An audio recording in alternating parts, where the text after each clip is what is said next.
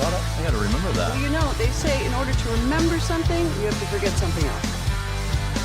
Okay, now that is a very cute haircut. That's like a little shag. I've never seen it before. Well, of course you have. It's the Rachel. Oh, is that your name?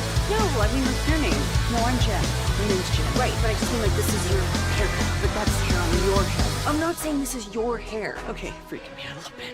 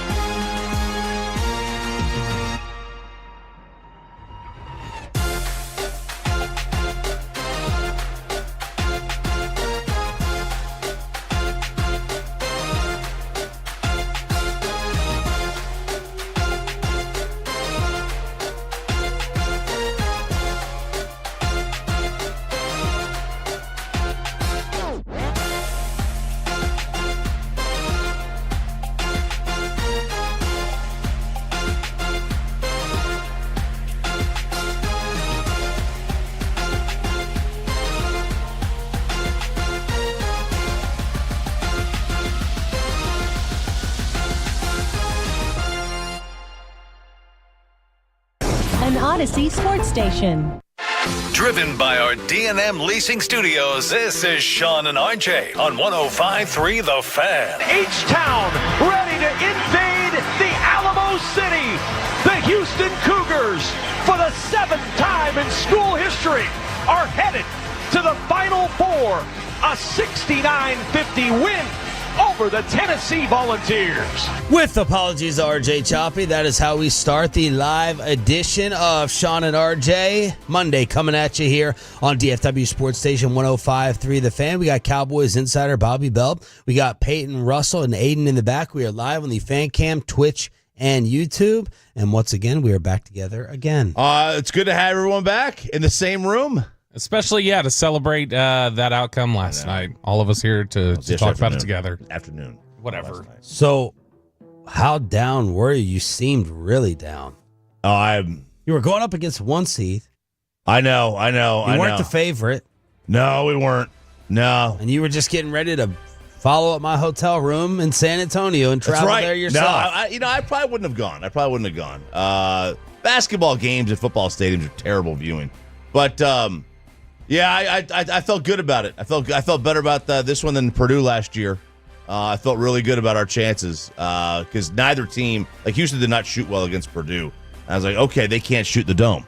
No, it turns out we were the ones that can't shoot the dome. That was an issue. And old Chaz Lanier did not shoot like Uncle Bob in this game. And it was an early death from the start. It was a slow bleed. It was a slow bleed. We got like 9 in the second half. I was like, all right, you know what?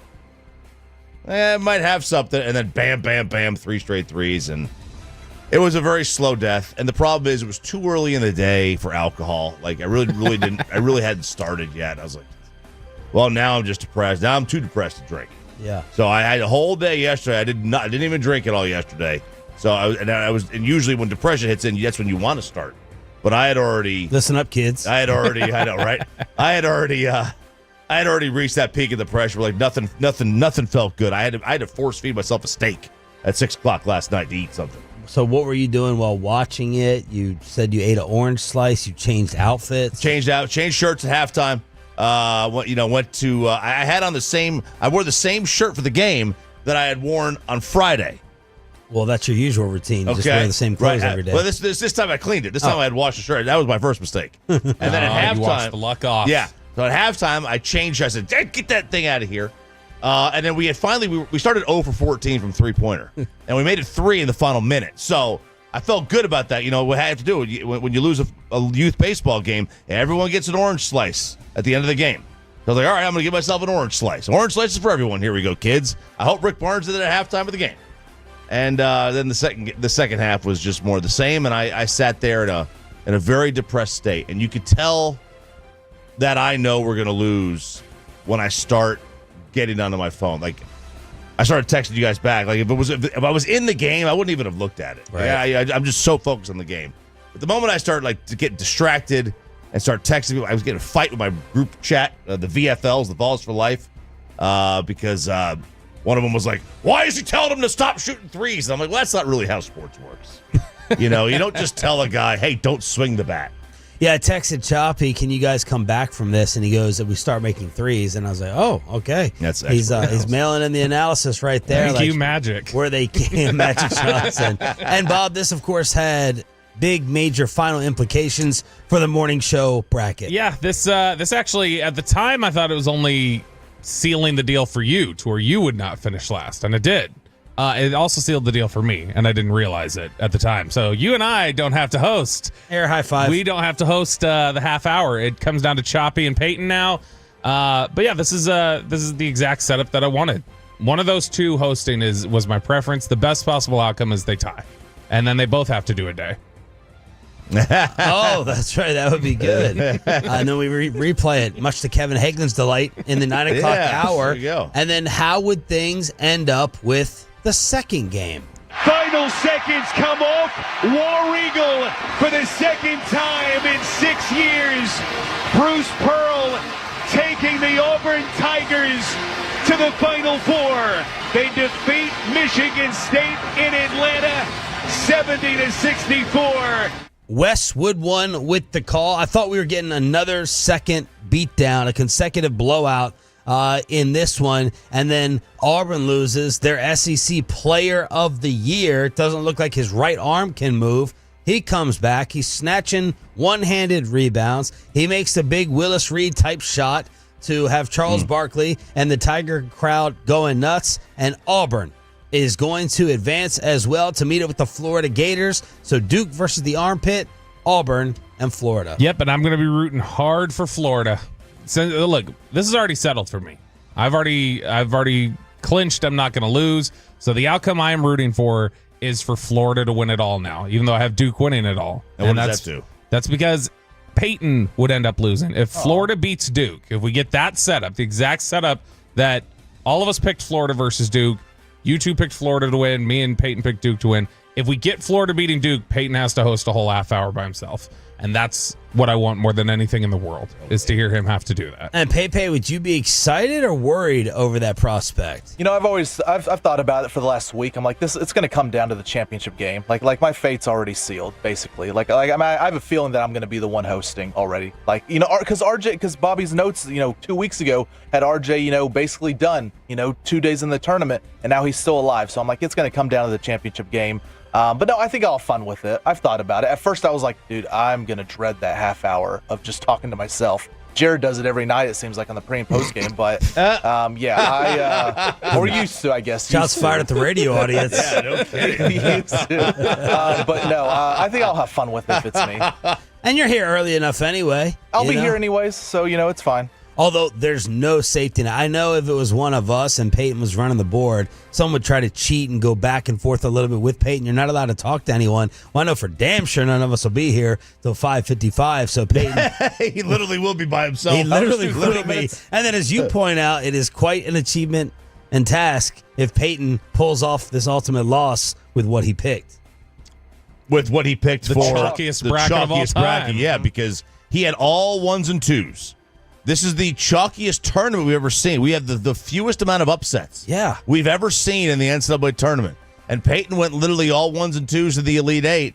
And it would be very, very ironic if he did that in the chalkiest tournament of all time and he still wound up losing. You missed it last Monday when he walked in here off of his trip and had heard all the smack being talked about how chalky his brag was, he was legitimately pissed off at us. And walked in and goes, wait, what did you didn't say nothing about Sean's bracket. I'll pick it all ones in the Final Four, which actually happened, Peyton. It did happen. All ones got to the Final Four. Wow. Sean was right. But he was very upset at our claims that his bracket was a mail-in. And this is the first time since 2008 that all 4 number 1 seeds have reached the Final Four. And we have all 4. So some coach is going to be a first-time winner. Not a single coach has won a championship. So Sampson, Pearl, those are guys that have been around for 21 and 30 plus years, and then Golden and Shire, who have been there for not even a decade. And that was one of the bracket keys, or no? It's a first-year head coach. It's a first-year head coach, so first year at that school cannot win it. Yeah, or a first-year overall rookie head coach, they cannot win it. But neither one of these 4 are first year at the schools. Well, on Saturday, Bobby started talking a little early smack to Choppy and myself, saying this loss is going to sting both of you. Out backdoor to Clayton, makes the catch inside, has the dribble out of trouble in the paint, backs up, turns, fires a 3 from the top. It's gone! He did it again! Clayton's got 28. Florida leads by 1. What a shot by Walter Clayton!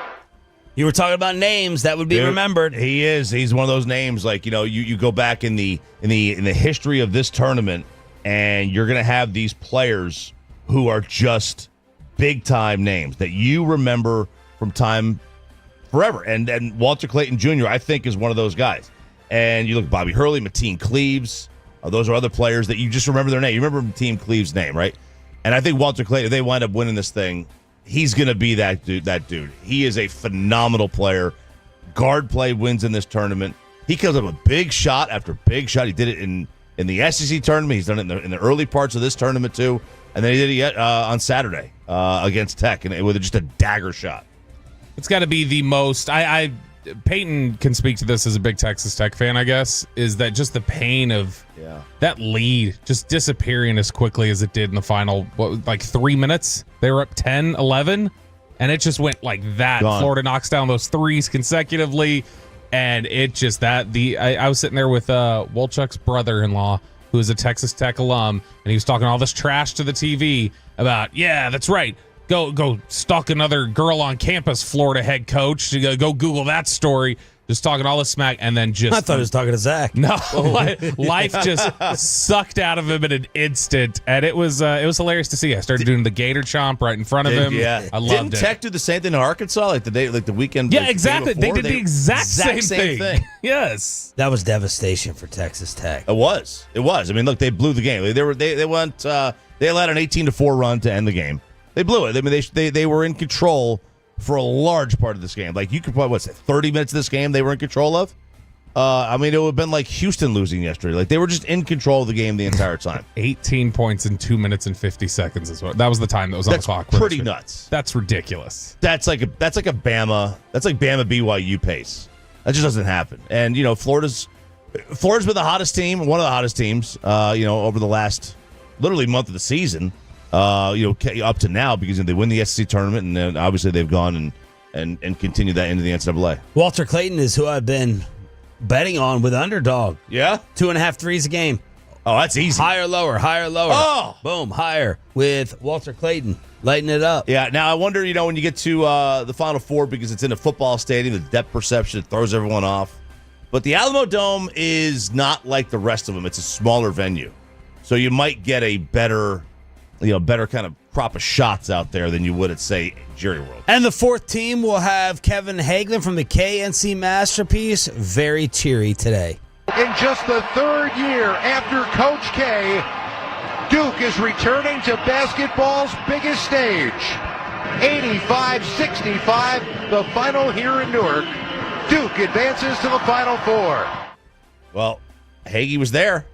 He was. Yeah, he was. He went to the game? He went to the game, yeah. And I suspect he might be in San Antonio, following his beloved Blue Devils, that he refused to go to school there. He didn't go. Did he get in? I think he got in. Yeah, he did get in. He told us that. way. Yeah, he got in. That was the claim. Chop said that on And Friday. he ended up going where? A&M. A&M. Yeah. It's probably an in-state thing, and tuition. Okay. Duke's probably quite a penny. I despise that call, by the way, from Duke there. in just the third year since Coach K left. Are you telling me Duke was just never going to be good again after Coach K left? That you think it's impressive 3 years later that they're in the Final Four again? All right, so let us know how your brackets look on the Franklin LaFranco Injury Attorney text line, 877-881-1053, 877-881-1053. Bobby and myself are in the clear for the morning show competition to host solo starting at 5:30, and it'll be RJ versus Peyton Russell down the stretch. I will say the Florida victory, because either way, if Florida wins, Peyton loses. So if Florida beats Houston or Duke, then Peyton's out. He loses, but I don't feel good about that outcome. I really do think this is going to be Duke. Just watching them play. They've been so strong the entire way. Pepe, how are you feeling? I mean, like, it's a tournament of all favorites, and Duke right now is the favorite to win the whole thing. You know, like, I think they have the best odds per Vegas, so I mean, I would lean towards Duke, but again, it's anyone's game. I mean, they're all one seeds. Anyone could win this thing. And we tie by Florida and Houston winning. Yeah, the tie, and then Florida losing the final. Yeah, the tie scenario would be Florida, Houston, and then Houston wins. Yep. What an opening weekend series for your Texas Rangers. We are your home for Texas Rangers baseball. Yesterday was deGrom Day. Let's celebrate what happened against the Massholes with some Rangers baseball next. But first, let's talk about Twin Peaks.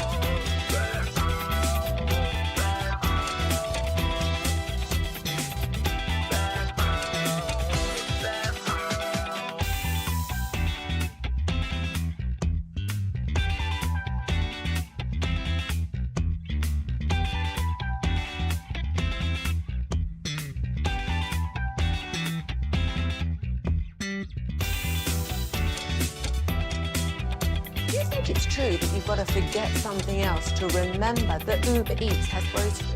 No, that's absurd. Hey, remember when you used to be a, what was it, Pepper Lady? Pepper Lady? Wasn't it Cinnamon Sisters? Basil Babes. Saffron Squad? Nutmeg Maidens? Paprika? No. Nutmeg Maidens. I just said that. Was it Spice Girls? Doesn't sound right. Was it Saffron Squad?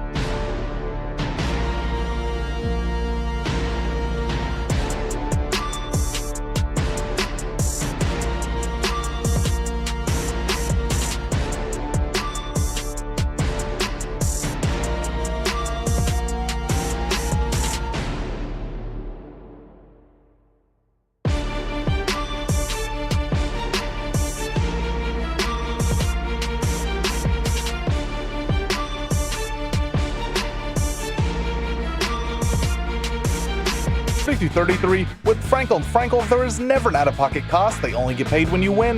Frankel, the go-to car and truck attorneys in Dallas. 0-2 to Bregman. 2 outs in the ninth. 2 men on. Here's the pitch. Check swing. Strike 3. He went around. And the ball game's over. Jackson struck him out on a hellacious slider. And the Rangers win it 3-2 and take the series 3-1. What a way to end it against little Bregman at the plate with booze raining down in Arlington. You heard it all, hopefully, here on your home for Rangers baseball throughout the entire season. 105.3 The Fan. Good morning, Metroplex. Sean Sharif and RJ Choppy with you alongside Cowboys insider Bobby Belt and Peyton Russell firing up the fan cam, Twitch, and YouTube. They lose the opener on Thursday, and then they run off the next 3, ending with Jacob deGrom and the season debut with 5 shutout innings. Bobby. Yeah, and they shouldn't have even lost Thursday, or it shouldn't have lost like that. It all just completely melted down with Luke Jackson on opening day and got out of hand really quickly. He had the walk, then the hot shot hit, and then it was the home run, and it was just done in a hurry. But outside of that, and outside of Josh Young getting hurt, which is again another just kick in the stomach, outside of that, it was awesome. Like, this whole week was great for them. We just talked last week. MLB.com had picked the Red Sox to go to the World Series. You end up taking 3 out of 4 against a Red Sox team that a lot of people expect a lot from. You ended up getting Adolis playing out of his mind good. You got 2 home runs from Heim in the second game. Leiter looked good. Evaldi, deGrom, your starters look good. Everything to me. Langford. Langford, a hit in every single game so far. A home run yesterday. All the stuff we had talked about. Langford taking a jump, Adolis bouncing back, Heim bouncing back. Like, that was all on display in this first series. Yeah, the only other issue would be Malley. Yeah, Malley was a mess. Kind of a mess. But no, this was... And Josh Smith got hurt. And that's it. That was clunky. Yeah. Like, it was the best worst weekend you could have had, because the injury, obviously the injury to Josh Young puts a lot of the... That takes a lot of the, for me, like, the steam away, because obviously you don't want him to get hurt, and this is more of the same with him. But pitching, you could have not have asked for a whole lot more from Evaldi and deGrom, and then Leiter as well, and then Adolis, no strikeouts. It's big for him. I mean, he strikes out 30% of the time. He doesn't strike out the entire weekend. That's huge, and he has the big 0-2 home run. deGrom with 5 innings. 0 runs, 2 hits, 6 strikeouts, 2 walks. He had not allowed a walk in his last 108 plate appearances against a right-handed hitter dating back to 2022. They were very careful with Abreu yesterday. We saw why. And 73 pitches. A lot of talk about deGrom trying to dial it back down himself. Well, I mean, he didn't... To get 6 strikeouts in 5 innings is one thing. He didn't strike anybody out until the 3rd. So, like, he ended, like, his final 9 batters, he struck out 6 of them. Yeah. That's ending, really on a high note. You really kind of figured out your command as the game went along. But the whole point of him, dialing it back a little bit. Look, what is the difference between 99 and 97? I mean, there's a difference. There's no doubt about that. Hitters will say it works in 3-mile-an-hour increments. But, if you're dialing it back just a touch, and you can stay healthy, as long as it doesn't hurt you, then keep doing it. He opened with 96 first pitch. I know, because I was about to bet on it.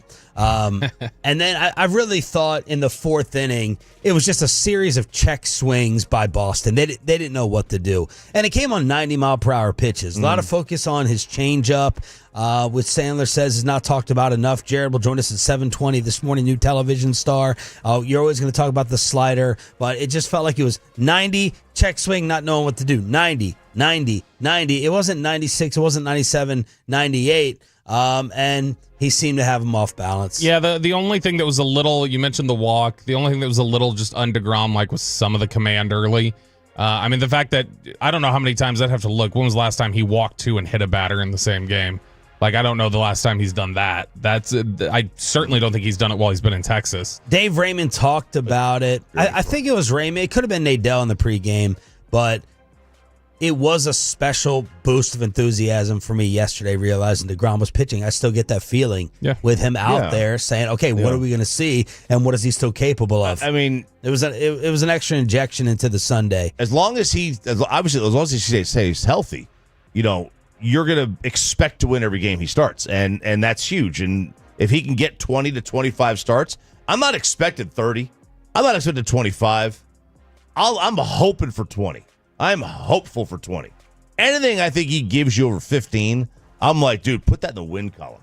You know, it's like, you take your par and go home. Here's DeGrom afterwards on the debut. You know, it was nice, obviously, to be back out there and to go 5. Honestly, I wanted to go deeper, knowing that the bullpen was taxed a little bit last night. But, you know, we said 5 was good. So, you know, build from there. Still got work to do. Still feel like I'm fighting myself a little bit. So got to figure that out in between. Wyatt homers to tie it. Surprising to me that ball got out. And then Adolis with the double-decker, his second home run of the year, giving the Rangers the lead. Both of the home runs have come after falling behind 0-2. He had 5 home runs last year in that same count. And then Wyatt's home run down that right field line, he had just 2 opposite field home runs last season. And one of them was the inside the Parker. So those notes courtesy of the Sandman. Chris Martin striking out too. Some Luke Jackson worry that you guys expressed to start the segment. There's Chris Martin striking out too with a man on third in the 8th. He had the save on Saturday night as well. Adolis, though, circling back on him, he is absolutely just crushing the ball in this first series. So it's his last 6 plate appearances where he's hit the ball in play. It's all been 98 miles per hour or over on the exit velocity. I mean, you're talking about 8 out of the 12 batted balls, 98 or higher. He got on base 7 out of 15 times. 3 extra base hits on Saturday. He just looks really, really good early. Now, obviously, again, it's early, and you want to see him sustain that. We always know that he's capable of catching fire and going on a sort of run like that, but he looked really encouraging and gives me hope for the rest of the year. On Friday, Jonah became the first catcher in Rangers history to hit a home run in each of his first 2 plate appearances of the season. So this is from Ranger Savant. Both Heim and Higashioka are in the top 5% in exit velocity, barrel percentage, and expected slugging percentage. Now, look, it's so early.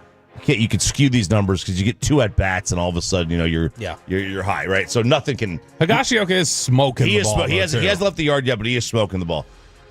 So like that's really, really good to see, you know. And to start the year, you know, Heim did not have a tremendous 2024 by any stretch. Really, you took a step back for 23, or a good one. Higgy has been consistent, but he's never been like a true hey, this is a difference maker at the plate. He's a good, solid catcher. He's a good player. You know, you throw him out there, he's not going to be a hole in your lineup.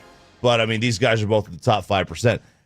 Interesting fact, Luke Jackson already has half as many saves as Chapman and Leclerc did for the Rangers in 2023. Wow. The whole year? The whole year. They both had 4. Wow. And there was Aroldis on the other side as Luke Jackson was being shaky, and it's like, all right, Aroldis, he's getting his job done in the opener. But you know what? Even with half those saves, he's got all of the same shakiness and concern that Leclerc and Chapman had in 2023. Hey, dude, yesterday I was like, he's about to blow this, and I'm going to have a meltdown tomorrow morning. I mean, you got to take some Zantac. You do. I mean, he is. Or some Xanax, yeah. You want to do that instead? I want to sleep through his appearances, man. He was fine in game 2. Game 3, or I guess game 4, his third appearance. That yesterday was a little shaky. We got to talk about Leiter in his first career win, best start of his short career in the 4-1 W at the Globe, and his final line was 5 innings, 5 hits, 1 earned, 1 walk, 4 strikeouts. He generated 12 swings and misses. So Jack Leiter coming up big. None of the Massholes' 5 hits went for extra bases. And Jonah, his battery mate, said the biggest difference, throwing all of his pitches for strikes. Jack also talked about what Bassick had seen himself last year in the tunnel, near hyperventilation. Just overexcitement, having to do push-ups to try to calm down. And Jack talked about that. He said, able to go ahead and chill out just a little bit. In terms of that perspective, he said he's calm and determined, slowing myself down in the pregame, trying not to get pumped up too quickly. I know the adrenaline is going to kick in, but it can go too far. Last year, there were pockets I was trying to do too much, and even the other day, I could have done a much better job executing and putting guys away, but he's talked about calming it down a little bit. Yeah, we talked a couple weeks ago about Quinn Ewers. When things go wrong for Quinn Ewers, you can start to see him look scared when he's throwing the ball. That's the same sort of thing I've always felt like with Leiter. Leiter, it felt like all last year when he was on the mound, you could see every bit of fear in him, and I didn't see that when he first started this year. That at least was a really positive. And look, no extra base hits. You mentioned the swings and misses. That's about as solid and steady as he's looked. I mean, look, you get that from him just every other start. You know, that's a solid, that's a win. And how about the Rangers creating Major League Baseball history on the embarrassing side for Boston? Rafael Devers, with 10 strikeouts over the first 3 games, establishes a new Major League Baseball record to start off a year. We've never seen it. Never seen it happen. This is not against the scrub. No, I mean, he's a good player. Is he in the 3-hole for them? Yeah, I think he was. He's been an all-star. It's a good player, and he moved to DH for part of it because Bregman's now there, and so he and they asked him too. They're like, "Is that contributing? All that idle time sitting over there on the bench." Devers was hitting second yesterday, hitting second in the DH hole. And I mean, look, you can't get that from your DH. I mean, DH is a major offensive position. It's not like a place where you just throw an old guy anymore. You can't go 0 for 16 over a series. Can't That's get not that. good. That's not going to get it done, man. If you are worried about Max Scherzer haunting the Rangers, it's not happening. He's broken down, and he's old, and he's hurt again to start off. 15-day injured list for Max as he was pitching against the Baltimore Orioles. He's got a thumb issue, says he's frustrated. 41 years of age in July, limited to 9 starts last year with us, and he's already going through it. Yep, and they were talking in spring about how his velocity was up. He was throwing harder than he had in the last past year or so. Then he gets all the way to the start of the season, and I've never. You get hit in the hand. That's how you get the thumb injury. It stinks for him, but that was going to be one of the things that we looked at. Like, all right, could they have signed Verlander? He went to San Fran. Could they have brought back Scherzer? Could they have done some of that? And that's what happens when you get 40-something-year-olders. And then the story, real quick, Chop, about 90 seconds here. The story of baseball in the opening week is them cheating New York Yankees and these torpedo bats that have helped the Bronx Bombers get off to a 3-0 start. Well, I don't know. 90. I don't know if we have time to get through this thing. This is wild.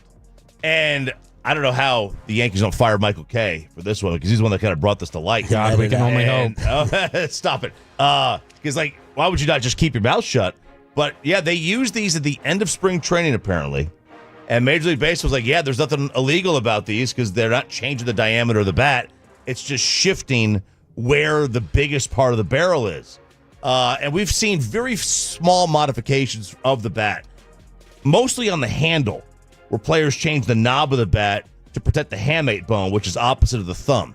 And you'll see some of the axe bat that it's shaped like the bottom of an axe. But we've never seen, at least not in my lifetime, a change to the barrel. It's 2.61 inches in diameter. That's the max. And we've seen players shave the handle down, like the handle of the bat to make it lighter because it's basically about an inch per ounce. So they're just moving the sweet spot. They're moving the sweet spot down, but not for everybody. Only for some of the hitters who are getting jammed. Some of the hitters, so Volpe and Jazz Chisholm were getting jammed a lot. And they just move the sweet spot kind of more towards the center part of the bat. And now Chisholm's got like 3 home runs.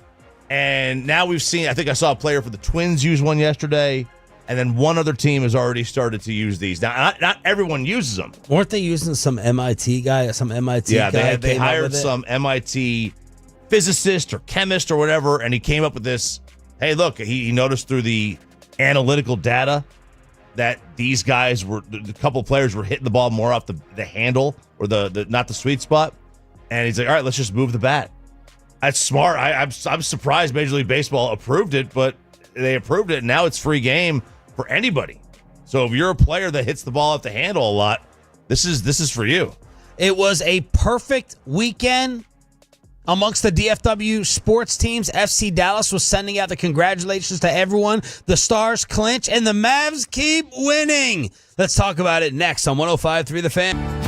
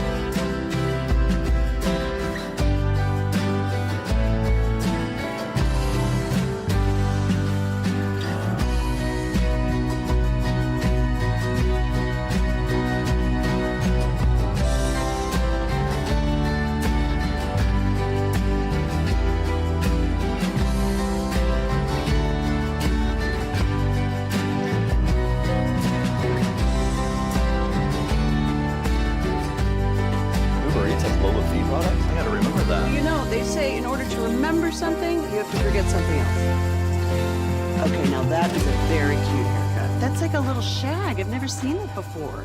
Well, I mean, of course you have. It's the Rachel. Oh, is that your name? No, I mean like your name. No, I'm Jen. My name's Jen. Right, but I just mean like this is your haircut. But that's hair on your head. I'm not saying this is your hair. Okay, freaking me out a little bit.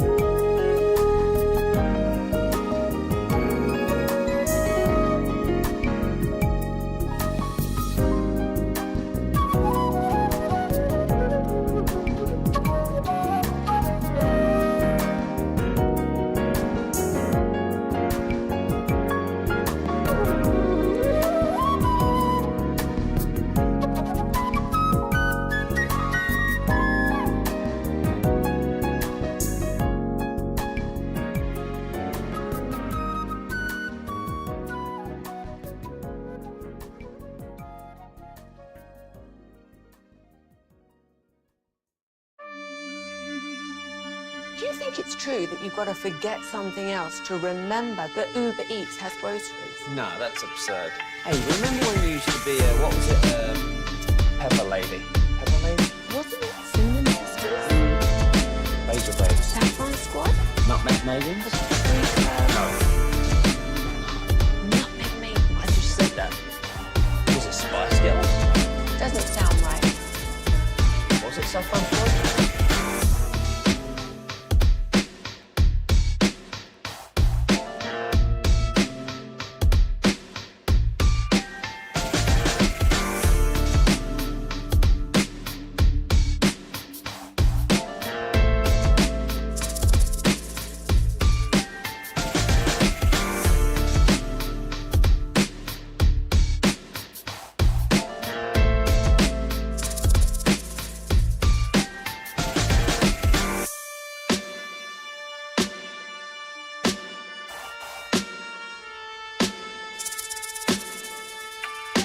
This is Texas. This is Classic Chevrolet. Together, let's drive, relax, enjoy the difference based on new Chevrolet registrations 2023 and 2024.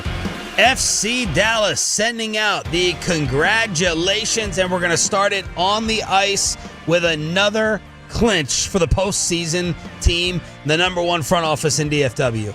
Play goes on. Here's Johnston in. Wyatt Johnston back in. He scores! He is automatic. He is nightly. And he is quite the talent. Victory Plus with the call. After worrying a little bit after the big trade, the Dallas Stars have caught fire again. 5 straight wins. They've won 6 of 7. Robo had his 33rd goal of the season. Otter with 34 saves. And the Stars with another 100-point season. Is that their third in a row? And they clinched a playoff spot with a 5-1 beatdown over the Kraken on Saturday night. Catching fire at the right time. They had lost the 4 of 6. But those 4 games, it was Edmonton, it was Winnipeg, it was Colorado, Tampa. Those are good quality hockey teams. Then they come back and, they beat Edmonton here. Now, Edmonton didn't have McDavid and Draisaitl up. They had to win that game. You cannot lose that game when those two are off the ice. But they've kind of righted the ship, and now they are going to head to the postseason. They still have a chance.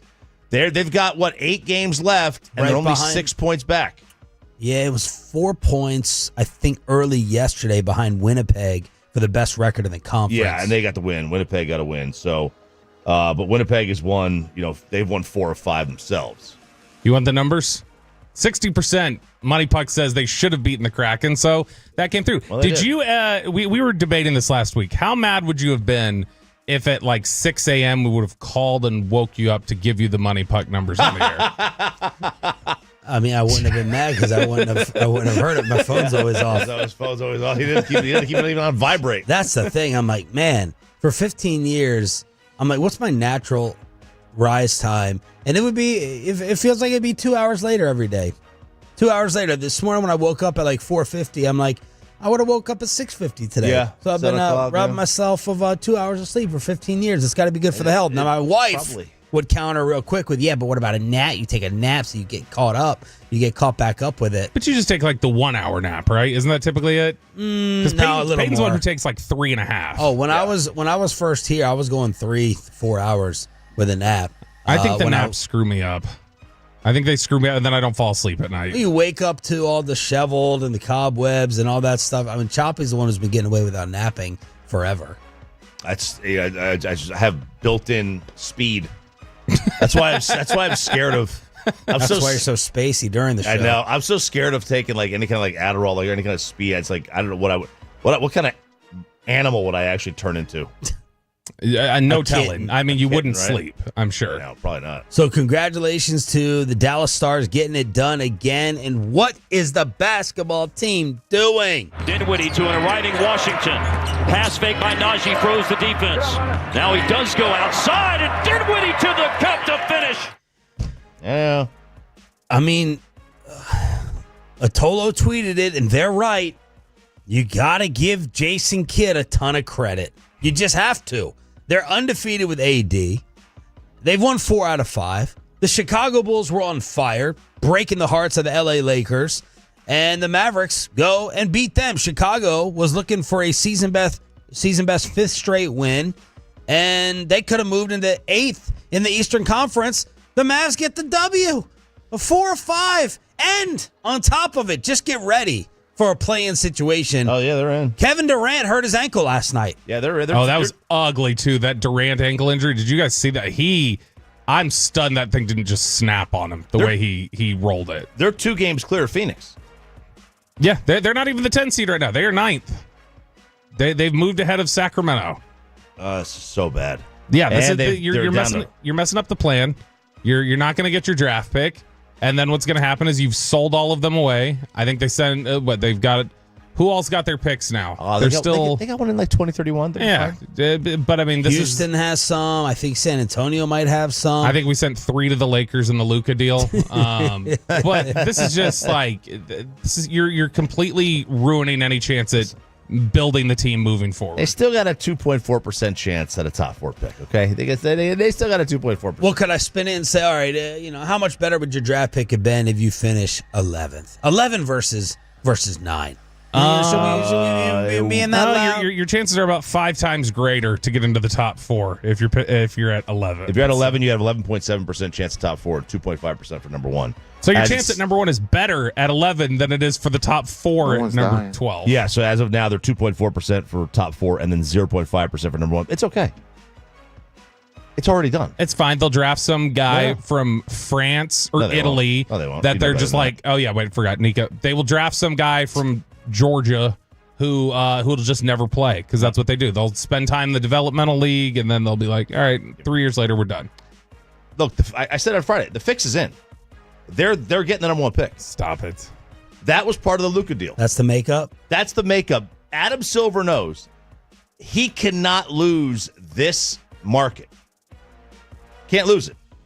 It's too big of a market. It's the 4th biggest market in the sport. And I think the fan outrage sent a message to like all the media people. I mean, Bill Simmons was complimenting us.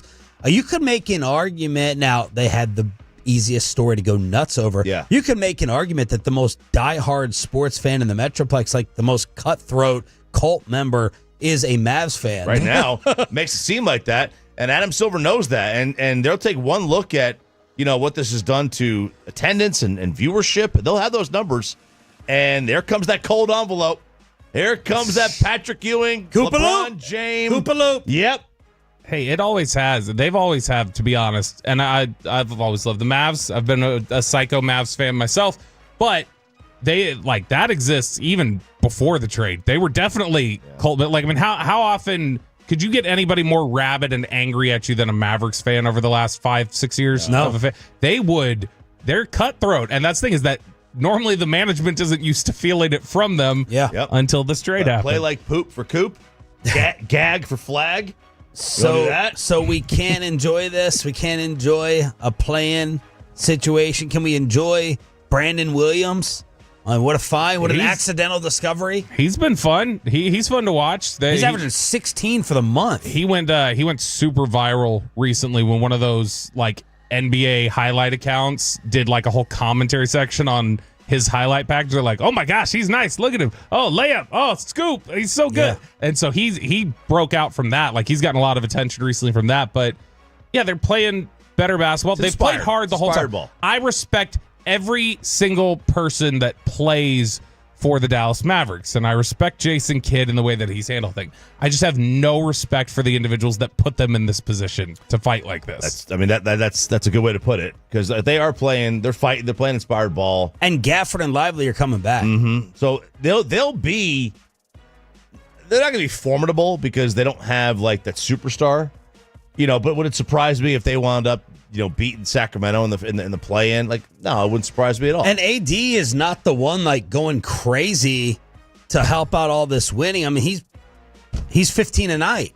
He's 15-6 right now, coming back from his injury. He can't make a 3. His 3-point shooting has been so bad since he got back. 1 of 11. He's just So I mean, he's not been playing super efficient ball, and they're still winning games. He's shooting 35% from the field and 9% from 3, 57 from the line. That's very unlike him. So he's clearly working himself back, and they're winning anyway. They're still getting the W. Is Reetma in there? I think so. All right. I'm not calling you to come in. I just want to get a look at you, dirty nasty, low-life Detroiters. Three, turn the corner and is fouled by Holland. Man, oh, come on now. Stevens. Big time brawl now in the front row. It's going to take a lot to break this up. This has been building on the last handful of possessions. Pistons TV with the call. First thing I do when this happens, I'm like, was it in Detroit? Was it in the Palace or whatever the hell they call it? Yeah, why are we playing Malice at the Palace highlights? That was 20 years ago. Is that the anniversary today? Detroit at Minnesota. They're getting hype. Oh, this is another fight. Hoping A-Rod caught a stray. He was 15 feet away. Was he? Oh, yeah, he was right there. Yeah, this was Minnesota. I get this. Minnesota people are a little bit angry right now. Like, the rest of the country is enjoying summer, spring. They probably got a foot of snow on the ground. I thought you had a Tim Walz joke in there. No, I didn't. That's a good one. 5 players and 2 coaches ejected. I saw a tweet last night. Somebody was like, I've watched this replay a dozen times. I can't figure out what Nas Reed was mad about. I don't even know if that was a foul. That looked like a clean block. Did anyone get hurt? Any fans get hurt? I don't think so. This is great for the league. The Pistons are back, baby. Okay, this is great for the This is what you want. This is what you want. The bad boys are back. This is great. This is fantastic. This is what they need. This is what they need. The bad boys. I think Cade Cunningham is Isaiah Thomas now. I think Detroit's been entertaining enough without their fighting this year. But look, at the end of the day, it's shocking. John Sally. John Sally was not in that fight. He was on the bad boys though. Yeah. No, they're scrappy. I do like the Detroit team. The Pistons are good. You guys, I'm sure. How much of the Cuban fan or ex-employee thing did you talk about, and what was your take? We talked a little bit about it because we hadn't had the back and forth between all the comments. We covered more the angle of Cuban essentially saying the Adelsons lied to him. Yeah, because there's a lot more layers that have been peeled back of that onion. Yeah. Now. And I'm with you, Choppy. I think you are actually, and I know this will get things thrown at you here, you're defending Cuban on this, and I am too. Well, yeah. With this ex-employee saying he should be run out of Dallas. You should know who you're selling to. You set this up. You have Luka blood on your hands as well. Man, shut the hell up. You're an idiot. Shut up. Yeah. And I know it's probably beneath Cuban to go into this guy's Facebook, but he's like, oh, you took how was your bonus when we sold the team? You weren't complaining about any of this while you were working for us and getting your regular bonuses. I don't know how much of that is ultimately meaningful, but we talked about this topic a couple of weeks ago. Cuban blame for Luka being traded. No. Yeah, no. It's I can't foresee every single move you're going to make. So you're going to give Cuban credit for selling to the ownership group that technically had them in the finals last year too? Yeah, it's also like, he also said that they basically lied might be too strong, but they changed their mind. The structure. They changed their mind. Now, did Nico... Because remember, we were making fun of that. Yeah. Cuban was still going to remain in charge of basketball operations. Yeah. Cuban said he tried to put it in the contract, in the sale, and the league said no. Yeah, did Nico back channel and say, hey, look, I can do this by myself. Let's get him out of here because I want to trade this guy. Did that happen? I have no idea. But, it's not... First of all... Do you think you knew... Someone sells give me a historical building in DFW. The 6th floor Texas museum. School Book Depository. Yeah. Okay. Do you think, whoever has the rights to that, they sell it? You don't expect someone to tear it down. Right. And they don't tell you that. I'm going to basically guarantee that the DeMonts and Adelson and Nico didn't tell Cuban, right. Yo, as soon as we do this, right, we're trading 77. It was such a stupid decision that he wouldn't even have thought it was possible. Right.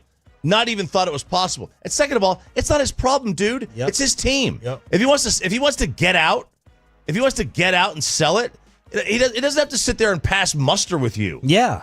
Right. The guy's just a loser. Yeah, I agree. The whole thing is, I think if Cuban knew they were going to trade Luka, I 100% think he would have found different people to sell to. 1,000% would have found different people. That wouldn't have been. He didn't have any idea that this was going to happen. And look, there were a lot of thinly veiled accusations. It felt like there to me, to the Adelsons and to Nico from Mark there. Stephen Jones says things are going well with Micah. They reject this accusation from all the Cowboy Tolos, and they're not done yet. Inside the Star on the home of the Cowboys after this. And this is my week off.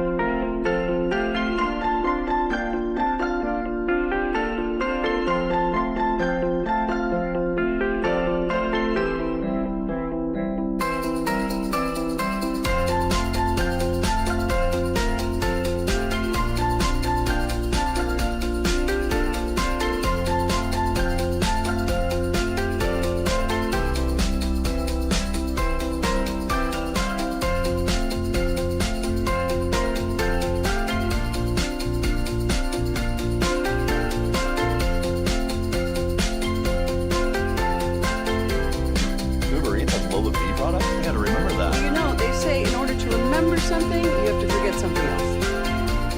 Okay, now that is a very cute haircut. That's like a little shag. I've never seen it before. Well, I mean, of course you have. It's the Rachel. Oh, is that your name? No, I mean like your name. No, I'm Jen. My name's Jen. Right, but I just mean like this is your haircut. But that's hair on your head. I'm not saying this is your hair. Okay, freaking me out a little bit.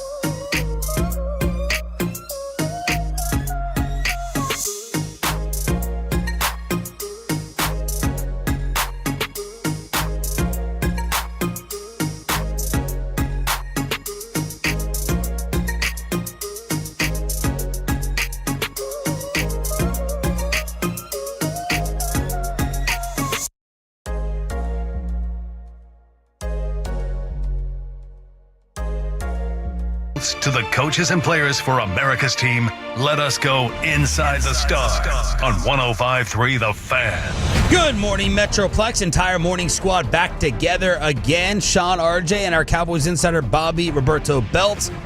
We're not only your home of the Texas Rangers, Jared Sandler, Rangers insider at 7:20. We're your home of the Dallas Cowboys, and Stephen Jones gave some updates at the owners' meetings. Is that what's taking place right now? Palm Beach, yep. Palm Beach.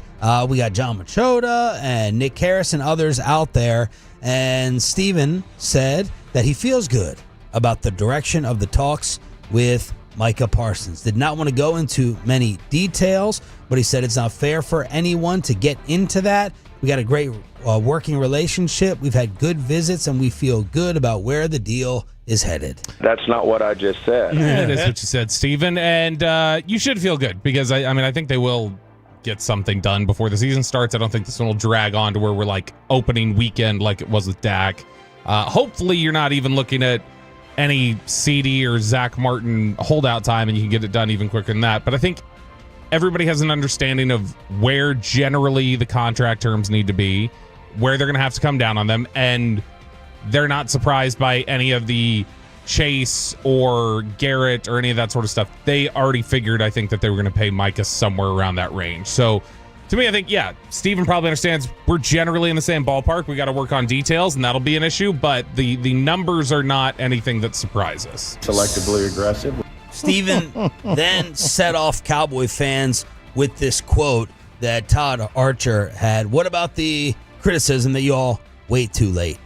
And he said, quote, "We've done the early before, and we've waited until the end to do these deals. A lot of it is just the negotiation itself. Some of them take longer than others, and we put about zero credibility or credence into people saying you wait too long." Okay.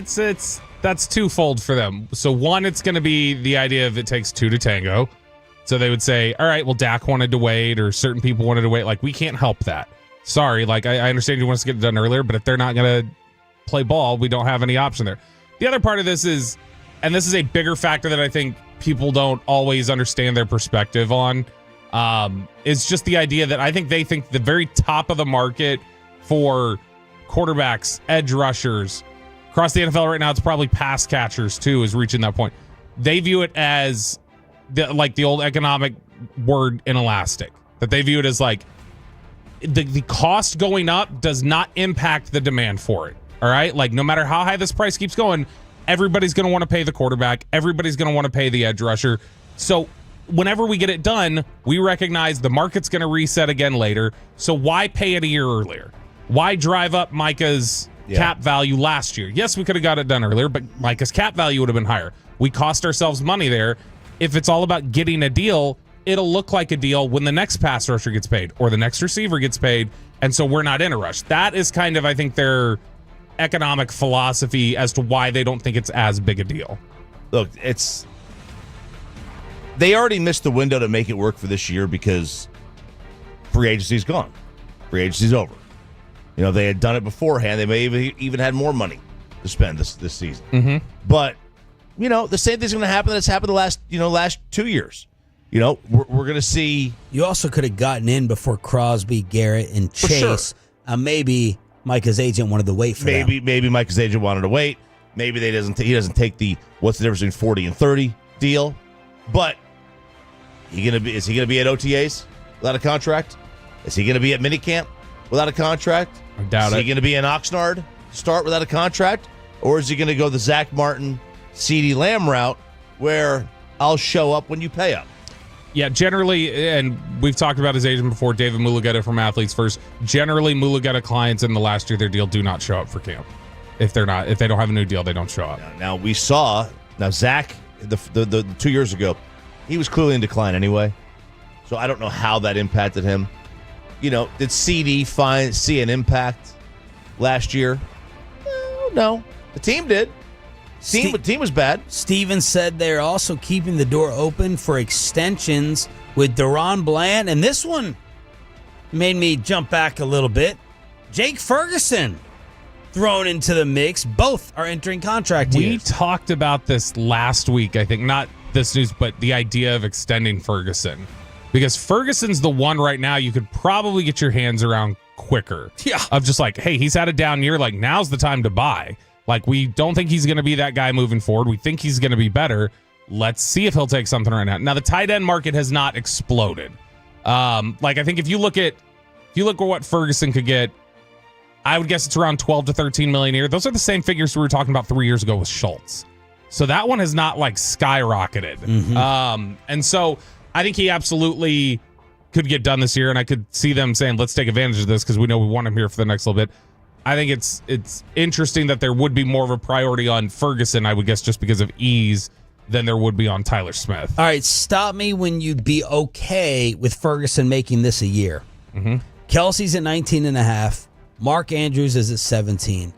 Tyler Higbee is at 12.5. Ooh. In between Higbee and that other 15 million, I could go. Oh, I'm waiting. Okay, Bobby's up there. Higbee down to Kittle. Kittle's at 12. Cole Kmet is 11.5.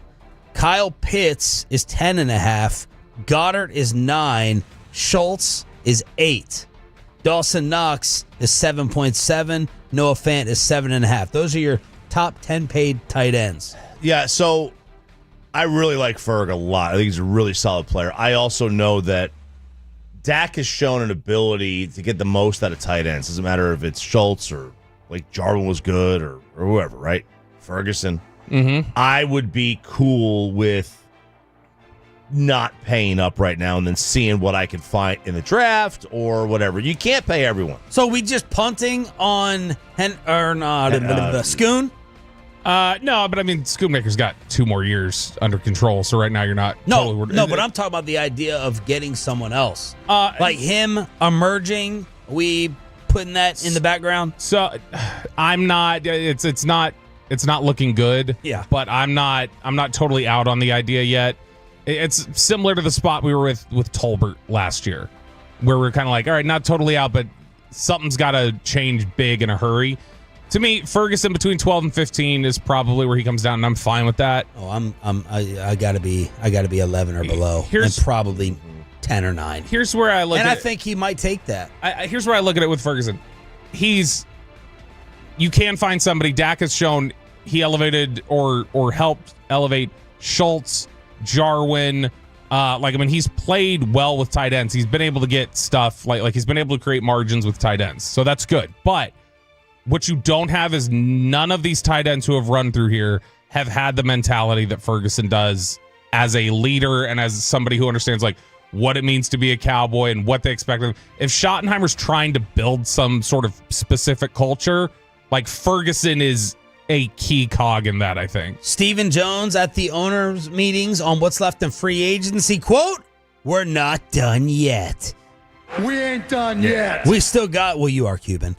We still got some things that are out there, and we're trying to get done. Missed a few guys along the way in terms of the number just being a lot higher than we thought it would be on a couple of guys. Overall, we are real pleased with what we were able to do with our roster and help the team. That is a genuine problem this team has. Yes. Is the I'm like, does everyone else admit to missing the number and overestimating the target price? Their number estimates have been really bad for 5-6 years. Well, maybe no one more. knows the market's more than me. I'm Jerry Jones. No one knows what the cap's going to be more than me. Like they've been under. They've been under. Grossly under. Except with Zeke, they were over. But when you look at the way that the rest of the league approaches things and the expectations that they have, they've consistently missed on it. I don't know who's responsible for that. I don't know who they would say is like the main person developing those numbers, but whoever that is, I would think they would want to sit down with them a little bit and say, can we figure this out? Why is this wrong so much? Why were those things wrong? Why were our cap projections off by 10 million last spring? What's wrong here? What's off? What are we missing? Will Dak be ready for the start of the offseason program? Steven, quote, he'll have some limitations, yeah, but knowing Dak, he's a worker. He's thrilled with where he is. The videos that came out of him throwing, he lost a lot of weight. Browns fans were pumped watching those videos of him, just looking sleek and svelte and fantastic. God, man, that brought a half second of joy to me to think that it was never going to happen, and you knew it. It brought a half second. No, the thought that Cleveland would take Dak. I was happy. I was so happy. I was trying to figure it out. I was texting people in Cleveland. Hey, is this guy legit? Is this old man a kook, or is this someone? I got a pretty good source. Yeah. Okay. Over the Cap actually tweeted over the weekend. Somebody asked him. He was like doing a Q&A on Twitter, and somebody asked him, said, "What's the one contract in the NFL that's untradeable that people keep trying to trade somebody?" And he said Dak Prescott. He's like, you can't trade the contract. You can't.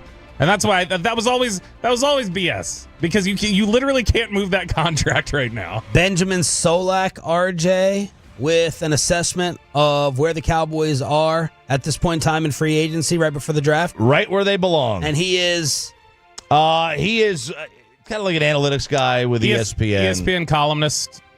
He's been a writer in the blog circles for about 10 years. So Buffalo is number one in terms of, these are the teams that this is what they did in free agency. Most improved rosters.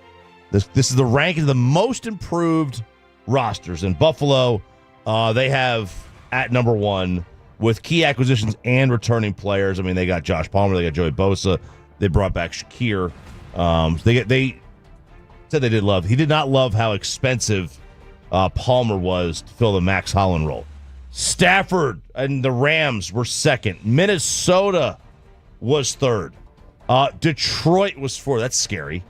Three playoff teams in the NFC were in the top four. Tampa was five, so now four playoff teams in the top five. But then you got to go down with the Cowboys, and the Cowboys, I think, are right where they belong. And they are basically average. They were 18th. It's a little bit below average. But the key acquisitions and returning guys, Fowler, Osa, Kenneth Murray, Miles Sanders, Javonte Williams. And then the I loved and didn't love write-up. I loved the participation. Oh. The Cowboys did what teams should do when they have franchise cornerstones in hand. They added on the margins. Low-risk, high-reward moves. They should not be precluded from drafting a running back early in the draft. It does give them enough of a floor that they don't need to chase the position in the first round. The signing of Fowler clears a bar for a functional pass rusher who could take advantage of the havoc created for Micah. What he doesn't love is the silence on a Micah extension. Tough to complain about anything when you have zero expectations for a team, and when they actually sign a contract or two. The biggest move, obviously, is Osa. Ended up being a team-friendly deal. It would be nice if they could just do the obvious thing and hand Micah Parsons a massive extension. Look, it's not been a world beater offseason, but it still grades out of like C+ to me, B-. Like they got a deal on Osa. They acquired more depth than they did last year. It's better than being 32nd. Inside the Star in the home of the Dallas Cowboys, 105.3 The Fan with Sean, RJ, and Bobby. We are also your home for Texas Rangers baseball, and we are thrilled over the opening series against the Massholes. Let's talk about it with Rangers insider and new TV star Jared Sandler. Joins us during the commercial-free expressway with a brand new ticket giveaway for you turning it on, leaving it on next. But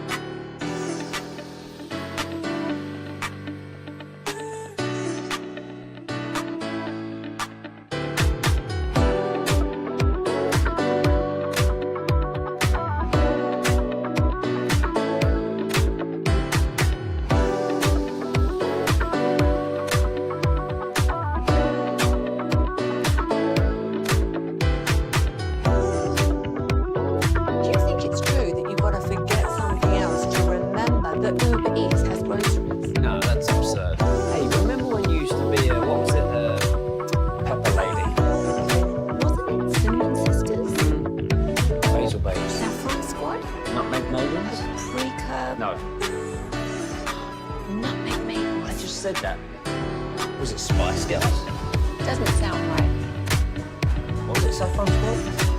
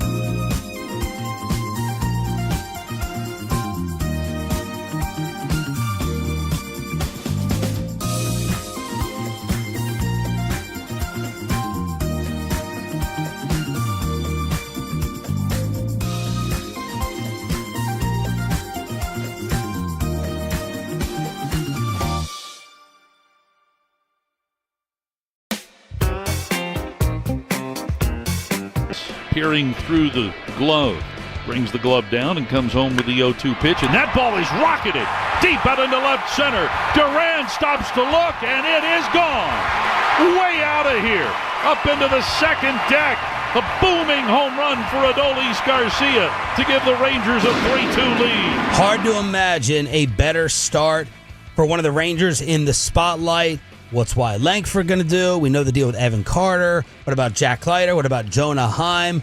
And what about Jacob deGrom? You got answers to almost all of them in the Rangers' opening series win against the Boston Red Sox. They lose the opener and win the next three. Heard right here on this station, along with our Rangers insider, Jared Sandler. I'm going to see how many inches I can take down. Jared Sandler joining us now here on the home. of your favorite baseball team. It's DFW Sports Station on Sean and RJ. Good morning, brother. How are you? Good morning, guys. I never thought I'd be in a 6.5 incher. As a young Jewish boy growing up, that was always a great goal. But I was able to take down 6.5 inches of that burrito in 3.5 minutes. If you would have given me 4 minutes, I might have been able to double my production. What was that? So what was that a new ballpark item? Yeah, boomstick burrito. It's a 24-inch burrito. It weighs 3.5 pounds. And listen, we wanted to have some fun, and we showcased it on the show. And then during Boach's interview with Eric, I did what I could. Fork and knife, plastic fork and knife, right? So I probably actually could have done it. Yeah, it will. And if you do the conversion into silverware, not plasticware, I probably could have gotten up to 8 inches because the plasticware slowed me down a little bit. And for those of you who do not know, this boy is a machine eating. He can crush it. He doesn't stop. He doesn't stop eating. You versus Sandler would be very interesting with an eating contest. Well, you're a frozen grape guy, right? That's what you really kind of hammer. Yeah, I'm averaging 4. Let's see. So I had 5, and 19. What's 19 divided by 4? I'm up to 19 cups of frozen grapes so far through 4 home games this year. So my average is just under 5 cups per game. Should have gone to a 5th yesterday, but that game took a little bit quicker than anticipated. So plus my intermittent fasting delayed my start time for my frozen grapes. Well, my wife was very impressed. We'll sit there, turn on the pregame, and there's the Sandman crushing it with the TV broadcast before and after. I was impressed too, watching him. It was very impressive. You Taking were all very. that down. Hey, that was an impressive opening series, wasn't it? I mean, it's hard to feel that much better about what could have happened against a team that many think is a contender. Yeah, no, for sure. I mean, who knows how it'll play out, but I think I told Kevin and Corey before opening day that, I think you can make a pretty strong case. These are the 2 best teams in the American League. The Red Sox are going to have to deal with the gauntlet of the AL East and the Yankees torpedo back. But, the Rangers have a really good roster as well. And, they pitched really well this weekend. They didn't really, there were highlights offensively. You guys mentioned, in the open to the segment, Adolis Garcia and, White Langford has a hit in all 4 games. Jonah Heim obviously had a really nice game on Friday. But, the Rangers didn't just pound the Red Sox left and right, just, peppering them with base runners and putting pressure on them. But the Rangers pitched really well. And, aside from Wilyer Abreu or Luke Jackson's 9th inning on Thursday, the Rangers did a heck of a job, both, with the rotation and the bullpen. And credit Luke Jackson for coming back. I mean, the Rangers had a number of relievers who had to throw 3 of the 4 games. And the Rangers are in a spot where they've got, 7 straight days to begin the season without an off day. And they were playing close games, and those guys got the job done. So now, if I'm in Boston, I'm probably trying to trade Rafael Devers and calling him the worst player ever, knowing the way that they react over there. But I'm also saying that, man, the Rangers took 3 or 4 from us. We should have taken 3 or 4 from them because the Red Sox just could not hit a lick with runners in scoring position. And one of the things that I'm curious to follow, guys, especially against the Cincinnati team, even though the Reds didn't get a stolen base this opening series against the Giants, it's maybe in part because Patrick Bailey, the Giants catcher, is arguably the best at controlling the running game in baseball from his end. The Rangers did not do a good job of that. Now, that's not as much on the catchers as it is the pitchers. The Rangers pitchers just didn't do a great job of making it tough for Red Sox runners.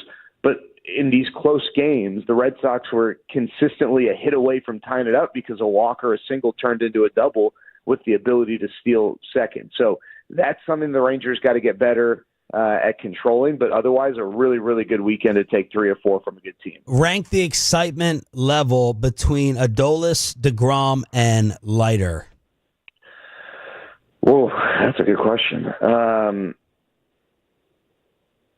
I'll go Adolis number 1 just because he plays every day. So, plus, I'll say this too, guys. I heard someone the other day talking about how if baseball doesn't get in its own way, it's starting to become more enjoyable to just the random 14-year-old kid because of people like Adolis. So I know you're talking about excitement from like a competitive standpoint, but I'm going to cheat and add in just the excitement of the way he plays. Flair. Yeah, it's great. The bat flips, the energy, everything, the attitude. Getting that guy back makes Rangers baseball so much more fun, I think, just for the average baseball fan or the sports fan who wants to support Dallas teams, right? And it's like, oh, I can get behind that guy. I think, Jack Leiter pitched really well. Again, that's a really tough Red Sox lineup. Now, they clearly, are not clicking on all cylinders, but I thought the way that, he competed and dealt with some tough situations was what was really impressive. Last year, when maybe an inning started in which he didn't get any kind of defensive help, which, that's a fair excuse, but then the way he responded, he kind of, I don't want to say crumbled. That's maybe too harsh, but, the result, he didn't do a good job of picking up his fielders who had previously let him down, right? I thought he did a good job yesterday, or this past weekend. And then, Jacob deGrom is Jacob deGrom. I think he is going to be – he might be the answer to that question in a month as he starts to build up. But, it was a lot of fun to watch him get through that Red Sox lineup a second time as well. He didn't strike anyone out first time through. I think he had 5 strikeouts, 6 strikeouts second time through. And, he showed yesterday just how good he is because, he wasn't throwing 100, right? But he's using his fastball and just absolutely spotting it up. And he's throwing – there was one at bat with Christian Campbell, who, by the way, what an impressive debut that guy had. His first 4 career games. But he had an at bat with him where he was throwing his slider basically, 3 straight times in like this perfect place, low and away to a righty. And it's just like he's throwing it 91 miles an hour. I mean, this guy's command is unbelievable. And then, by the way, his first 2 strikeouts of the year came on this changeup, which we actually talked about in the pregame show as a pitch. It's like, hey, everyone talks about fastball slider, but did you know that Jacob deGrom also is the best changeup in baseball since 2018? I mean, it's unbelievable what this guy can do.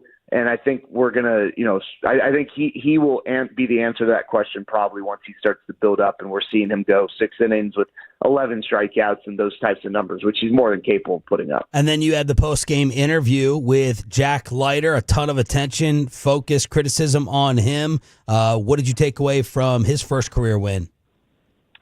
Yeah, just, first of all, the velocity, the ability to use his fastball effectively in the zone. Now, he had a couple stretches where the fastball command got away from him, but it got away from him above the zone, not, right at the knees where that becomes a much more hittable pitch. But, the thing that I think really jumped out last year, one of the things that we talked about was how, first of all, he wasn't throwing his breaking ball for a strike. And so teams were hitting, players were sitting on the fastball, and he wasn't consistently commanding that fastball at the top part of the zone. And his four-seam fastball is a much more hittable pitch when it's middle and bottom of the zone. Well, he's added a sinker that he's now throwing a lot more effectively. So, hey, guess what, hitters? You can sit fastball, but now you don't know which one's coming. And he was getting swings and misses on his sinker. That was a really effective pitch. His four-seam fastball. I mean, I was talking to Mike Bassick, and he was just saying how, it looked electric from his view through the TV screen, watching the movement of that pitch and the reaction of the hitter's swings. And, when guys can win with their fastball, that's a huge advantage. Like the Red Sox, for instance, and not to say they're not going to pitch well at all. They have a belief where they want to limit your four-seam fastball. The Red Sox four-seam fastball usage this weekend was incredibly low relative to the league. Last year, I think they were at the very bottom. Them or the Cardinals threw the fewest amount of four-seam fastballs because they're of the belief that's a very hittable pitch. It's fast, but players aren't as scared is not the right word, but unable to hit high velocity, and that they feel like that's where you can do damage. When you can win with your fastball, you're going to have a really good chance to succeed in this league. So watching Jack Leiter win with his fastball on Friday, that to me was probably what was most impressive. Jared Sandler joining us here, 105 through the Fan. I know it's super early. We talked yesterday about you can't use a lot of these numbers yet, but Heim and Higgy are like, top 5 in exit velo after the first weekend. Did it seem like they were hitting the ball as hard as the numbers show?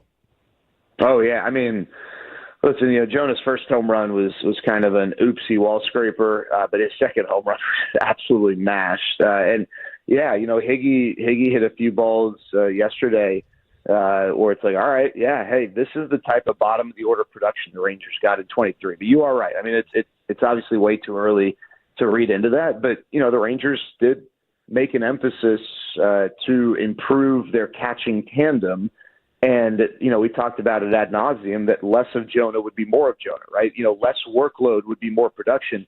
And here's the thing that I find interesting, guys. I think, Jonah, in talking to a lot of people in spring training, you hear the whole, well, he had a great offseason, got stronger, he's in the best shape, that all those cliches. But, all right, what measurables can we identify to show that?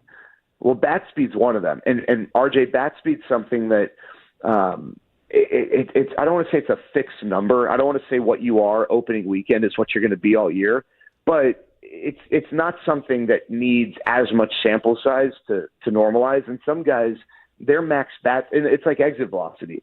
I can be tired. I can be fully healthy. My max exit velocity is my max exit velocity, right? Like there are certain guys that I can only jump as high as I can jump, right? There's certain things that you just can't. Like you have a ceiling.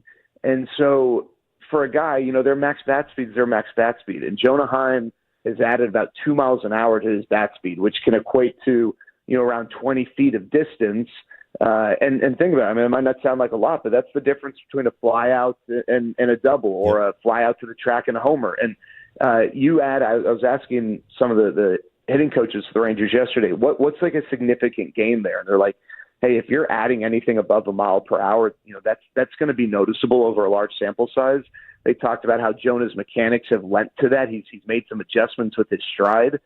So, I always look for things, RJ, like all right, if you're going to tell me a guy's better, why? Right? I don't just want to look at the box score and see that he had a couple bloopers and a little infield single and, oh my gosh, he had 6 hits opening weekend, but half of them, we're just kind of lucky that aren't going to, be hits over a larger sample size.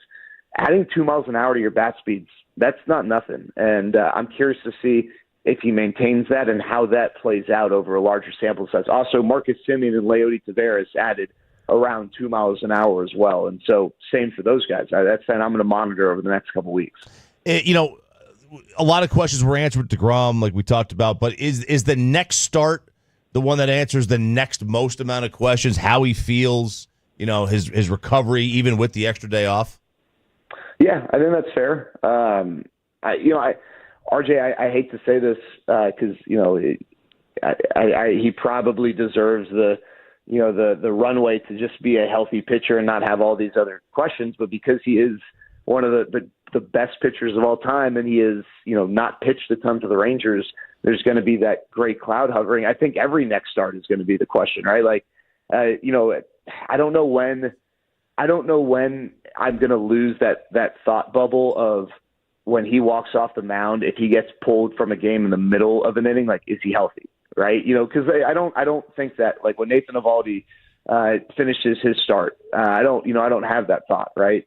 But yeah, I do think that, that would be significant, RJ. And then once he starts going, 6 innings, which might not be until May, but how is he then recovering? And, that to me, I think early on, just getting that foundation, that strength and the stamina is going to be important for Jacob deGrom to help get him through the entire season, and obviously not overdoing it. I know it's going to frustrate fans, right? I know when you go 5 scoreless, and it's not your honeymoon first start back or first start of the season.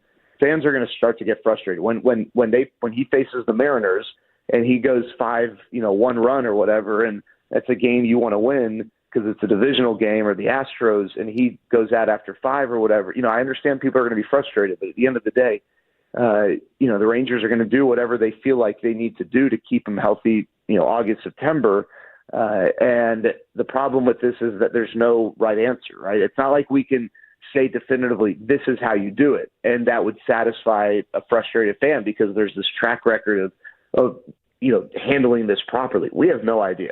Right, that's one of the biggest problems that the sport has, is that for starting pitchers who participate in the largest market share of the game, we have no idea how to keep these guys healthy. And the Rangers are going to do whatever they think is best, and hopefully it works, because when this guy's on the mound, you can feel a tangible effect within the ballpark. Like when he walked out of the dugout yesterday with about 45 minutes until first pitch to begin his pregame routine, there was a cheer, and I've never heard that for a Rangers pitcher before. It was pretty cool. Jared Sandler joining us here on 105 through the Fan. Okay, Jared, so you've referenced a little bit the Luke Jackson struggles on opening day. He puts 2 on last night after getting the first 2 outs and escapes from that. How long before we start feeling a little uncertainty? I mean, that uncertainty's probably already been there with the closer role, but how long until some of those outings start stacking up and you look to change closer? Yeah, it seems like you're trying to change the closer already. Yeah, I want to change him right now, actually, Jared. Yeah, I don't like sweating 2 out of 3 games. For Aroldis. Who do you want? Yeah, Aroldis. No, throw Martin out there. Let him close. Okay. Yeah, listen, Chris Martin looked awesome this weekend. Bobby, the Chris Martin closer thing is an interesting one to me, because he's been so good in the 8th inning, and typically what is the next step for someone who has been so good in the 8th inning for like a pretty long stretch of time, right? It's closing, isn't it? Like that's and for whatever reason, teams have never fully entrusted him in that role. And I'm not really gotten a good answer as to why. And maybe it's not that they haven't trusted him. He just hasn't gotten the opportunity. But I mean, I think that's a fair candidate. I mean, I think Luke Jackson yesterday, yes, he put 2 on. And I know Rafael Devers has really struggled, but one of those 2 was a walk to Rafael Devers on 7, 8 pitches, what have you, and then he disposed of Alex Bregman, who was actually one of the guys who kind of hit somewhat decently for the Red Sox. He disposed of him pretty easily. I like Luke Jackson. I do think he is going to be a good reliever for this team. I'm not going to sit here and put all my chips in the middle and say that he is the closer on June 1st. I've said that I think Emiliano Teodo is going to end up closing some games for the Rangers, but I'm not ready to make that move yet. What I will tell you though, Bobby, is, and I said this, and maybe I said to you guys, I know I said it to someone, I think the Rangers bullpen is going to be good. It just might take 4 to 6 weeks to figure out who needs to be in what role. And maybe we're having this conversation in 2 weeks and it's like, Luke Jackson doesn't need to be in this role. But what I'll tell you is, I love the stuff, the fastball slider combo that he's got. It's really slider fastball combo with the way he uses it. And you always want guys who there's just something a little bit, I don't want to say off with them, but there's something kind of like closery about them. And Luke Jackson's got that. I mean, the guy comes out to Madonna, right? Like he's kind of got, I don't want to say he's got a screw loose, because that's not fair, but like he's a different cat, right? And you can get him talking about like stoicism and philosophy, and then you can also have him talking about how this MMA fight, this guy's gonna break the guy's nose and he's gonna bleed him out or what. I don't know. I mean, he's got some quirkiness to him, but yeah, I guess the current roster, Chris Martin next man up.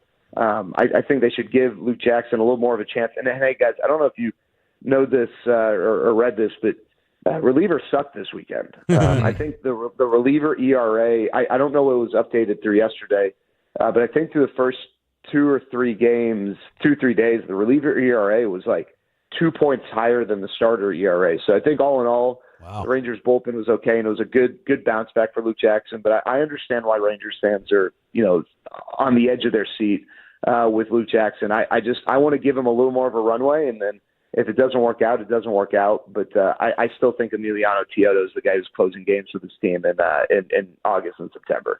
1 out of 10 concern level on Josh Young's injury. So the injury in a vacuum, a 1, that really was a move they needed to make, just because they couldn't have both Joshes unavailable, just to protect their roster. And it got to the point where it's just like, all right, let's IL Josh Young and just let him have a little more space and not like get him back at the earliest possible moment. They'll now do that like earliest possible with the IL designation. So the injury itself, a 1. Just the general idea that like it's another thing, right? That maybe that's a 4 or a 5. And if it was something more severe, then that number would be higher. I just want to see this kid healthy, and I feel badly for him because no one wants it more than he does. I mean, he is obviously super aware. I heard Royce Lewis, who's one of maybe the best player on the Twins, but he's like played 160 games or something over the last 4 years. He can't stay healthy, and he had some interview where he's like, I don't understand why people are calling me injury prone. Like that to me is really offensive. And he was like very condescending about it. It's like, dude, you're injury prone because you play a quarter of the season every year. Josh Young is like, he understands, like, I get it. Like this is frustrating. I understand why people are saying this, and I've missed time. And he's not even like, he's even going back to in 2023 when he broke the thumb on the Jorge Soler line out. Like, we can sit here, and we did sit here and say, gosh, I mean, that's just bad luck. He's even going to the extent of saying, that's my fault. Like, I took my eye off that line drive for a split second, and so my glove was not in the position it needed to be. And last year when he got hit by the Phil Maton fastball and, broke the wrist or whatever, again, we could sit here and say, gosh, that's bad luck. He'll tell you, I was sitting curveball, and so I leaned out over the plate. And if I had fastball in my head, I get out of the way of that pitch. So, like, there's two totally different mindsets here. Doesn't change the fact, though, that, if he's not on the field, he's not able to produce. So, injury itself, a 1, just the general fragility that we've seen, I think it's fair if you put that up at a 4 or 5 and maybe even higher. But I'm hoping that 2 months from now, we're like, gosh, it's been great watching Josh Young play for the last 7 weeks. But obviously this season not getting off to a great start in that regard. Jared Sandler, Rangers Insider here on 105 through the Fan. Will a Texas Ranger use a torpedo bat this year? Guys, can I tell you, this is one of the most fascinating things to me because it's one of those things that just makes too much sense, right? Like, why did it take 200 years this long? Yeah, and as a matter of fact, Dave Raymond was telling me something yesterday. We were talking about it that Tom Greaves shared with him that Tom's son Ben was using something similar to this when he played for Tampa. I mean, this is a couple decades ago.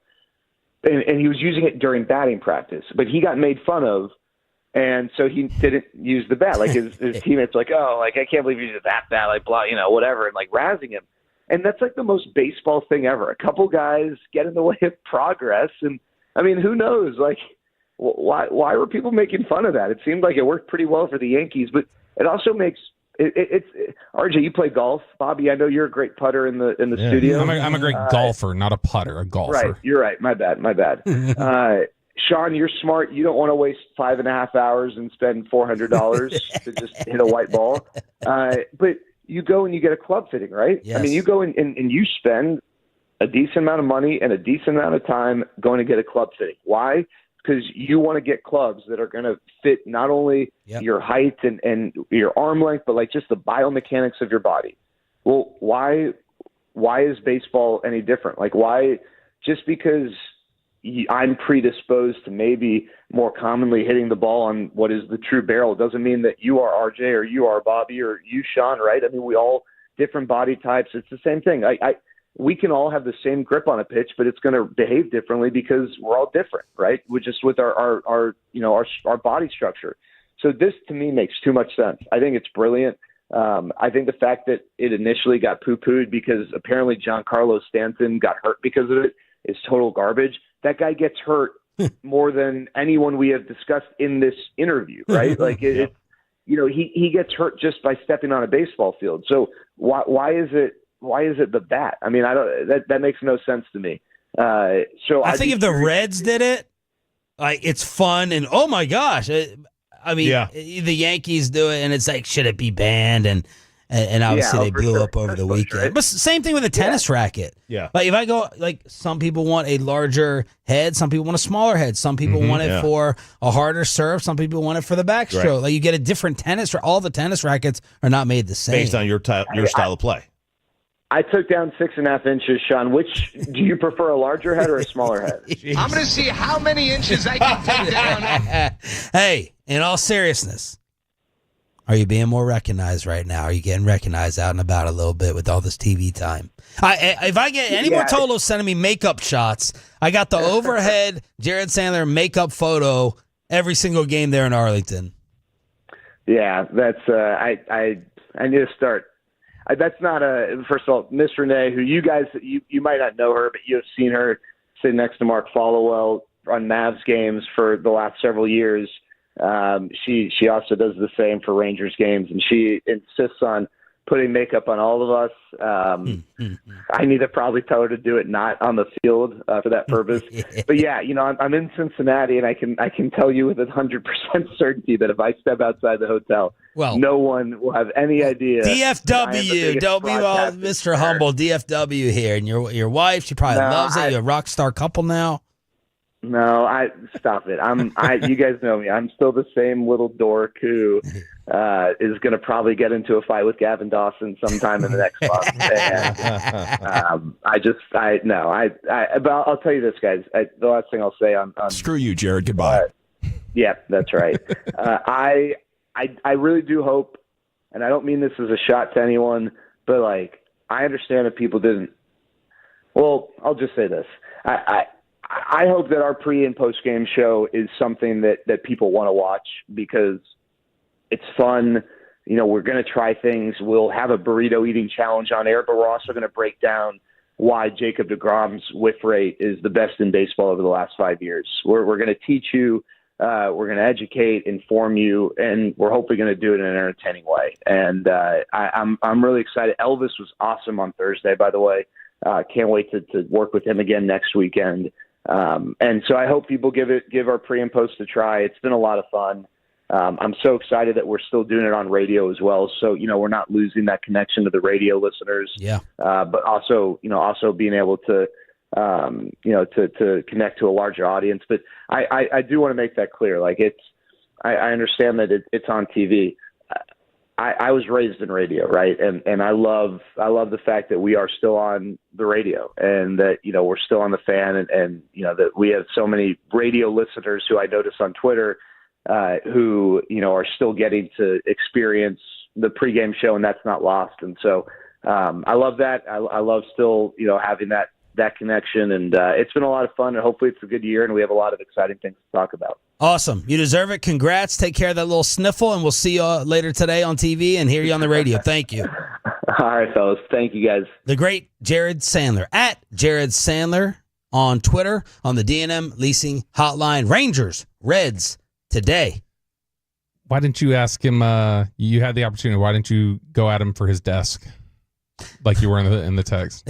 Yeah, I'm exposed because to the our text. group chat is sacred, Bobby. Oh so yeah, shut up about that's it. why. That's why you just did it. Yeah, right. What That's happened last week? Because when I was texting last night, Pepe said, Bobby reads this stuff on air. That's exactly why I just did it. Did he out something last week? Yeah. Did he break the fourth wall? Do you know the George Foreman joke he made? Whenever about the grill? Yeah. Bobby read that on air. Yeah, it was my own text. But then he got mad that his was read after that. Yeah, because our group chat is sacred, Robert. Mm-hmm. Playing scared. Right? He plays scared. It's not playing scared. He plays okay? scared. The group chat, nothing Quinn is Ewers, said Jack off Leiter, the group chat. RJ Nothing is said Choppy. off the group chat. Well, it just isn't. I think Bobby's judgment may be worse than Peyton's now. He got dumped during his song. Yeah. Good song. Solid work. Was this on Friday when this was done? At the firehouse. When he's not in here and he just gets to go home after a firehouse and doesn't have to see the bosses, then he gets a little loose right there. Gets a little excited. Oh, I did that Thursday. I wrote it Thursday. I sat on that one. So, yeah. I mean, I thought about it. Let's hook you up for turning it on, leaving it on, putting up with this. Listen to this crap. All right, Tolos, that's right. Right now, caller number 10 at 877-881-1053 wins a pair of tickets to see Ulterium at the Toyota Music Factory on Saturday, May 10th. That's caller number 10 at 877-881-1053. All right, we'll do best and worst of the weekend at 8:20 after RJ's college basketball kegger. A couple of weekend things, though, in the world of entertainment. Morgan Wallen catching heat. Your boy. I saw this. Look, it's quite obvious. Morgan Wallen is objectively two things. An amazing country artist and an ass.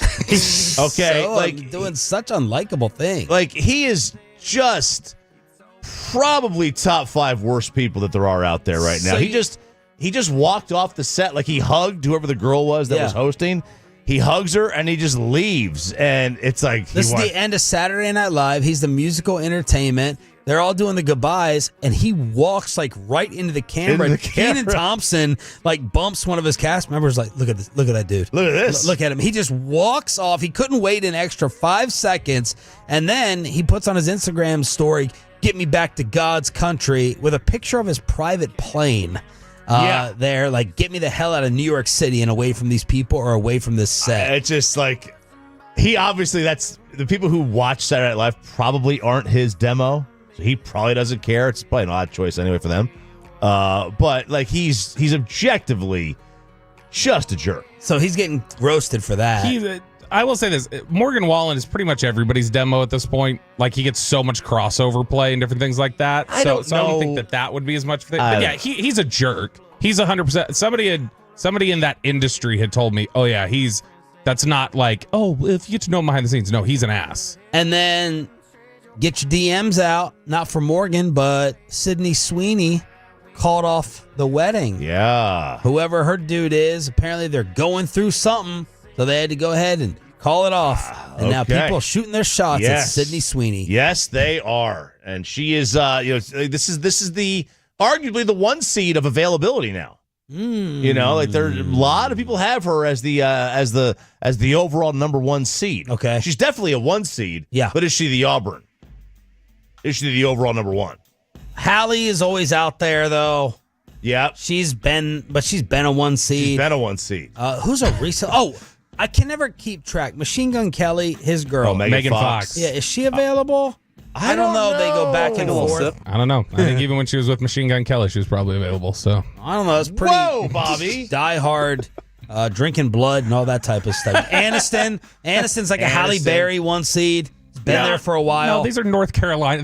They're 11 seeds now. They were 1 seeds 10 years ago. They're 11s now. Well, speaking of seeding, RJ Choppy's asking whether you're actually finding yourself doing the unthinkable. Are you rooting for the Duke Blue Devils? A Final Four setup. Give us your bracket update. College Basketball Kegger is next. But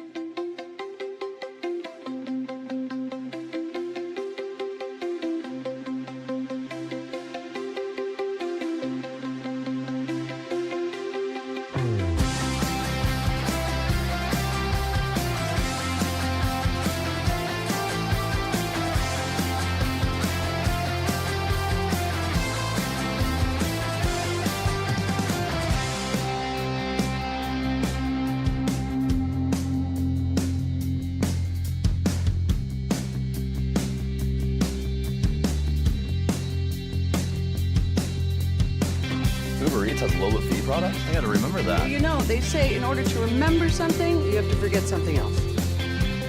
Okay, now that is a very cute haircut. That's like a little shag. I've never seen it before. Well, I mean, of course you have. It's the Rachel. Oh, is that your name? No, I mean like your name. No, I'm Jen. My name's Jen. Right, but I just mean like this is your haircut. But that's hair on your head. I'm not saying this is your hair. Okay.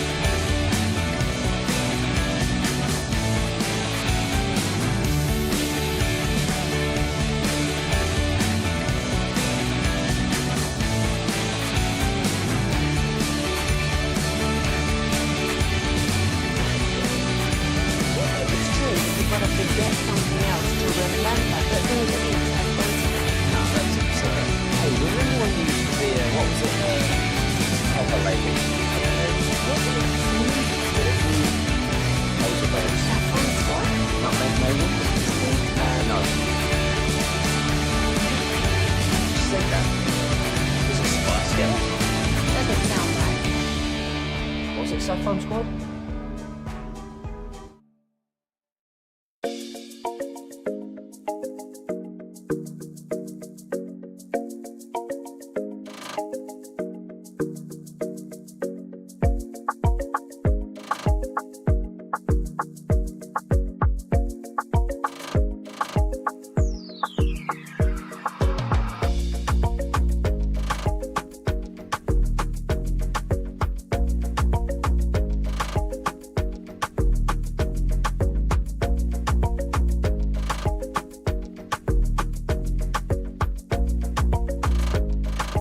The third year after Coach K, Duke is returning to basketball's biggest stage.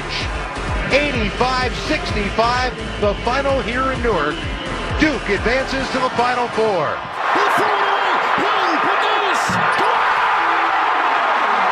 Did we just see what we think we just saw? Wow! Is this the most likable Duke team you have ever seen? Ooh. I got to be honest with you. I don't feel the same sickness that I used to feel when Duke would win. When even their head coach and John Shire's team won against Butler in Indianapolis. I didn't love it. I hated it, right? I hated Duke. I always hated Duke. Chris Carrawell, Shane Battier, Trajan Langdon, J.J. Redick. Wojo. Woj. Coach K. Coach K. Grayson Allen. And that's what it is right there, Bobby Belt. It's K. I think it's just Coach K. No, you got to have the players. I mean, yeah. Filipowski. Hated. You know, I don't hate Cooper Flagg. No. I think Cooper Flagg's a relatively likable player. I enjoy his style of basketball. He's really, really good. He is all over the floor. Like, he plays the game the right way. He's not a dirty player like Grayson Allen was. Like, the only one I really don't like on Duke is Con Kneppel, and that's just because I don't like his name is Con Kneppel. Yeah, you want him to make the K silent. Right? Yeah, nipple. Right, Con Nipple. That's a much better way, But he's got the Flying Knipple brothers, which is like his dad and his brother. They all have a K first name. Trapeze artists. It sounds like they'd be trapeze artists. Sounds like one of those shows Peyton saw in Vegas, the Flying Knipple brothers. But yeah, so he's the only one that's unlikable. He just sounds like that preppy dude who went to the Baird school. I don't know. So Coach K would make the most sense because they're not as hateable right now, but it's definitely the players too. So I don't know. Was it just the type of players Coach K was turning them into and that made them irritating maybe? It's just like a white preppy. It goes back to the Fab Five, Grant Hill stuff. Like, that's what it is. Like, I hated, growing up when I was younger, I hated Patino, Kentucky way more than I hated Tubby Smith, Kentucky. Like, I hated and I always kind of felt like it was a culture that Patino had set. And then same sort of thing. I didn't nearly hate the Calipari, Kentucky as much as I hated the Patino, Kentucky. I was rubbed the wrong way by St. John's this year. It's probably because of Patino. And so I think the coach, especially in college basketball, the coach is such a big part of your perception of the team. Although no one hated Zion. I don't know who else was on that team. Zion. I can't remember that. I love the J. Will Duke team, but I love Jason Williams in college. Mm-hmm. But I'm sure they had. If you go back, which Wikipedia had, the generations and the decades and the week by week of most hated, the Duke hated player. Duke team? Yeah. And you could go, I bet, for 30 straight years. You didn't skip a beat. Yeah, was Elton Brand on the J. Will Duke team, or was he? He was earlier than that. RJ really Barrett, Cam Reddish, they were on the Zion team. Yeah, not hated. And look, they had 3 top 10 picks of that team. Like they were great. They really were. And ooh, there was a lot of hateable on Jay Williams' team. It was Carlos Boozer, Mike Dunleavy, Chris Duhon, Daniel Ewing. That's a lot of hateable. That's so much hate. So much. I hated Boozer. I hated Dunleavy. You hated Boozer? Yes, I hated Boozer. Based off what? Probably he played for Duke.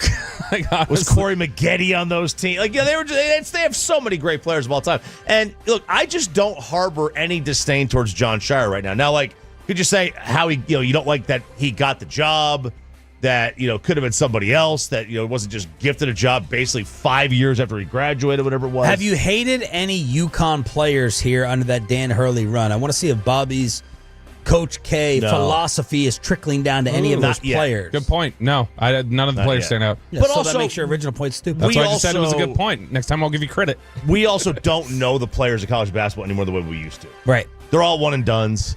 Caravan's been around. Who was the guy? Oh, Donovan Clingan. Nobody liked him. He was that tall guy last year. A lot of people kind of put the hate on him. Cherokee Parks. Yeah, he had a bad he had a bad final, but man, I hate Duke, but I don't hate this version of Duke the way I used to, and that's throwing me off. It's bothering me. I don't hate John Shire. And I think Duke probably, in the history of sports, has the most hateable players. Yeah. You could give me college or pro. Like, you could give me Yankees. You could give me Patriots. Are they the 2 seed? Rodney Harrison, Tom, Bill. A lot of people hated Willie McGinnis. Let's see here. Who else? Yeah, I don't even think they come close. Like, did you not like the little white receivers? Duke basketball, yeah. That's probably number one, I would think. Yeah, I think it easily is number one. They have so many guys because they're the one school where you remember all the players. Like it was just that we don't remember the UConn players. You hardly do. You always remember who's on Duke. Yep. It is the college kegger here on 105 The Fan. Texas Tech, they were up basically the entire second half on Florida. They had a 10-point lead with a handful of minutes to go, and they blow it. They blow it on Saturday against the Gators, an 18-4 run to end it, and Florida wins 84-79. This is brutal. And I was sitting there, I was watching. I was so sure they were losing. That's why, cover your ears, Chop. Yo. When I was texting you guys in the group text the other day, and I had mentioned Florida losing, I was certain that one was done. It was just like, all right, Florida's not making enough shots down here. And it was at the 250 mark. They are down, whatever they were down, like 77-68 or something. And by the 247 mark, or 147 mark, 1 minute and 3 seconds, it was tied. Just like that. Over really quick, and it was just overwhelming. And I felt if I was a Tech fan, I would not have gotten out of bed. I would have stayed. I would have called in sick today. Well, the most psycho Tech fan that I know, his name is Brent, and I checked on him through another friend. I texted my guy Ricky. I said, "Are you around Brent?" I mean, watching him during a Texas Tech baseball game, you think he's going to drop dead from a heart attack. And I was like, "Are you around Brent today during the crawfish party?" He said, "Yeah, he did it. He drop kicked something at halftime. Oh man, he kicked something. It's a 3-point game. Picture behind him on the couch. It's a 3-point game. If I recorded this, it would have gone viral. If I was in Arlington instead of driving back from San Antonio. It was 3-point game at half. Then Tech took control, and then they kind of gave it away. And I said earlier, I think Walter Clayton, if they wind up winning this thing, he's going to go and he's going to have that name like Mateen Cleaves or Bobby Hurley, if you want to go down that far. Khalid El-Amin. Yeah. Who? Sure. Khalid El-Amin. Yeah, I wanted Khalid to see El-Amin. if you said I the name right. did. Khalid El-Amin. Shabazz Napier. I think it was Kemba. Well, you not Khalid. He's absolutely the best guard in the country, and this is a guard tournament, and you just got to have that. And that's why real quick, I have to go back to the Duke game, and I got killed for this on the BetMGM network. Killed for it. I said Mark Sears not a big time player at Alabama. Well, he's had 6 points in the Duke game. So for at least one day, I was proven. Suck it. Yeah, that's right. Suck it, BetMGM fan who called me out. Yeah, loser. I'll tell you what I didn't like about Tech, by the way, in this game. Their shot selection in the last 3 minutes was awful. They started panicking, and they were chucking some shots up that they shouldn't. On Sunday, there was 2 games as well, and I almost didn't come into work today. I was so down because we never even got up for this game. Houston beats Tennessee 69-50. We had 15 points in the first half. 15, and we both scored 35 in the second half. So it did not. It was 19 points at halftime. Stayed 19. Just an awful show. When we started 0 for 14 from 3, could not shoot. Everything was short. Nothing. Got nothing going the entire game. This probably was one of my most disappointing. Yeah. What's your last most 3 devastating sports losses as a fan? Is it all college? Yeah, probably. This one. This hurt you more than like any recent Tennessee football loss? Yeah, I mean, we weren't as good as Ohio State. Honestly, the loss that they had to South Carolina a couple years ago in the regular season with Hendon Hooker, we were like in the playoff and we wound up losing. Yeah. That was hurt. That hurt. This one hurt more. And then the 08 or 09 Elite Eight against Michigan State with a loss to Draymond Green by 1, that hurt. But this one just never got it going. And now the program is at a crossroads because I think old Rick is going to call it a career. You do? I think he retires because, I mean, everyone's gone. We have nobody coming back for next year. We had 5 seniors that were starting. Like, nobody returns. So I don't know why he would come back and want to actually do. He's 71 years old. And now the program is going to be at a crossroads. And I'm very, very down. Very, very down. That's interesting. Why, everybody else, it's like these freshman teams or these, sophomore transfers and stuff like that. How did you guys end up with 5 seniors starting? Well, 2 of the guys had been there the whole time. They got there and they stayed. They loved it there, I guess. And then we had a bunch of other seniors. NIL to stay, NIL to stay, yeah, really. Diego Pavia. So we got a good NIL program, but it's right at crossroads. Have you been happy with Rick? You would love. I love Rick. I think Rick's gret. Okay. I know there's some Tennessee fans who don't like him.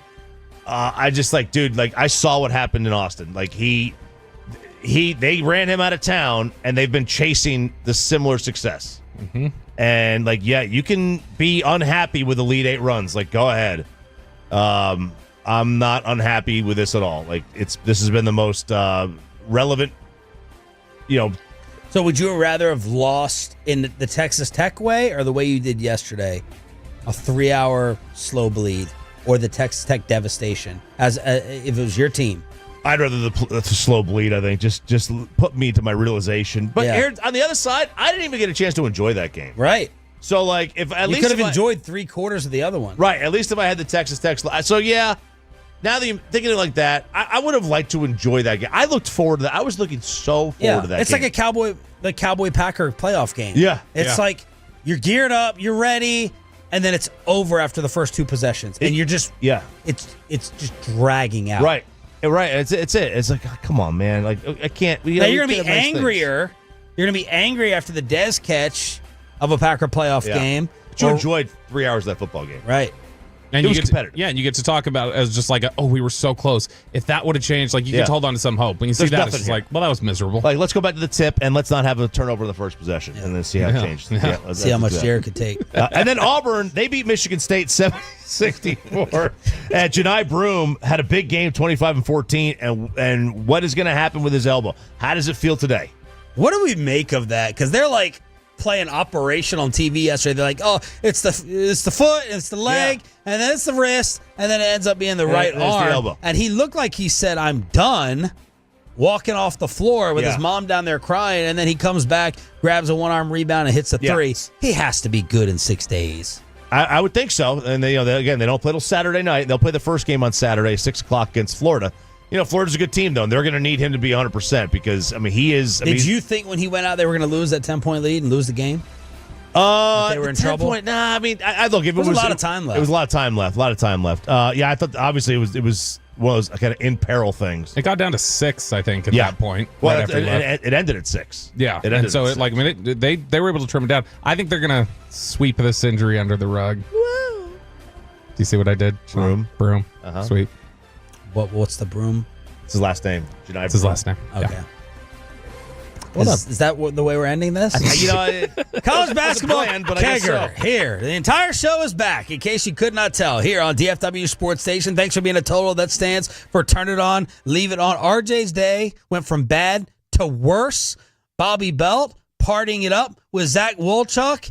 And the acceleration of Peyton Russell just continues, plus my trip to San Antonio. Best and worst of the weekend. Tell us your stories, good and bad, after this.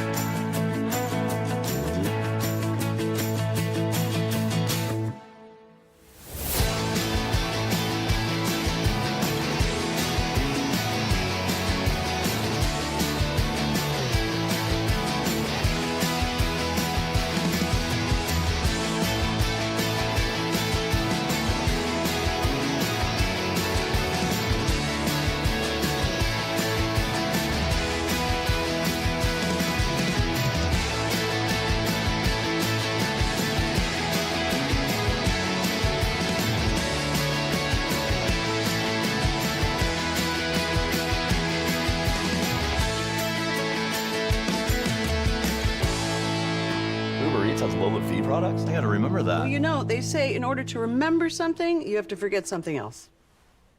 Okay, now that is a very cute haircut. That's like a little shag. I've never seen it before.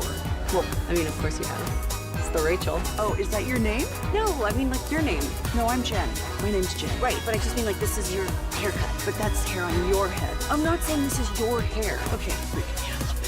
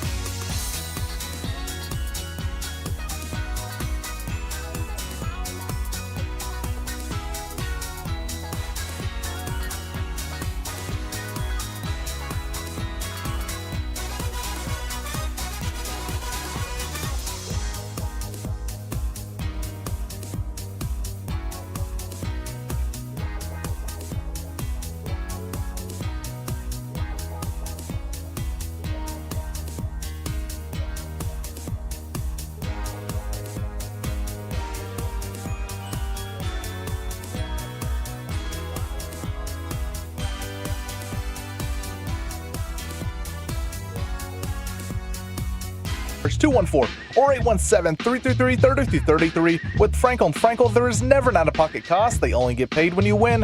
Frankel & Frankel, the go-to car directing attorneys in Dallas. Ladies and gentlemen, the weekend. I'm having a bad fucking weekend. It's best and worst of the weekend. We usually do it every Monday, 740 Expressway, and it is going to be brought to you by Mercedes-Benz of Plano. Best and worst of the weekend, driven by Mercedes-Benz of Plano. Thanks for being a Tolo. Got the entire morning show back together again with Sean, RJ, and Roberto. We got Peyton and Aiden in the back. Let us know what you got into, good and bad. Frankel & Frankel Injury Attorney text line, 877-881-1053. Took the first family trip to San Antonio. Well. Ah, yes. And my mom last night was like, oh, you back from your vacation? I was like, I wouldn't call it a vacation when you're traveling with a 1-year-old and a 5-year-old. To me, it's just hanging on for dear life. My wife probably overdid it in terms of her prep. Every damn type of snack. Bringing home ice for different bags. And I'm like, we're going there for 2 days. But I'm not going to say anything because she's doing all the work. I was just terrified of the car ride. As I texted Bobby, he said, when do you leave for San Antonio, SeaWorld? I was like, I'm just terrified of my daughter. She was actually pretty good. But I had the grandparents in the car to help out. And the drive was not as bad as I thought. About a 4.5-hour drive. Man, there's toll roads. God knows what it's going to charge me.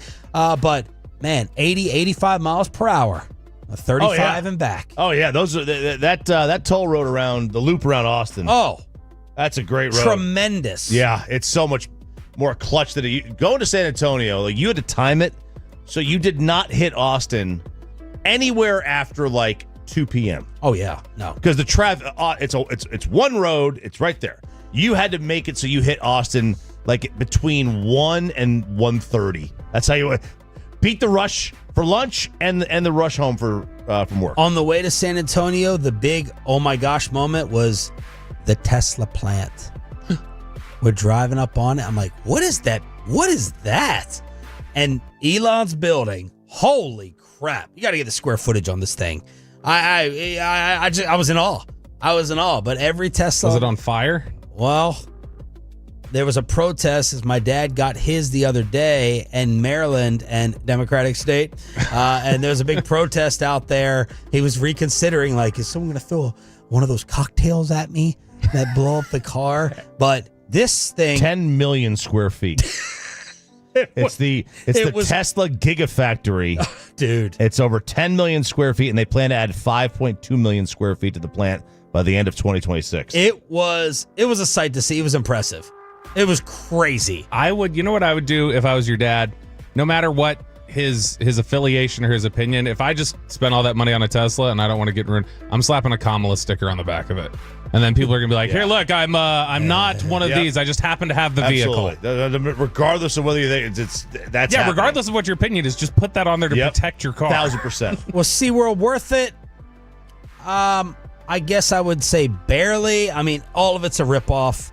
$40 parking here and there, $18 beers. And then you got to hit the show. You got to hit those Orca shows at the right time. You got to get into the stadium. They have you walk back and forth and back and forth. At first, when I walked in, I was like, "Oh gosh, like this is a ripoff. Like where are the freaking animals?" And then we saw a whale show. Ollie was happy with it.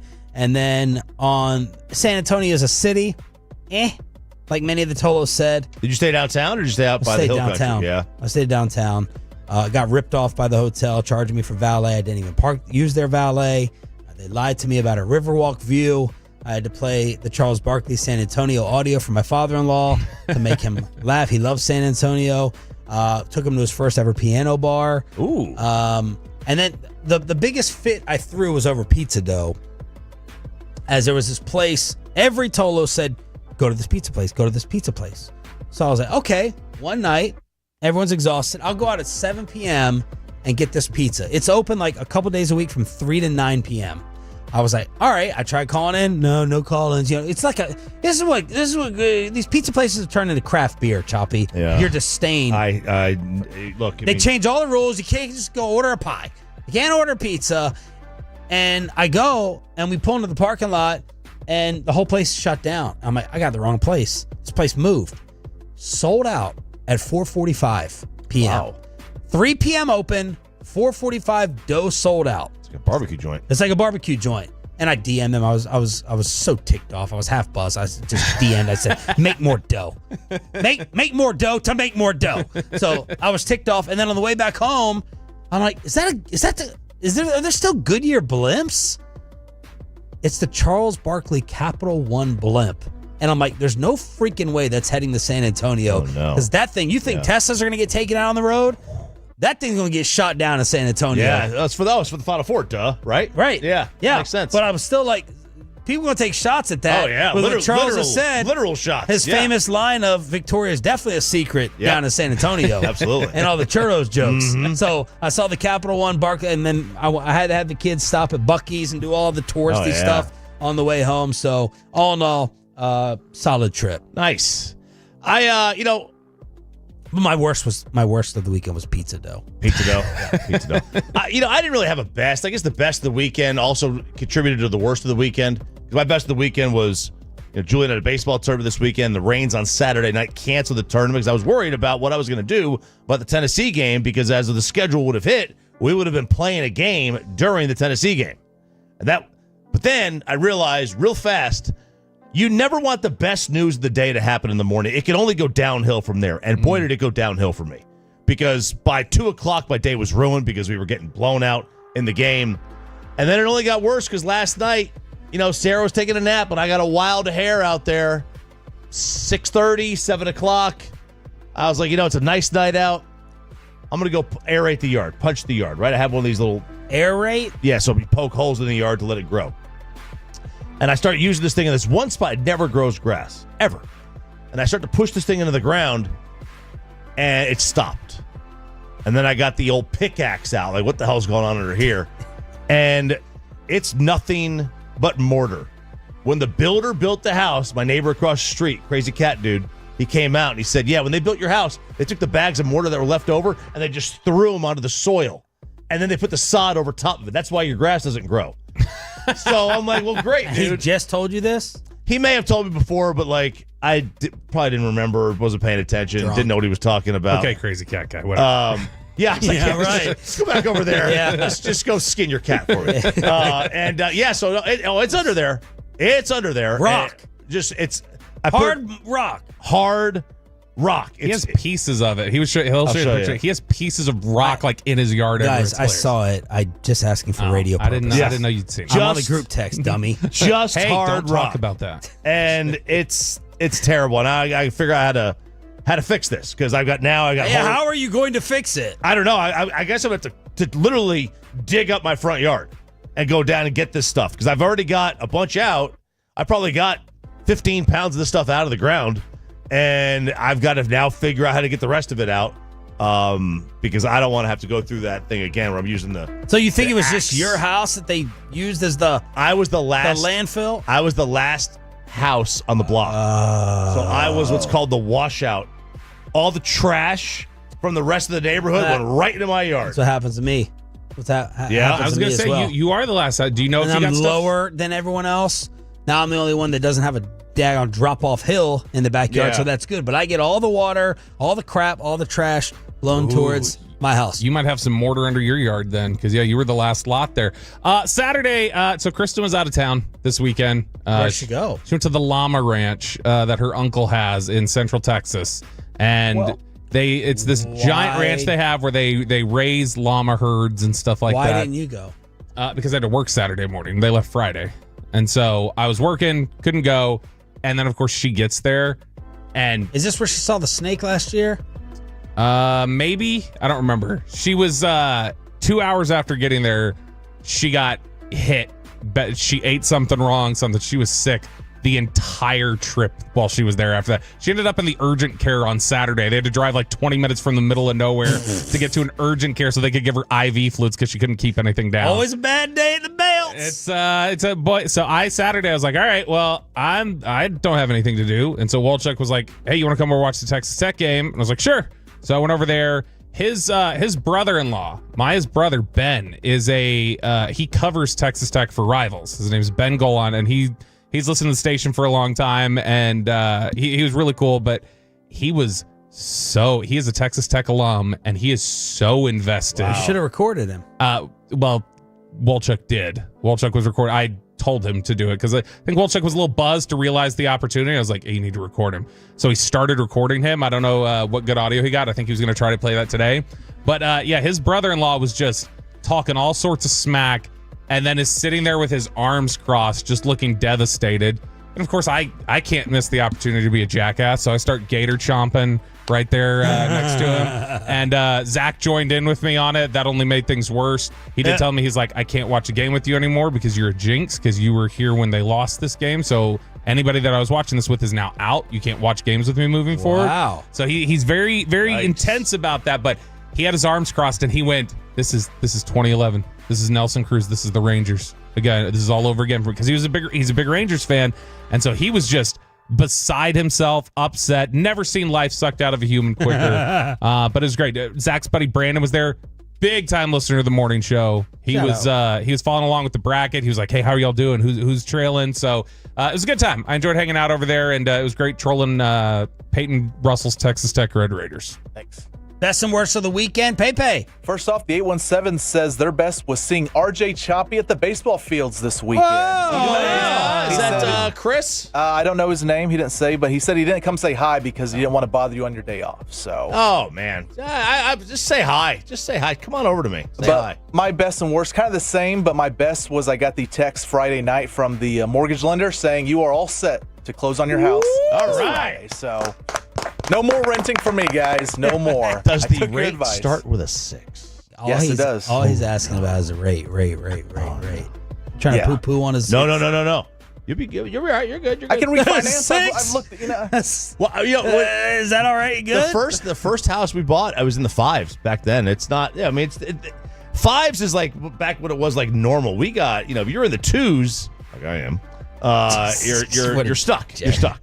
Yeah, we got lucky. We got lucky in 2021. We got lucky. Yeah, you're stuck paying that too. Well, I've looked into refinancing, so I'm sure that's an option later on down the road. But my worst is basically the same thing. Is closing's Friday, which means the down payment's going to hit. That wire transfer is gonna hurt. I'll be at Sean's house Friday night asking for leftovers because I won't be able to afford a meal. Which is why I probably shouldn't have gone out for a Korean barbecue on Saturday. Yeah, that was my follow-up. Yeah, why am I spending, after the drinks and alcohol, that we spent there, it was a little over $80, I think, for the entire thing. How did you get Mackenzie to go to Korean barbecue? Well, on my Instagram story, you did not see Mackenzie because she was not there. She stayed back to watch Texas Tech, and she doesn't like Korean barbecue. So you went to dinner without her. Well, because you can't just have someone sit at the table. They'll charge you. They did that last time when I brought her. They charged me $40 because she just sat there and didn't eat. So you gotta pick and choose where you go to eat. All my friends wanted to go there. I was like, I'll go there. She was fine with me going. She was able to watch the Tech game alone. But yeah, and I texted her when Bobby had texted y'all about the game being over. I texted Mackenzie. I was like, well, congrats on the win, and they lost, and she was not happy with me. Wow. I said, wow, you're going to the Final Four. Lubbock's about to be on fire. Yeah, and it's on fire. Oh, that's great. By the way, I just Venmo'd you your $80 for How Young is Peyton Russell. Oh, That just reminded me when you said $80. I was like, oh yeah, I got to Venmo. So who did you go with? The Los Hombres. Los Hombres. And their girlfriends / fiancés. So. Okay. So you were the seventh wheel? I was seventh wheel. Was it worth it? The flavors? Did it bring it all back? It was so good. So good. First time in a few months I've gone. Oh, man. So, Best and worst of the weekend with Pepe, Bobby Belt, RJ Choppy, and I'm Sean Shreve. Thanks for being a Tolo and letting us know what you got into. And this will usually be Mondays during the Expressway, and it is going to be powered and driven by Mercedes-Benz of Plano. Is this right? Yeah, that's right. Are you sure? Yep. You wrote this sober. Mm-hmm. Why Bobby wants the Cowboys to trade for a quarterback. Next, in Below the Belt, right here on The Fan. But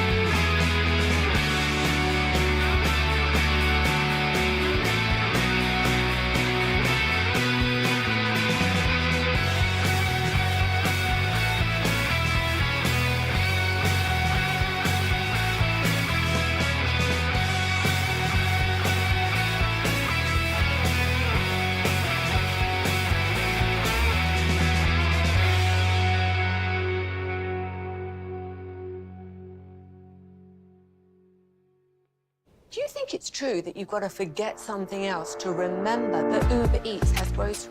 No, that's absurd. Hey, remember when you used to be what was it, Pepper Lady? Pepper Lady? Wasn't it Cinnamon Sisters? Basil Babes. Saffron Squad? Nutmeg Maidens? Paprika? No. Nutmeg Maidens. I just said that. Was it Spice Girls? Doesn't sound right. Was it Saffron Squad?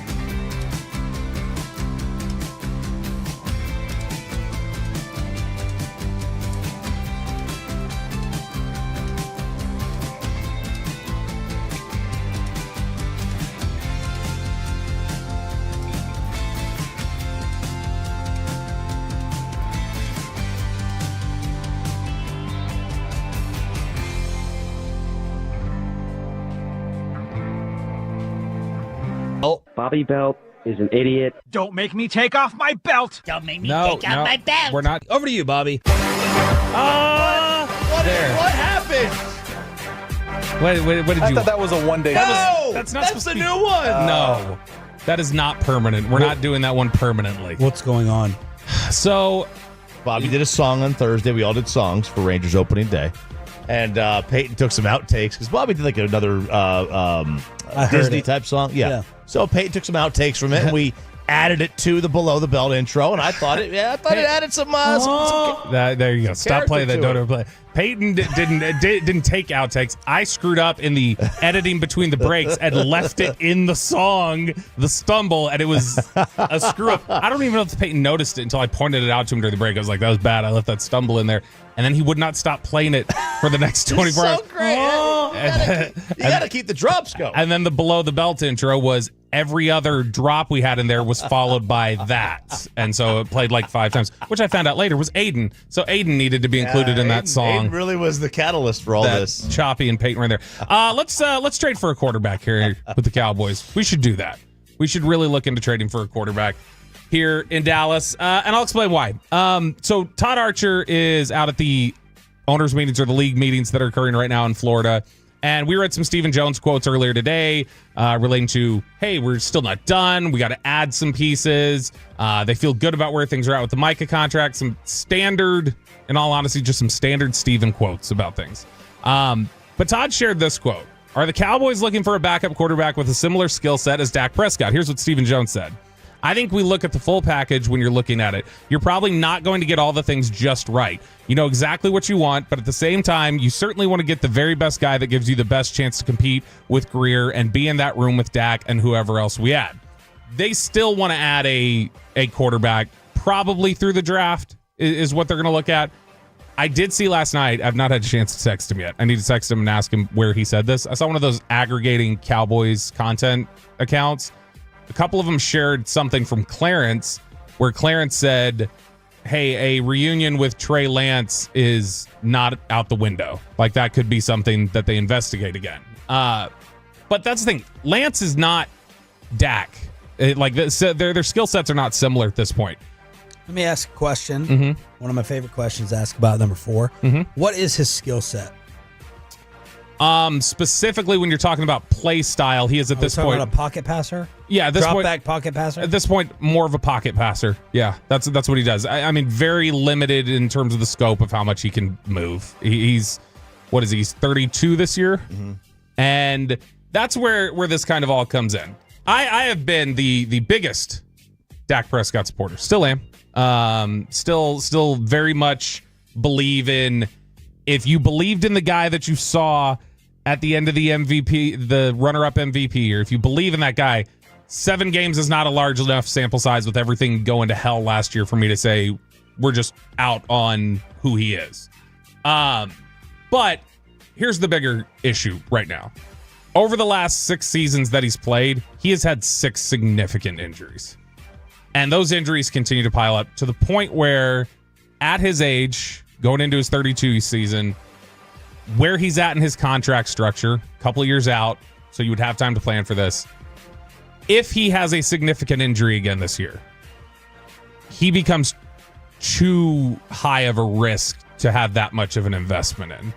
If he has 7 injuries in 7 years, 7 significant injuries. I mean, but you're stuck with the investment in him, right? You're stuck with the investment. Yeah, but you can't flip any switches. You are going to have to just bite the bullet, and you're going to have to. What you're going to have to do is we're not restructuring his deal. We're not doing this. You are going to have to create a parachute to get out. They're not going to do that though. You know that. I know, but I'm saying what I think they should do. They need to create a parachute to get out if he gets hurt again this year. Because if he gets hurt again this year, he's not. At that point, he's broken down. He is officially broken down. Now, if he stays healthy, all right, well, maybe we're looking okay. But if he gets hurt again this year... The 7 injuries were... It's 6 so far. So he had the shoulder. It was the AC joint at the end of 2019, where then he wasn't able to really play very well against Philadelphia. You really have to go through all the injuries? Shoulder, calf, hammy, ankle, thumb. Lat. Wow. Yeah, I mean, it's all over. His entire body is having issues.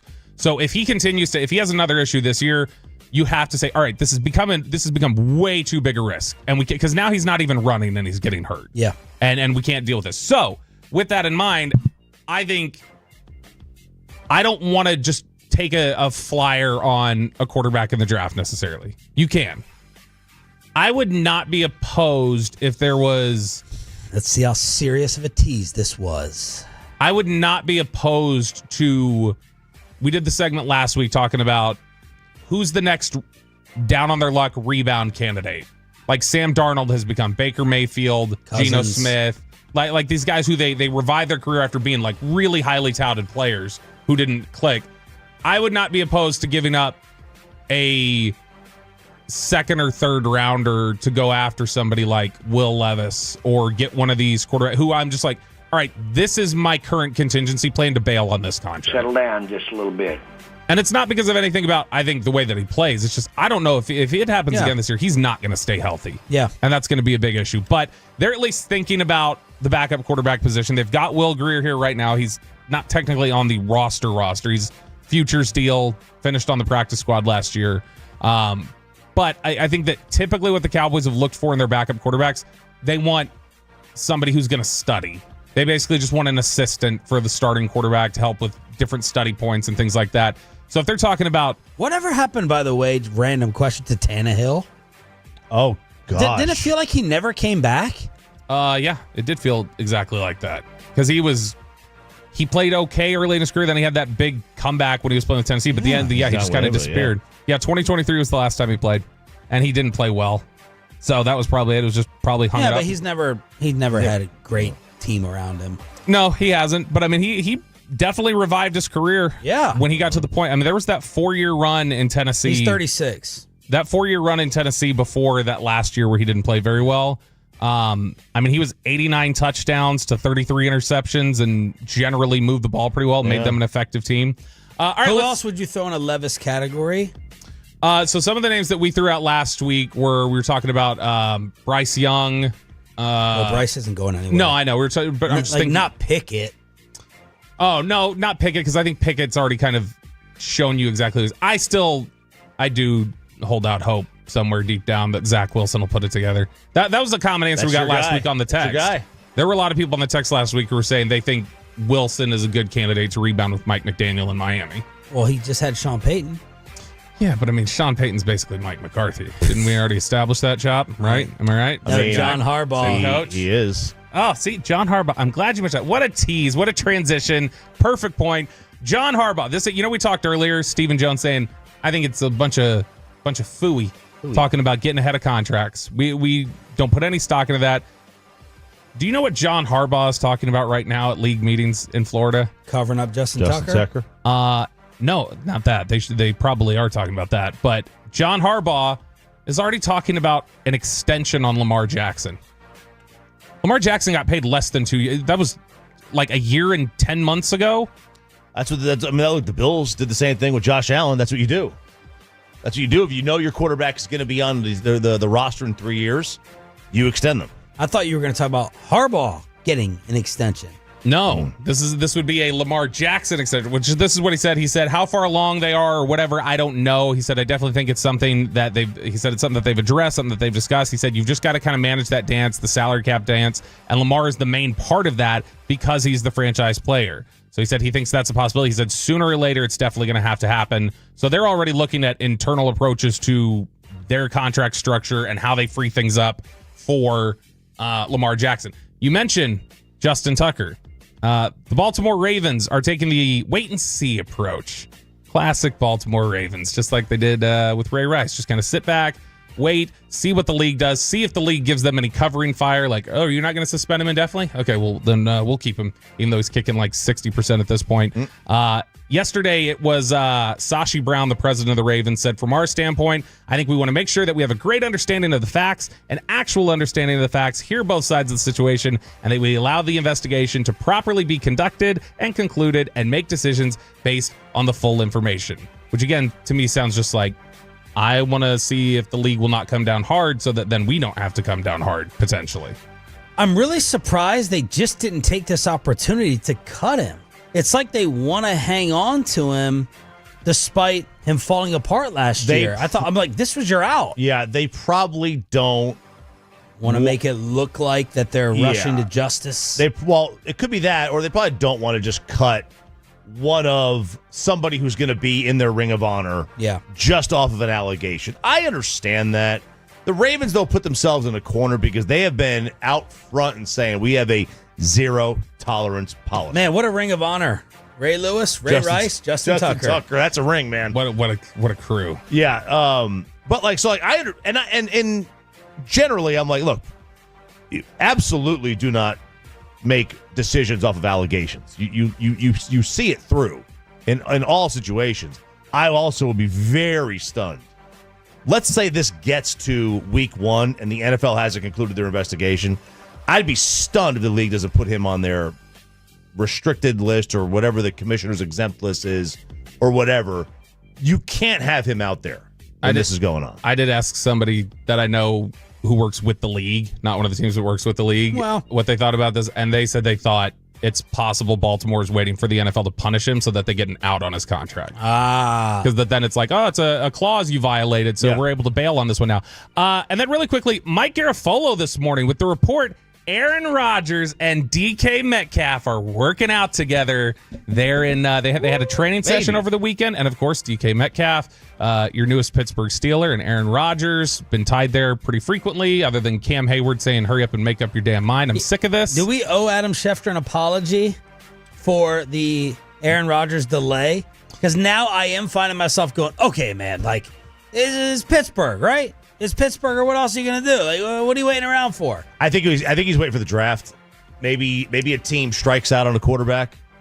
We can give him that apology directly if we need to, because we're going to talk to Adam Schefter next week. Oh, right. well. All right, there it is. Below the belt on the home of the Cowboys, 105.3 The Fan. We are also your home of the 3-1 Texas Rangers. What an opening series.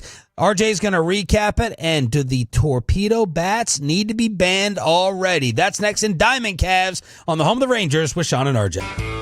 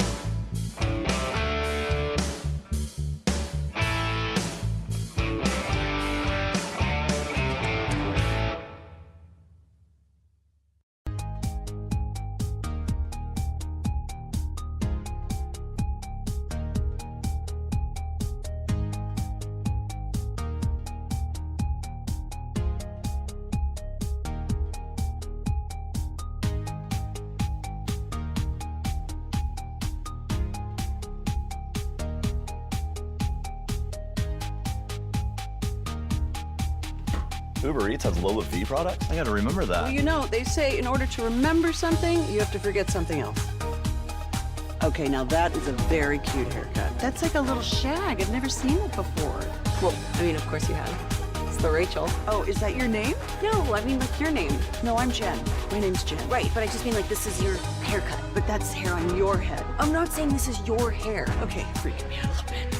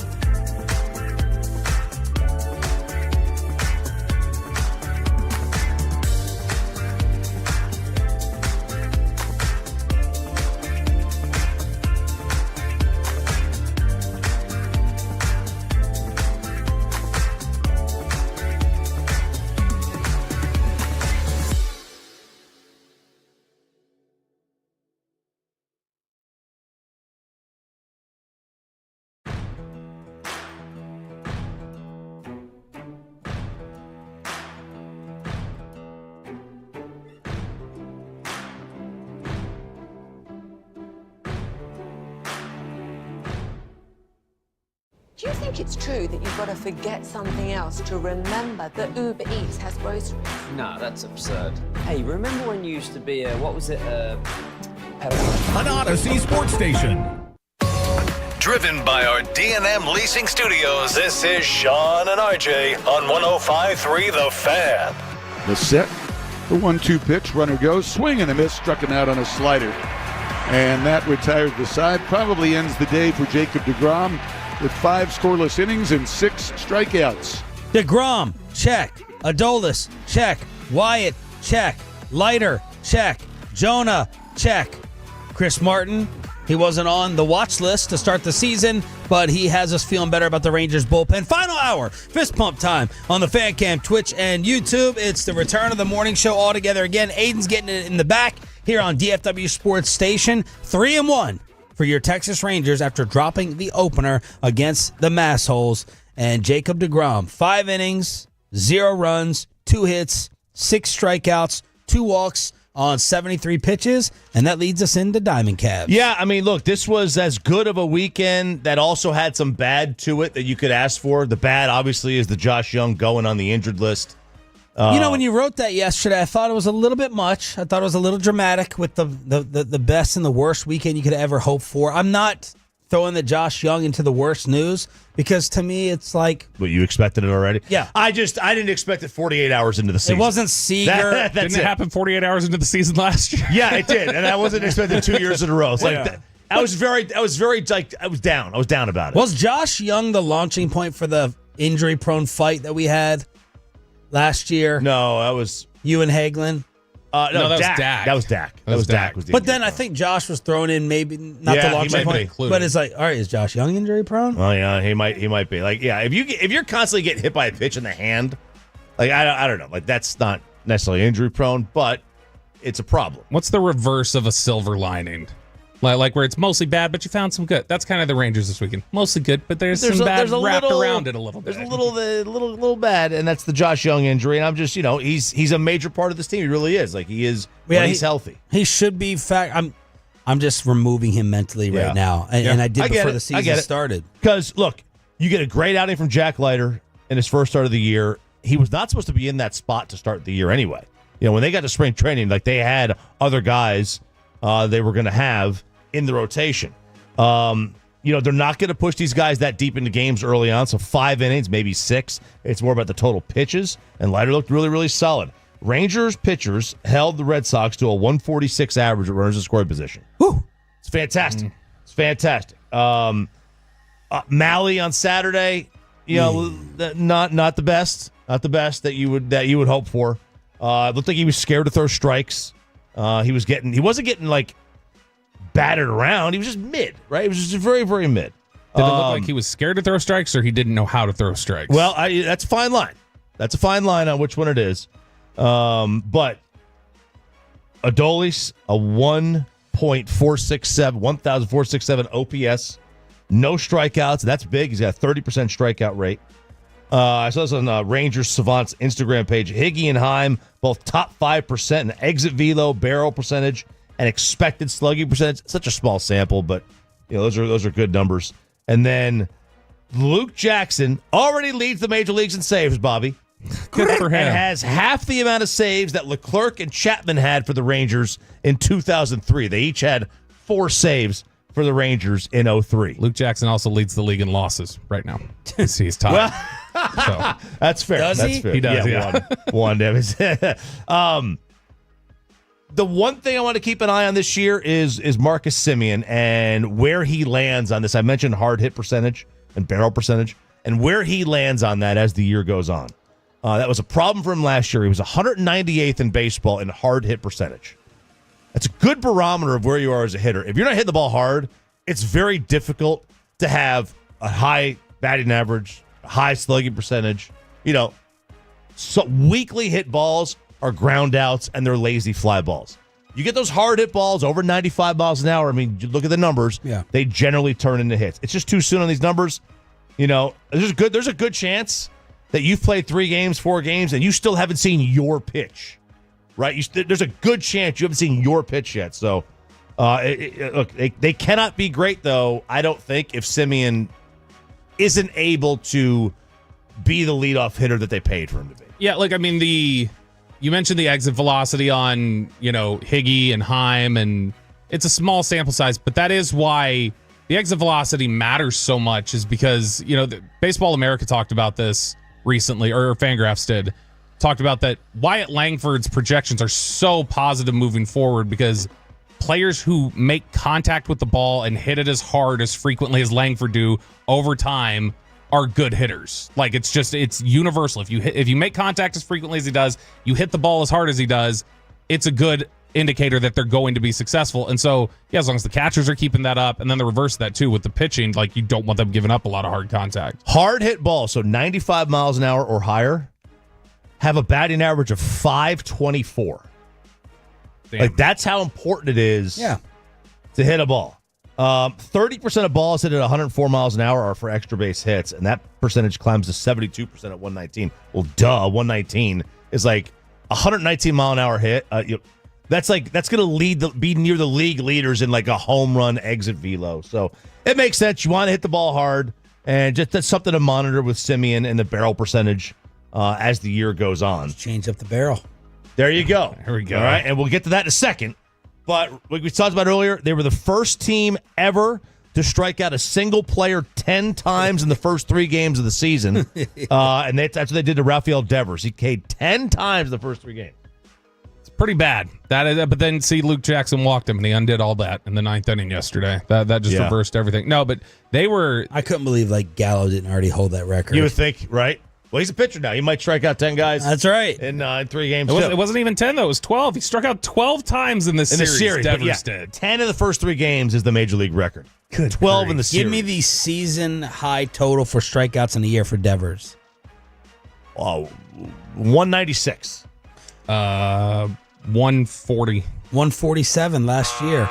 It was pretty close. He is 147 last year, then 126, 114, 143, 119, 121. He's what, 1/15th of the way there already? He's a he's getting close. 278 career hitter, too. I mean, he's a good hitter. Yeah. He's a solid hitter. Maybe playing DH because he used to play third, and maybe playing DH has screwed him up a little bit.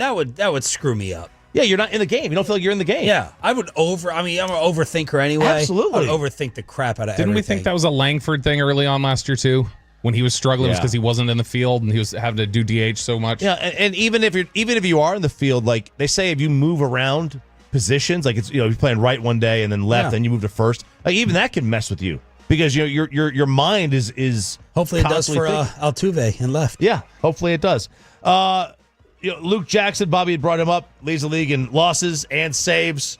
You, though, are ready to move on already. Yeah, absolutely. I'm ready for Chris Martin to close. Luke, I don't understand. Jared was basically mocking you this morning when you asked him about that. Well, get back to down on how many ever inches you're down, and Jared, that's what you need to worry about. On the burrito. On the burrito. I'm just quoting him. I'm going to see how many inches I can take down. Boy, and he was quick to brag about how many more it could have been had he just had time. By the way, Tolo Trey is cursing you right now, justifiably. Mm-hmm. Screw you, Bobby. Pitcher in Pittsburgh and Washington have 2 losses. No. So, apologize. Pittsburgh and Washington are not the American League, Trey. I said lead the league. I did not say lead the major leagues. So you apologize. Just like Evaldi leads the league, leads the AL in strikeouts, but he does not lead the majors. That's interesting because I don't know. When you say lead the league, do you mean the whole league or just he meant the American League? He meant the individual league. That's an out. You give yourself an out there. I don't hate it. Technicality guy, I don't hate it. It's not a technicality, it's just the reality of it. But yes, I'm ready to move on from Luke Jackson. I don't know why we have a career 4.5 ERA guy as like, oh yeah, that's our closer. Like I want an answer. I'm glad Jared's going to run it down. I want an answer. So why isn't Chris Martin capable of doing this? He's looked pretty good during this whole run, and he's been one of the better setup guys recently. You mentioned changing the bats. And by the way, real quick, last Ranger note. And I had that extra shot of adrenaline yesterday, knowing it was DeGrom day. I got it today as well for Kumar. I know that there was some spring training worries and struggles. Bobby mentioned those a lot. But today, the start of the Gag Nation break, as they don't have to work for 2 hours or 3 hours. 5 o'clock pregame, and then the Rangers against the Reds. Reds have started off 1-2, but it'll be rocker on the mound. Rocker on the mat. Okay, so here we go. This is kind of taken over the sport. Yes. And this was announced basically, I think it was on Saturday. So the Yankees hit 9 home runs on Saturday. They scored 20. And during the game, their TV broadcast brings up that they have these different bats. They're shaped a little bit different. They call them torpedo bats. I think that's a terrible name. They look more like a bowling pin. Aiden, see if you can get one on the fan cam. We should throw up a torpedo bat on the camera. So it's just where the label is of the bat, right? It's it's a little bit below the barrel. Below the barrel. Oh. It's a little wider now, and the top of the barrel is more narrow, so like a bowling pin. And the idea was they have this guy from MIT on the payroll, and he said a couple of players of your team are hitting the ball off the handle, off the trademark, and they're getting jammed. They're breaking bats. They're not hitting the ball as hard. So why don't you just move the weight and the thickness and the hardness of the barrel to that spot? And they did. And they have hit the most home runs in the first 3 games in the history of the sport. Wow. And with 15. So baseball was asked, is this legal? And apparently they used these like the last week of spring training. And baseball signed off on this. And now a couple of other players around the sport, I saw somebody with the Twins using one and then one other team, they're starting to use these more, especially if you're a type of guy who gets a majority of their contact not on the barrel. The problem is that what happens when the pitchers just start pitching you outside? Yeah. And now you're going to have the same thing, right? You're just going to have a weaker part of the barrel. It's going to make for some weird, nubbers down the third base line when it goes off that weird, slope down end. By the way, 3+ hours into the show, it seems like all of us are fine with this. Yeah. No one has a problem. We're not crying because the big sports topic today is should the torpedo be banned? Should it be blackballed? And we all seem to be fine with it because it's really the rule is the thickest part of the barrel. Right. The thickest part of the barrel can't be more than I think it's 2.61 inches in diameter. Yeah. And it's got to be one solid piece of wood.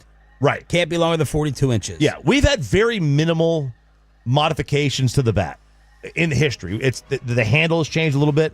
Sometimes you have the knob of the bat, or you'll have a bottleneck, or you'll have the axe type handle. Yeah. We've seen guys shave down the barrel, like the handle as well. You're not really supposed to do that, but we've seen them do that. And then we've also seen a change in the type of wood. They used to use ash wood. Now, about birch. 20 years ago, they used birch. Maple. Maple's the one that shatters like crazy, but it's a little bit harder. So we've seen very small modifications. I've never seen a modification to the barrel size. Yeah. And then we've also seen guys cut that little hole up at the top. Yeah, Sammy Sosa did that. Right. And put cork in there. Yeah, the cork. But, sometimes people cut the hole at the top, take a little bit of the weight off. Brian on the fan text, what's the difference between those and lengthening golf clubs to your swing or bending a hockey stick blade?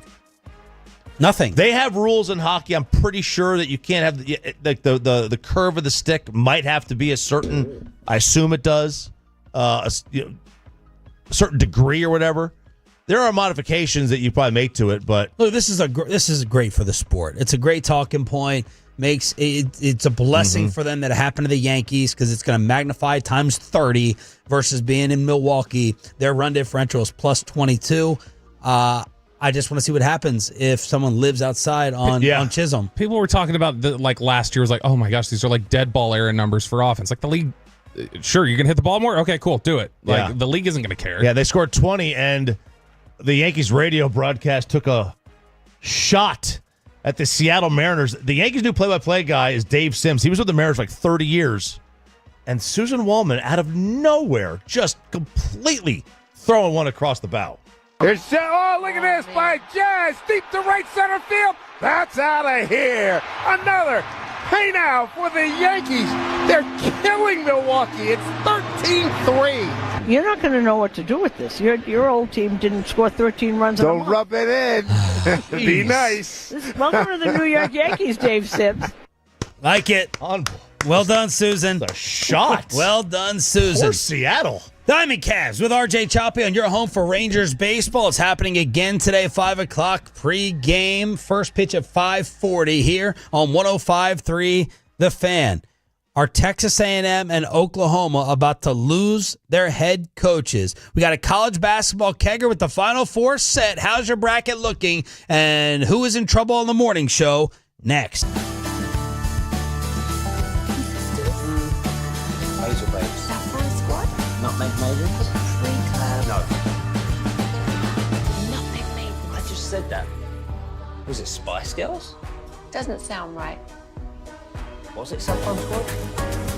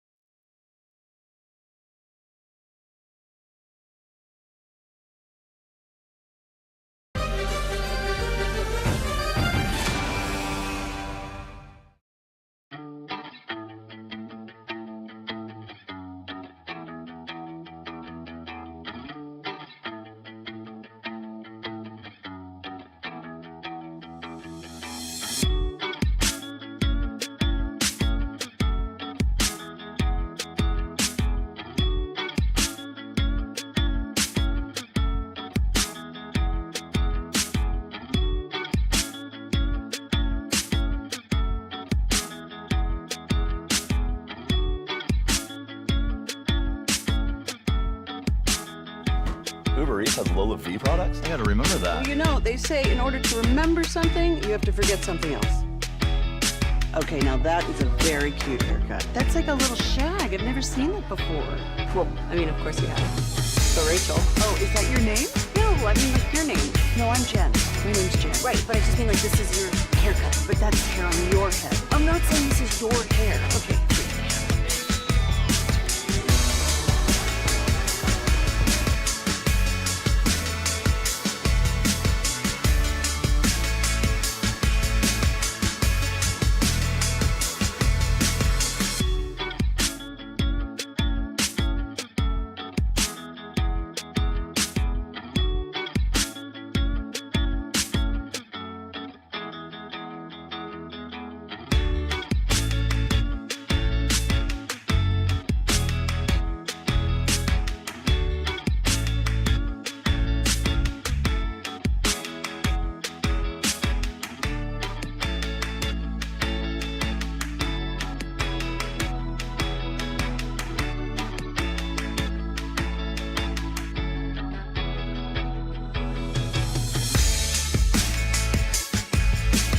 With Frankel & Frankel, there's never an out-of-pocket cost. They only get paid when you win.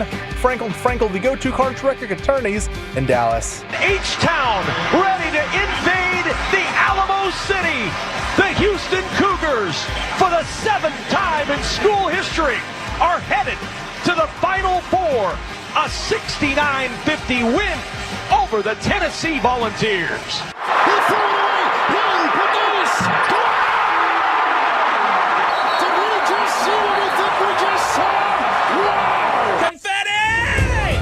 Of course, you had to play that. I told him to play any clip he wanted to. Of course. Well, that's a good call. Any from Westwood One, and I wasn't gonna be rude about it because I know how much RJ cares, but I was really rooting for Houston. When Tennessee started to come back, I was like, oh no, because Bobby said if the armpit won, I was safe from losing the morning show bet, and me and Bobby are out of the woods. We're clear. And if Tennessee would have won, you would have been safe. You would I'd have not been safe? You would have not. You couldn't have finished last if Tennessee won. Listen, that's my first problem is putting any faith in this team, in any sport except for baseball. We're the defending champs. They always let me down, though. They always find a way. In case you did not know, the loser has to solo host for 30 minutes, back to the old 5:30 to 6 a.m. days. What is your level of worry? Yesterday you were texting, you were a little bit worried about it. Are you legitimately worried if you have to do it? Oh, dude, I'm bringing an old pocket schedule out, and I'm just going to go, the Mavericks play here, and then the next game after that, they will have a 7:30 p.m. game, and then they will play a noon game on a Sunday. Because Mavericks looking for some revenge tonight. Because I think a lot of people would be surprised to hear that any of us would worry about that. Be professional broadcasters. Gift of the gab. I have nothing to say in general. Let alone to have to talk to myself. Yeah. Well, I make sarcastic. My whole point is making sarcastic remarks off of what other people say. And what am I going to do? Make that to myself? I can talk for 20 minutes, more than that. But I can talk for 20 minutes. My issue is just I would be in my head the whole time going like, this sounds dumb. Yeah. I'm just filling space and trying to talk for 20 minutes, and this is brutal, and no one wants to hear this. And if you would have picked Houston to beat Tennessee, you would have guaranteed you weren't, because then you and Sean would have had the same picks the rest of the way, and he was already behind you. You would have guaranteed you wouldn't have finished last. But you went with your heart, and it hurt you. It did. It hurt. It ruined me. Yeah. Ruined. So. And Peyton, you think you can fill 2 segments by yourself? No one else in here? Well, I have a question. Can I do life hacks one segment? that would help. But if you say no, then you got to cancel. It's before 6 though. It's before 6. That counts, right? Safe harbor. Or that's a good question. That's a good question of whether you can do like that type of stuff. We'll debate it. We'll think. I just want Peyton to have to deliver basically a monologue, like some Paul Harvey radio address, like "Hello, listeners." Because we're gonna be listening while we're driving in, and especially me and Bobby, because we are not losers officially. Yep. And we're gonna replay it. Yeah. We're going to replay it at 8 or 9, the best and the worst. Yeah. So it can't just get buried from 5:30 to 6. Yeah, it'll be. I anticipate that no matter who does it, I think there will definitely be more content from Peyton. I think that Choppy will get in his own head though and provide some content because he'll stress himself a little. I already the guy Sean Welsh with the Bogey Bros like, hey, I'll come on be your guest. I'm like, I don't know, we can't have guests. No There's guests. There's no guest. You ain't getting free airtime, Bogey Bros. Now listen, I could bring my own guest out. Careful, where are you going with this? I could just do some impressions the whole time. Okay. That's probably what I want to do. They got to be live. Yeah, that's true. They got to be live impressions. You did 20 minutes of impressions. I'd love that content. 9 different characters. I might try to do that. Yeah, Yes. I could try to do something like that. I decided to sit in for my good friend RJ. Do the weave. 30-minute weave. 30-minute weave. College basketball kegger here on the Fan. All right, so Houston, like Peyton said in the clip, they beat Tennessee 69-50. Auburn 70-64 over Michigan State. On Saturday, Duke 85-65 over Alabama. Florida 84-79 over Texas Tech. We had mentioned Walter Clayton earlier, and I did not know this about him. He was a better high school football prospect than basketball. Oh. He had offers out of high school to play football at Florida, Notre Dame, Nebraska, Tennessee, and West Virginia. In basketball, he only had James Madison, Stetson, Florida A&M, East Carolina, Charleston, and Iona. And he went to Iona for Patino, and then he transfers to Florida. Stetson. So how about that? All right, a little bit. He bet on himself in a completely different sport. Do you know the Stetson mascot? The Hatters, right? The Hatters. Yeah. How great is that? The Stetson Hatters. Isn't that where? Didn't deGrom go there? I don't know. I'm pretty sure he did. Anyway, you mentioned in the tease is Oklahoma and Texas A&M about to lose their head coach. And by the way, real quick, early spreads. I want to see if you can guess them. Do you already know what they are? I do not. Houston, Duke. Everyone Houston, and anyone can Duke. guess. Duke by 5.5. 4.5, Duke. 4.5. Bobby Bell. Well done. No, I didn't. Other game.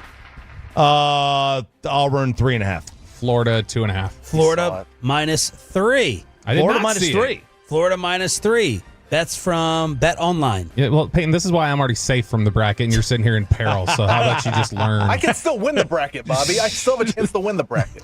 So Kevin Willard is leaving Maryland for Villanova. This took over a lot of the college basketball talk over the weekend. And there are 2 names that are already being thrown out there. And he's complaining about NIL money. So he's complaining about NIL money. He got on a Not rant. enough old baby being thrown around. Right. So he went on a rant a week or so ago about, he outed his AD. The AD there, he outed him. He goes, he's taking the SMU job. And he did. He's taking the SMU to replace Rick Hart as the AD at SMU. And so the AD hadn't even announced that yet. He outed him.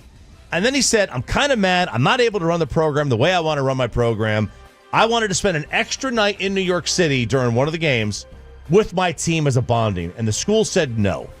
Can't afford it. Not going to do it.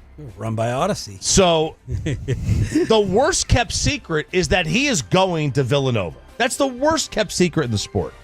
And we've already seen like Will Wade. And Will Wade played it right. He's like, yeah, I'm leaving. He told his players went to bat for McNeese. They beat Clemson, and they lose in the next round. They lost to Purdue. But, well, someone pointed out later on that conversation, they're like, the players weren't devastated because he's going to take a lot of them with him. He's taking them with him. And you know what? There you go. I'd be willing to bet Derek Queen, if he doesn't go to the NBA, is going to Villanova. I'd be willing to bet that some of the Crab 5 is going to go to Villanova. Well, here's Jay Billis yesterday morning. And I recorded this on my phone off the TV, so the audio they stink, but Jay's not, he understands it, but he's like, dude, we got to change something here. It's more of the same. What you heard from Kevin Willard from the podium in his press conferences was, I haven't talked to my agent. I don't know what's going on. So I don't know. He said the exact same thing when he was at Seton Hall and then went to Maryland. The exact same thing. This is the same playbook. And I hate to break this to coaches, but your agent is your representative. So whatever your agent is doing, you are doing. That's the way agency works. But to Seth's point, I don't have a problem with Kevin Willard making this move. That's great. Any coach should look to better himself or herself based upon the circumstances and based upon business. These are business decisions. But one thing you don't hear from the NCAA literati, from the administrators, from Charlie Baker, you don't hear tampering. Nobody's saying there was tampering here. This is a coach under contract that a member institution tampered with without permission from the University of Maryland. You don't hear about loyalty. Where was Kevin Willard's loyalty here? He made a decision to go to Maryland and signed a long-term contract. Where's the commitment that we hear on the part of players? And what about going through adversity?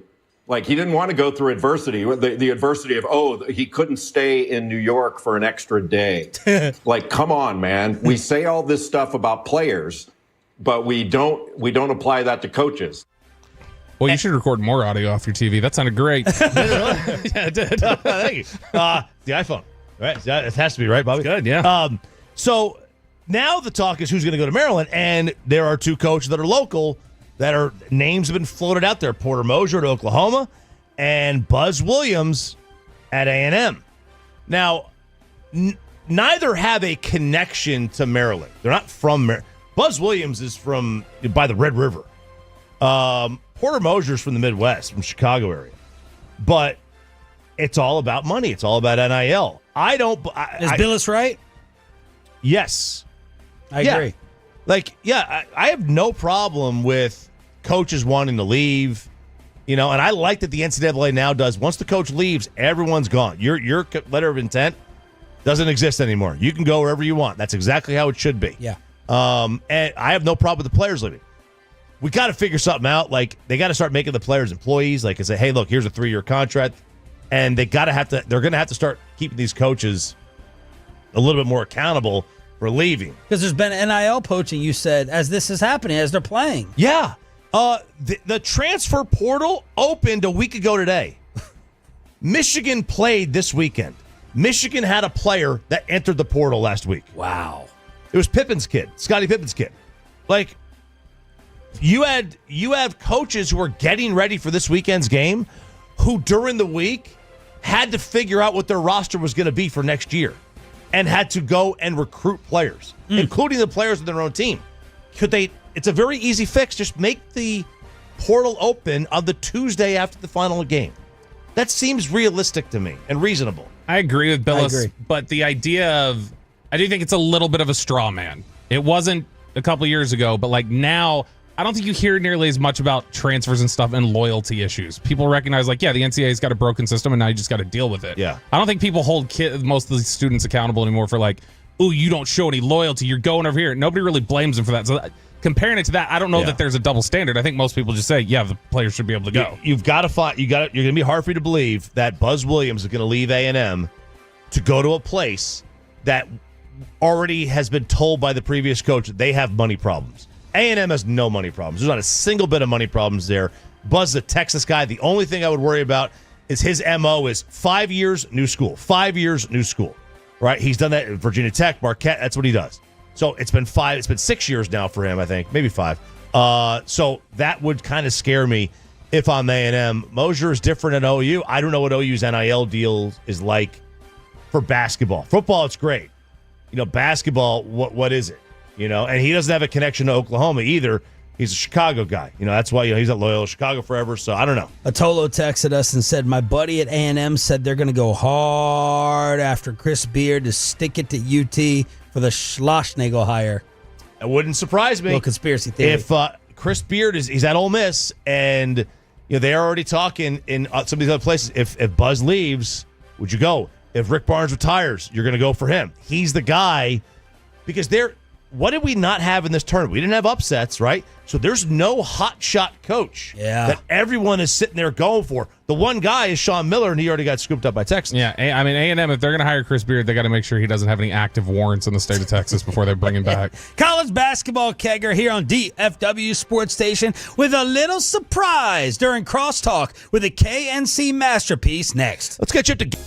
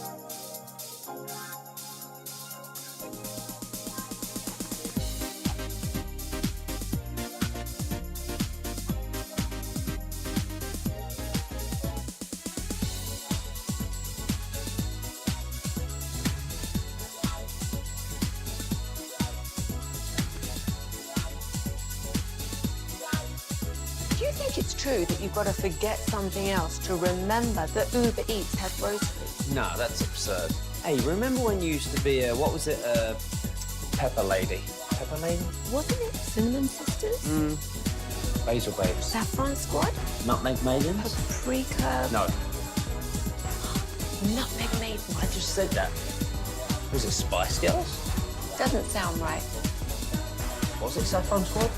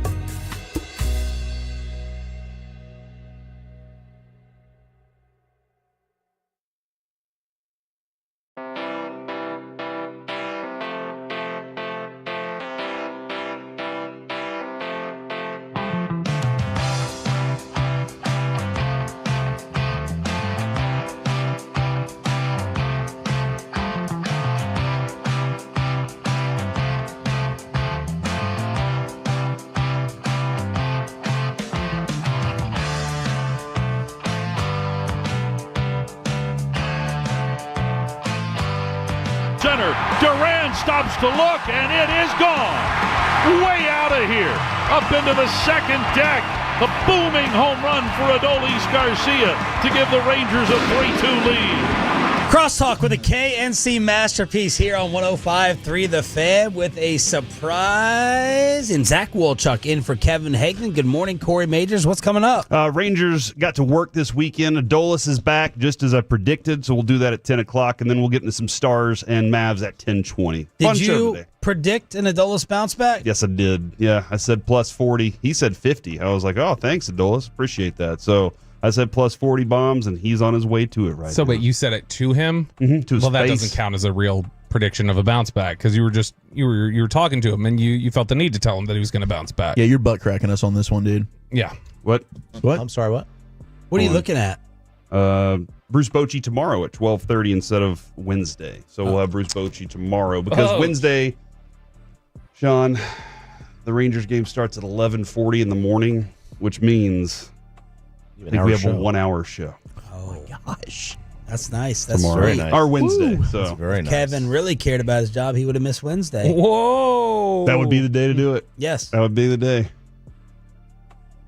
What's happening here? Yes. I think you're gonna say something. Can I just stalled sit in out. with them for the final for that 10 to 11 hour? Yeah. No. And that'll be my 5:30 segment. Absolutely. I'll be doing double the work. That'll be my 5:30. I will be doing double the work. I'll be doing a Sports. full hour. That's Full hour. sports. Okay. A whole hour. And then the gym will be more crowded. My whole day will be thrown You'll off. be doing way less talking with them than you would by yourself. Mike went 4 years without saying more than like 30 words a show. So, yeah, you'd be fine. Are you all baseball giddy already, Wilchuck? Yeah, very much so. I mean, obviously, look, opening day, the way that one ended was a bummer, but to take 3 of 4 against the Red Sox, what I think could be an ALCS preview, deGrom looked great. I do want to see this offense, the entire lineup outside of Jonah Heim and Adolis Garcia. It was nice Wyatt, they went back-to-back, but I was expecting Berger, Peterson, maybe they would have more of an imprint on this opening series. But all in all, I mean, Luke Jackson's definitely giving us Aroldis Chapman vibes, where Jared's listening. we're on the edge of our seat, but man, what the bullpen did the other night, 7 1/3, was incredible. So I'm pumped, and to see Jack Leiter go out there and have a good start was super encouraging as well. Was there some worry out there and surprise about Rocker with the way things are going? The first outing he had, he got rocked. Like he got beat up a little bit while we were there, and then he as things went along, he got better throughout spring training. So that was the thing we saw was, I think even Bochy said this. Leiter showed up to spring training ready.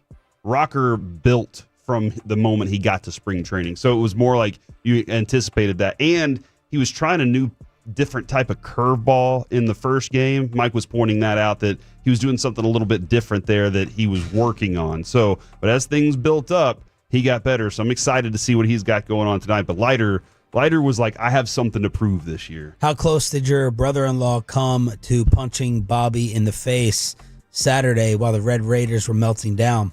I think it was more like internal frustration and anger. I don't think that we ever saw him actually want to get violent, but he definitely was triggered. And the fact that I also joined in and started doing the Gator Chomp, I think that really ticked him off. But he was emotional as hell. I felt really, really bad for him. He's a diehard. Yeah, he is. He is. I mean, he writes for Red Raider Sports. He helps out with recruiting. But they had a hell of a run. And I think Texas Tech's going to be around, man. They've got this thing figured out. They were big winners in the transfer portal in football. McCaslin's awesome. And McCaslin's He's a great coach. Absolutely incredible. So Texas Tech's not going anywhere. I'm not kidding. I genuinely thought for a second he was going to cry. Yeah. No, Like, I did that, too. he was that upset. He might have. He might have gone home and cried. He was talking about missing a rehearsal dinner for like some like his wife's brother or something Yeah. for a wedding because I'll have to go to the Final Four, and then he was just like, I was Okay, like, what do you guys think about a Sunday wedding? No. I've been to one. I've seen them. You know, it's a financial thing. Yeah. Largely, it's a financial thing. It's cheaper to rent the venue out Sunday. Yeah, nobody. I mean, Well, this most people makes don't sense. wanna. It's like telling The Jewish family. Yeah, wow. The Sunday wedding. See, if anyone else said that, you'd. That's why I say it. Yeah. Because I know you're all thinking it. I'll take the bullets. I can get Now away it- from it. now is the Token Jew, baby. Now is the Monday never think it. Memorial Day. If the Monday's a holiday. Yeah, okay, then yes. Oh, yeah. But Right? otherwise, it's like a Sunday, and I do think it's an open bar deal, but I'm not going to be going crazy. You with, said, never mind. No. we don't spare any expense when it comes to the alcohol. Okay? No. All right? We know how to party, baby. So who? But if we can do a Thursday or a Wednesday. Why or, are you asking about it? Your brother-in-law had a Sunday wedding? No, so we've got a wedding we got to go to on Sunday. So my brother-in-law's brother-in-law is getting married. So we were talking about. Your brother-in-law's. Seems like he's talking about himself. no, Maya's brother's brother-in-law is getting married. So we've got a wedding we've got to go to on Sunday. Now, if Tech was in the Final Four, I was definitely going to try and convince him to bail on this wedding, and we just go to the Final Four. I thought that would have been fun. when it got really quiet and he was sad, that was what I told him. I was like, on the bright side, you don't miss the wedding now. You can go to that, and he didn't think that was funny. At all. No, he didn't. So you're not going to the Ranger game with us? No, I won't be able to do that, unfortunately. Sad. I know, I'm bummed. Are you going? Yeah, I'll be there. Okay. You definitely would have liked to have come then. Are you going? Sign me up. Bobby? Yeah, I'm going. Okay. I filled it out. I'm going. Okay, that's good. And Corey, are you going? I've not filled out the form yet. I Well, have not got deadlines today. confirmation from my wife if she wants to go or not. So maybe. Zach, you were able to share notes with me about my trip to San Antonio. You're a big San Antonio fan? I've been a few times, and I do think the food's excellent. So the one place, the first time I ever went was Cowboys training camp back in 2010, and my buddy was obsessed with Mi Tierra. So every time I go, in honor of him, I always check out Mi Tierra. Yeah. And it's not like the greatest restaurant in the world, but it does have good vibes. Yeah. I like the whole pastry deal and the food's solid. I've never had a bad meal there. Solid. And then, is it the marketplace? It's not a lot of room to go, but a fun little area. Yeah, it's cool. Just bands and music and drinking and stands all set up. But outside of that, I don't know how much there is in San Antonio. That was the first time you'd ever been to the city, period. Did you do... No, he went to training Okay, camp. did you do Alamo or anything this time, or have you in the past? I did not. No interest in it? The Alamo might have been the most underwhelming place I've ever visited. It just pops up out of nowhere. There's a Fuddruckers next to it, or there was. I don't think they're in business. Maybe it's a Tony Roma's. Maybe Tony. I think they still. I think San Antonio's the only place that still has a Tony Roma's. Tony Roma's. Did they have Fazoli's or something too? Geez, that's old Tony Roma's. But the weather difference, you guys said at the firehouse, it was freezing and cold. It was raining. It was wet. It rainy. wasn't freezing, but it was cold? just rain and wind, and that wasn't great. But no, San Antonio's always I feel like San Antonio year round is 95 and dry. Yeah. No humidity, just dry heat. Yeah, it's always warm. And the humidity? In the summertime, during training camp, there were plenty of training camps where you go down by the river, and it smells like a swamp. Ooh. What do you think's more justified, Barkley on Galveston or Barkley on the Riverwalk? What do you say about Galveston? Oh man, Dirty see if water. You can find that. See if you can find the Barkley clip. Yeah, Needles. a dirty old water. Barkley on Needles. Galveston is I think, more legit. I think he's probably right about that. Barkley on Galveston's more legit. Yeah. Yeah. Okay. The whole San Antonio's he's doing a bit. There's some attractive women in San There Antonio. are, and look, them. it's an easy city to get around. Hold on. Sean looked like he had something to say. I didn't see any. And I was out But every night. but you saw a bunch of whales, right? Literally. Because SeaWorld, right? Screw you. Yeah, but I'm not doing that. the Menger Hotel bar. I mean, that's the stiffest drink. They make the Loon look like they're serving water. What? Oh man! Wow. It's insane. Did we go there? I don't think you and I went there. I'd been there with. What was the jail we stayed at? You should have jail. Yeah, it was a. That's what I knew the company hotel policy where we were in for 15 years. This was an old church that had been converted to a jail, where the windows were 15 feet up on the ceiling with bars on them. What? And that's where the hotel was. The hotel had one row of rooms, just straight back. Oh man! Did you find it, Pepe? He said no. Okay. He said no. It's not But even Thursday yet. Galveston it's been a long time since it's been nice. I feel like that there's. Okay. I went down there. I remember early 20s. I went down there. We stayed with a bunch of girls. And it was awesome. But with a bunch of girls. The cops ran that city, and we knew the cops, so that was good. Galveston is not great. Galveston has reached a point of so much smack gets talked about it that it's kind of become underrated a little. Let's hear Barkley on it. Disappointing on us. Where they going, Chuck? Galveston? That dirty ass water. We're not even gonna send them to Cancun. We're gonna send them to Galveston where that dirty ass water be washed up on the shore. You people think they're in the beach. Y'all okay? We y'all gonna send y'all to Cancun. Y'all drive y'all quit. Drive your ass down to Galveston. Come on, man. So they're not taking a little. Come on, they didn't even try, man. No, we're not getting them no plane ticket to the beach. We send their ass to Galveston, Texas, right where that dirty water washed up on the beach. They can't even get in the water.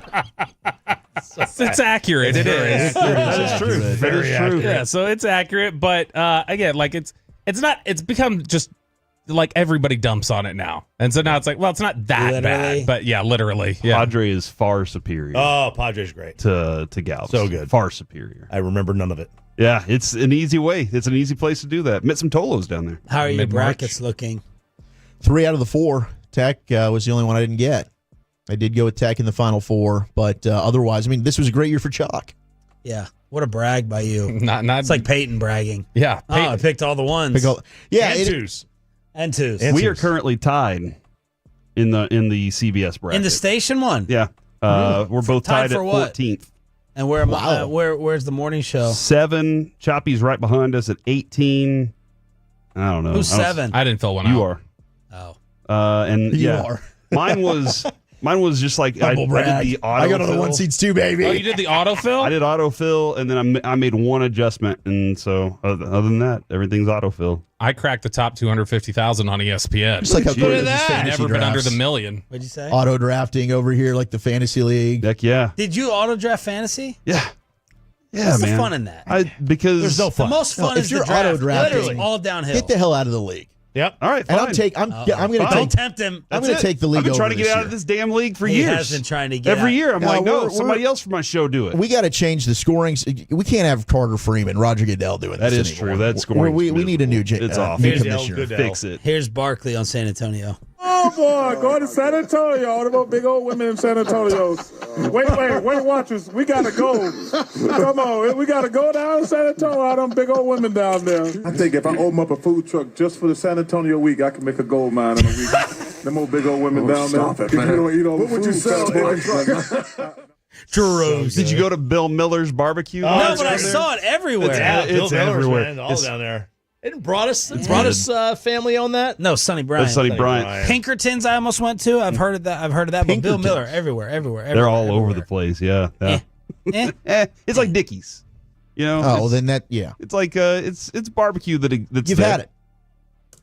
I'll tell you what, I don't dislike any potential sponsors. Exactly. The K&C Masterpiece featuring I love Zach Dickies. Wolchuk Dickies is amazing. next on 105.3 The Fan.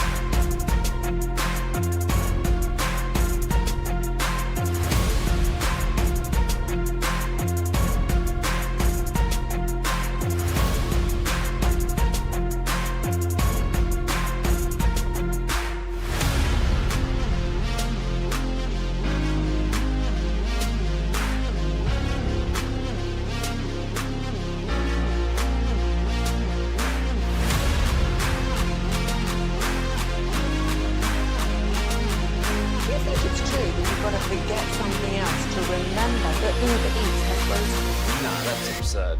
Hey, remember when you used to be what was it, Pepper Lady?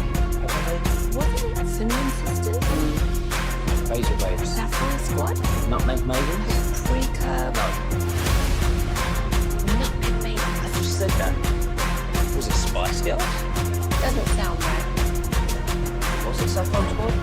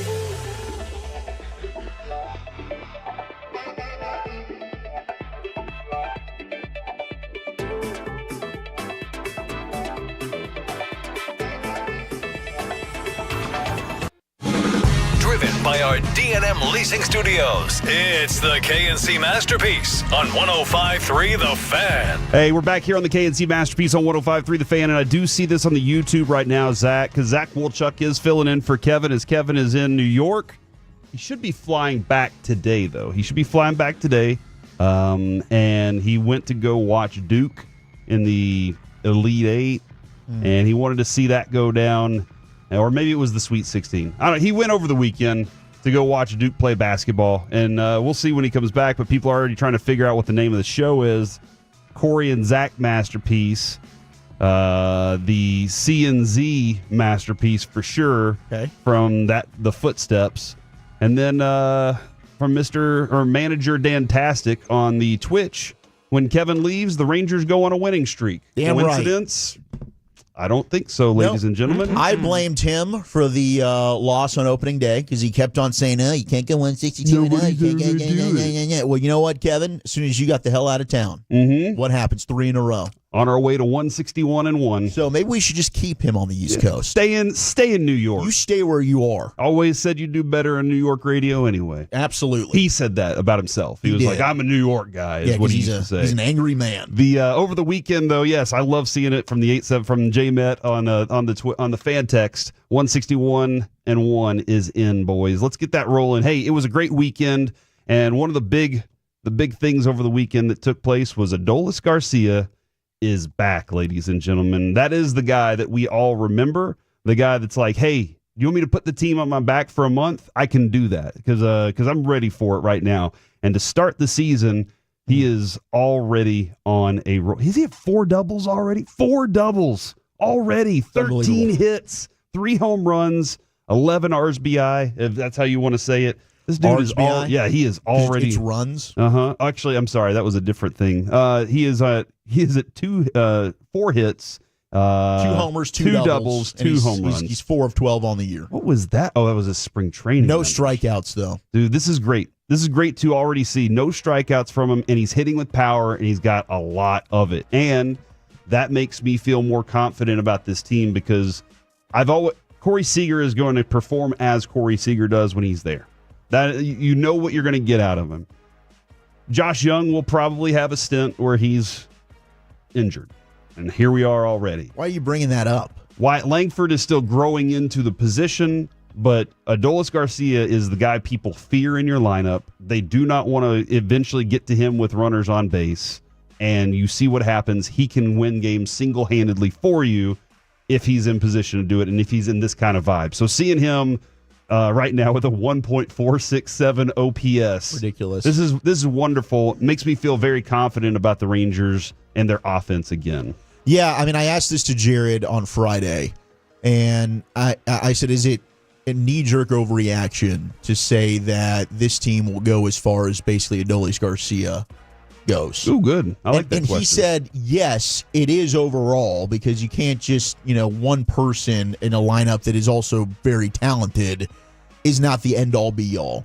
But it really does seem that way. Like, this team is on another level and is a legit championship contender when you have Adolis Garcia hot. And he is that guy that can carry a lineup. We've seen it throughout his career. The problem is he is super streaky. And as hot as he'll get for 6 weeks, he'll go into a month where it's like, what in the world's going on? And you're getting a golden sombrero every damn night. Yeah. But, I mean, you saw it in the ALCS MVP. Like, he is the dude that can literally elevate your club by himself. And he did it for winning 3 out of 4 in the opening series. One of the craziest things, I think it was the ALCS, but it was also, we went to a game with Rachel Ring. She had she won the Ranger Suite via Peace-a-thon. We got to have dinner with her at Pecan Lodge a couple weeks ago. Pecan Lodge, so good. We show up, we're at the game, we're watching it, they're playing the Twins, and Adolis Garcia, every time he comes up, strikeout. 4 strikeouts on the day. And then at the very end of the game, I told Reggie and Kevin, Alec, were you there at the time? Were you with us in this game? I was not. Okay, this was pre-Alec, and he hit a walk-off home run to win the game against the Twins, just like he did in the ALCS. 4 strikeouts, and then all of a sudden, home run. I got you guys. Crazy. Don't worry about it. That's the kind of player he is he can be that. He's trying to, but he worked really hard on changing his swing this year. Then he went back to the old one. You got to. So he changed it, and then he felt comfortable enough to say, you know what, I'm going back to it. Maybe what I learned from it is going to help me out enough to do it. And you even saw when he hit the home run, I think it was Friday night's home run, he pointed over to the guys in the dugout like, that's what I was working on. You guys helped me work on that. Is he the best ever at pimping a home run? Does he do it the best? Man, he might be. Because Odor could pimp a double. You know, he would pimp a double off the wall, but he was definitely trying to show off. But when Adolis does it, he just kind of does his walk. It's a unique swag that he's got, especially when the chain and he's got the one button open. Dolly, I think in terms of best Ranger to ever pimp one, he's the guy. Yeah. The Wyatt Langford continues to grow as well, though. Beautiful to see. 8 total bases. He's second on the team with total bases right now, but also got his home run. It barely got out. Barely got over the fence, but it was nice to see that Wyatt Langford, the pop that everybody's talking about, it does exist. And then on Friday night, if you got a chance to see Jonah Heim, I've been down on Jonah Heim. I've been like, I think Higgy's going to come in here and take a lot over. Maybe after the way that they just used Jonah Heim during the World Series, he was just dead going into the next season. But Jonah Heim shows up with 2 bombs on Friday night. That was special because you needed those. You needed those for sure.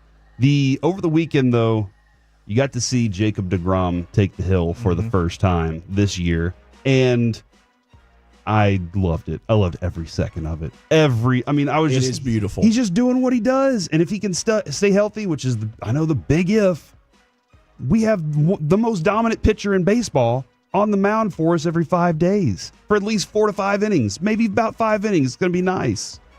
Yeah, 7 strikeout to walk ratio in his 46 career innings with the Rangers. The dude's been brilliant, and his ability, I got a little bit nervous. I knew he probably wasn't going to go past 5, but I'm like, can you leave him out there, please? I just want to see some more. Please, man, have some more. But, hey, him in the long run is more important than anything. But to see him go out, deliver 10 swings and misses, he's been absolutely brilliant. The way the bullpen was over the weekend. But I loved, you're right. And in the baby blues, there's something sweet about that. I like that Boach was talking about that's his favorite unis in the pregame, and a lot of the players would probably agree. My wife, for whatever reason, craps on the baby blues. Oh, really? She doesn't like the color. I love it. What is wrong with you? I've always, when they brought that back. They're my favorites. Now, granted, when they showed us that they were going to bring it back, the first thing they did was put it on Joey Gallo's body, which makes it look amazing because Joey Gallo's 6'5" and just who looks like that guy. Obviously, hitting a baseball is more difficult than he thought. Yeah, sure. Now he's converting to pitcher, and how's that going? Is he doing all right with that now? I have not heard a single update about that. But when I saw it, I was like, man, those powder blues are going to look really good, and they look wonderful on the field for sure. And deGrom looks good in it as well. One full run through the rotation will end tonight with Kumar Rocker on the hill against the Cincinnati Reds, and I'm feeling the Red Sox are supposed to be a good team. The Red Sox are considered, by all accounts, Alec, we were talking about them last week going into it. They might be the next best team to the Rangers. Yeah, I think so. They might have the edge on the Rangers just a little bit, and the Rangers just took 3 of them from them this weekend, Alec. Feels good. I was talking about it with some buddies last week whenever you start to see all the pre-opening day projections by the national media outlets and whatnot, and a lot of them had the Red Sox making the World Series. And there's a lot of people that think that's one of the most athletically gifted teams in baseball, which they are, to their credit. But in terms of actual on-the-field production, you didn't see much of it outside of some guys that you've never heard of outside of that lineup. Like, I swear, I thought it was going to be Alex Bregman that was going to be killing us or something. But no, it's everybody that you hadn't heard of yet. And on the broadcast, they're trying to tell you, hey, we promise Just because he's the 8-hole hitter doesn't mean he's a bad baseball player, but you've never heard of him yet. You should probably know him now. So, yeah, it was the guys that you hadn't heard of, but you were able to shut down some of those talented hitters that were littered all throughout that lineup, and you were able to get some of that really good pitching that they have. So it was a good motivating factor for me going into, this first road trip. I'm excited to see what they can do now. I did listen to Bochy in the pregame show on Friday, and they were talking about Abreu. And he was like, you could hear it in Bochy's voice. He's like, holy crap, that dude didn't do anything against us in spring training. Looked like the worst hitter I've ever seen against us in spring training. And then he comes in here and he looks like Ohtani. He was like, and then they did well enough to make sure he didn't do too much damage from there on. But yeah, there were plenty of guys on that team late in the order that they weren't able to take care of. But man, Saturday night, I went out to dinner with Adrian. We went to a place called Jacko in Grandscape. So it's next to Walk-Ons, but it's like the downstairs Jacko area. Lantern? I think it's just called Jacko. Just Jacko? I didn't see any pumpkins. So maybe it's the Yakko. More like chameleons. Maybe. Could it be Yakko? I don't know. There's some tildes and some other lines above it. What is a tilde? It's the little wavy line. I know, the little wavy line. Wavies. So we went to go have dinner, so I had to catch up on the game a little late. But whenever I looked down, I was like, Mally only made it 1.2 innings? Yeah. What happened? My buddy was at the game, and he said he was so ecstatic whenever Mally got pulled from the game. He was like, I just was so happy that Bochy had a quick hook on it and didn't give it much time because you'd already had, the one loss, and Bochy was like, no, we're not going to let this happen. There are a lot for me, and I don't know about you guys, but I have a lot of questions about Mally. I know you should. I know was he the one that really questioned you guys while y'all were trying to get your interview done? He was like, what the hell are y'all doing right now? It was awkward because we were talking. I think it was Hobie Milner, and shout out to Hobie, ended up getting that win that night. But Eric he started asking about like the ping on the hands thing, which can always be, man, it's real hit or miss. Yeah, it is. To breach that topic. People are either really, you're Luke Jackson or you're Jock Peterson and you're down to roll with anything. Yeah. Or you're like, this is awkward. What the hell's happening? So he immediately runs off, very unprofessional, because now he's leaving me and Hobie just standing there awkwardly. And he chases after Tyler Malley, and he's like, hey, would you ever let him pee on your hands? And yeah, Malley was the one that was like, how did we even get to this conversation? Like, this would never happen. No. And then he goes out there and gives us 1.2 innings. That Maybe being he said, needs that. Our biggest concern, and after game one, Alec, I felt like legitimately a very big concern because Luke Jackson in a high leverage situation didn't appear in game one like he was ready for the moment. Or maybe it was just Abreu taking advantage of him. But the bullpen goes out there after Malley has the 1.2 innings, and they get you the win. Webb, Milner, Garabito, Garcia, Martin all step in there, get themselves an inning or two, and they get you the win there. Does that make you feel any more confident, especially the way Luke Jackson closed it down yesterday? Do you feel more confident and you're like, oh, we have a legitimate closer? Or are you like, I don't know, man, I still have some concerns and some reservations? I feel good with the combination in the 8th and 9th, whatever way you want to stack it, of Jackson and Chris Martin. I trust those guys right now. Your circle of trust alters throughout the year. We talked about it a little bit last week with the 2023 season. Will Smith was a big part of it for half the season, and then he was totally removed from that circle of trust because he proved that you can't trust him. So early on, it's going to alter, it's going to change a little bit, but right now, with those two guys specifically, I feel great. Outside of that, who knows? Jesus, take the wheel at that point. He can figure it out. I don't know. But outside of those two, it's really confusing. Hobie Milner, I hope, playing for the hometown team and being the Fort Worth guy, sometimes that works. Sometimes coming home and getting to play for your childhood team is going to give you that spark and you have that best year of your life that you can't ever replicate again. I hope for that. But I don't know what I'm going to get outside of those two, Wolchuk. I don't know. I don't want Luke Jackson in the 9th inning anymore. Personally, I want to avoid that. I was kind of already there, and I think you've got. I mean, Chris Martin's that guy. I trust Chris Martin. Okay. The dude throws strikes. I do think Jared's right. Eventually, we're going to see Teodo get up here, but I'm all right. Like you said, 7th, 8th inning. Luke Jackson is just going to give us heart attacks, and I like Luke. He's a great guy. But if you talk to Atlanta Brave fans, they're going to say the same thing. Like, I don't think you really want him in that spot in the 9th right there. So I loved what we saw from the bullpen overall. Yeah. I think that CY did a really good job, and you can see this bullpen's good. It's a vast improvement over what you had 2 years ago. I think it's going to be better than what you had last year. I think overall 9th inning is going to be by committee, but if I had to pick a guy that I'm really confident in, it is Chris Martin. Yeah, the overall in the starting rotation, feel very happy aside from Malley, and now he has an opportunity to go out there and go, all right, bad first one. Let me show you what I'm capable of. He has a chance to bounce back. What I'm very interested in, and we'll get the chance to talk with Bochy about this tomorrow, is Leiter, and I'm very interested to see how Rocker does tonight. But Will Leiter, he was fun to watch on Friday night. Like, he was fantastic.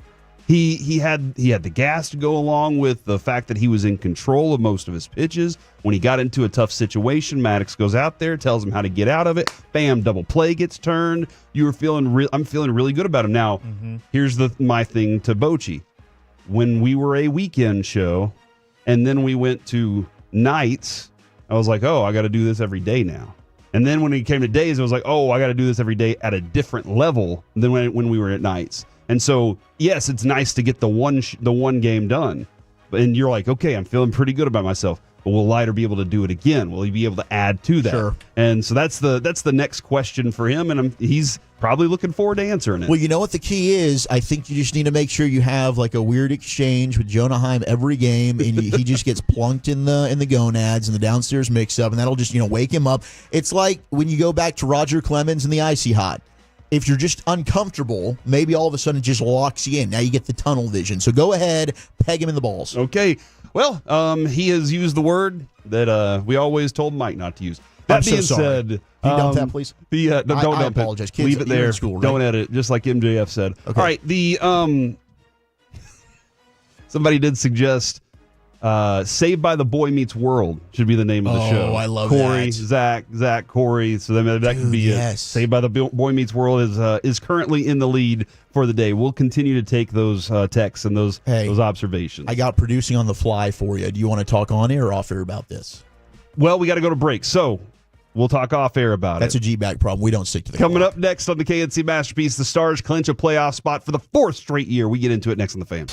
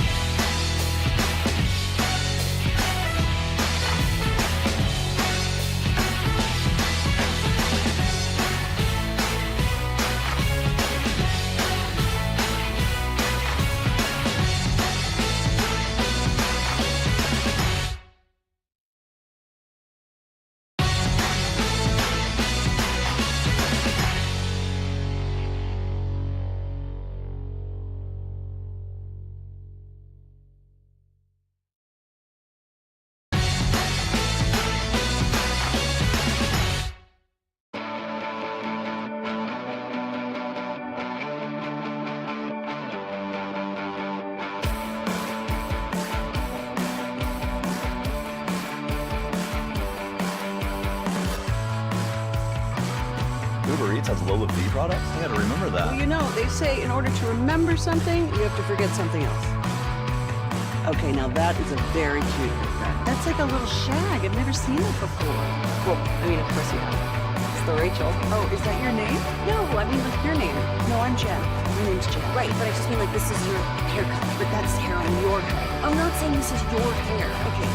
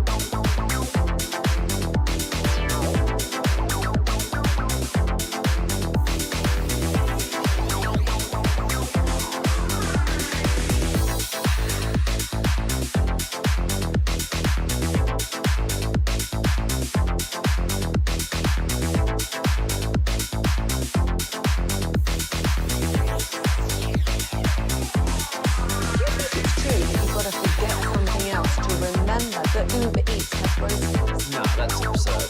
Hey, remember when you used to be a, what was it, pepper lady? Pepper lady? Was it semen? Razor blades. Nutmeg maybe? No. Nutmeg maybe. I just said that. Was it Spice Girls? Doesn't sound right. Was it Saffron Squad?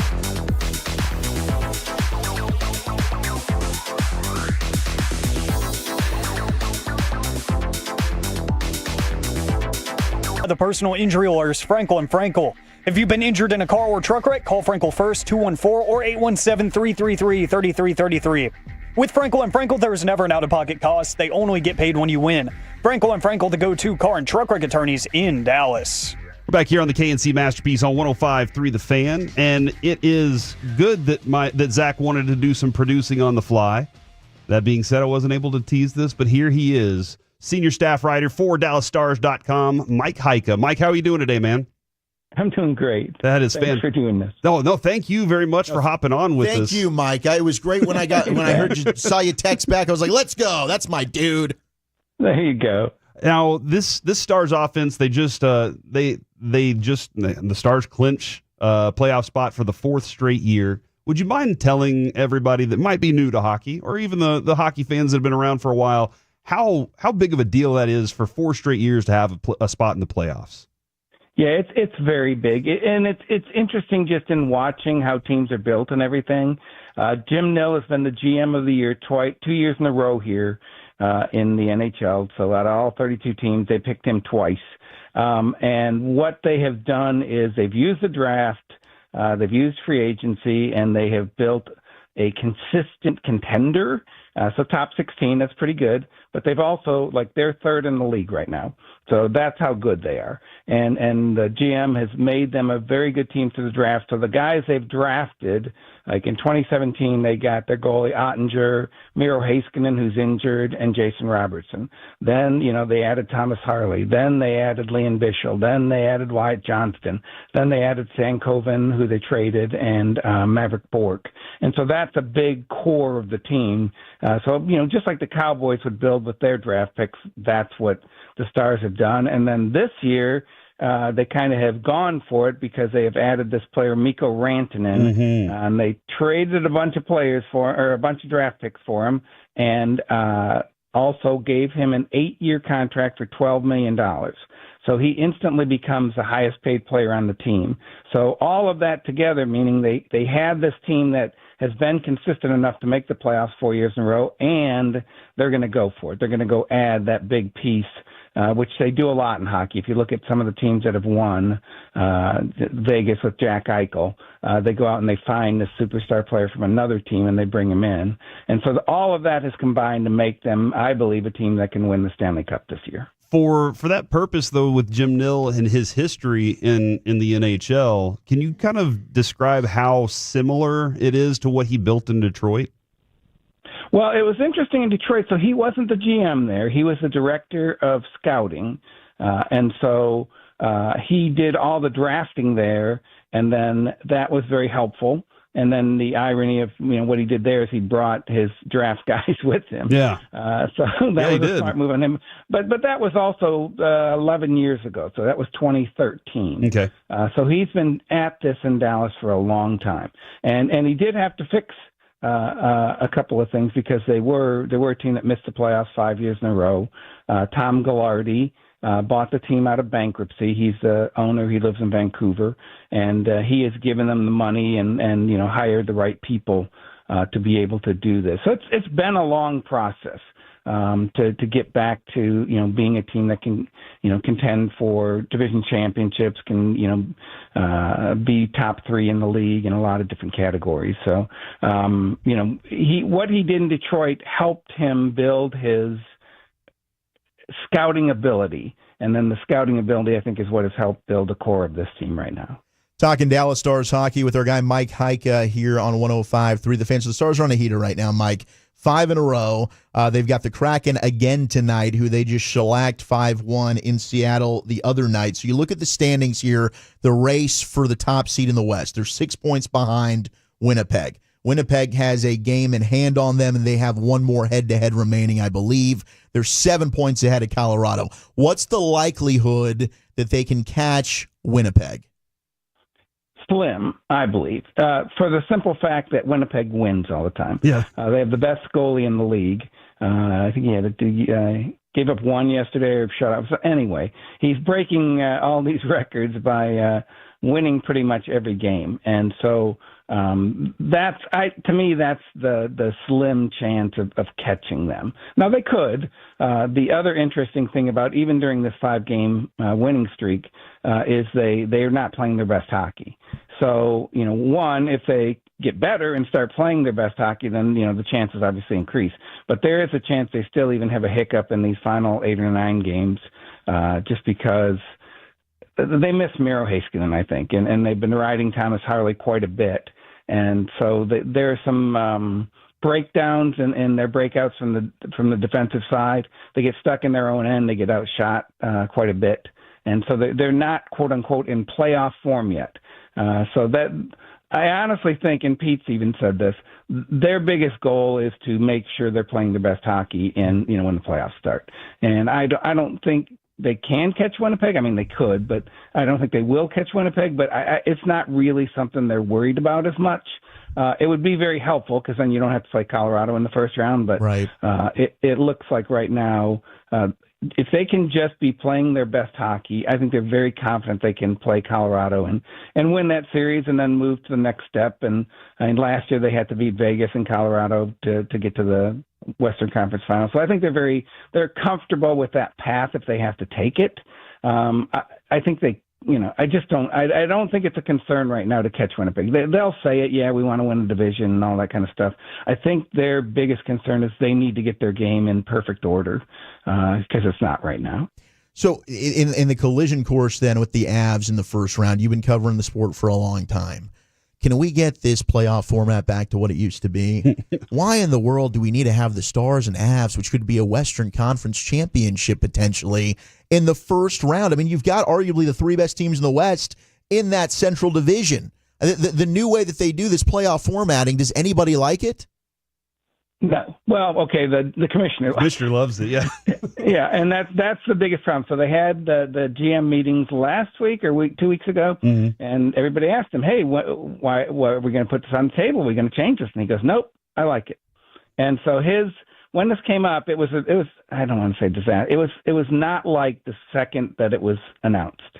And basically, what the concept is you build rivalries, which build matches like Dallas and Colorado, and then, that's a good thing. And then the other thing is, and this is the dumbest thing in the world, but the old format was they reseeded after every round. Well, that's one, it's a little complicated because you can be sitting there in Game 7 and not knowing where you're going, or your opponent could be sitting in Game 7, and let's say the lower seed wins, well, then the lower seed comes over to Dallas instead of coming to Colorado or whatever. So it was a little complicated.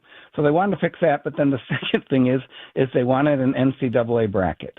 And so they wanted fans to be able to fill out a bracket at the beginning of the playoffs, and then, say, hey, look, I've got my bracket here. Who do you got? And, and it hasn't played out that fans would do such a thing. But that was a big idea that they had, that they didn't want to reseed. They wanted to have the bracket, and, they think it's fine. And the other concept is, and this is from a money-making standpoint, that will be a great draw. So now you get into the first round of the playoffs, and you're not worried about, look, we're, playing some bad team. You're like, holy cow, Colorado and Dallas are playing right off the bat. And now that becomes must-see TV. And so now your first round, you got that one going, and maybe another one in the East. And then, second round, you get what you get, which is, probably Dallas and Winnipeg, which is last year. They got Dallas and Colorado.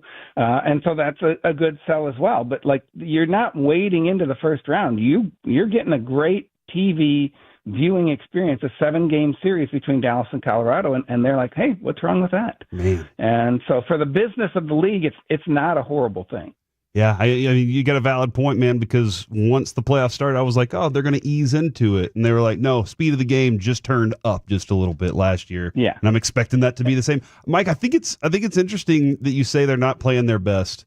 whenever they've scored 17 goals in their last 4 games. It feels weird to say, but you got a really good point. Some of the opponents aren't quite that quality. That win over Edmonton was nice, but the quality of the opponent there. But if you just looked at the numbers, you were like, 17 goals, what's he talking about? But there are a lot of little details about what the offense is trying to build as they get towards the playoffs.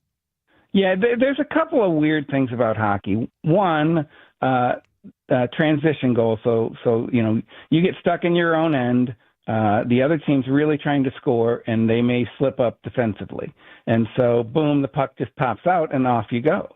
So when they're doing this, when they're getting outshot, like in Calgary, I think it was 45-24. In Edmonton, it was like 43-30 something. Like, they're getting outshot quite a bit, right? So Jake and Casey DeSmith are having to make a lot of stops. Well, the puck pops out, and boom, they're going the other way.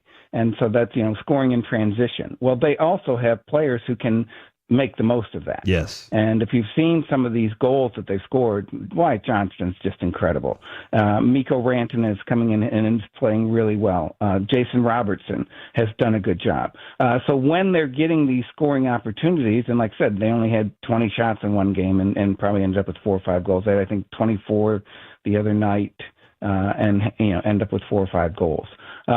So they're very good in transitioning, and they're very good in finishing their chances.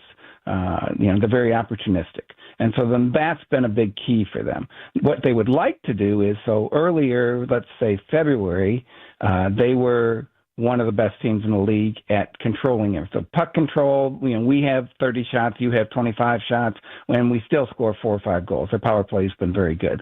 So for about, 2 months there, they may have been top team, and Washington was playing really well too, but they may have been the best team in hockey. And they were doing all the little things right. They were clicking. They call it connected. So then when you're passing the puck, it's just one touch passing like you see in soccer, where it's, you're not sitting there waiting. You're not, it's just boom, boom, boom. You know the pass you're going to make before you even get the puck. And they had about 2 months of play like that, and they want to get back to that level of play. Now, the good thing in all this recent play is, even when they don't play their best, they can find ways to win games. They have really good goaltending. They have very good opportunistic goal scorers. They have a very good power play. They have a very good penalty kill. So even when they're not doing all that puck possession and they're not controlling, outshooting the opposition, they find a way to win games. So that's a good sign, too, going into the playoffs. I think they were so good about a month ago, they'd like to get back to that level of play. Mike, you brought up the goaltending. How brilliant has Casey DeSmith been? And is that, in turn, going to help out Otter heading into the postseason, because he has not been stressed to have to be able to be on the ice as much? Yeah. In fact, we talk about Winnipeg. Connor Hellebuck is hands down the best goalie in the league. And so, everybody's worried about that. Well, he plays almost every game. And last year, he lost in the first round. And so, you look at what that can do to a goalie. And you realize that if you can give your goalie rest, and Jake's an interesting guy too, because he's not hands down the best goalie all the time. He has his ups and downs. And so what he's like, this last 3 games, he's been on a heater. I think he's 1.22 goals against and a 960 save percentage. Well, that was because Casey gave him the time to kind of fix his game. And you're right, the stress too, I think. Like, Jake is very much a team guy. And if Casey went in and lost a couple games, then Jake would wear that weight and say, it's my fault. It's my fault that we're losing because I need to play every game. And when Casey comes in and what did he have the other night? Like 40-something saves. Yeah, it was insane. Just basically stole the game. It was at Calgary, I think. And when he does that, then Jake's like, okay, I'm fine. If Casey has to play, Casey can play, and that's a good process. And so I don't know what they're going to do in these final games. I almost think they should split them, but they're going to do whatever Jake wants to do as far as trying to get his game in a good place.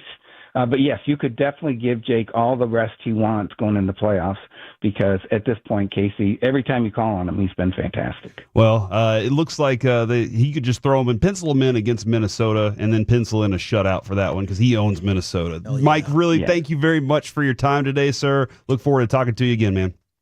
Yeah, anytime. Give me a call. There he goes, Mike Heika, DallasStars.com, right there on 105.3 The Fan. Coming up next, though, torpedo bats. It has taken over. Some people are furious. Some people say shut up. We do it next on The Fan.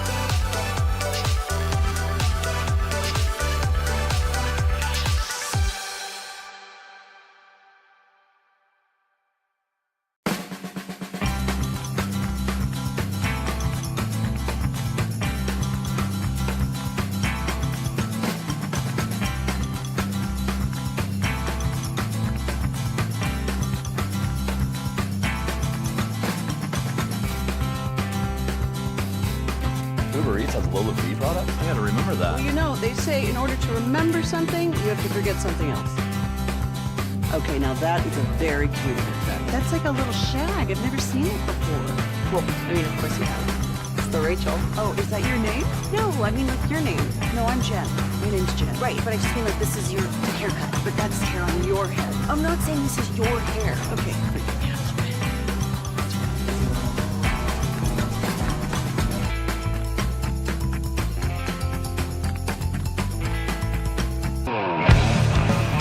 KNC Masterpiece here on 105.3 The Fan. We got Zach Wolchuk filling in for Kevin Hagelin today. Kevin will be back tomorrow, maybe. But he is coming back from New York, where he went up to watch the Duke Blue Devils do some work up there. So he'll be back tomorrow, and then we'll be, I think we do have Bochy coming up at 12:30 tomorrow. So Tuesday, because usually I think we would have it on Wednesdays, but Wednesday is a very short show. So we got him rocking, starting the season with us on Tuesday at 12:30. But right now, it is time for Baseball Nuggets, brought to you by Reliant Air Conditioning, gimmick-free AC repair and replacement. The Yankees tied. Now, buckets. I think it was Friday. They set a franchise record with 9 home runs. And then Saturday, they tied an MLB record with 15 home runs in the first 3 games of the 2025 season. Okay. Trivia. Baseball guy of the day on the line.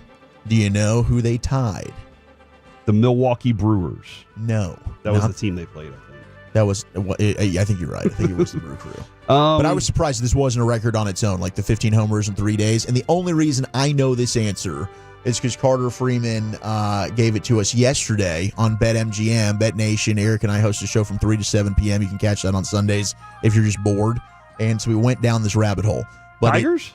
Yes. 2006 Detroit Tigers that lost in the World Series. Ha! Chumps. Pudge was on that team.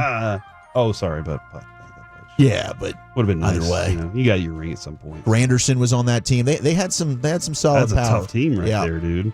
15 home runs though, and people are upset. Why? The people are mad. What's Well, wrong? obviously the pitchers are going to be mad about this. Whose balls are juiced? The Brewers pitcher Trevor Megill. You say that right? Sure. Is it Miguel? Miguel. I don't know. My name's Jeff. He said they're going to point to a location on the bat and that is probably 6 or 7 inches down on the tip of the bat. That's where the sweet spot typically is. It's just through those conversations where you think to yourself, why don't we exchange how much wood we're putting on the tip versus how much we're putting in the sweet spot? This actually isn't McGill. That's the original concept right there. Just try to take all that excess weight and try and put it where you're trying to hit the ball. And then in exchange, try to take the thinner diameter that's used to make an even sweeter spot on the tip of the bat. So basically what they do, if you look at the way this bat is shaped, at the top of it, it's a little thinner, and then it gets fatter in the middle of it, and then it tapers back down. Sounds familiar. And Miguel said, I think it's terrible. We'll see what the data says. I've never seen anything like it before. I feel like it's something used in slow pitch softball. And then he went on to say, it's the Yankees, so they're going to let it slide. And I think everybody that is not a Yankees fan is in agreement with that. Like, as a Rangers fan, you're just like, yeah, the Yankees can do whatever they want to do. For me, whenever I see it, I'm like, that doesn't seem legal at all. It doesn't seem like it's a legal bat by any means.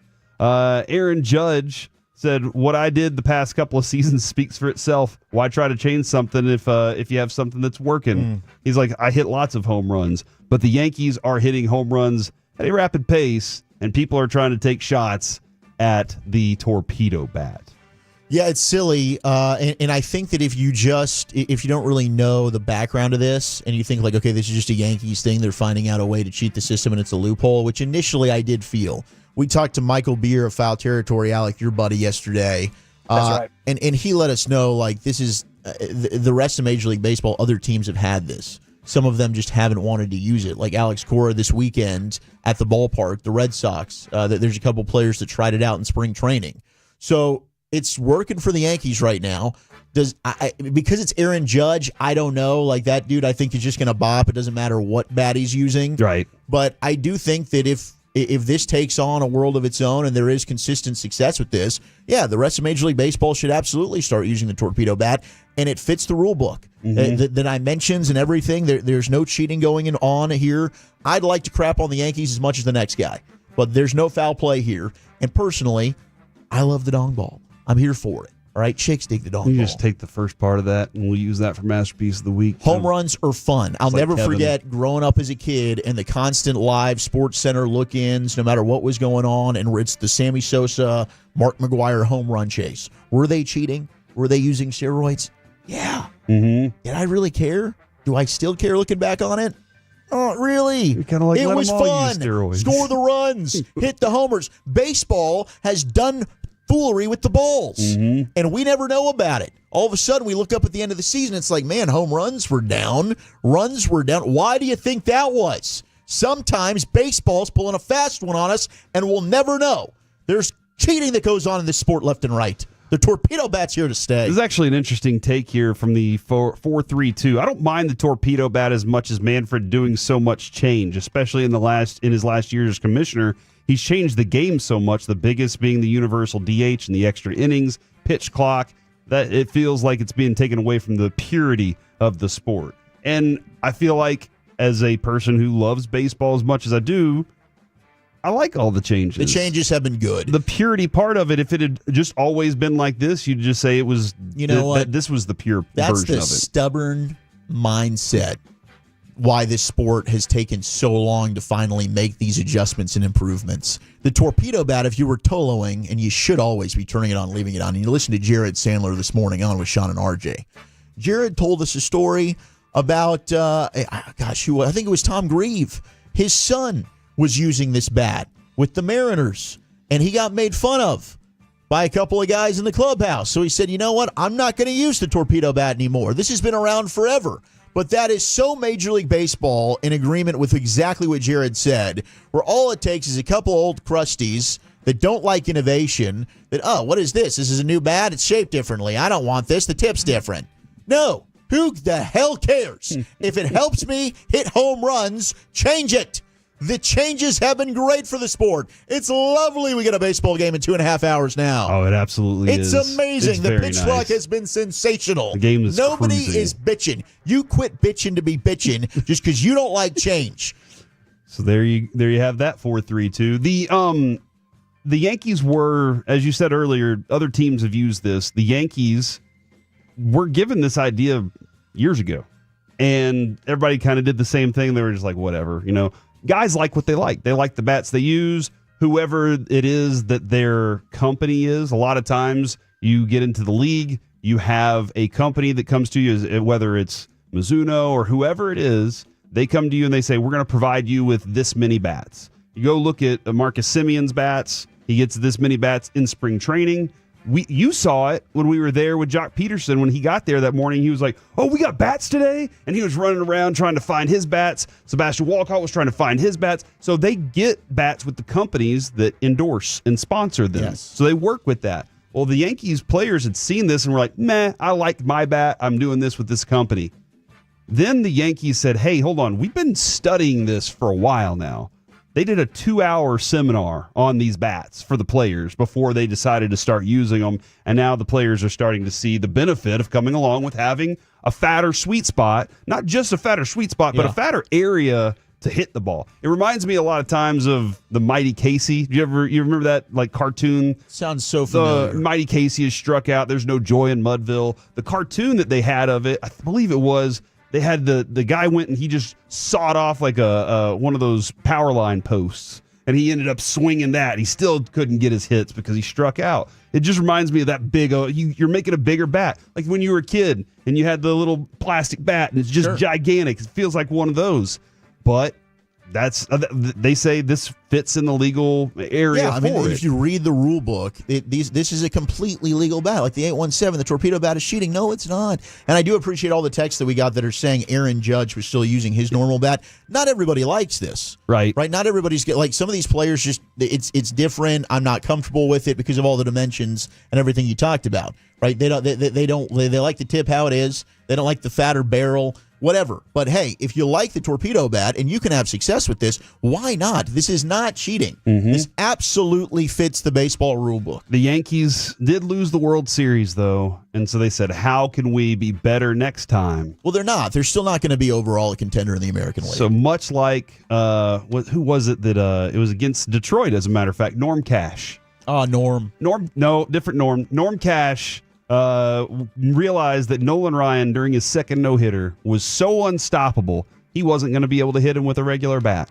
So Norm Cash went into the clubhouse, aluminum, got a saw, sawed off the leg of a table, and walked out to the batter's box with the leg of a table in his hands. And the umpire was like, "What the hell are you doing?" And he said, "I haven't hit him all day long. I might as well try using some other bat." And that's kind of what it reminds me of there is everybody's like, hey, we didn't win. Let's try and use something else. Leg of a table's the way to go. So, yeah, from the 858, the torpedo bat is basically baseball's version of the tush push. That's a good comparison. Something that other teams are going to be like, hey, hold on. We can do that too. We can do it too, but we're not doing it. And y'all are really good at it. Torpedo bats.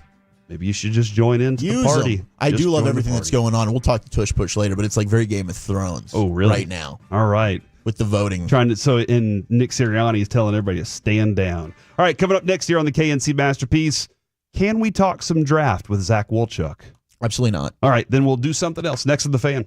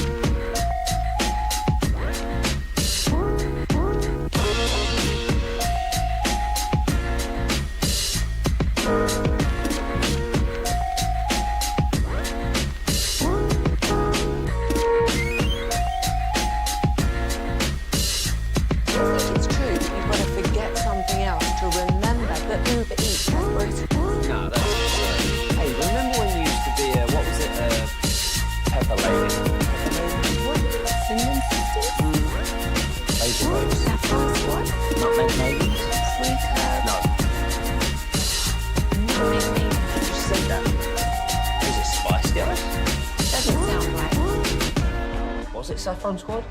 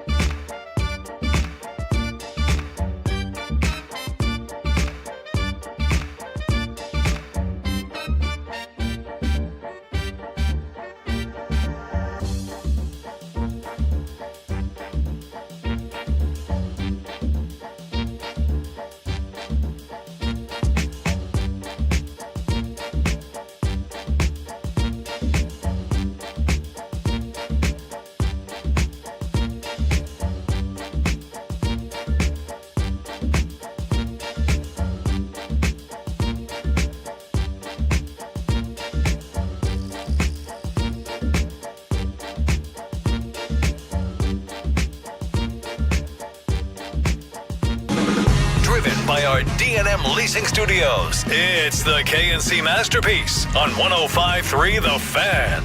Back here on the KNC Masterpiece on 105.3 The Fan.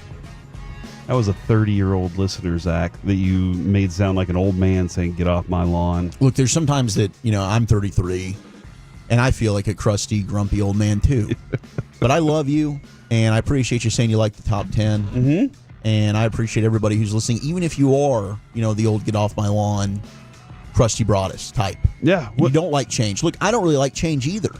I like my routine, but sometimes things are good for the sport, and growth is needed. And I think Major League Baseball has finally joined that party, and it's been really, really good for the game so far. Hey, man, every single table at the bar is going to have different conversations rolling. All right? Right. You're going to have different personalities. That's the fun part of it, though. All right, let's dive in a little bit on some draft conversation. I wanted to start things off with Brian Callahan. He has now said, I got a short list. I got a short list of players that I think are going to go number one overall. And I don't think these are any surprises, but it is nice to hear the names on the list out there.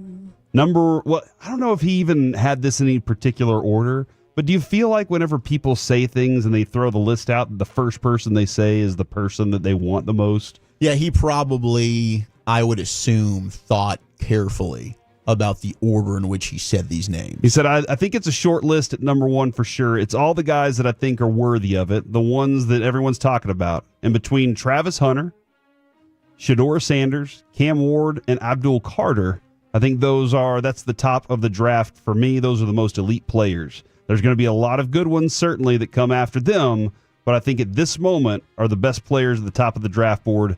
It's those four guys right there.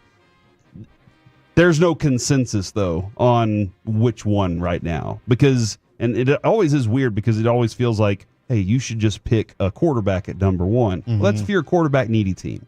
Well, what if you're a defensive end needy team? What if you're this? Do you go ahead and do it at number one, or do you try to trade out? You do all the things you possibly can. Those four, though, they're the talented ones in this group. I still don't know how much I believe in Cam and Shedeur and their futures, but the other two have very interesting and unique abilities on the field. Yeah, I mean, they know they're taking Cam Ward. I really do believe that, and they met with him at the pro day. They're having a private workout with him. They just have to go ahead and keep all things open to the public.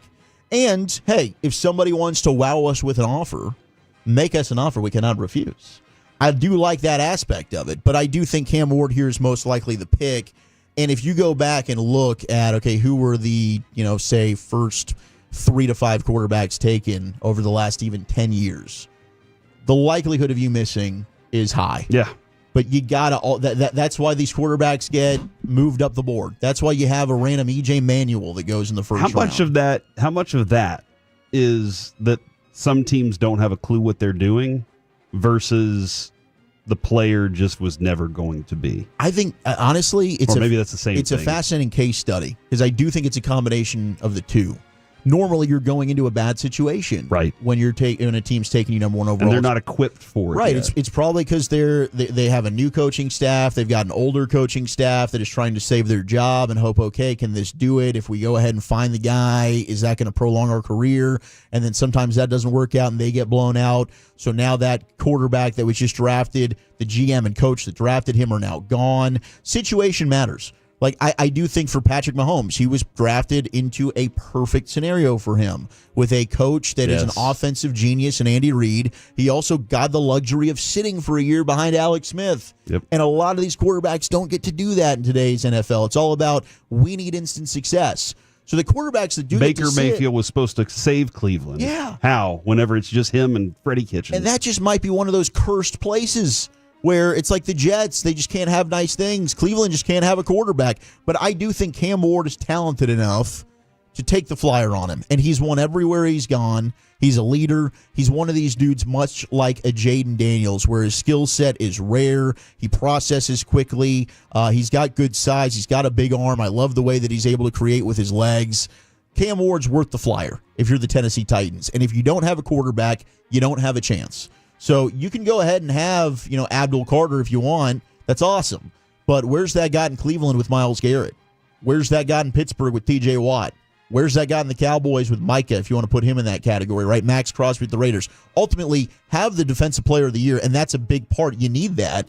But the quarterback's the most important on the field. And until you get that position solidified, you got to keep taking the risk. You got to keep gambling. And the likelihood is you're probably not going to hit, but you're trying. And when you do hit, now all of a sudden our Super Bowl window is a decade. Yeah, yes. And that's what everybody's trying to shoot for. Yes. Oh, that's what the Cowboys were hoping whenever Dak Prescott showed up on the scene. They were like, realistically, this window's huge. Dak's done that. Yes. I mean, we can go Giving back. you chances. Yes, we can go back and talk, when we were Cowboy fans in the early 2000s, and Brian will say that was his fault and he had a hand in that, whatever. He wasn't alone. We're sitting there watching on Sundays, Chad Hutchinson trot out there, Drew Henson, Anthony Wright, Ryan Leaf, Quincy Carter, Clint Sterner, Vinny Testaverde, Drew Bledsoe. Hell, yeah. I mean, to your point, right? I mean, if you don't have the quarterback, you don't have a chance. That's why I've always argued and probably been the last to the party to jump off said Cowboys bandwagon when it comes to the quarterback. I would defend Romo, and I defended Dak as long as I could. Yeah. Because those guys give the Cowboys a chance to win.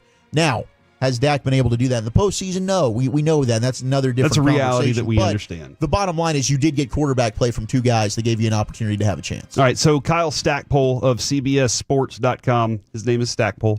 His round one looks as such. Okay. Cam, Abdul Carter at 2 to the Browns, Travis Hunter at 3 to the Giants, Mimbo to the Patriots, Graham to the Jaguars, Genty to the Raiders, Tyler Warren to the Jets, and then Michael Williams, Will Campbell, and Kelvin Banks Jr.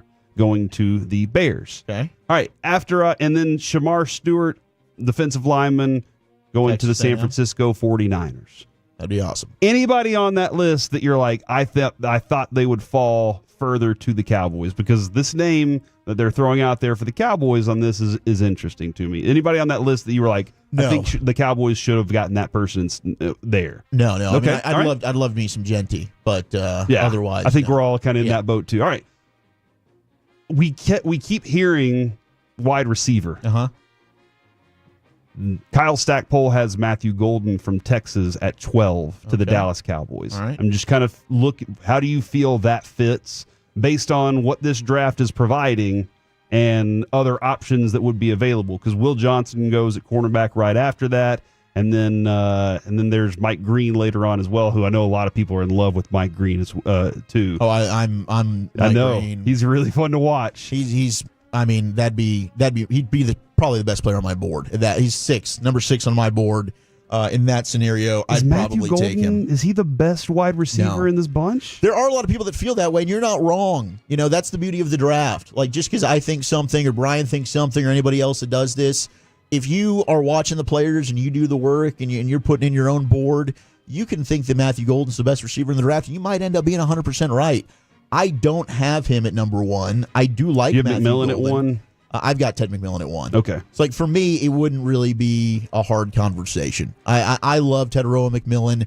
We played the audio on G-Bag where he was followed around by this off-season YouTube show. Yes. And he was eating, and he said, like, I don't love football, and he doesn't really watch tape by himself. He watches it, like, with the wide receiver room. Mm-hmm. I did ask around about that. I was like, how much of a problem is that?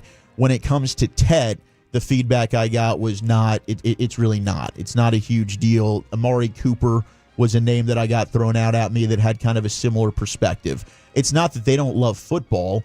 A lot of these guys like playing it. They don't really like going and watching the game. So apparently, like, character-wise, Ted is off the charts. Golden's a good player, but I do think there are, I mean, you look at the production overall over the course of his career. Yeah, I mean, you led the team with 987 yards, 58 catches this past year at Texas. He was number 1. He ended up surpassing Isaiah Bond, but I think from a production standpoint, Ted McMillan at 6'5", 210, he is just blowing Matthew Golden out of the water from that aspect. Tell me the difference in their style, too, because I'm always trying to pair something up with CeeDee Lamb because I'm trying to figure out how to get CeeDee. I'm getting mismatches for CeeDee. That's what I'm trying to create is how do I get CeeDee maybe in the slot or up against somebody.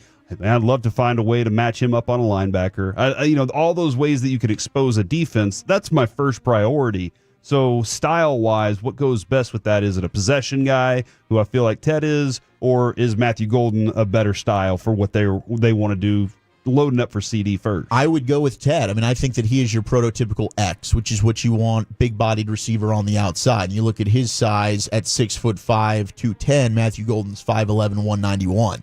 Now, Golden is the faster, twitchier player, but Ted McMillan's catch radius is absolutely unbelievable. And I still, to this day, the Drew Pearson catch radius story is my favorite, where he's like, I didn't have a radius. I had a zip code. And he said, you just throw it in my zip code and I'm catching that. And I love that kind of confidence. Like, Ted would make, there were some poor decisions by their quarterback, but it's like, is it a poor decision if you're throwing it up in double coverage and Ted McMillan's there? Because it's not 50-50 balls with Ted. It's more like 70-30 balls. So for me, like, you are getting the bigger, more possession receiver, but a guy that I get the speed when he runs the 40, but he's just such a long strider. He can win down the field. Like, you see that from Ted McMillan. So, like, Matthew Golden, you'd be getting more of your Tyreek Hill-esque type of player. Super fast, get the ball in his hands. I do think he's a solid route runner. He was a big play guy at Texas. Yes. Like, and in big moments, too. Like, they needed somebody to step up and make a play. Golden would do that. But I just think, for me, yeah, Ted McMillan's the best receiver in this class, if I'm not including Travis Hunter as a wide receiver. You have a size advantage like that? You have something that people envy. You need that. You have something that everybody else is going, dadgum, we wish we had that. Not saying that 5'11 isn't, can't be a different style of player to go along with it, but when you have that size advantage, you saw how helpful it was for Randy Moss. I'm not saying he's Randy Moss. Mike Evans. By any means. You see that with Mike Evans when it comes to the ability to be more physical, block out, box out somebody, and you're now, if it's Dak or whoever the quarterback is, you have a little bit more height to throw up to, and that always helps out as well. I've been kind of curious about this for a while. Is there a team that kind of concerns you about jumping in front of you? Because I do feel like when you're at 12, it is kind of we still got to see how the draft falls to us. You're just in fantasy drafts. You're just like, I'm picking 6th. I can't get all worked up over one player. I kind of have to be ready to be able to take any player that lands in my lap here. At 12, I kind of feel the same way where you're like, we know some of the positions we want. Sure. But is there a player that maybe you're like, okay, I'd be afraid that they would jump up and take the guy that I really like? It's like if Genty, for whatever reason, slid, I think Denver is a team that might be, we'll make some calls. We'll jump up. Because Dallas, I think that's a foregone conclusion. Like if Genty were there, if he's there, there's two teams like Vegas and Chicago that I think are probably going to take him ahead of you. But if all of a sudden, like he's on the board at 11 with San Francisco, I think you look at you look at Denver at 20. They're probably going to get on the phone and try and jump Dallas for that pick. But and it might be, I mean, I know we've seen the Amari and Hampton mock a lot. Yes. I do think running backs are going to go much higher than we think. I wouldn't be surprised if 3 backs went in the first round of this draft. I just think that the running back revolution is real. The renaissance is real. And there's some quality backs in this. There's some really good ones here. But overall, no, I think it's going to be harder to trade down because I think so many teams are trying to bail this year. And everybody's kind of so stacked together on people's boards where there's not like the outlier player, like I gotta have that dude, to where a lot of teams are thinking, okay, I got 3 or 4 players that I like here. I can stay put. I don't have to mortgage my future to move up and go get a guy. So I don't think so, but if Genty were to slide, I do think Denver is one of those teams that could be hunting a runner. Okay. And how many first round do you have? 15. You have 15. That's low. Yeah. That's low. I mean, I know 17 is really good, but 15 feels pretty low for first it is. round. You don't have like the elite talent at the top of the board like you did in like last year's draft class was just better overall. But the second and third round this year, you're going to get some quality starters. Jeez. Okay, that's what I'm looking for. Quality starters for this team. Now let's get some more second and third round picks. Hey, if the Cowboys can bail down, look, these teams that want quarterbacks like Jackson Dart, Jalen Milroe, you might get 3 go in the top 10. Like New Orleans is hunting quarterbacks. Do the Jets want a guy? Do the Raiders end up taking one? Maybe you need to move up to 12. We're open for business. Yeah, let's go ahead and open that door right now. This is KNC Masterpiece. We've got Zach Wolchuk filling in for Kevin Hagelin, but we also have AM on the FM coming up.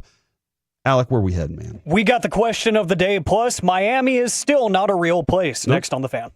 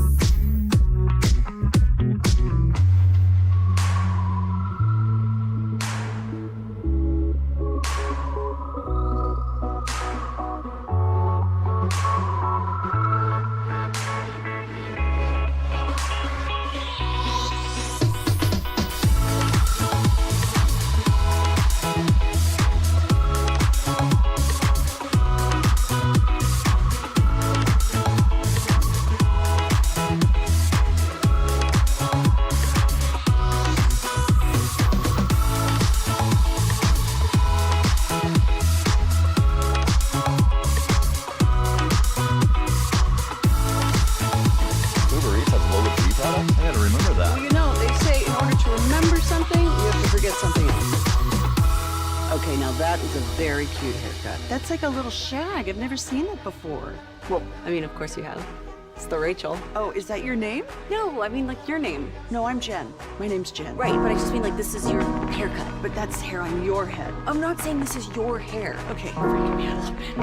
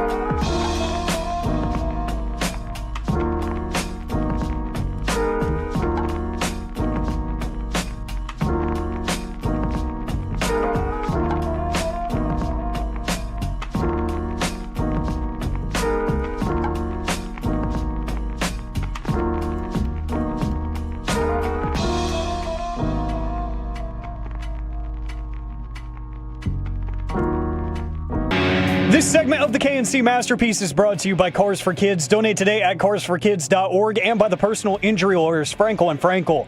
If you've been injured in a car or truck wreck, call Frankel first, 214 or 817-333-3333. With Frankel and Frankel, there's never an out-of-pocket cost. They only get paid when you win. Frankel and Frankel, the go-to car and truck wreck attorneys in Dallas.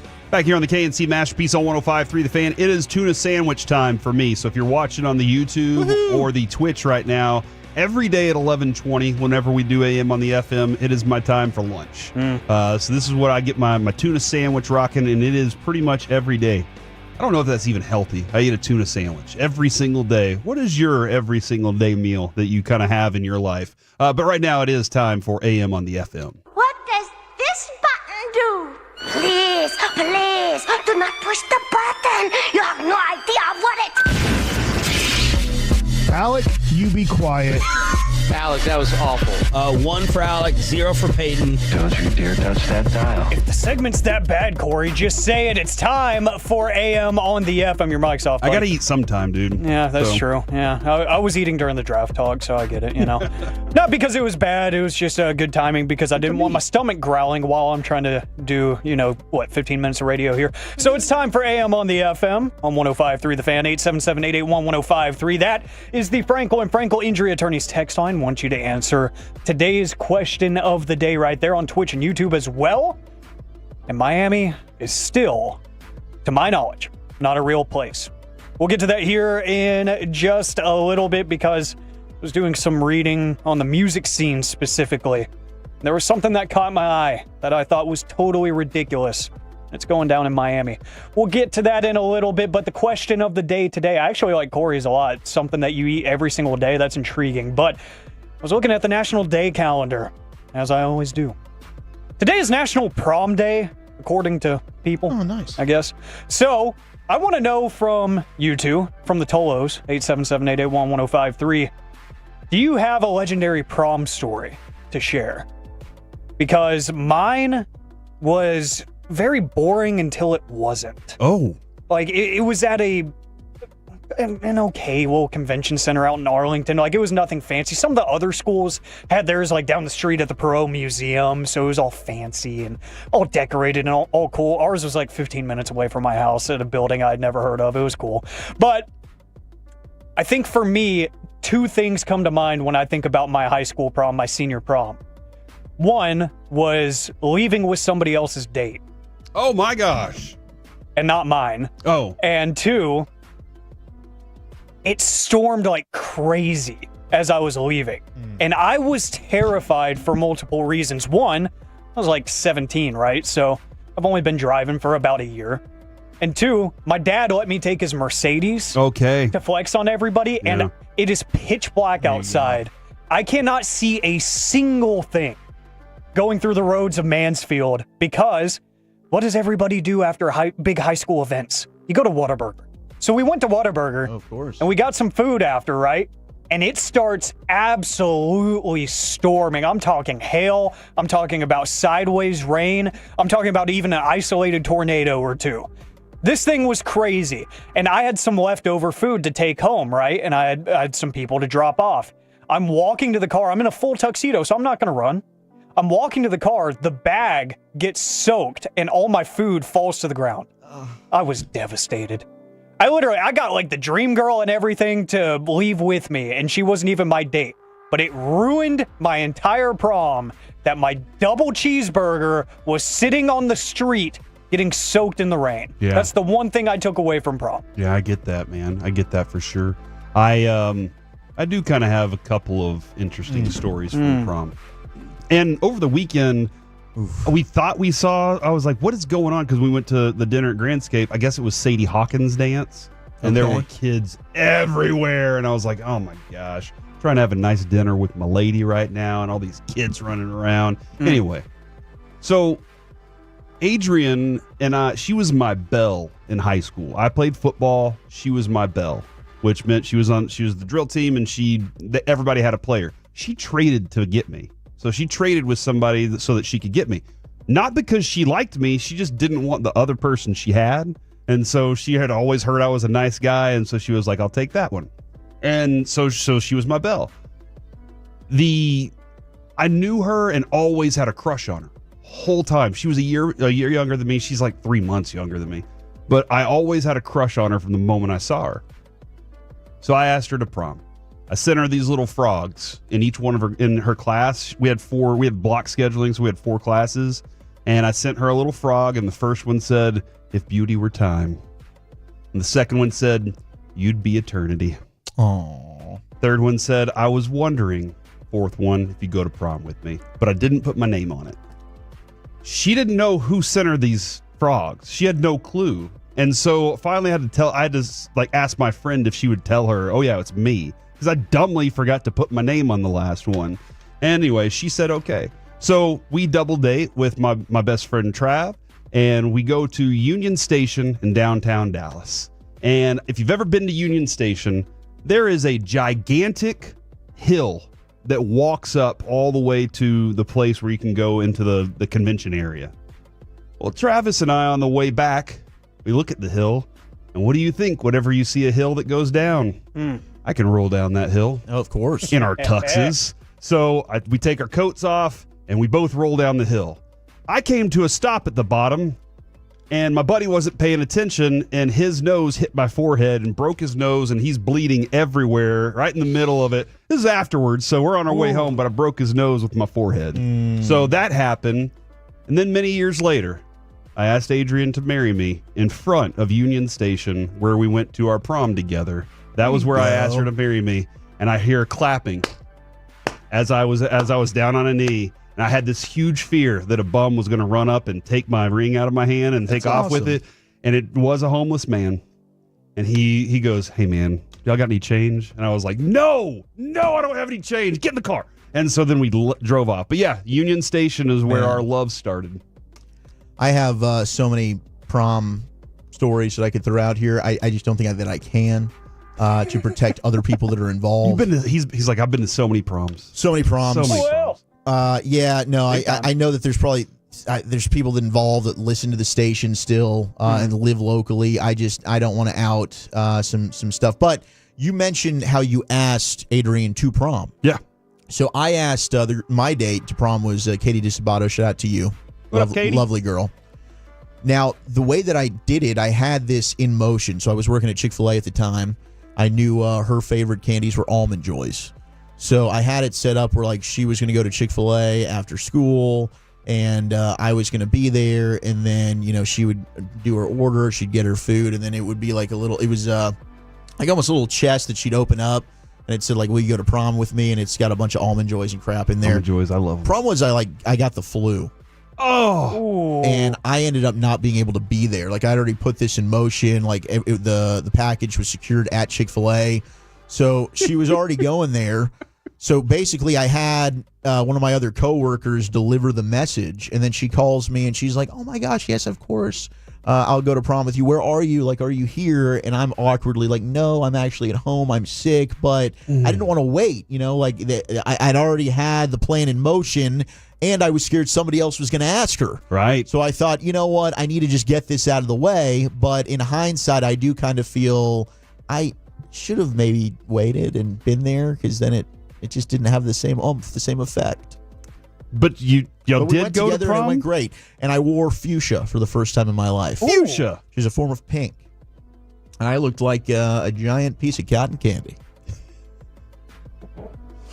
A very sexy. I kind of want to piece see of that cotton now. I've got if some there's pictures. yeah, we need these. Yeah, I think that there's still, you can go back in the Facebook rabbit hole. I'll look during the break and show you. Fuchsia is my most hated color. Yeah, I Why? can't say that. I don't know. I've always I'd wear it disliked the again. color, and the way that it's spelled is weird. super to me. bright, Okay, that's dude. fair. Yeah, it's just the one where I look at it and go. But it was all about matching the dresses. Oh yeah, So Yeah. it was. Hey, but that's a risk right there. You took a risk on that one. I did. The whole tux was fuchsia. No, it's the vest. Oh, okay, and the tie. Nice. Otherwise, it was black. Okay, all right. There you go. That's fine. That's Classic. actually okay. Classic. That especially whenever you went to Plano. But I had kind of just- similar color scheme. No, I mean, I had no style. I didn't even do my hair or anything. I just, looking back at those high school days, so much wasted potential. Yeah, so much. I swear, whenever my mom moved out, that was the downfall of my physical appearance, because I had no idea how to match. I had no idea how to make anything look good until I actually kind of grew up a little bit. I think it was really college whenever I actually learned how to dress myself in a proper way. And I still don't really know. I just kind of make it look like I know what I'm doing with some fancy shoes here and there, and that's about it. So yeah, it's still a struggle. And that's why I don't dress up a lot. I think Zero's wedding was the first time I dressed up in years. Looked great. I appreciate it. That was the first time I wore a sport coat in probably 4 years. I don't know. I don't do that a lot. I see somebody had a similar situation, but actually during their prom to mine from the 817 had a tornado touchdown less than a mile from the event center we were having the prom in. We all had to cram into a basement. Everyone wound up getting dust all over the tuxes and dresses. That is awful. The worst two thing and four for my only prom wasn't even my school. Took too many Xanax, and then I proceeded to shave my eyebrows off accidentally, and I still went. One thing led to another, and boom. Yeah. Yeah. All right. Can't say that there was any of that going on with me. Probably some other people at my school in my class. Yeah. How many of you 877-881-1053 actually ended up attending the dance? Because for us, it was all about the after party. I think we might have walked in and out of the actual dance, and we were there for a total of 10 minutes. I think we were in the dance for. We got there late. Usually, stylish. What is it? Late. Usually they're late. You do the group dinner or whatever, and then you show up. Fashionably late. Yeah, that's the way. You just kind of walk in. You go get your picture taken because everybody does the awkward picture taken thing. You dance for a little bit. Actually, have a very awesome picture of Adrian and I dancing. I think that was her prom. And then so many proms. Yeah, there was a lot of proms out Blurred there. lines. But it was and then you're done and you're trying to. That's what we did. So. I had planned Adrian. Sexy time. Dude, she looked like a princess, dude. She got this That's gorgeous cute. blue dress. She looked like Cinderella with brown hair. And I had asked my mom to help me with this a little bit. When I got back to the house, because Adrian and I had been on a few dates at this point. We'd gone on a few dates and we were kind of starting to get serious at this point. When we got back, my mom had made a cheesecake and left it on the table and then had some candles on the table and everybody left the house. So it was just me and her. No, it wasn't like that. I don't know what you're talking about. I thought you were just going to have fun with cheesecake. But we did eat cheesecake together. And Adrian thought that was just the sweetest thing that we made. I had a cheesecake. I made it. I didn't make the cheesecake. But I had it sitting out and everything. And so we did that afterwards. But we went to parties too after proms. We'd go to the Red Roof Inn. And I think that was the Red Roof Inn? I think when the TV got thrown out the window, that was whenever... Yeah, that's okay. So your prom parties were like at hotels. Well, no, our prom parties were like at other places, but Red Roof Inn was the place where everybody would be like, you had one person that could sneak in and get a hotel room, you know, or maybe one person that was old enough. Yeah. And they would get the hotel room, and then everybody would show up, and then it would be chaos. We had a pretty sweet setup where two of the people in our group lived on the same street. So it ended up being like two giant house parties, and we were just back and forth. That's not bad either. It was pretty awesome. That's not bad either. Yeah, I think I skipped the dance to answer that question for the most part. Slow dance for like maybe 60 seconds just because it felt like you had to. You know, you paid all this money, all that. It's like, okay, my dad would probably kill me if I didn't have a picture of that or something, you know, Grab a little push. as proof. Yeah, so, you know, and then after that, I ended up meeting up with somebody else that was not my date. Oh. And shout out to DeJohn. He's my buddy. He's my boy to this day. DeJohn Mustard. Yeah, he took who ended up being my future girlfriend, and he just beat me to the punch. So I asked somebody else that was just a friend. He ended up just leaving her after like 5 minutes. They showed up together, took the pictures, and split up. Brutal. So I was like, there's my chance. And we ended up dating for a year. So it worked out for me, I guess. So yeah, that ended up being a very chaotic night for so many reasons. And real quick, Miami's not a real place. I don't understand this. I don't either. I've never been there, so I can't confirm nor deny. But this is an allegation I'm making because every year they have their Ultra Music Festival. And it's just like a giant rave. It's a giant celebration. It's fancy. It's all over the place. You hear all kinds of stories. You see all the videos of all the crazy DJ sets. What I like when these things come up once a year, I like the occasional picture of the menu that people post. And Mike Malak posted this on Twitter. The whole menu for drinks and all of that at the Ultra Festival this year. All the hospitality prices. There is a bottle service package that was offered this year at the Ultra Music Festival that costed $425,000. That's ridiculous. $425,000 to get 400 bottles of various different liquors. Good night. And champagnes and all of that. There's like 4, maybe 6 different kinds of things that they were offering in that package. 40 bottles for $420-something thousand. Good night. And if you think like, okay, that's for the rich of the rich, they got to have other stuff, right? Well, if you wanted a 6-pack of water bottles, that ran you $80. That's too much for water. So there you have it. If you want to rave in Miami once per year, you better be rich, or you're not going to be able to stay hydrated or, have any kind of fun, really. And that is why Miami is not a real place. Coming up next on the KNC Masterpiece, it's time for Gridiron Gravy. Is Jerry in love with a player in this draft? And that kind of love. Next on The Fan.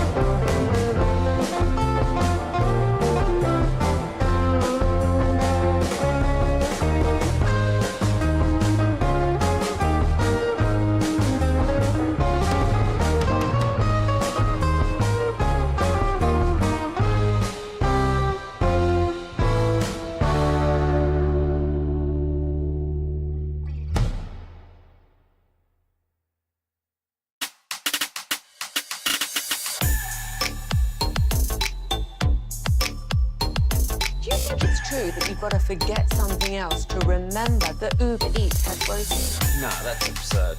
Hey, remember when you used to be what was it, Pepper Lady? Pepper Lady? Wasn't it Cinnamon Sisters? Basil Babes. Saffron Squad? Nutmeg Maidens? Paprika? No, Nutmeg Maidens. I just said that. Was it Spice Girls? Doesn't sound right. Was it Saffron Squad?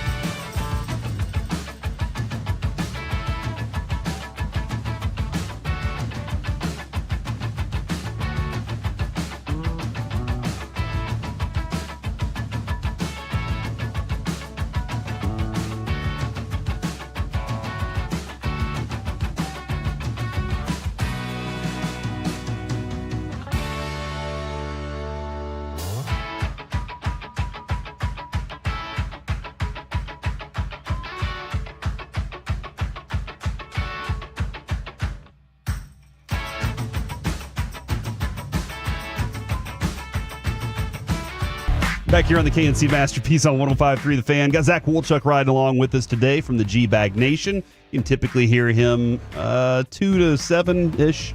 His Rangers season is now in play. Because it just started. Now, here we go. We got the jealousy. I'm not jealous. Oh, whatever. Sean is jealous. Whatever. Wednesday, I have an hour show. Why would I be jealous of what you guys be. have to deal with? This is awesome. I love baseball season because when I'm not working, my baseball team's out there winning baseball games. So I'm pretty okay with that. Right now, it's time to go around the entire NFL and dip into some gridiron gravy.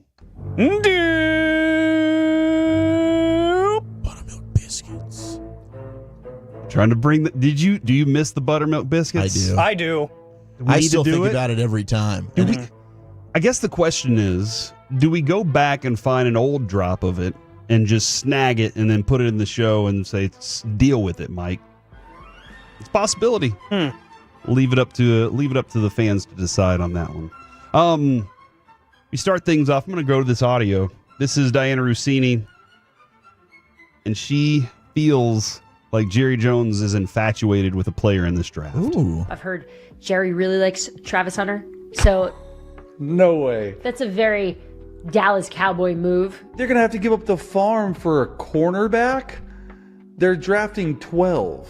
Just because they like him doesn't mean they're going to do it. Draft his next prime, huh? You never know. Now, you never know. Deion Sanders was he was a Cowboy late in his career. All right. He joined many teams after the Falcons in his career. But that was a unique thing. He had swag. He had magnetism. Deion Sanders was larger than life in that time. I still remember the time that Michael Irvin frustrated him so much that he went and picked up the bench and threw it because he was furious. Michael Irvin was just destroying him while he was with Atlanta. It was great. Why? That doesn't mean that Jerry is going to say, let's go get this guy, right? Right? No, it doesn't mean that he will. It could happen. You might not have to pay as much this year to move up as you would in years past. What are you doing right now? I'm just saying there could be value in moving up, and hey, maybe in another year I'd have to give up a 1 for next year. But a team might be okay with just taking a 2 and a 4 this year. Just to try and get some more assets, just because they want to go ahead and drop back a little bit. Some of it might not make sense with the trade value chart. I don't know. If I got to give up a 1 next year, I'm not doing this. Okay. But, yeah, I mean, I think that you could possibly, if Travis Hunter were to, I don't know, slide a little bit, if we get quarterbacks going high, you had Abdul Carter go 3. Is he on the board at 4? How much of a jump is that going to be for you? I mean, you're looking at a guy that could be a corner and a receiver. Could you kill 2 birds, 1 stone? That's the thing for me. Jerry's always looking for a deal, all right? And as rich as the man is, he's always like, how can I get a deal? They talk about position flex on that offensive and defensive line more than anybody across the entire NFL. Position flex is as important to the Cowboys as I think it is to anybody else. And so Jerry Jones is looking at it going, hold on, I can get my receiver and I can get a cornerback out there at the same time. Let's go ahead and do it. I think he sees that, but I also think he sees the playmaking ability as well. Absolutely. It is a reality that Travis Hunter is a stud playmaker. Yeah. That's just a reality when you watch him. He's an incredible receiver. If you want to play him at wide receiver, heck, maybe that is his best spot. At projecting at corner, I do have him as the best corner in the draft, but I understand there are times when you watch him play against Ted McMillan 2 years ago, Kyle Williams from Washington State. There were receivers that were able to get the best of him at times. But still, I mean, the instincts are there. To me, he's got a rare ability to freelance and just kind of see things in front of him develop and come up and make plays. There's not a lot of great corners in terms of great receivers versus great corners. There's more receivers, but Travis Hunter's a rare unicorn breed, man. Yeah. He'd be worth the consideration. Yeah, the physical ability to do what he does, but as you were saying, where his eyes go. Right. And that a lot of that I bet comes from Deion, like teaching him at such a young age, here's what you do, here's the trick that nobody else out there knows that you're going to be able to use. Stephen Jones was talking about Dak Prescott, said Dak's doing great, he's coming along, he's very thrilled with where he is, and I know all the trainers are too. I feel like he's doing a hell of a job. And you know what, Zach? Nobody will come back as prepared after an injury like this, like Dak. No. That's what the Joneses will tell us, is nobody will be able to do that. You said, I heard Brada say the other day that it sounds like Dak's running around well out there as well. Oh, he is. Like anytime we get to go out there and do the draft show, which we'll actually have tomorrow. Nice. As well. Now, in terms of Toloing, go ahead and just check it out, I guess, on whenever you get a replay. chance. But we see Dak out there working with Burt Brown every day, and he looks fantastic. Okay. Stephen Jones also was asked by Pat Doney. You mind if I steal this one, or are you going to use this one? So this was a few years ago, right? It is. Pat Doney asked, what move Stephen Jones would have done differently, and here are his thoughts. Probably would have signed Dak the first time around. Just avoid some of the last couple of years. And it would have been better for everybody. This was a couple of years ago that this conversation happened? Yeah, so this was in reference to, and Mac Engel. The first contract, is that? Also had this article, in the Star Telegram, that Steven himself admitted that they waited too long to get Dak done in 2021. Well, yesterday, at the meetings in Florida, a quote from Stephen Jones.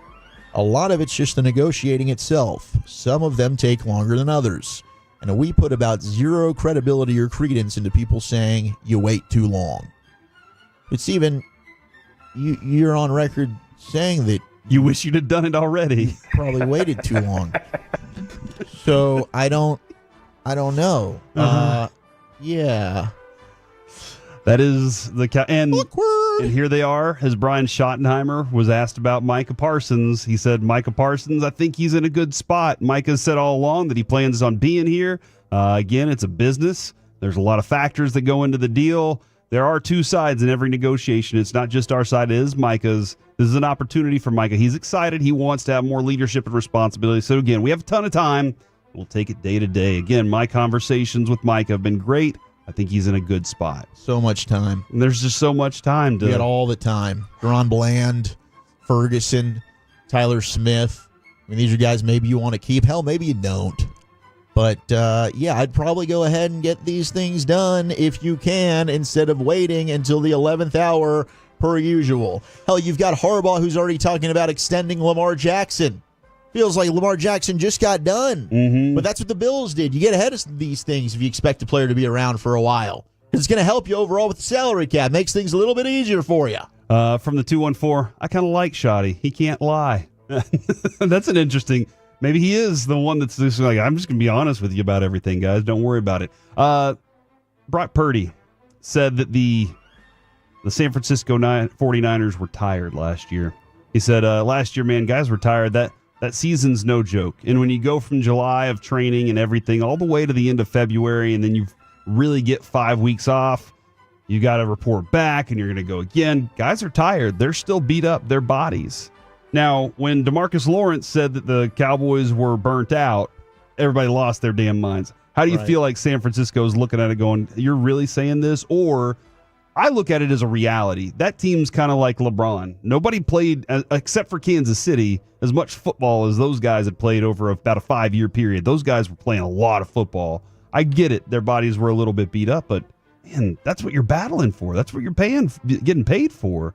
So I feel like Niners fans have got to be like, dude, shut up and get out there. No, you hate to hear it. It's like the Chiefs lose the Super Bowl, and there are reports of like, there was some Super Bowl fatigue. Gosh, we're just here so much, It's like, what the hell? We're just here so much. The rest of the people hear this and are thinking to themselves, I wish I could get into a Super Bowl. Yes. So, I get it. Cool. You got a chance to win 3 in a row. What is this, your 5th Super Bowl in 6 years? Like, you have been there a lot. But Super Bowl fatigue, is that a real thing? I guess you wouldn't know unless you're one of those teams, but you don't say that out loud. From the 817, I didn't know D-Law played in San Francisco last year. No, that was a couple of years ago. He said that. He said it last year at the Super Bowl after the Green Bay game. 2 years ago. 2 years ago. It was, where were we? Where was it? It was Vegas. That was Vegas. That was Vegas, baby. Oh, my gosh. That place. I was still hungover the entire time I was there. Oh, man, you tore it up at the media party. That was a blast, though. Did have a bit of a good time, and I appreciate all the secrets that y'all have kept for me ever since then. I thought you were on your best behavior. Thank you. Thank you very much. I appreciate just had a good that. night. Yeah, it was a fun time. It was a very fun time. Do you believe that Justin Fields is going to be able to take the Jets to higher levels? Absolutely not. Yeah, that's a tough thing, man. Like, I know what he's capable of. I haven't been able to see it. What I watched in college, and I was like, I like this. I loved watching the film on him. It hasn't converted. And this is the case study of which one is it? Is it him and somebody screwed him up? Or can somebody get a hold of him and go, no, I got this skill set I can work with. The kid's got the arm. He's got the legs. We just got to make the decision-making better. I was a Fields fan. I thought he kind of got, a bad situation there in Chicago, Pittsburgh. Maybe that could have been a way to salvage it, but Yeah, I think Fields is what he is. He's great with his legs. At times, he's going to make that wow throw that you know he's capable of making, but he's just too inconsistent. From the 972, Fields is absolute donkey water. Coming up next on the KNC Masterpiece, we got Kamar Rocker on the hill tonight. What did we see from Jack Leiter? And Jared Sandler has given us golden audio from Friday night that you will have to hear. Next on The Fan.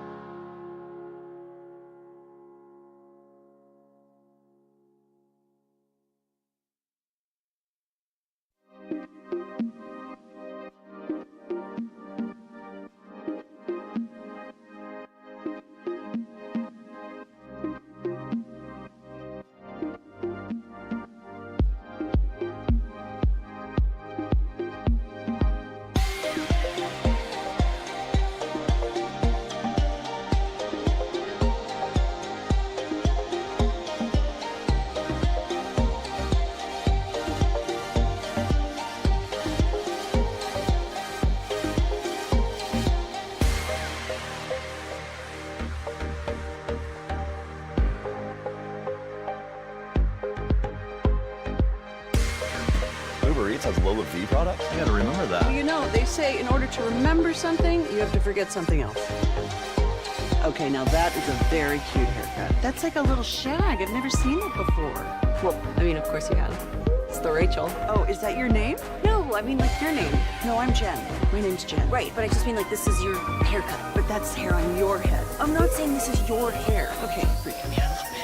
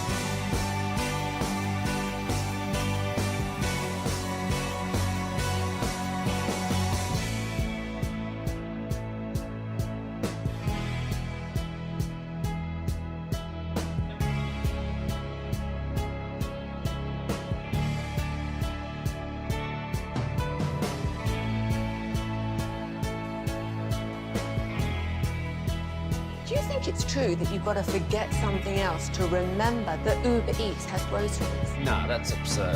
Hey, remember when you used to be a, what was it, Pepper Lady? Pepper Lady? Wasn't it Cinnamon Sisters? Basil Babes. Saffron Squad? Nutmeg Maidens? Pre-curve? No. Driven by our D&M Leasing Studios, it's the KNC Masterpiece on 105.3 The Fan.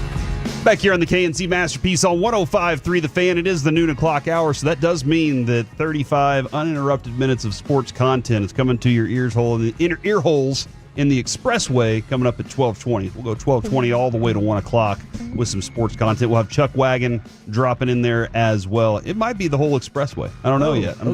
I have a couple things, but all right, I've heard your content, so I'm excited about that. Yeah, we got some stamina building. All right, so the way things have started so far, Nate Eovaldi doesn't get the win, but looked phenomenal, just as we expect Nate Eovaldi to be. He goes up there, pitches a little heart out, and then says, you know what, guys, y'all take it from there. Bullpen let him down. All right. Next night, Jack Leiter steps on the mound, and Jack Leiter looks fantastic. If you got an opportunity to watch on Friday night or to listen on Friday night, Jack Leiter had a couple of moments where he got into some trouble. Mike Maddox says, hey, let's have a little conversation. And Jack was able to pitch out of each one of those moments. But I think the fun thing was to start. I mean, it was a beautiful start. First inning, he had 2 strikeouts. He was able to do a lot that we expected him to do. We've seen him show up and either have a bad first inning or a great first inning, and then after that, it's a different story from whatever the first inning was. This game, you could kind of see the entire defense was out there. Mike kept saying something that I thought was unique when it came to Leiter. He said, sometimes you have to, and Mike would say this frequently on our show, sometimes you have to do less. Sometimes you're doing too much. And Jack going out there and trying to strike everybody out with 97 and 99 miles an hour, take a little bit off. And he said it's more difficult to do. It's easy to say, difficult to do. But sometimes if you just go out there, do the right thing, maybe you get, and bam, as soon as he said that, double play happens. And Jack Leiter's out of the inning. And you're like, great, this is awesome. So it was really nice to see the Vandy boy, number 1 that we've drafted, get his opportunity to go out there and do that. I remember seeing him in his first game for the Frisco Rough Riders. Carter Freeman and I were both at that game, and it was exciting. There was a buzz about him. Now, I think there's still a buzz about what Jack Leiter is. What I'm interested in is how he follows it up. You know, you've done one game, and then you realize, I got to do this again. How will you respond to the next time? Do you prepare for it just like you did the first one? Do you say, I want to go deeper into this game? I want 7 innings. You know, I want more from this. You got a young arm. You can throw, get his opportunity. But Jack Leiter looked very good. Tonight on the Hill, you do have Kumar Rocker.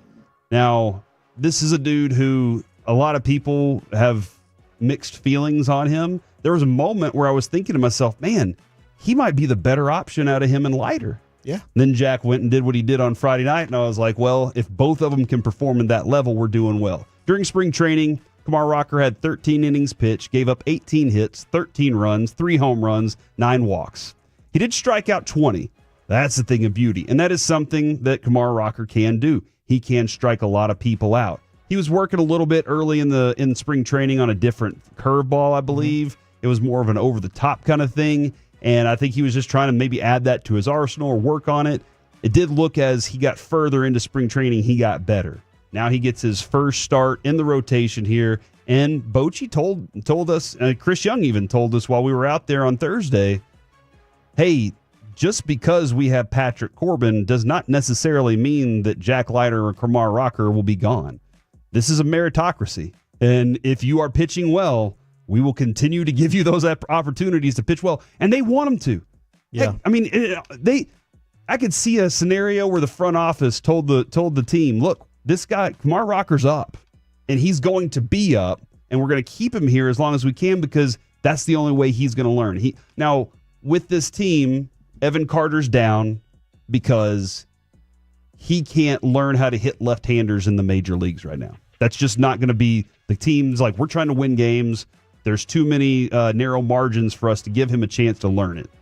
Teodo, not in the bullpen because he still needs to learn how to pitch in high leverage situations, and we can't afford to let him come in here and lose games for us right now until he proves he can do it in the minor leagues. Well, Rocker had his opportunity last year to prove he could pitch in the major leagues, and they're giving him another shot to do it this year. He's going up against Cincinnati and Ellie De La Cruz this afternoon. How you feeling about what Rocker's going to give us tonight? I think he's going to go out and perform much like Leiter did, man. And he's a guy, the swing and miss stuff is just so real with him. I mean, he showcased that in the few starts he got at the end of last year. I think the big issue is just the command.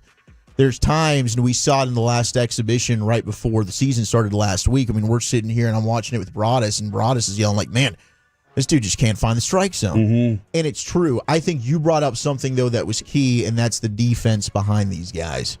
There was some times last year in Leiter starts where he didn't get helped. Right. And there were some Tavares runs, screwed him over a couple times for sure. There were some things that might have been, he'd been able to get out of some jams, and the ERA would have been much lower, but he didn't get the defensive support. I think that was huge for him on Friday, and I hope that Kamar Rocker is able to benefit from that tonight. But I am excited to see what he can do. And on the road against this lineup, you mentioned Ellie De La Cruz, but I think overall he might have some beneficial matchups to take advantage of. I don't think that he's going to probably go much past 5. Okay. Maybe he can go 6. I mean, it'll depend on pitch count a little bit. For sure. But I think Boch is certainly trying to make sure these guys are leaving confident. I think there's a risk involved. Very good point. When Jack Leiter's going the third time through the order has been a little bit of an issue for him. Mm-hmm. So I think that you do, and Boch is aware of that, right? Do I want to spoil what is a good outing just because I want to see, hey, can you give me just a little bit more? Can I get 3 more outs from you? Maybe it's not worth it when it comes to some of the psychological stuff that goes into this. I love what you're saying about the confidence part of it, because then they go back and Mike Maddox can say, did you see how all these things I told you worked? Yeah. And they're looking at that going, oh man, not only do I have a W on my ledger now, but I also got a few strikeouts, not a bunch of runs. My ERA is not inflated. And so I don't have a bunch of people in my ear trying to fix things. So you go to the next one, and maybe you can, as you get deeper into the season, squeeze a little more out of them. The Rangers they've given up 6 runs in those last 3 games. That was nice. That was nice to see that they were brilliant. The pitching was able to do that. And Evaldi in his start, he was phenomenal as well, and the bullpen hurt him there. But I probably get too ahead of myself when I start thinking about the future of Jack Leiter and Rocker. Like, here we have deGrom and Evaldi in some pretty big contracts. 3 more years for both of them? Yeah. And there's Rocker and Leiter, and I'm thinking to myself, they're going to replace those guys at some point. Those are going to be your aces, your number 1, number 2 at some point down the road. But now here we are going, hold on, we got all 4 of them. Like, at the moment, we have 4 of those guys, and those 2 young bucks are learning from the older guys too. They're observing, they're watching, they're seeing what they're doing. This is a fun situation. It is. Well, not to mention another young arm in Cody Bradford. Yes. Who hopefully, you guys Fingers got crossed. the really positive news. But I thought the first month of last season, Cody was your best pitcher. Yes. So that's another, and it's been proven. And he does it differently than Leiter and Rocker because he's a little more of a soft tosser. Yes. But he pitches well. He hits his locations, and he has a lot of good movement on his pitches. There's an art form, really, when it comes to pitching like that. But I think one thing's been proven, especially with the injuries to Gray and Bradford, you can't have enough good arms.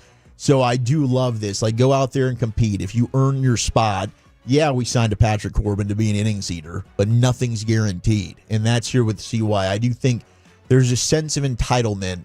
Maybe if I'm talking about like the Cowboys, for instance, when you draft a player or you sign a player, I got to earn this. Yeah. I know I'm going to be starting at left tackle or whatever it is. Yes. The competition's good, man. I love it. And earning that spot and going out there and saying, like, I've got to perform or else I'm going to lose this spot, there's also something to say about that. Yeah. Now, Alec, I don't like Bregman that much.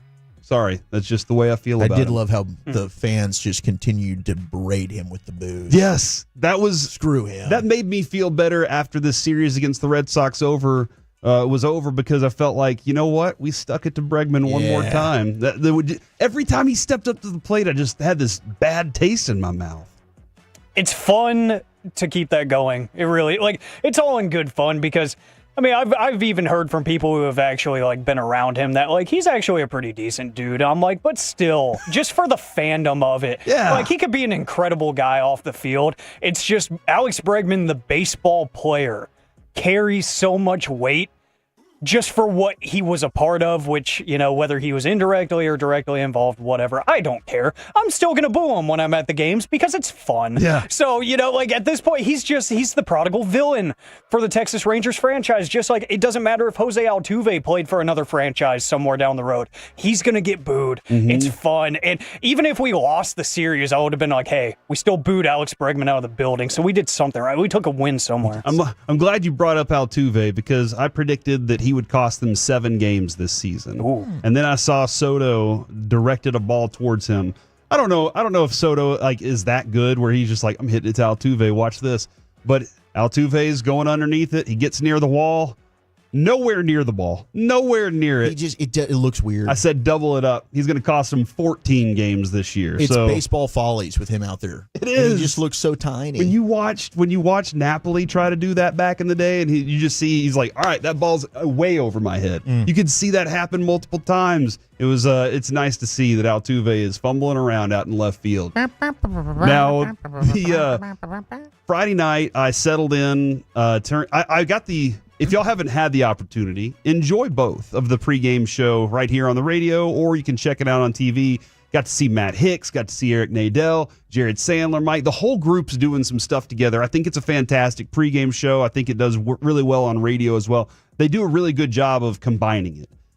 But Jared Sandler got up there, and Zach, he's decided to mix some jokes into the pregame, and It's like he's like, you know what? I was part of 105.3 The Fan for a long time. That station is really good at sports content, but they also make you laugh your butts off. Oh, the laughs. Let's go have some fun. And he brought out the boomstick burrito. And during Matt Hicks' interview with Bruce Bochy, Jared said that he was going to try to eat said burrito and eat as much as he possibly can. Do you have a couple of clips from this? I do. I have the beforehand and the aftermath. So he wanted to see exactly how much he could take down. I'm going to see how many inches I can take down. Good gosh. Yep, and we did get an answer of exactly how many. I got about, 6.5 inches. Now. And then he stuffed in there. That was the next line that came along with that, by the way. And at what point was where Adrian was sitting next to me and he said that, and her head popped up and she goes, what did he just say? Did he lose a bet? He had to have lost a bet for him to do this. And I'm very curious. I'm going to have to reach out to Jared and say, hey, man, did you lose a bet, or are y'all just being more casual with this pre and post? I think that's exactly what it is. He wants to be entertaining. He wants to kind of keep this thing loose and fun, and I love it. Anytime you can incorporate food, I think the people, it gets them going. Yeah. Especially when you're talking about how many inches you can take. Eric is definitely watching if they're talking about both of those things. Oh, food he and is inches. definitely watching. So you know he's in on that. From the 469, I was in section 102 Saturday night, and I was booing the hell out of Bregman and calling him a bum. I appreciate that. Thank you. Thank you for keeping that going and keeping it alive. Bum. And Chris Young hopped on with us before the opening day's game, and I asked him, I was like, hey, what can the fans do? How can we make this a real home field advantage? I thought he gave a great explanation on what he expects and what he wants. And I hope Rangers fans, after seeing, they're up 3-1, they're in control of the AL West right now, and I think they have a 67% chance of making the playoffs at the moment. It's early in the season. We still have 158 games left, so there's a lot to go. But every time they have a home game, be out there. Be that kind of loud. Be rowdy. It's a lot of fun. How frustrated do you think Josh Young is right now? Oh, extremely. With his neck injury. Extremely frustrated. He's having some neck spasms, and he's going on the 10-day. Now, Bochy does say that he thinks that it's going to be a little helpful, maybe in the last part of it, last 4 or 5 days. He won't even need the 10-day, but because he has the opportunity, is Bobby behind me doing something right now? Bobby walked into the studio. He's actually just sitting down. No, he's not, just sitting. He's not doing anything, but like in true Bobby fashion, I feel like something is about to happen. Yeah, you're aware that he's got something planned. If you're watching on the Twitch or the YouTube right now, Bobby is, I believe, probably sitting behind me on the screen. So just be aware that is in existence. But yeah, I know before the season when we saw he had a neck spasm, the first thing was, man, our injured guys are already kind of injured. Him and Corey Seager. And now that you see this with Josh Young, it is a little bit concerning. But hopefully he's able to come back and get back in that lineup and be able to provide the leadership that he wants, because that team does look to him and they respect him. They care about him. But when you're not there able to do the work, a lot of times it loses a little bit of its luster. It's been an issue for him even going back to college. And I know how frustrated he is because he's been open and he's talked about it. And he'll blame himself for some of these injuries that I do think are just kind of bad luck. And I don't think he would have been on the IL if it weren't for Josh Smith also getting hurt. I think it was like, we have to make a move here. We need Jonathan Ornelas to be able to play against Boston. So put him on the IL. Hopefully this is just he comes back and you don't have any more issues for at least 2 months. Yes. Because you need just like something, like a solid chunk of playing time where Josh Young is not dealing with anything. Yes, exactly. He's got to put this behind him. From the 940, we're not even in the middle of a Cowboys segment. What could Bobby possibly want? We will find out in this break, and we'll let you know. Coming up next, though, on the KNC Masterpiece, it's time for the Chuck Wagon. Where are we heading with this one, Chuck? Okay, what could have been? It took Gronk less than 5 minutes to get in trouble after being drafted. And have you ever been blocked? That's next. Just said that. Was it Spice Girls? Doesn't sound right. Was it Saffron Squad?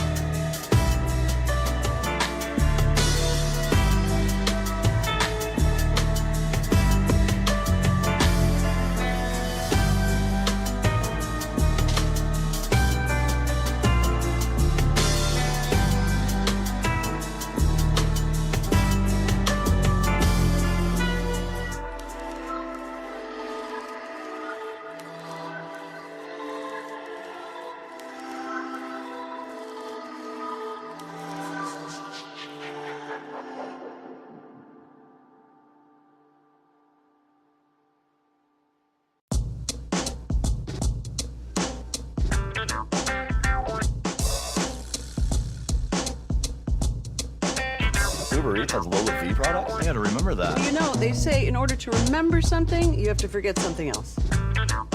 Okay, now that is a very cute haircut. That's like a little shag. I've never seen that before. Well, I mean, of course you have. So Rachel. Oh, is that your name? No, I mean like your name. No, I'm Jen. My name's Jen. Right, but I just mean like this is your haircut. But that's hair on your head. I'm not saying this is your hair. Okay, forgive me a little bit.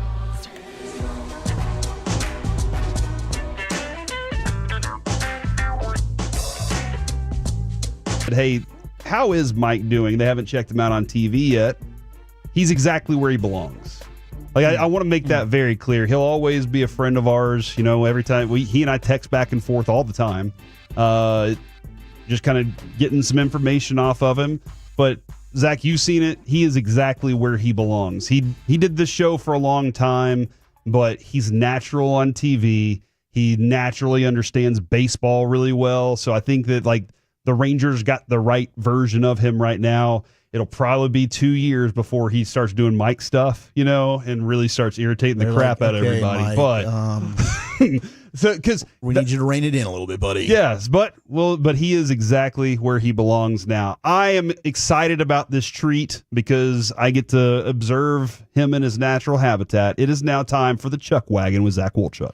All right, welcome on in. All aboard. 877-881-1053. Have you ever been blocked before? Maybe you know what you did to get blocked. Maybe you don't.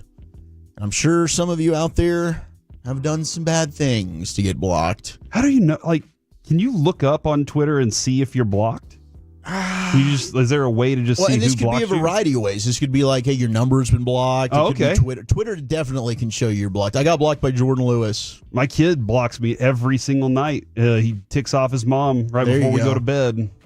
No, on Twitter, when you click the account, it'll say 1 o'clock. I see what you're doing there. This person has blocked you. The phone thing, I guess like the best way to know might be if you have an iPhone, and next thing you know, it's green, or if you're like calling and nobody's answering. I think you just go straight to voicemail. Wow. No, I don't know if I've ever been blocked before. Well, we've got a situation at UTSA.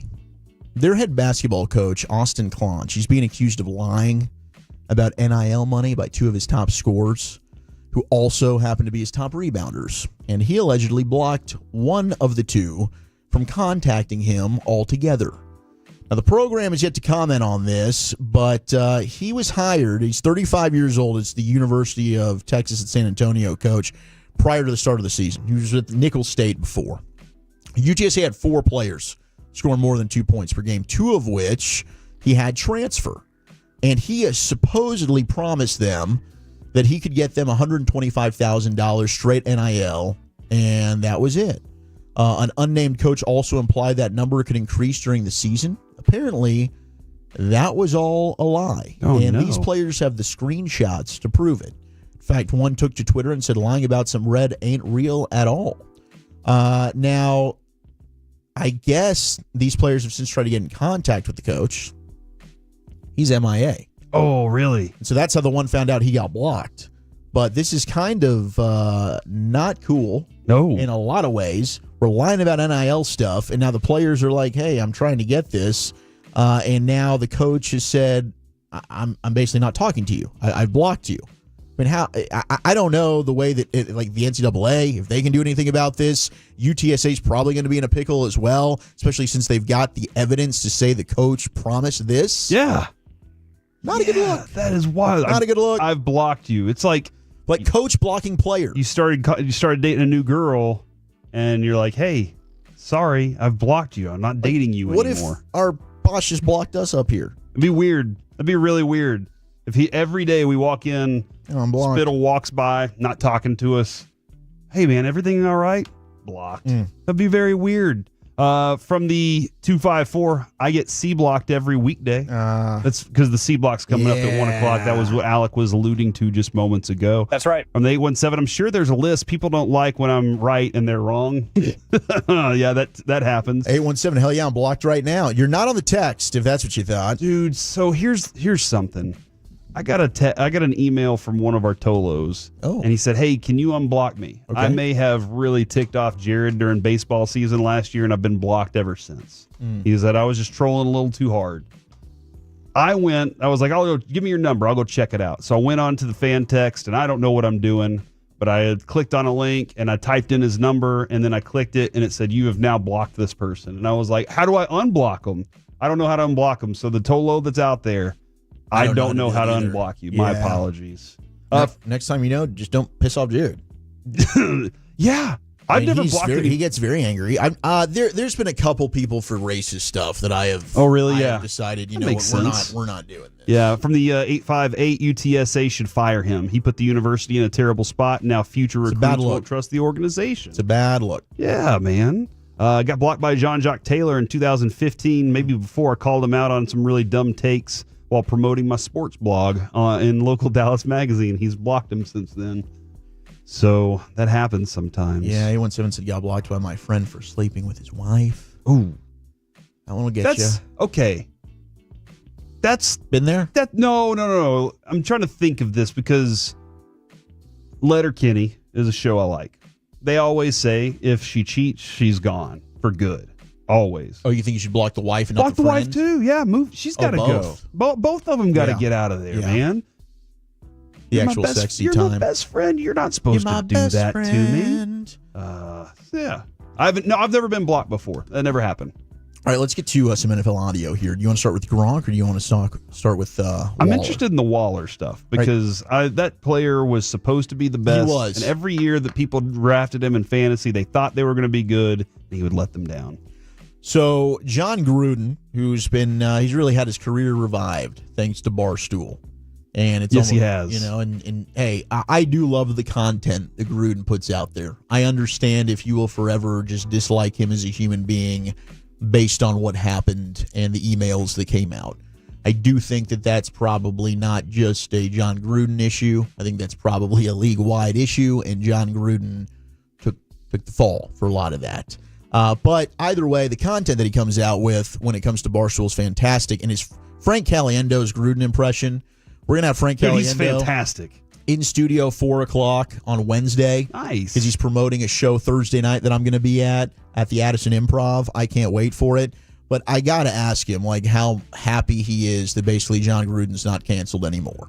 Because his Gruden impersonation and the way he does the face and everything, incredible. Yeah, it's perfect. And you probably couldn't have done that, if he didn't get this comeback happen. Right, Probably exactly. shunned, frowned upon. And reboot it. But now you can get it back. So here's Gruden with his podcast, former Raider player of his, Darren Waller, who's since retired, and they're just reminiscing on the good old days, what could have been. There's a lot of people out there that are curious what could have happened if we got Antonio Brown in the mix. Tell the fans out there what it was like on that weekend when we got in the huddle with you and AB and Josh Jacobs. We had a pretty good I don't army. know how that might have been. I mean, you talk about greatest shows on turf. Yeah, that was fun. That dude was on the way to being the greatest receiver of all time. Yeah. The way that I was rolling in Josh Jacobs is Josh Jacobs. And Hunter Renfrow. Hunter Renfrow was a great throw-in piece on that conversation, too. Yeah, you had Renfrow, you had Waller, who was balling out at that time. Antonio Brown, still really good wide receiver. The problem is Derek Carr was still the quarterback. Yep. Thank you. So the greatest show on turf thing, it looked good on paper, and they probably were fun. If Antonio Brown could have been more engaged, maybe that would have been the thing. Because he's right, because that takes, just imagine now you have to decide, do I double team Antonio Brown? How do I cover Waller? What am I supposed to do? And then here's Hunter Renfrow just feasting out of the slot. Yeah, and Josh Jacobs can run, and he can catch out of the backfield, too. He can do a lot of things. You also need to have an offensive line. They could, block. That's usually for you. helpful, yeah. I do think the quarterback, though, and it's not Derek Carr's good. He's okay. Like an above average starting quarterback in the league. I think you've seen Derek Carr. He's had one really good year that unfortunately had the ankle break. And ever since then, he's a borderline 500 quarterback. It's kind of what you're looking at with Derek Carr. Where does Antonio Brown's career stand in this? Because I'm looking right now. He was an AP first teamer 4 straight years in a row at wide receiver. He was a Pro Bowler, 7 times. Yeah. He was an electric receiver, dude. And the numbers that he put up in the time that he played, from 2011 to 2018, he was putting up 1,000-yard seasons almost every year. I got in a huge debate with a buddy of mine in that 2014 season. Like, who would you rather have, AB or Dez? And I was so on Dez Bryant. I mean, I thought Dez Bryant 2014, best receiver in the world. Like, there was no stopping him. But after that, longevity, I lost that argument. Like, Antonio Brown continued to be an absolute stud, and unfortunately, Dez's career didn't continue to take off after that point. 2014, this is fascinating. In Dez Bryant's numbers, 88 catches, 1,320 yards, and 16 touchdowns in 14. Antonio Brown, 129 catches, 1,600, almost 1,700 yards, and 13 touchdowns. That's a debate that you could have the whole time. And it's not like Antonio Brown lasted that much longer in his career after that. Like, he didn't fall off right after that. But he had 1,800 yards the next season. He was a savage. 1,500 He really yards. That dude was a beast. He had 15 touchdowns his last year with Pittsburgh. I do think he's kind of tarnished his reputation a little bit with the way everything ended. You know, certainly the Vegas thing was bad. Well, I guess maybe that was in Oakland. Did win a Super Bowl with Brady and the Bucks, but then the next year he's disrobing and basically stripping on the field, leaves. And then now, I mean, look, the CT-ESPN thing, it is funny. I mean, come on. It is funny. But also some of the stuff he's saying is just insane. Yeah. From the 972, Derek Carr and Dak are the same guy. If Carr sucks, so does Dak. I've made that. I think that comparison's very valid. I don't think it's not. Well, I don't think anybody has said that Derek Carr sucks. Just above average. I think more consistently, Dak's highs have been there more than Carr's. Okay, I can see that. But yeah, hard to argue that like either one are great. I think both are good quarterbacks. But yeah, Antonio Brown, I mean, he was looking like top 5 all-timer. Yes. Possibly. Now I don't know. I don't know that you say that anymore. Let's get to Gronk. The tight end tales continue. This is a Rob Gronkowski story. He gets drafted by New England, and it did not take Gronk very long to already get in trouble. When I was drafted to the Patriots, it was a proud moment. My family came on stage as well. We got in a huddle. We were doing hoo, hoo, hoo, hoo in the huddle, jumping up and down.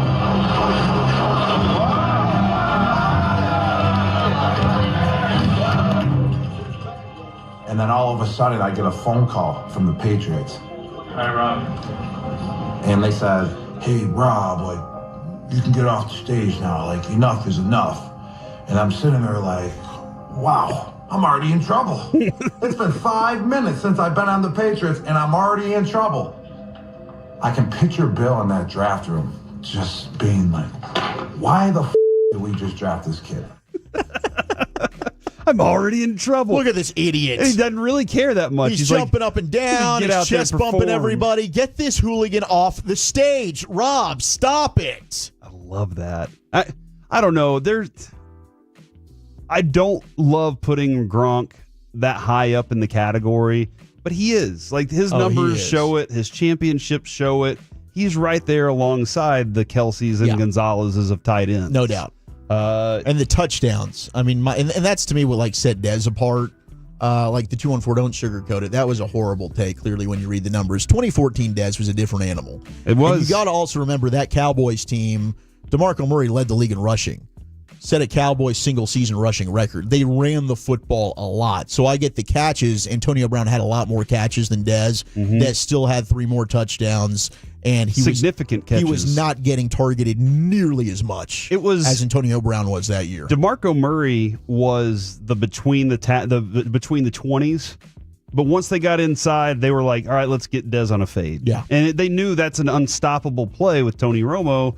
He knew how to throw it to Dez, and they were like, this is unstoppable. Let's just keep doing this over and over once they got within the 20s. You're right. He probably could have had a little bit more, but then you became...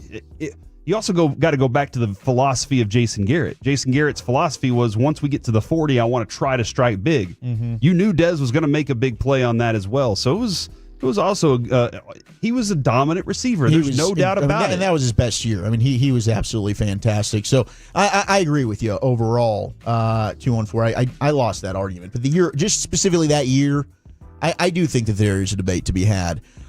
More here in the Chuck wagon. I don't know if you've seen a bunch of Sydney Sweeney popping off on the timeline. This is interesting. I don't have a lot of Sydney Sweeney on the timeline. Oh, but she does pop up occasionally. But today it's been popping up a lot. I'm usually happy when it does. Seeing it, yeah, I'm not upset about it. No. She's a beautiful woman, very, very talented, good actress, tremendous actress. I saw all of her acting abilities in the Anyone But You movie with Glenn Powell. I still haven't seen it. It's free. Well, and that might have a Prime. little something to do with she has called off her wedding with her fiance. Oh my God. And they're facing major relationship issues. According to U.S. Weekly, Sydney and Jonathan have been having major issues but are not fully split, said the insider. As her fiance is Jonathan Davino, who I believe is a producer in Hollywood. Things are not great right now, but they aren't throwing in the towel yet. They're working on their relationship but have called off the wedding for now. You call off a wedding. I'm not going back. It's probably Dunsky, don't you think? Done. That's my opinion. Most times, if you're in the midst of it all, you're committed to the whole thing, you're going to go through with it. And you're going to stick along with it. What is the reservation you have that made you call off the wedding in the first place? Right. And U.S. Weekly said a lot of this stems from Sydney's being extremely busy with work commitments. She doesn't have a lot of downtime, and it causes tension in the relationship. Sydney is really focused on her career. Jonathan wishes they were able to spend more quality time together. That's Hollywood, right? It seems like all relationships in Hollywood do take that kind of path on. Yep. If you're gonna get married in Hollywood, and this is you can't do this either. You got to marry somebody that has nothing else. They can spend all their time traveling with you to where you're going on set and just be around, but they're also not going to invade and be like, you should do this, you should do this. You got to let them decompress, maybe help them decompress a little bit. Got to step back just a little bit so that they can get their shine on. They're stars for a reason. You can't marry another star. You can't marry a producer. You got to stay away from that. Get a regular person, Sydney Sweeney. Get a regular, potentially somebody who's working a board at the fan and has a little bit of radio action going along with it. That's what I suggest. Some pierced nipples. And some pierced nipples. All right, that takes me out of the picture. A lot of tattoos and some great red flowing locks. Very muscular little body. Mm-hmm. He's a baddie. That's somebody that Sydney Sweeney needs in her life. I think so too. So now people are just publicly shooting their shot at Sydney Sweeney. Although you brought up Anyone But You, her co-star Glenn Powell, supposedly they were seen together. And there were a lot of cheating rumorooskies.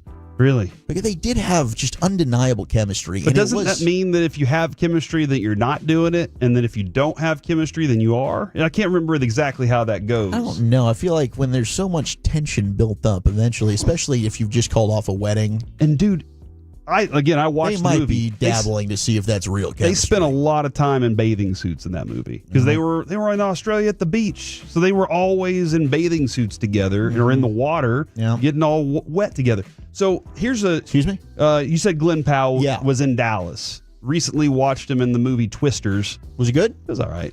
It was fine. I think Tim loved that movie. I think he asked us to go see it out in Oxnard. Yeah, it was a fine movie. There was some very fun things in it. Okay. But Juggy? For the girl? Is that what you're? I don't know. Oh, how they weighed down Twisters. how they weighed down the trucks. Yes. Yeah. No. They were trying to make sure they were in the ground. But quick Glenn Powell story. Yeah, give it to me. Winston from New Girl was having a birthday party, and he was trying to find some other. No, Medford, don't write that down. He was trying to find a significant other, and he said he invited a bunch of women onto a boat for his birthday party and a few of his guy friends. He said during that time, Glenn Powell, who was just seen in Dallas with Sydney Sweeney, was in his men's fitness cover mode. So he was ripped and shredded and looking all good.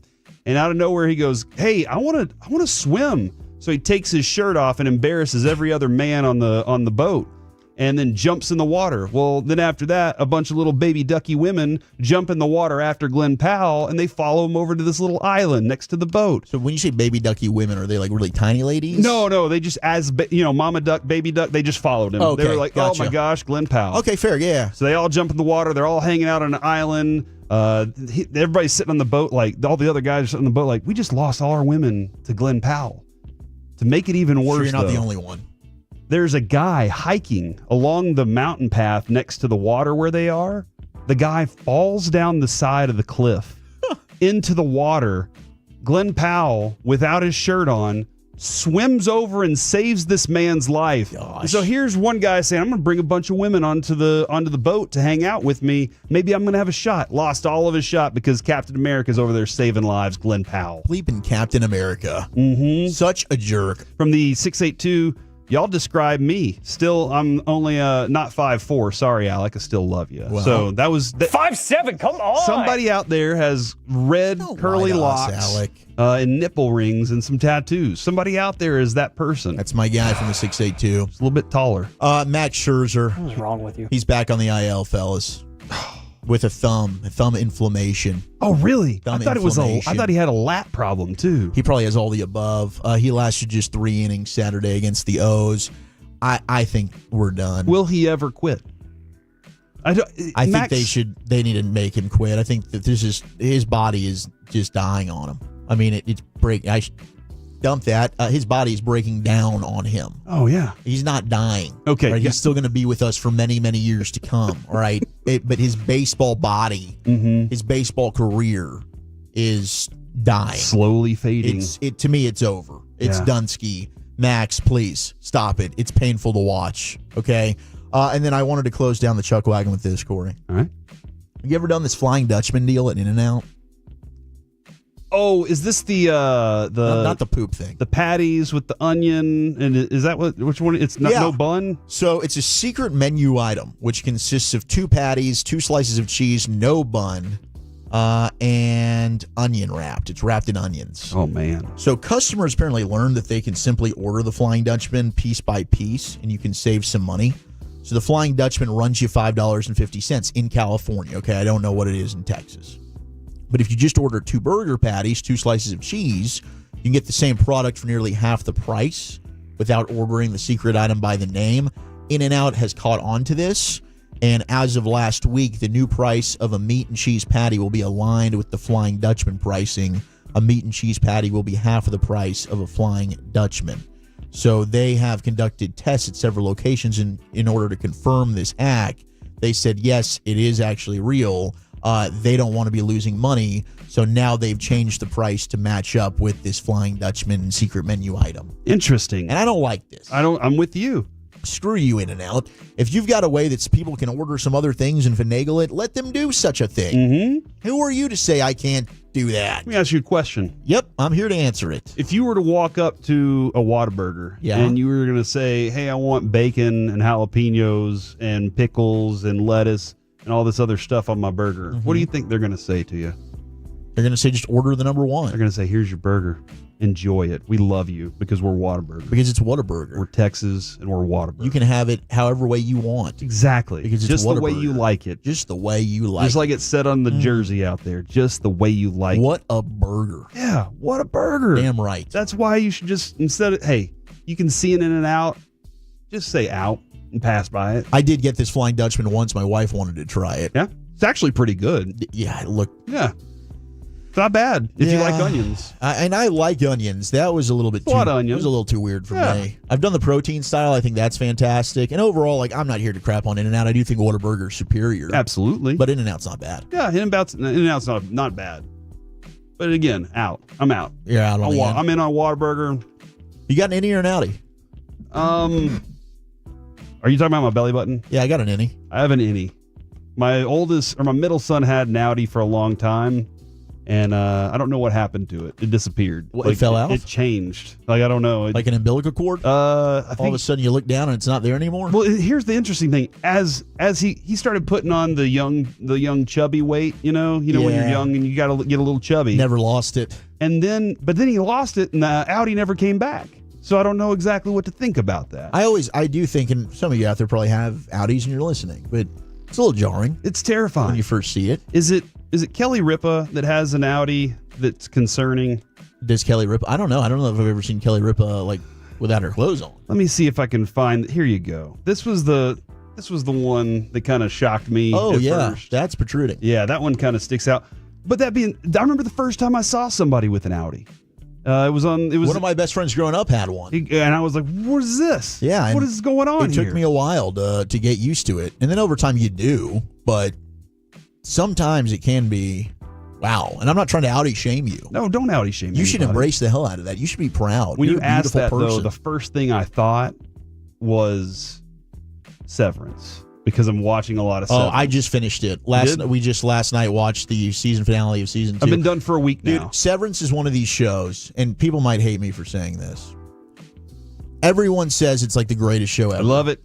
And I do like it as love it. well. And they do an excellent Say job. a bad word, I'll push you out that They window. are the best show maybe I've ever seen when it comes to how they end every episode. Because they keep you wanting, The ending, the cliffhanger way that they end every episode is like, well, crap, I got to keep watching. Walking Dead did that so well. But there are so many times during the actual episode, I'm looking around the room and I'm thinking to myself, what am I watching and do I like this? And I do like it. It's very different and it's thought-provoking. But I don't know that it's the greatest show of all time like some people are making it out to be. The first season, we were 7 episodes in, and I looked at my wife and I said, I have no clue what this show is about. Yeah. I still don't. And then about episode 8, I was like, all right, I think I got it. And then I was like, no, I don't. We don't and know then anything. Season 2 happened, and I was like, it was intense. I almost hyperventilated watching the season finale. I was like, there's just so much jam-packed into it. So you're caught up now. It's a really good show. Yes, I'm caught up. But here's the thing. Now I am like, TikTok that's all I'm getting. Right. They're trying to explain everything to me, and I'm like, all right, I'll learn it all. So now I feel like I know too much about the show. And I don't know if that's a good thing. No, I mean, they're all fan theories. I'd probably like to dive into some of that rabbit hole because the way that it ended, and I felt that way after season 1. You get a lot of questions. It's just, and also if I had have waited 3 years after the initial season 1 without being able to go right into season 2, I'd have hated myself. Yeah, they do say the next one's up faster. It better so be. They're 'cause moving the way into that it one ended faster. ticked me the hell off. Yeah. So I appreciate the. I just recently started watching The Residence on Netflix. That's a suggestion. It's a whodunit at the White House. Okay. And it's shot very well, and it's got an interesting story so far. From the 254, y'all are watching a show about getting laid off from a job. Yeah, I think that's what it is about. Bye, Bobby. Love you, man. We'll see you later. Bobby is taking off right now. He has got some stuff to do. I've also been told from the 817, The Pit is a very good show. Mike said that was a really good show. Actually, Mike said that his wife said that it's as close to the reality of what the ER is as you can get. Oh, like because the way they call it, the pit is where you go, the ER, and it's as close as you can get to it. So there's some reality to that. Don Staley, championship women's basketball coach at South Carolina. Man, we had some great press conference audio over the weekend in women's basketball. Yeah, and if you're very interested in the tournament, man, there's a lot going on there. I think we had Texas TCU tonight. Yes. And we will get into some more TCU in just a little bit because Haley Van Lith is she's basically outscored Notre Dame in the second half on her own. It was awesome. Somebody asked Don Staley, hey, could you take a picture with us, Coach Staley? Okay. Can you say hi to Mom, Coach Staley? Lots of things where, hey, can you do this? Can you do that? I know recently Alec asked MJF to say something to him. Oh, no. And that ended up being different than we expected at the time. Yeah. And I'm glad you have a great sense of humor, and so does the people in your family. But this is what she says, the most random one. She said the most random is somebody said, can I interest you in an adorable baby to sign? Sign my baby? Can you sign my baby? And Don Staley, she said she was like giggling through the whole process. But yes, there are pictures of Don Staley autographing a baby, and it looks like she's autographing like the diaper butt part of it and everything. Yeah.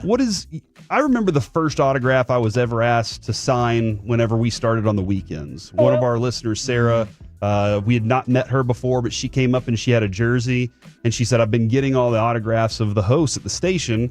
Can I get yours? And I was like, you're kidding me. Like I've literally been on the radio 2 weeks. You're asking me for my autograph? You're asking me for an autograph right now? Sure. So I autographed it and everything. And since then, I autographed a guitar. I was like, why am I autographing a guitar? I'm a radio host. You're a pro autograph I'm a guy. sports radio host. And so, but what's the weirdest thing you guys have been asked to autograph so far, or have you? Because we do get to autograph a lot of G-Bag Nation flags. I really appreciate that the whole station gets to take part in the G-Bag Nation Flagtober.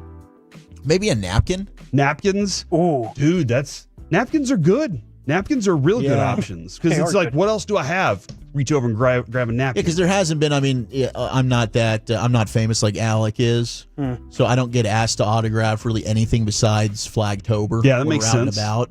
Otherwise, people, and it's really just because like they feel bad for me because I'm like standing there next to Gavin and Brian and Eric, and they're like, "Oh, well, I guess we really wanted their autographs. I guess we'll ask you to sign it You're too." part of the team, and then they probably take the white out. Do they go to get Lucius home. before you too? Of course, Yeah. Or they'll start at ask- Lucius. they'll, like go through me to get to Lucius. Yeah, that makes I sense. can't tell you how many times that's happened. That makes a lot of sense. You know, I would start with Lucius and then work my way to everybody else. Yeah. That would be my option. But probably the napkin was the most odd. I can't really think of anything. I autographed a baseball once. Me I too. Autographed a couple of baseballs. I was like, this is a little weird to me, having never been a pro baseball player to do this, but I liked it. I think my weirdest thing was at the World Series parade. Somebody drunkenly asked me to sign their Twisted Tea can. Nice. Yeah. Nice. So I think Broadus signed it too. I don't remember. So there was another signature on there. So I was like, oh, I'm not the first. I was like, this is kind of crazy. Like a Twisted And Broadus Tea can. probably All doesn't right. remember signing that either. Yeah, if he probably did, doesn't remember much. based on how that day What went. a lightweight. I've autographed some hats too, and I'm like, do you really want to mess up this hat? You don't want to mess this stuff up having my autograph on there. And they're like, nah, let's do it. There's a lot of hats out there. From the 817, me and my daughter were at Boomer Jack's when Troy Aikman was promoting his 8 beer, and he signed a baby. That's awesome. And somebody said, I'm not famous like Mike, so no one asked me to sign anything. Hey, look, I am not famous either. Nobody asked me how my hand feels after punching that iron-like jaw of that That's what I'm baby. talking about. That's what I'm talking about. All right, coming up next here on the KNC Masterpiece, it is time for the C Block, ladies and gentlemen. Corey, where are we going? Guess what, Corey, guys? where are we going? We are going to check out the biggest baseball wins I've ever seen next on The Fan.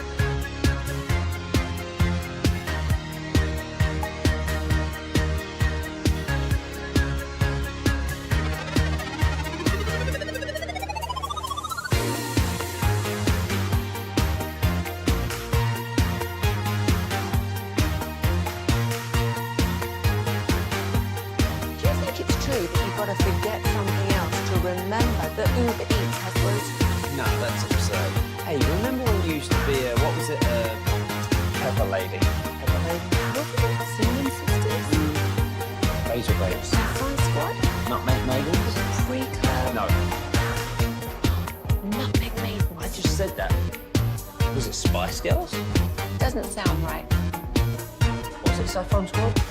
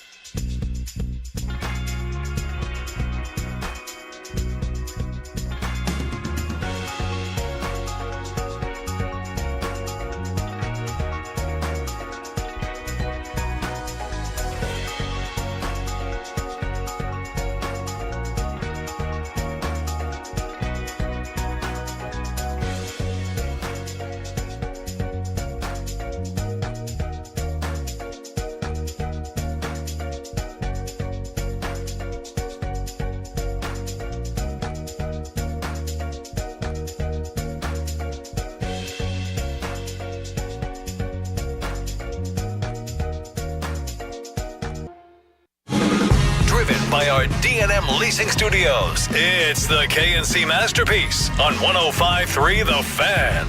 We're back here on the KNC Masterpiece on 105.3 The Fan. Corey Majors sitting alongside Zach Wolchuk today. As Kevin is in New York, he will be heading back, I think, this afternoon.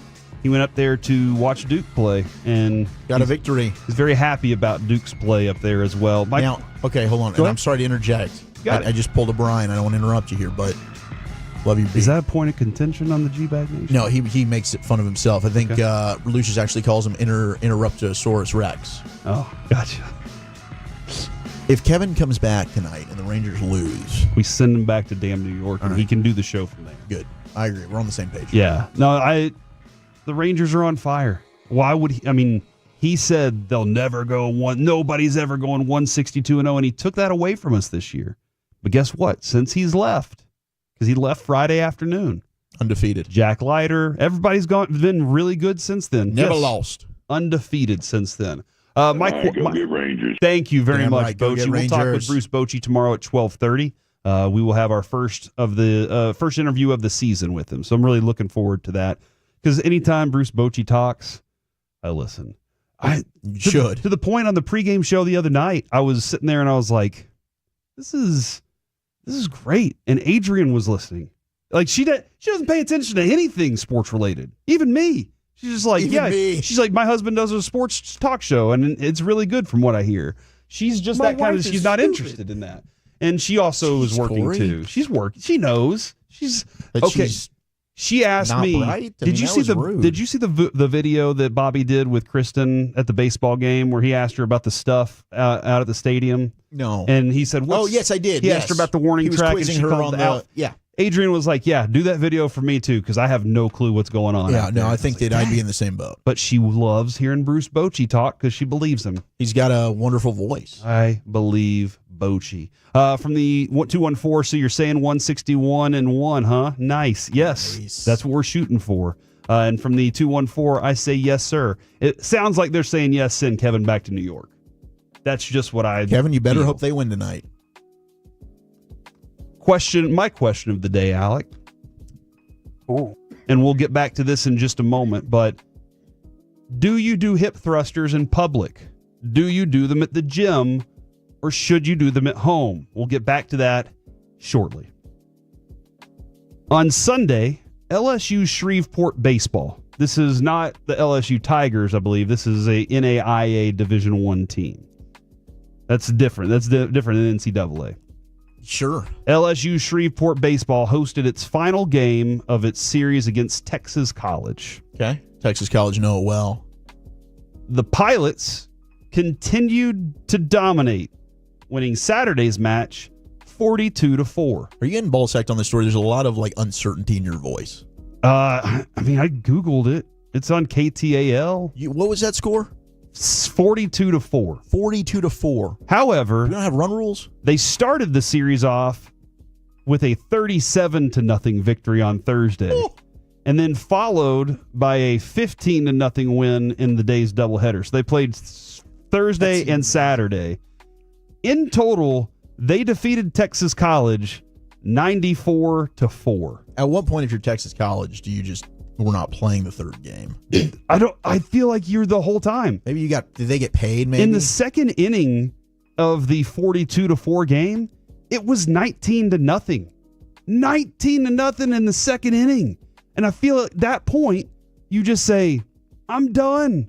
I'm not going to do this anymore. I don't want to just sit here and give up the booty like this. That is not the way that I want it to go. That's not how I want to give up the booty. Head coach Brad Neffendorf said, we've just played pretty efficient the whole year. His name's Neffendorf? Executed what we've needed to. We got some help on that side a little bit, but we were patient and did what we're supposed to do. We got pitches to hit. We did pretty much what we've done the majority of the year and just played efficient baseball. A few records were broken in this matchup. Oh, no, you don't say.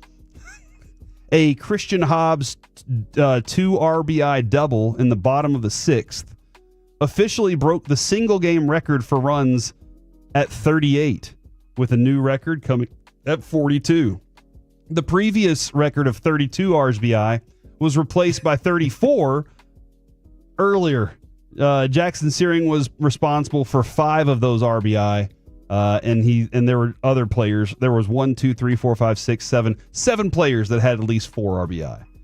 This is wild, and I also don't know when. This is always a weird thing because that college is 38-0 right now, they say, and they are number 1 in NAIA. They're by the way, destroying everybody they're playing. They're facing Texas A&M Texarkana for a highly anticipated series starting this Friday. By the way, but yeah, dude, I'm always kind of curious because you can't just quit as an opponent, but also as a team that's out there.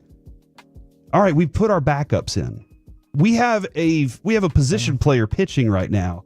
Nobody that's hitting in this lineup is one of our starters. I'm not saying that this happened because I don't know what happened. But at what point do you just go, this is a bad matchup, guys. We should just shake hands and be done with this. Somebody said it's not a ball sack. LSU Shreveport Pilots is legit. They've been there. for a track meet and baseball. And then from the 951, I guess Texas isn't a baseball town. So they've been beating teams pretty good, but nothing near what just happened this weekend. Yeah. I mean, this is embarrassing. 903 says College. Texas College is terrible every year at baseball. From the 214, Texas College still exists. So there was some questions about that. That's always fascinating to me, though. Jeez. And because when I was in high school, we knew the schools around that weren't good. And we knew when we went to go play a Plano East or a Plano, we were at a disparity in Dallas because our district didn't do a very good job of spreading the money around our area. Also, I do remember it was like $100,000 covering that Plano West raised money for in like the snap of a finger. And I was like, dadgum, to cover their batting facility. They said now they tore that down after they got the $100,000 and built an indoor facility. Yeah, there you go. I was like, good gosh. But I always knew that we were going to be behind on things. But you always knew the other teams, you're like, they're not good. I don't feel like you should get that level of discrepancy when you get to the college level. This is real. I mean, yeah, this is crazy bad. Like 42-4 and 37-0. I think once you're up by 20 runs, like we need to call this. Yeah, just say, you know what?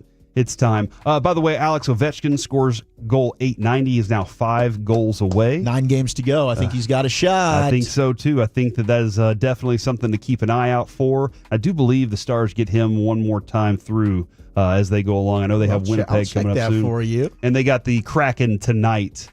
I did want to ask. Just cracking the Kraken. I saw this pop up from Bucky Brooks. How do you feel about Bucky Brooks? I like Bucky. Bucky's a good dude. Have you seen his list of players to not overthink? No, I have not. All right, let me run you through these. Mason Graham. I'd agree. Don't overthink it. That Probably dude's not. like he's going to be just fine. I caught myself overthinking it at first, and now I just said he's really good at football. I'm not going to do it. Will Johnson. I'm overthinking it.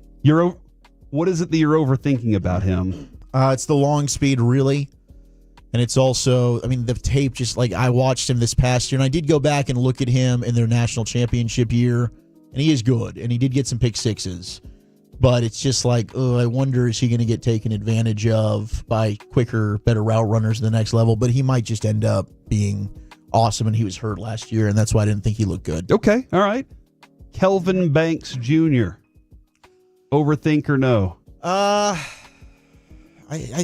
Kelvin Banks Jr. has some questions. I got some questions about him. I think he's a good player, but I don't think that. I think he is a guy that you probably overthink. He said, though others might look better in drills, few can match his production and performance once the pads are on. That's true. I mean, his production was very good, but you watch Georgia. My God, it was a rough day at the office for that entire. That was a tough day for the entire team. It was really bad. I mean, their defense started out so good. Like, that was such a fun game to watch, and then it all just fell apart. Yeah. Luther Burden, the third. Burden's a good player. Oh, you're overthinking He's my it? wide receiver 5. Okay, all right. Malachi Starks. He's another one that I put as my top safety. Really? I did. Yeah, I didn't think he was like top 10 to 15 good, but I think that he is. Overall, he's just really solid. Favorite part about what his game is, it seems like he's not the most athletic of everybody, but he's just got a solid understanding of it. He does. I mean, the range is there. I mean, I love, there's other safeties that might have better highlights. Like, I love Andrew Makuba from Texas, and Xavier Watts flies around from Notre Dame, but Malachi Starks is the total package. What are your feelings on Cam Scattaboo then? He jumped on the scene for most people whenever he was playing here at AT&T Stadium. I think Scattaboo's a good back. I think third round, take him. I mean, he's very, very tough to tackle. He's elusive in the open field. Pad level is good with him. He can catch out of the backfield. But, yeah, I just think there's some other backs that I just like a little bit more. Like R.J. Harvey out of UCF, I'd prefer. Okay. And, yes, I am sorry. It is Lose-a-Peg, not Winnipeg. My apologies.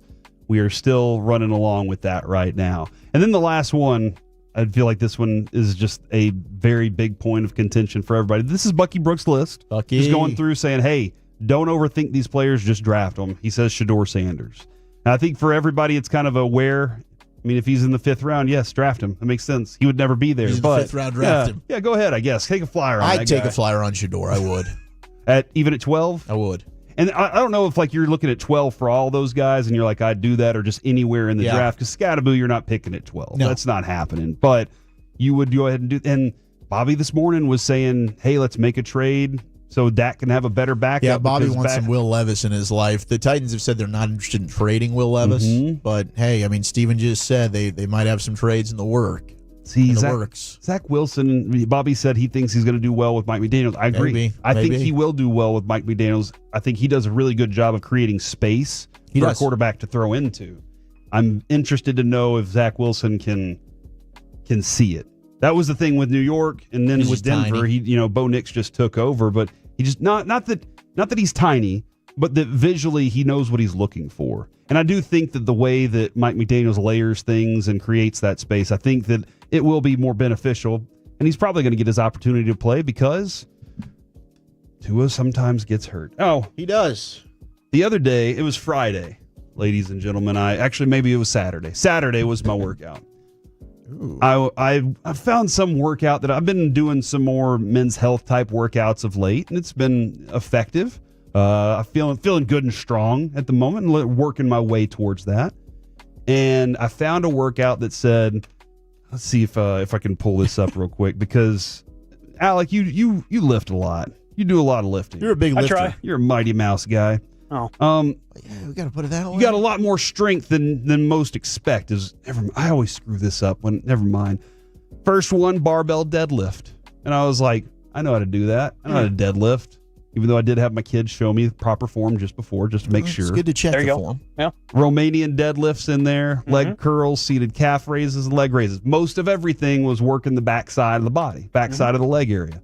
And then it said barbell hip thrusts. Okay. Now, I've seen two ways of hip thrusts happen in the gym. One is I see a lot of women go over to the barbell or the Smith machine, and they'll get down there and they'll do their hip thrusts, and I'm like, okay, that's something that's happening. And I guess it is glutes that you're working there. Yes. I've also it is. I've also seen the older guy go over and grab the kettlebell and lay down on the floor, put the kettlebell directly on his crotch, and just start pumping away. And he's just lifting his butt up off the ground and just pumping with that kettlebell right there. And it looks awkward. And I'm not going to lie, it's a little weird. Well, it sounds awkward to listen to. So I was like, which one do I do, for one? I think you should glute it up. Then I asked Adrian, I said, do I even do hip thrusters in public at the gym? Put it out on Twitter, because Twitter always answers the questions that we need. Gosh, they know the best. 62% of people said do not do them in public. You do those things at home. Yeah. Alec, your thoughts? I do them in public, do them at the gym, because I don't have a weight set at home. So really, I'm just doing it for the mobility factor if I'm doing it at home, because I have no weight. And for me, it's a barbell, and I change it up depending on how many reps I'm trying to do, but it's a good amount of weight. It's in the triple digits that you're usually working with, right? Because, I mean, as a grown man, you probably have a strong base. So you need a little bit of weight to it, unless you're just going for mobility, sure. But yeah, I do them at the gym.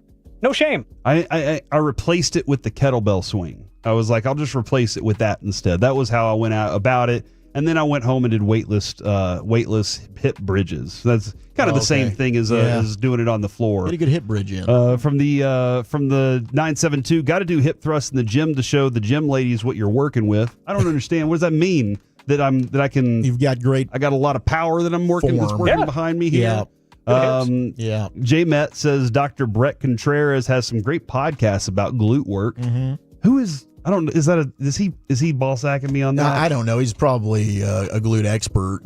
From the 682, do hip thrust with your wife. They work the same. So I did ask her if she wanted to go to the gym, and like she was like, we won't be doing that at the gym. Okay. Because she was like, no hip thrust. She doesn't like that in public. Yeah. So and I was like, that's fine. So we did kettlebell swings. Bedroom activities. From the 469, the deadlift has hip thrust built in at the end, does it not? Look, man.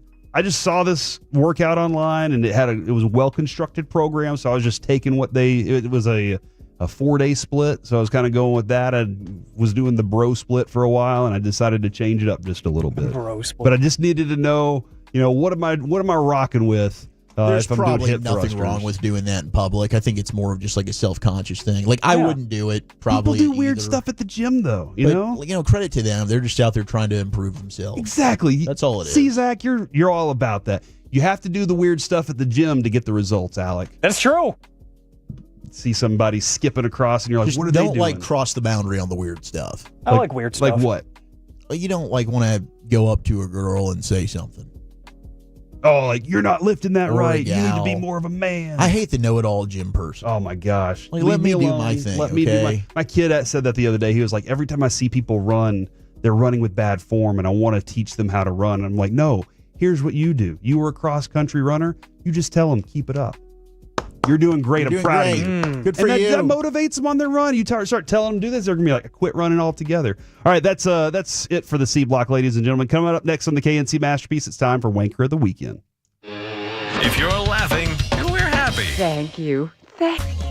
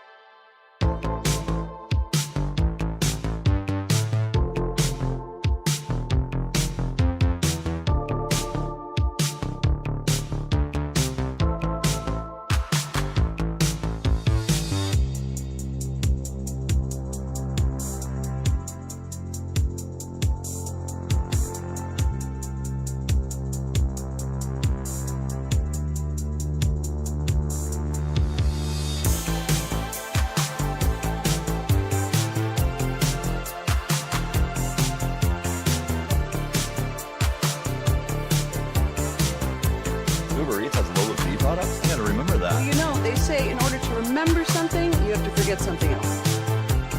Okay, now that is a very cute haircut. That's like a little shag. I've never seen it before.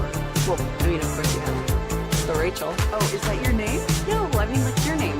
No, I'm Jen. My name's Jen. Right, but I just mean like this is your haircut. But that's hair on your head. I'm not saying this is your hair. Okay, you're freaking me out a little bit.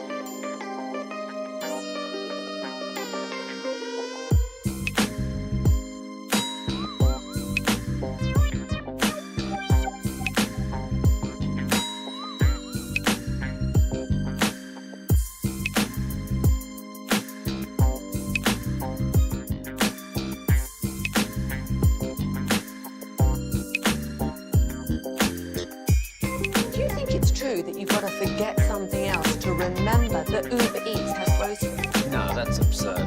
Hey, remember when you used to be a, what was it, pepper lady? This segment of the KNC Masterpiece is brought to you by Cars for Kids. Donate today at carsforkids.org and by the personal injury lawyers Frankel and Frankel. If you've been injured in a car or truck wreck, call Frankel first, 214 or 817-333-3333. With Frankel and Frankel, there's never an out-of-pocket cost. They only get paid when you win. Frankel and Frankel, the go-to car and truck wreck attorneys in Dallas. Back here on the KNC Masterpiece on 105.3 The Fan, it is time for Wanker of the Weekend. Before we dive into that, G-Bag Nation will be coming up here in just a moment. We'll have some crosstalk with the G-Bag Nation. That's your show. It is. And it's a good show. Zach's going to stick around and do the rest of the show with them, I believe. Is that how the schedule works? That's not what's going to happen. Okay. Not today. So he's just we're going to race to Plano is what's going to happen. We're going to race to Plano and make sure we both take care of something we got to take care of. Yeah. We got some business to take care of directly as fast as we can. We got to thrust. As fast as we possibly can. But yeah, Kamar Rocker will be on the mound for the Rangers tonight. So the G-Bag Nation does have a little bit of a shorter show as they are in Cincinnati. Jared Sandler already posted a video up from Cincinnati. Ellie De La Cruz, that's for me. Freaking nature. In this first month of the Rangers season, Ellie De La Cruz is the player I must see. I'm totally in on this series because of Ellie De La Cruz and how exciting he is as a player. That being said, on the Rangers roster, they have an exciting player as well in Adolis Garcia, who looks like he's starting the season hot, and I'm appreciative of that. Wanker of the weekend, ladies and gentlemen, from the 214. I'm the wanker of the weekend because I left my bag of Kirkland steak strips on the coffee table when wife and I went to run errands. My two dogs tore into it and kept us up all night with upset stomachs. That's not good. So hold on. My dog doesn't get an upset stomach from real human food. Is it because there was so much of it and they just overate and they got sick? What is it? Explain that a little bit more to me. I would like to know that just a little bit more. We were not saying that we were running home to do that. My wife is at work.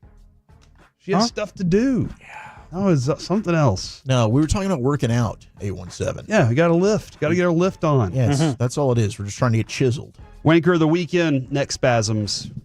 Poor Josh Young. Oh, that's bad. He getting lit up over there?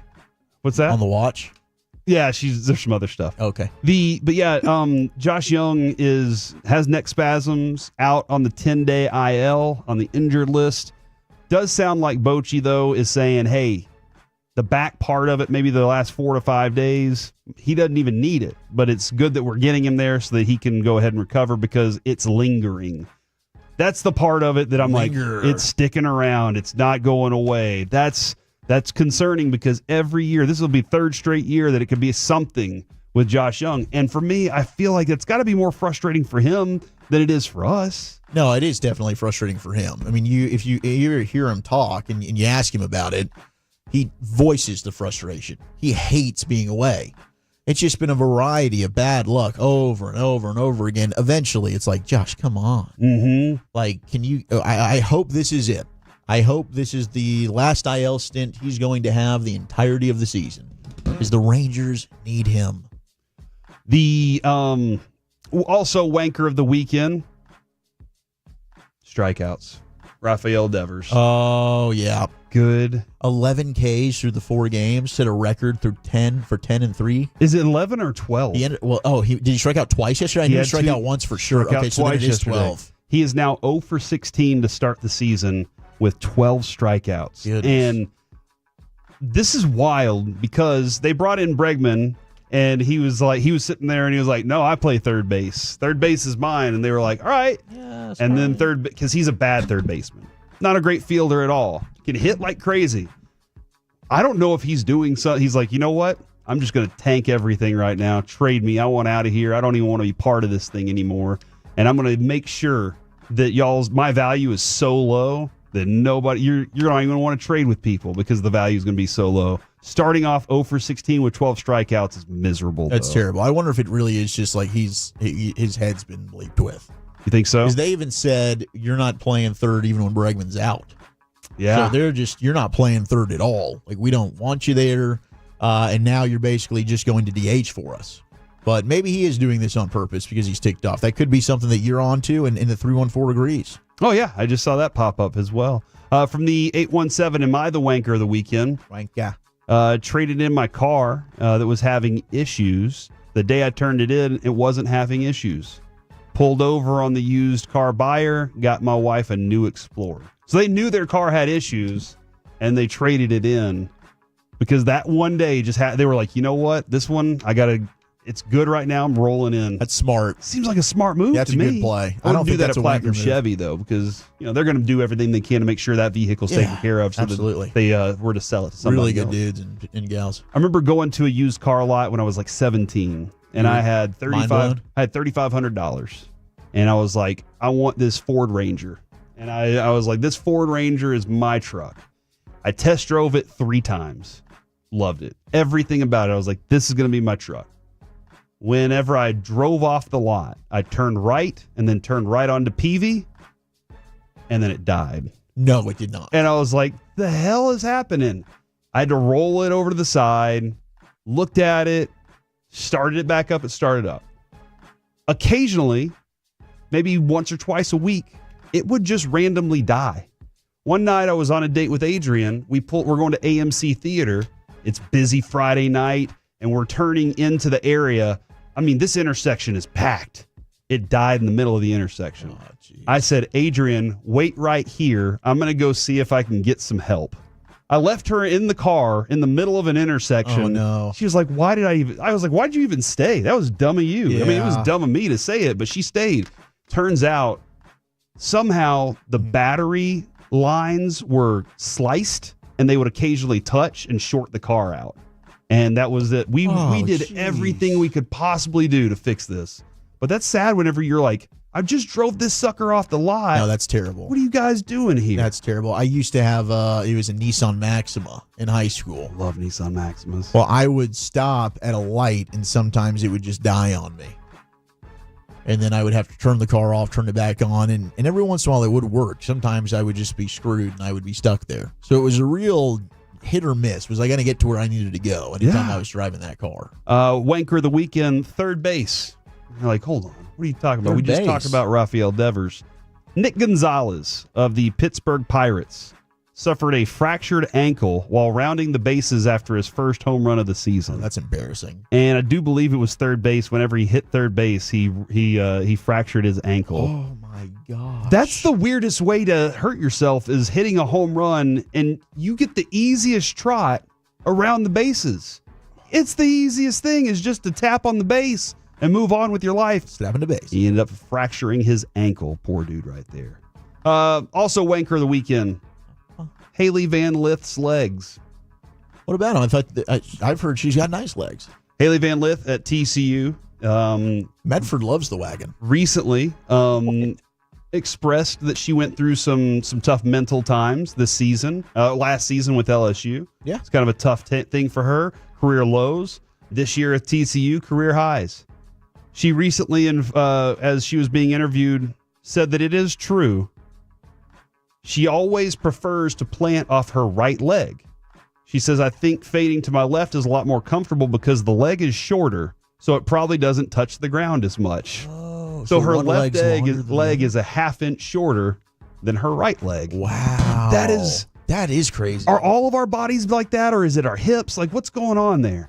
How many people have shorter legs on one side? Do you feel like know. Do you know if you ever walk a little funny and you're like, is my leg a little bit shorter? No, I've never thought about that. Mm-hmm. I mean, I do know like one boob's usually bigger than the other boob.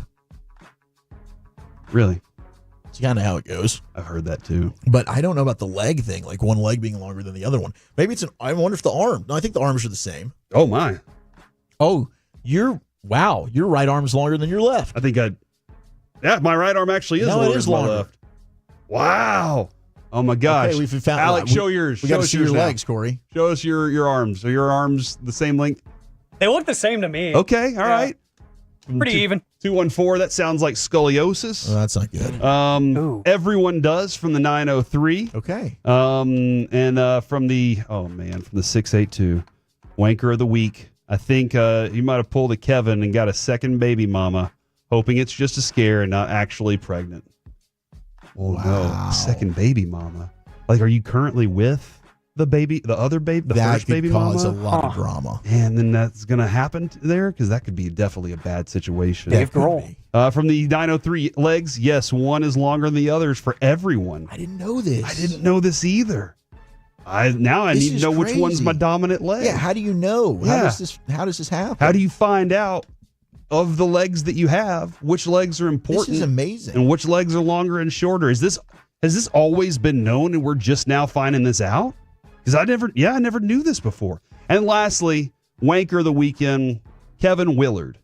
Kevin Willard is leaving Maryland to become Villanova's next head coach. How did he inform his players that he was leaving? Via a Zoom call. Oh. Via a Zoom. I think that's awful, dude. Would that be better than a text? It's better than a text. At least it's like somewhat personable. It's still not in person. And that's the thing that drives me nuts. I think you have a responsibility. You did all these things to convince these players to come play for you. Then you convince them to do everything they can to put their bodies and their hearts on the line so they can go out and win games for you so you can get a better job. Yeah. And all you do is say, you know what, I'm going to call these guys up on Zoom, probably not even take any questions, just hang up on them after I'm done. Wow. I saw Nate Oates' favorite for that Maryland gig. You think that's a better job than Bama? Would you rather be the head coach in Maryland for the Terps or for the Crimson Tide? I think the money right now is in the SEC. It probably is. Even in basketball. I don't think it's just like football. Probably they might be looking at it now, seeing the success they had in basketball this year and saying maybe it's even better for us to push a little more money off of the football team and onto the basketball team if they're going to be the successful ones. But I feel like the SEC is where it's at. Maryland's a really good job, though. Like that's a really good. There's a lot of passionate fans up there. It's a really good job up there. But I feel like the SEC is where all the money is for you to be able to get the NIL for the players that you want. And ultimately, that is what is making the entire NCAA run at the moment. Is how much NIL money can you get? You're right. How much NIL money can you rock with? All right, man. That is it. We got the G-Bag Nation coming up next. We will chit chat with those fellas next on the Fan. Coming up Tuesday morning on Sean and RJ, Ranger. Razor babes. Saffron squad? Nutmeg maidens? Paprika? No. Nutmeg maidens. I just said that. Was it Spice Girls? Doesn't sound right. Was it Saffron Squad?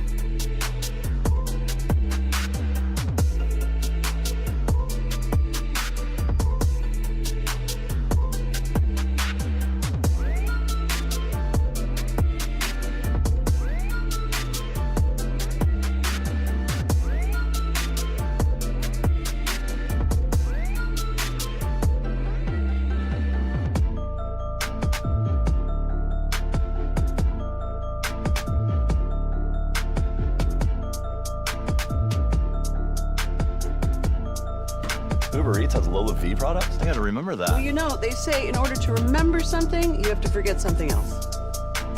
Okay, now that is a very cute haircut. That's like a little shag. I've never seen it before. Well, I mean, of course you have. It's the Rachel. Oh, is that your name? No, I mean like your name. No, I'm Jen. My name's Jen. Right, but I just mean like this is your haircut. But that's hair on your head. I'm not saying this is your hair. Okay, freaking me out a little bit.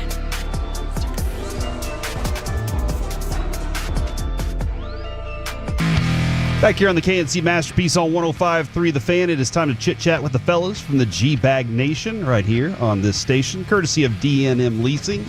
Gentlemen, how we doing today?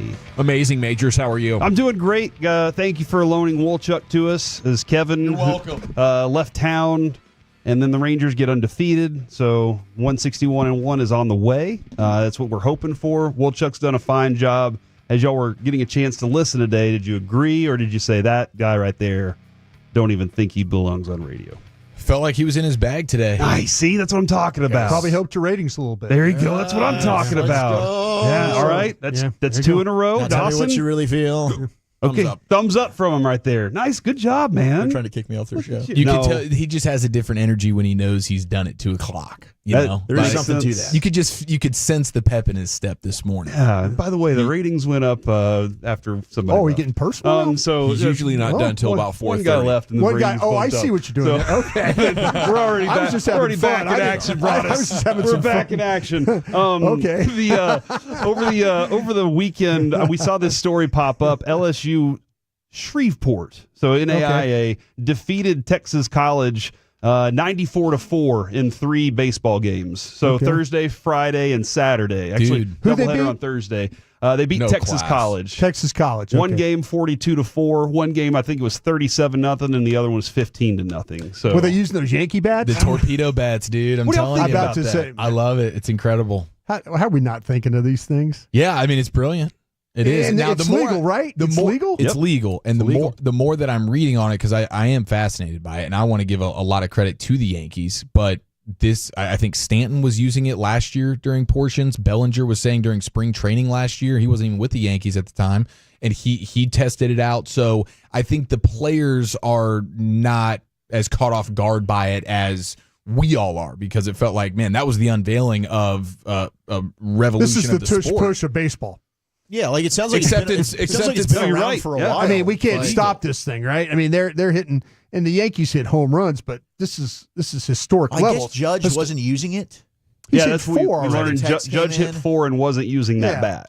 So the rest of the lineup was, but Judge was not. I thought he was part of this torpedo bat thing. I definitely thought he was, but I know Chisholm was. He had 2. That thing was a rocket too. Yeah, they had a handful of guys that were using it, and they set a organizational franchise record with the homers, 9 home runs on Saturday. Yeah. And then they followed it up with a pretty good outing again yesterday where they scored another 8. They're on pace to or hit so like runs. 500 home runs as a team, something like that. That'd be insane. I think Aaron Judge is on pace for something like 500 300 something dollars 4 in this 2 year. days. It's like, my gosh. Yeah, man. But I think it's cool, and I can't wait to ask CY about it today. Yeah. Okay. Good. So We'll find out if any Rangers already, have one. That'd be great. Maybe Adolis has been using one. I wouldn't be surprised if Jock Peterson knows his way around a cork bat. Yeah. I just said cork bat. I didn't mean Jock Peterson. We probably need to get one to Marcus Semien ASAP. Yeah, I'd love to have that. We have Bruce Bochy tomorrow at 12:30, and I know that when Semien gets up, he's trying to pull a fastball for a home run. Like that's what he's trying to do. And I wonder if that's because he told us whenever we were out at spring training. I said, "What is your approach?" And he said, "That's it. I'm trying to pull a fastball. I'm looking for a fastball. I'm trying to do that." I just wonder if he tried to change his approach a little bit if he was a more effective leadoff hitter. Because I what he Get on does, base, dude. yeah, I'm fine with, but I want him on base. And I know they wanted for a long time, they wanted Evan Carter in that role, but that just hasn't lived up to the way it's supposed to. He's at a point in his career now, Majors, where sometimes you got to reinvent yourself. Okay, you got to be open-minded to it. Sometimes you're stubborn. You're like, no, I'm just going to work harder. And I'm going to come back and be the same guy. It doesn't work. All right. So this is if it goes about the same this year, I think that'd be the time where, of course, a pro like Marcus Semien look in the mirror and maybe make that adjustment or some other adjustments. But yeah, it's time. He still leads at least the team in Handsome. Yeah. Absolutely. Pilar's kind of giving him a run for his money. Pilar with the beard, though. Nice beard. I think Pilar's got the best beard on the team. Well-groomed beard. I learned this over the weekend. I've never known this. I came into a beard when Lucy was born. You what? I decided to start growing a beard when Lucy was born. There you go. That's being a good teammate right there. We were at Children's Hospital for 14 days, and I just didn't shave, and I was like, I'll just leave it up. And so after I did that, though, I just kind of, figured out how to shave it. You're supposed to trim this sucker down? Like you're supposed to go down with the trim, not up? Is that how you guys work this thing? Are you doing clippers or are you doing like a razor? With the clippers, yeah. Pretty sure I go up. With the clippers, I go up. You go up too? I've seen all these people saying you're going to blend it by shaving down. You're just trying to pick up the strays. How much does it cost to get professionally done? Is that out of the question? I go and do that now, Brian. I don't trust myself. Look at this. You go get professionally done? Yeah. That's why you look the way you do. Where at? Dude, you are. Good beard. What's that top dollar, high dollar place you go to? I mean, if I get a haircut, it's just a $5 extra charge. Oh. Where at? Sport Clips does that for you? Yeah, Sport Clips never does that for me. I'm not going to give away my spot. Great. Don't gatekeep. Great Clips. I'm gatekeeping. Next thing you know, Great Clips is going to raise the prices. Oh, okay. Great Clips. The one over by Tom Thumb. Is that what it's called? Off Custer there in Parker. Hit cuts. This is brilliant, though, because the run of the mill, like for me, I just got into the haircut game over the last 8 months or so. Yeah. $45-$50. Okay. And what do you think? Well, Chuck, 20? They do that to handsome 25, guys. 25. Like if you're a bad looking dude like me, they don't care. They just cut your hair and they don't get, here's $10. That's good for us. For like a handsome guy. For a handsome guy, they say, man, you got to have good hair. Well, we got a lot of hair. Yeah, it takes them like 2 minutes for Brian's. Oh, like you're being nice. They go straight razor with you. You look like you got a fresh one. Yeah, I did. looks nice. It takes longer on the eyebrows than it does the top of the head. They do your eyebrows. Dude, your eyebrows grew back really fast, too. Yeah, it's amazing. And they got gray in them, which is wild. It's crazy. Kind of looks good, man. You're so young. Silver fox look. I'm so young, yeah. I got sexy devil. I got these thick eyebrows, and like they're pretty thick. They always ask if I want to trim mine. Yeah, I've had these for 43 years. I'm fine. Got some bushy brows, bro. I think you got like just the perfect amount of thickness on those brows. I don't think it's over the top. Like he is so lying to you. No, right I'm now. dead serious. I look at you. I worked with him now. He's lying. He figured it all out. He is. He's like they don't jump off the page at you, but once you notice them, you're like, damn, bushel. Those are some good brows. Yeah. Kevin used to make fun of my brows. You can smuggle things across the border in these eyebrows. Probably could put some. Never mind.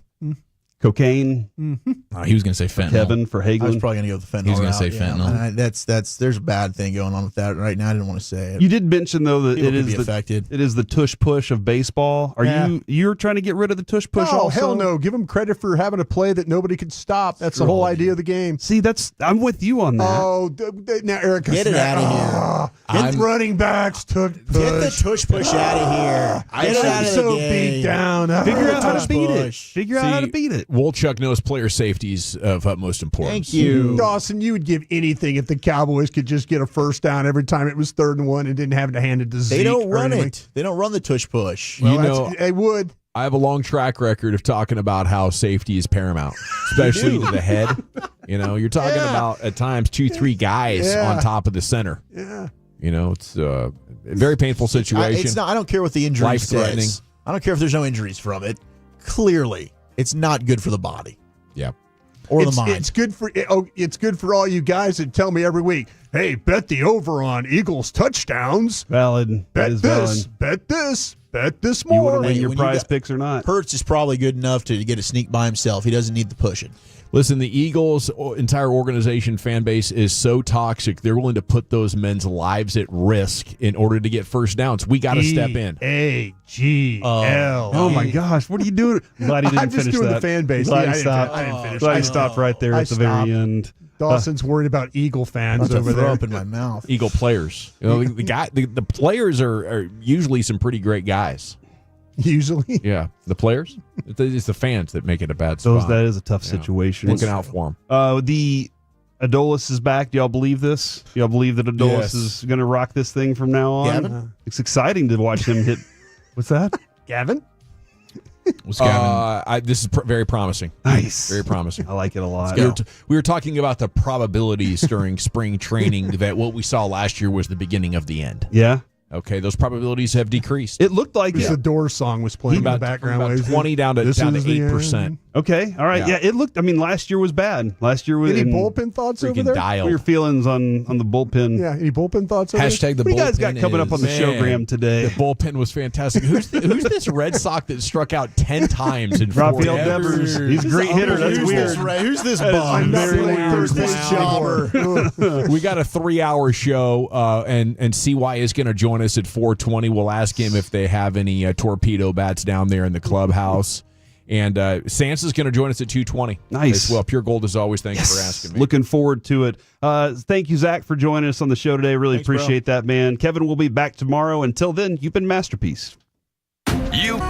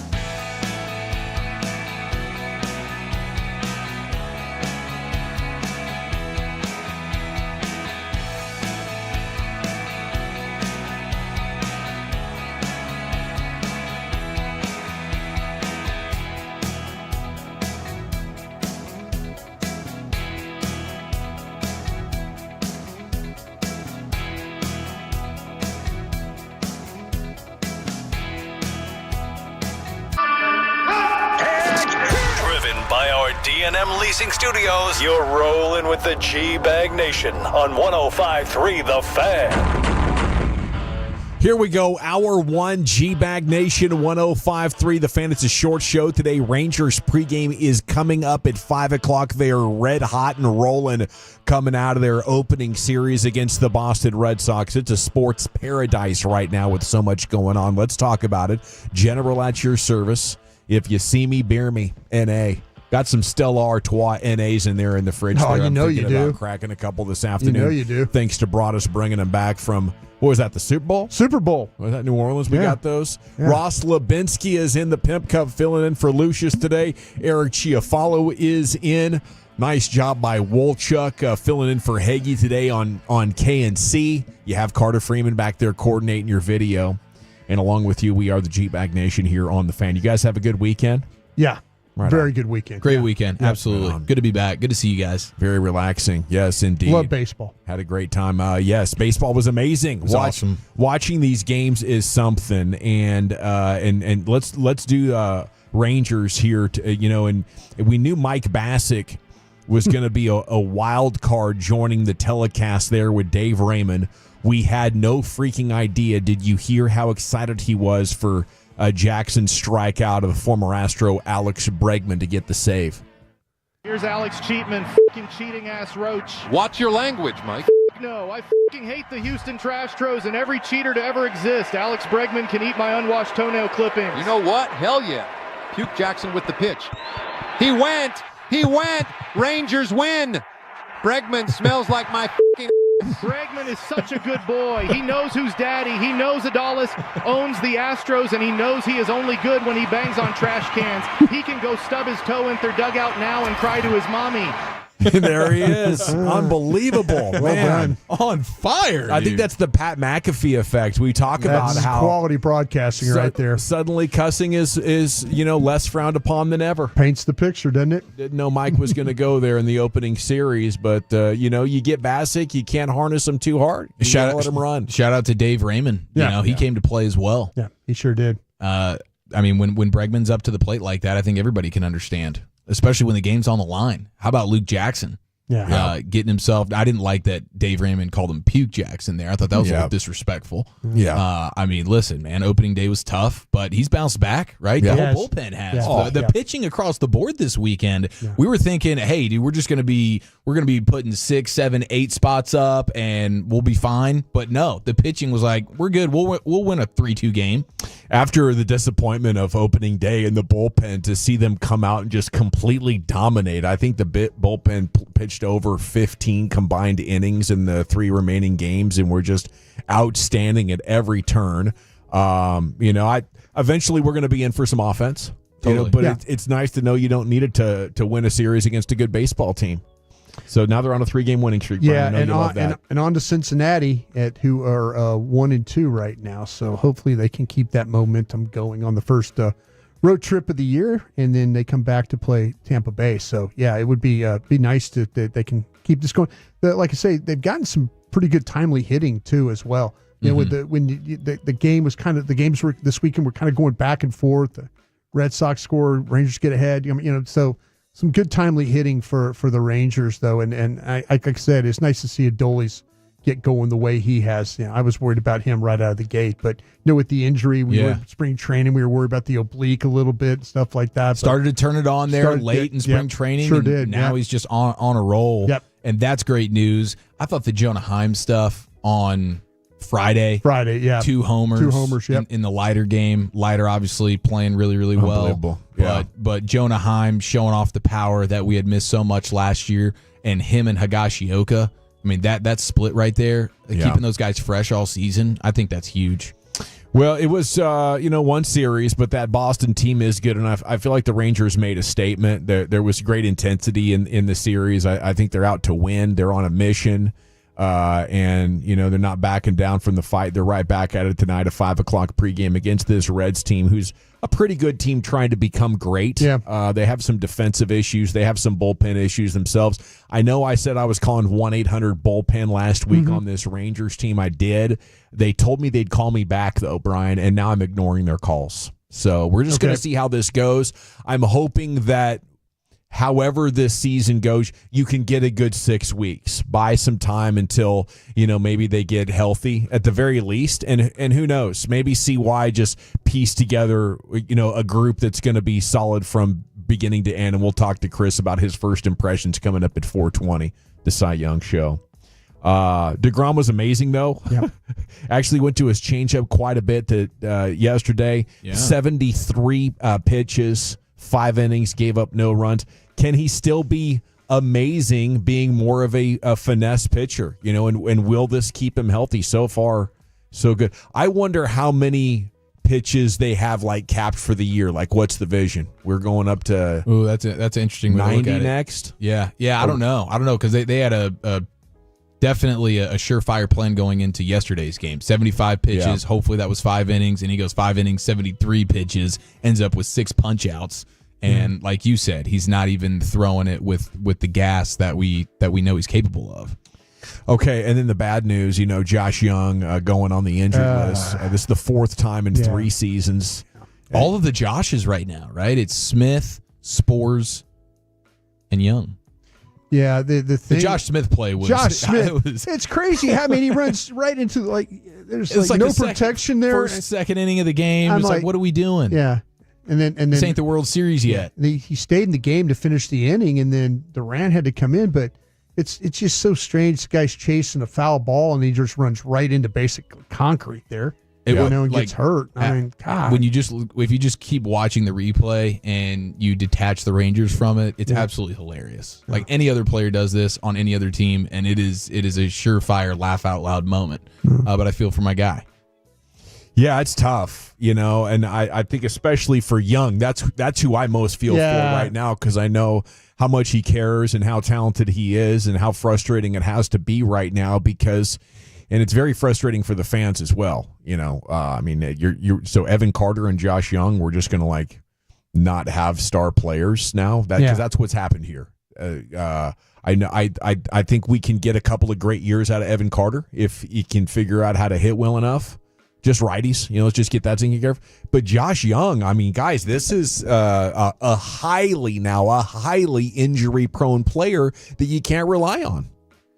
Yeah, and it's tough because he gets hurt. The net gets messed up on a great defensive play. On a great defensive play, yeah. He's still, the talent is so obvious, and not having him, and it's sort of nagging stuff. Again, it's one of these weird little neck strain kind of thing. Where does that come from? But yeah, it's a bummer not having him, and you can see, we saw it plenty last year. His absence was felt. Yes, they need this dude now. Thank God, and it's unfortunate now. Josh Smith obviously now banged up as well. But having a guy like Josh Smith, you can just put in, okay, Seager's out today, no problem. Here we go. Boom, Young's out. Here we go. But you're already eating into that now from a depth standpoint. I wonder at what point we could see Wolcott. Man, that could be fun if the 19-year-old comes up. We saw the talent just oozing off of him in spring training. How long is he out? Asked the 214. I don't know how long Josh Young is going to be out. 10-day IL. 10-day IL. Yeah, for sure. Yeah. Sounds like just, something that could be a strained neck that needs a little bit more rest. I think he's got to, and I'm sure he's researched a lot of stuff already. I'm sure the team is, but we got to think outside the box. You might have to go holistic. Do we need to incorporate yoga? I'm sure they're probably doing acupuncture, but we got to look at diet. Do we need to go vegan? What is causing soft tissue to break down so much and bones break? God help us if we have to go vegan. Well, let that be the last resort. Okay, Josh? I know how much you love that Hurtado barbecue, Josh Young. Don't you punt on that yet. Get you in a hyperbaric chamber. We might have to go full Tyron Smith on this. Remember his final year? It was a 24/7 hyperbaric chamber. Figure it out. Can they test for HGH? Do they test for HGH in baseball? Maybe we need to run that. Yeah. I think you got to, at this point, I think career's on the line. You could be looking at $500 million, $500 million worth of career earnings if you can stay healthy. Or I don't want you after arbitration. Yeah. If this was the NFL, I think the HGH play is much easier because you get popped for it. It's 2 games? Yeah. 3 games? Mm-hmm. In baseball, they still actually care about it. They will get you. They get you go, and there's 100 games. Yeah.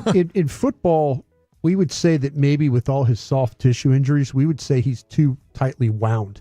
That he's, needs to be more limber. Yeah, he's not. He doesn't have really the flexibility that that you might need. That his body is just overall is, he's a good-looking player physically. Don't get me wrong, and he looks leaner this year. That exactly, that's what I'm saying. I'm saying Jungle Cat sometimes your muscles, they say, is just you're too tightly wound. That you don't have that flexibility, and it leads to other injuries. Guess he's just too high strung. Too high strung. Dallas Stars dominated Seattle Saturday night. They'll try to do it again tonight, 9:00. Yep. Ranted in with a goal and 2 They're assists. in the playoffs already. Got in the playoffs the other night. Yeah. Congrats. Clinched a berth. Mm-hmm. Rantanen does have 11 points in 11 games since the trade, so I think you can shake off concerns that he doesn't play well unless he's around Colorado superstars, which is a ridiculous idea patently. Yeah. Stars Thank God for his girlfriend, right? Is that what we've learned? Thank God his girlfriend brought him here. That kind of thing. Oh, absolutely. Yeah. The Wags are perfect. The Wags are perfect. Throwing a shutout in that department. Stars have won 5 in a row. They've clinched a playoff berth, as Brian said. They still 4 points between them and Winnipeg. The Kraken are playing young guys, though, so this might be another blowout opportunity here. They're basically tanking or developing their young players. Dallas Stars defense, by the way, where do you think it's ranked in the entire NHL, Brian? 4th. That's a good guess. They're 3rd right now. Okay, so I think Jim and everybody, they've done a great job building this roster to the point. Maybe it's not elite defense and it has, a couple of weaknesses that can be frustrating and are at times predictable.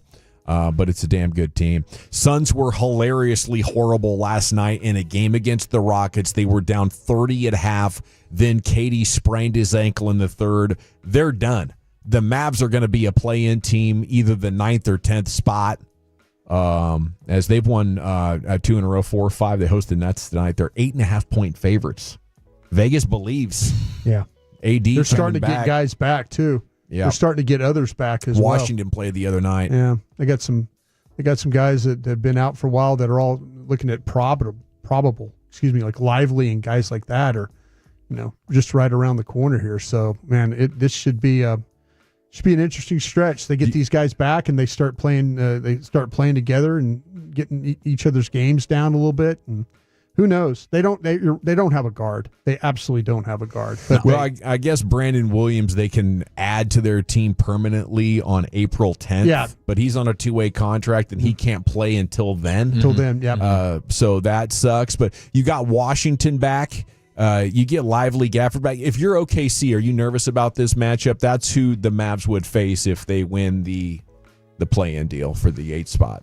I don't think so. If this was the version of the Mavericks that we had become accustomed to, that was handling OKC pretty nicely dating back to last year, even when OKC was playing incredible basketball as well, then maybe that would strike a little bit more fear into them. But this is a new look Mavs team, and I think they're going to know, Oklahoma City's going to know that the Mavs won't be able to keep up with them from a scoring standpoint. And I saw a crazy stat the other day about OKC that was pretty fascinating. Like they've trailed for any amount of time this season on 10 minutes on less possessions. They've trailed on 24% of their possessions this year, but they've led by 15 or more points on 25% of all possessions. Goodness. So it's more likely when you check into a Thunder game that they're going to be up by 15 or more than they're going to be trailing at all. I mean, they could win 70 games. They're within striking range. Yeah. So if I was a player, I would want to do that. And maybe that exertion of themselves leaves them tired. But, yeah, the Mavs would have to come together really, really dang quick and beat one of the best regular season teams in the history of the league to dream about winning that. I don't think it is possible. But, I mean, if you can figure out how to frustrate Shai Gilgeous-Alexander, I just don't think they have the secondary playmakers. They have a really nice roster, but after Shai, nobody that's elite. This is going to be, history is going to repeat itself, but this time it's going to work in favor of the Mavs. What are you talking about? 2006 Mavericks. Oh, Golden State, the 1-8 seed thing. History is going to be on Dallas' side this time. Okay, that would be amazing. I like your positivity here, Broadus. Yeah. Okay, Stephen Jones updated a lot of Cowboy stories this morning from the league meetings. We'll get to them coming up at 3:20. Something that sticks out right now, I think the biggest one is the idea of a trade being possible. That would be a lot of fun. Is that for a quarterback? Is this maybe we talked about the Joe Milton one. Yeah, and Eric and I in the Love of the Star went through a bunch of college quarterbacks this morning. Is that the only thing on the table? I think that's the one that I felt like that I've heard that they've been able to dip their toe in the pool. How about that? All right.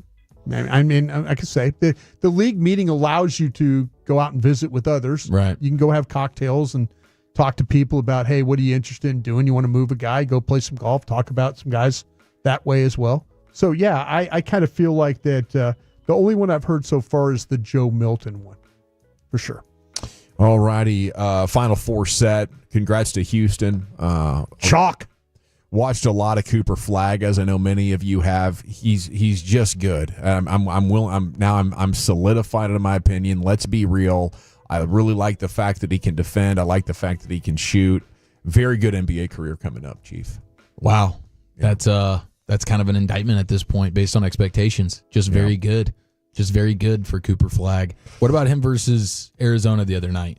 Was that Thursday night? That was pretty Sweet good. 16. Yeah, that was pretty good. 30 points, halftime buzzer beater, no-look alley-oops left and right, playing some defense. Couple good ones. Dribble, drive, fade away at the elbow. I don't know. I think Cooper Flagg's the real deal. I wouldn't let him call you out like that. I think Cooper Flagg's the real deal. I mean, we're about to find out. Yeah. I don't need to get defensive about it. I think my concern, I think he's right, by the way. Of course you do. Of course you do. You don't have your own opinion. You're just going along with the masses right now. Cooper Flagg's going to be amazing. Cooper Flagg's going to be a nice top 20 player. Yeah, probably make a handful. You don't think we'll ever talk about Cooper Flagg being a top 5 player in the NBA? No, it's. You've seen a lot. He's got a long way to go to get there. I don't know what he's capable of developing into. I'm about to do right something now, really unfair to you because you've seen a lot more basketball. I mean, I've seen a lot of basketball, but not as much as you. Does he remind you of anybody that you've ever seen play? I know that's a hard question. I always like the comparison guy questions. Pro comps. Chandler Parsons? No, I'm playing. I don't know. Maybe a Brandon Ingram type player. Sure. Actually kind of more like Anthony Davis is how he attacks. Even though Anthony Davis is a power forward, Cooper Flagg's more like a small forward, but he can't attack from off the bounce. Like he gets down there and then he stops and pump fakes and does a turnaround. And I just think like the lack of creativity and explosiveness to finish right there. Yeah. This is college. Mm-hmm. He got swatted. He got swatted so bad in I think it was the Elite Eight game. Yeah. It was like, oh boy. Yeah, he got met at the rim. Yeah, it wasn't quite at the rim. He got met though. That's fair. So what? He just turned 18. Is that right? He just turned 18. Yeah, right. He just turned 18, like right before the new year. Maybe over the next 6 years, and at that point he'll just be 24 years old. He makes me eat crow on this, but I'm standing on it. Just real quick, did you have more questions about Wemby coming into the NBA or Cooper Flagg? Cooper Flagg. Yeah. Okay. Yeah. I'm hopeful Wemby's, doesn't materialize. Because everybody said, Wemby's going to get pushed around and da-da-da-da. There's a lot of things going on about him. It's just his height and shooting ability. I knew he'd, find his way to be at least a top 10 player. Sure. I don't know. And, maybe the full upside of his potential that was projected is not there as far as being dominant player, best player in the league type of deal. G-Bag of the Day is coming up at 2:30. Jared Sandler is next right here on The Fan.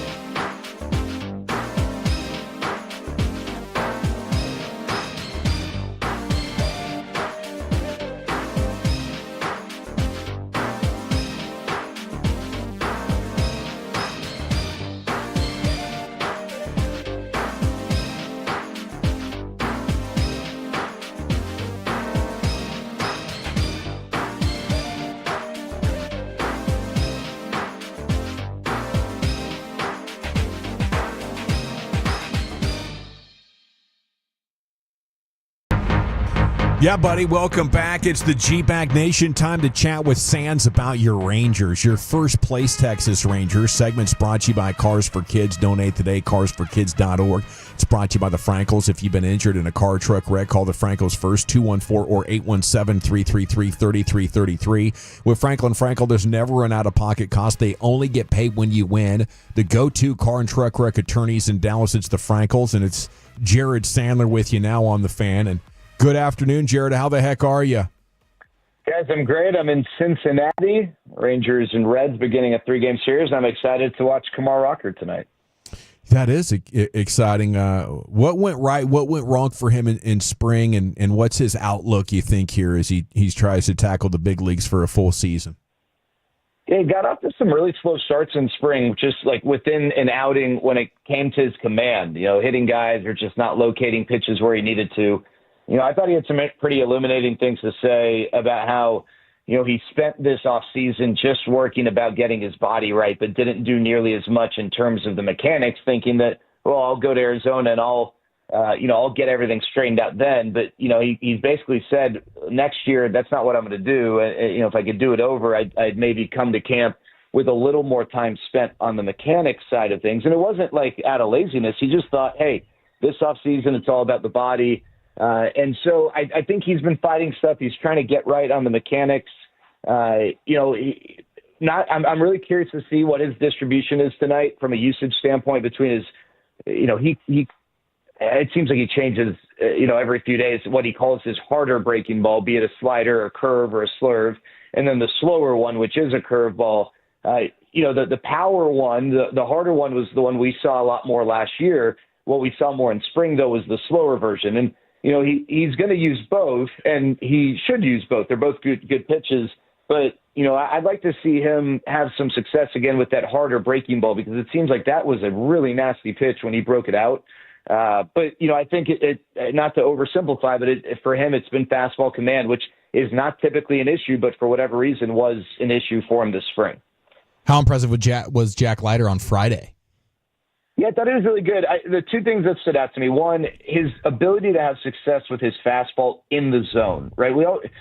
There's nothing wrong with it, but there are a lot of pitchers who, they rely on you chasing. Their breaking ball is nasty, and if they're having success, it's because you're swinging at pitches outside the zone. But then there are pitchers who are able to have success in the zone. They're able to get swings and misses in the zone, which is so much more powerful, because then you don't rely on guys swinging at pitches that are going to be called balls, right? They either swing and miss because you've got a dominant pitch, or they take it and it's a strike, right? You kind of have them in jail there. And I thought he added his sinker. He was using that a lot more, and that allowed him, I think, to have success with both of those fastballs in the zone. And then the other thing that was impressive was when he did run into a little bit of adversity, he didn't just totally lose it. And I think Jonah Heim deserves some credit for that. The lot was made of the pitching or the mound visit Jonah made in the second inning after Jack gave up the infield single and the walk to Abreu, settling him down. And I think, that's an astute observation by those who made it. I think that the catcher does play a role, especially for a younger pitcher. But I think in general, the success of the fastball and his ability to navigate, the few issues he had, I think was really impressive. Jared, speaking of catchers, though, with Heim and Higgy, the first four games, well, you couldn't ask for a better start for both of those guys in sharing this opportunity. Yeah, no kidding. Both do a good job behind the plate. Now, the Rangers in general did not do a great job controlling the running game. No, but that's hard. Yeah. And that's probably more on the pitchers, to be honest with you. I mean, Jonah's got a better arm than Higgy. He's probably going to be better at controlling the running game on his end than Higgy will. But the pitchers have to cooperate too. With all that said, what they bring defensively behind the plate goes, beyond just that. And I think both those guys did a good job, from a strike stealing standpoint. Obviously, the way they handle the pitchers is top notch. But then, the offensive side of things. Jonah, of course, had his 2 home run game on Friday, and Higgy, on Thursday, the RBI double and hit the ball hard again yesterday. So, it's a nice start. And I think, and Brian, we've talked about this before. This.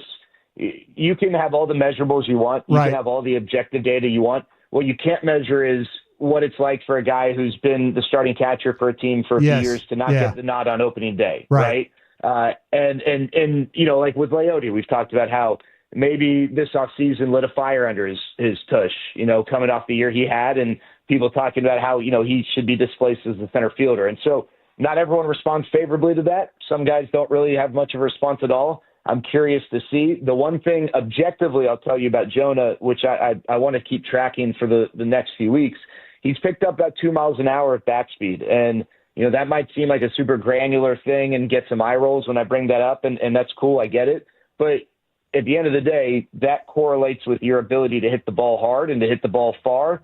And, the data, people way smarter than I am, have said that, a mile an hour of bat speed, can equate to 7 to 10 feet. And if you're adding 2 miles an hour, 20 feet of distance is the difference between a fly out and a double, or, a ball hit to the wall versus a ball that goes over the wall, right? It all makes a difference. And if he has picked up some bat speed because of improved mechanics, then, I think that will pay off dividends for sure. Yeah, they said that he's barreled up 50% of his opportunities. So maybe does that have to do something with the bat speed as well? Well, I think so. Getting the ball in the barrel, that's more just timing and maybe mechanics that allow him to get to where he wants to be.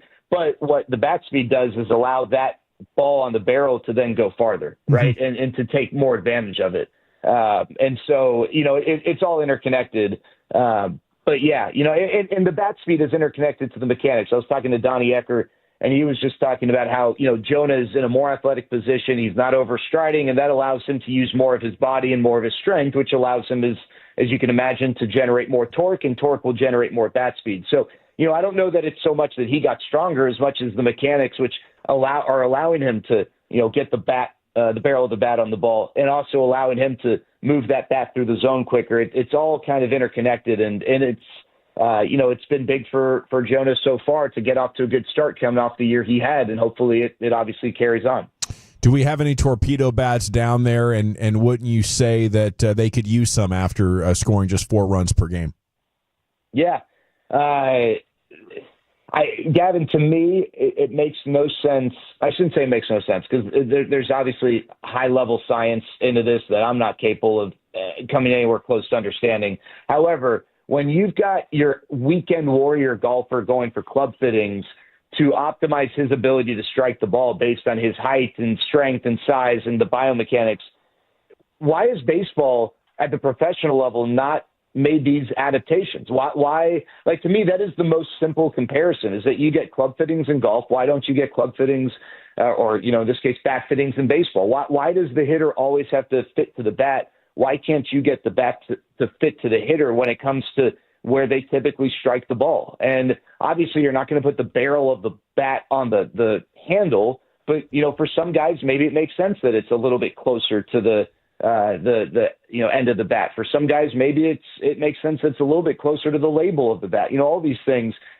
So I don't expect torpedo bats to go away, or however, I've heard people call them bowling pin bats, whatever.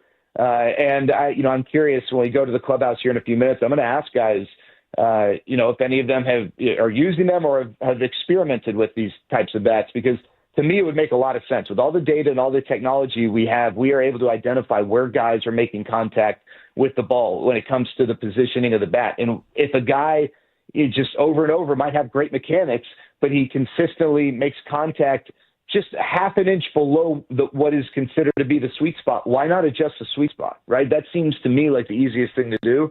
And I'm glad that, Aaron Lenhart, who's now at the Marlins but was with the Yankees, put this to the test and had guys buy in. I think this will help hitters. And the other thing that was said is, and I think this makes all the sense in the world, this is a unique sport where, the pitcher controls the action, right? You have, if a guy is throwing a fastball, you've got about 0.3 of a millisecond before that ball gets to the plate. And the pitcher can dictate the location, the spin, all that stuff. They've got all these labs now that are allowing them to enhance their ability to dominate. Pitching is as good as it's ever been. Well, why can't hitters now maybe make some adjustments to their sole tool to try and counter that? And I think that's what's happening. I think it's good for the sport. Well, thank you, sir. Enjoy the game tonight, and we'll catch up with you tomorrow. Sounds good, guys. Take care. Jared Sandler's Rangers pregame's coming up at 5 o'clock right here as they visit the Reds. Let's go into the Pimp Cup where Ross Lebensky has your G-Bag of the day in for Lucius once again. Here's Ross. That's right. G-Bag of the day. Y'all know it. We do it every day at 2:30 here on the G-Bag Nation. Best clips of the weekend. Let's cue the music.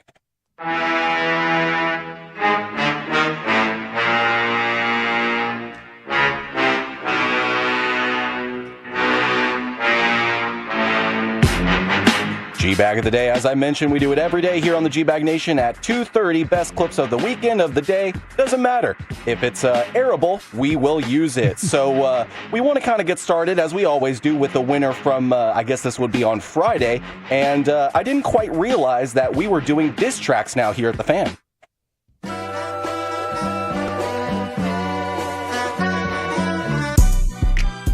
On the cheap, yo, free those spending cash figures, we need zero, hands down. I'll take Tommy Sledge or even Rigo, failing all the way through cross. Hey Joey, where did he go? What's up with this old phony ass loser and his drama? The industry can hate me, f him, go see my mama. How many flaws you really got? I mean, it's too many options. I'm finna slash all his money, I'm gay plotting.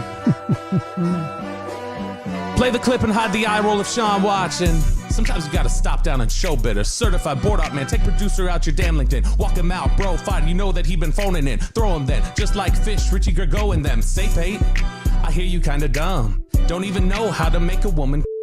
To any chick that talks to him and they in love, just know that you'll only fit in the tub. Tim tells me Choppy just can't handle when Sean's not around, and that's why Chi-Chi hanging with us at the firehouse. In the interest of time, that's good. Thank you, Ross. A very talented Bobby Belt diss track. Oh, yeah, the best part was just coming up. My bad. No, it's all right. Them boys is sus, though. We know that. Yeah, great stuff, Bob.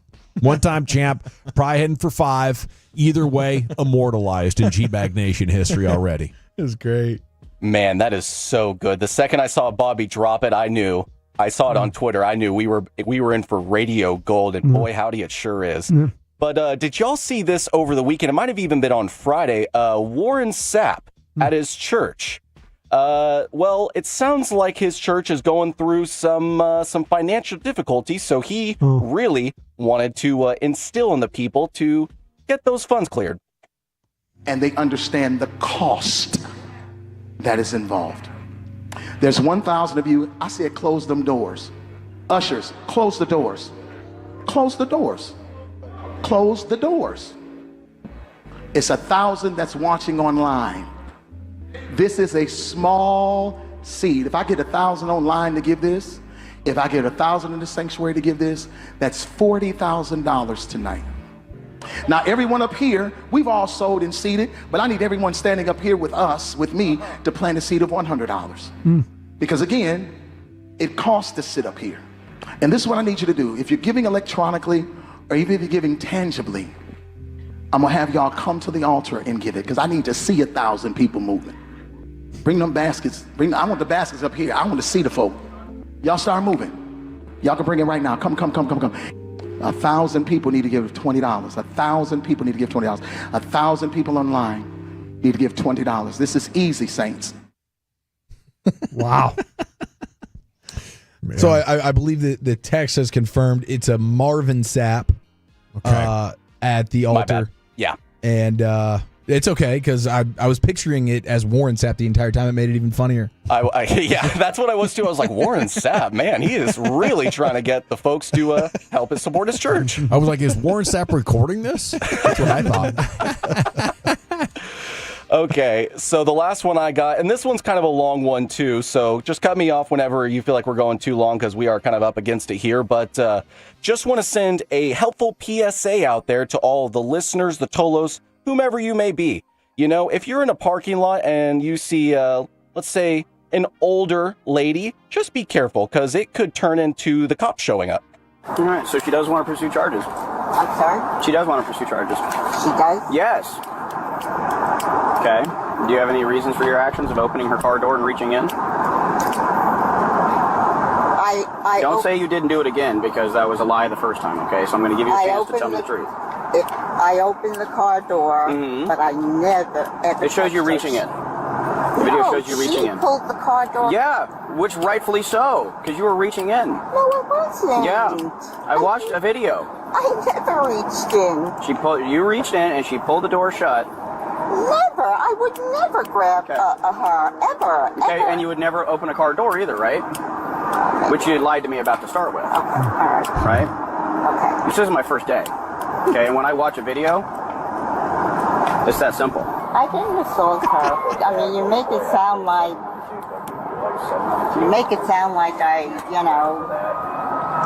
I'm not like that at all. I think, you're making it sound assault, like. Make it sound like what? You make it sound Wait, no, like back up. Tell me I'm wrong.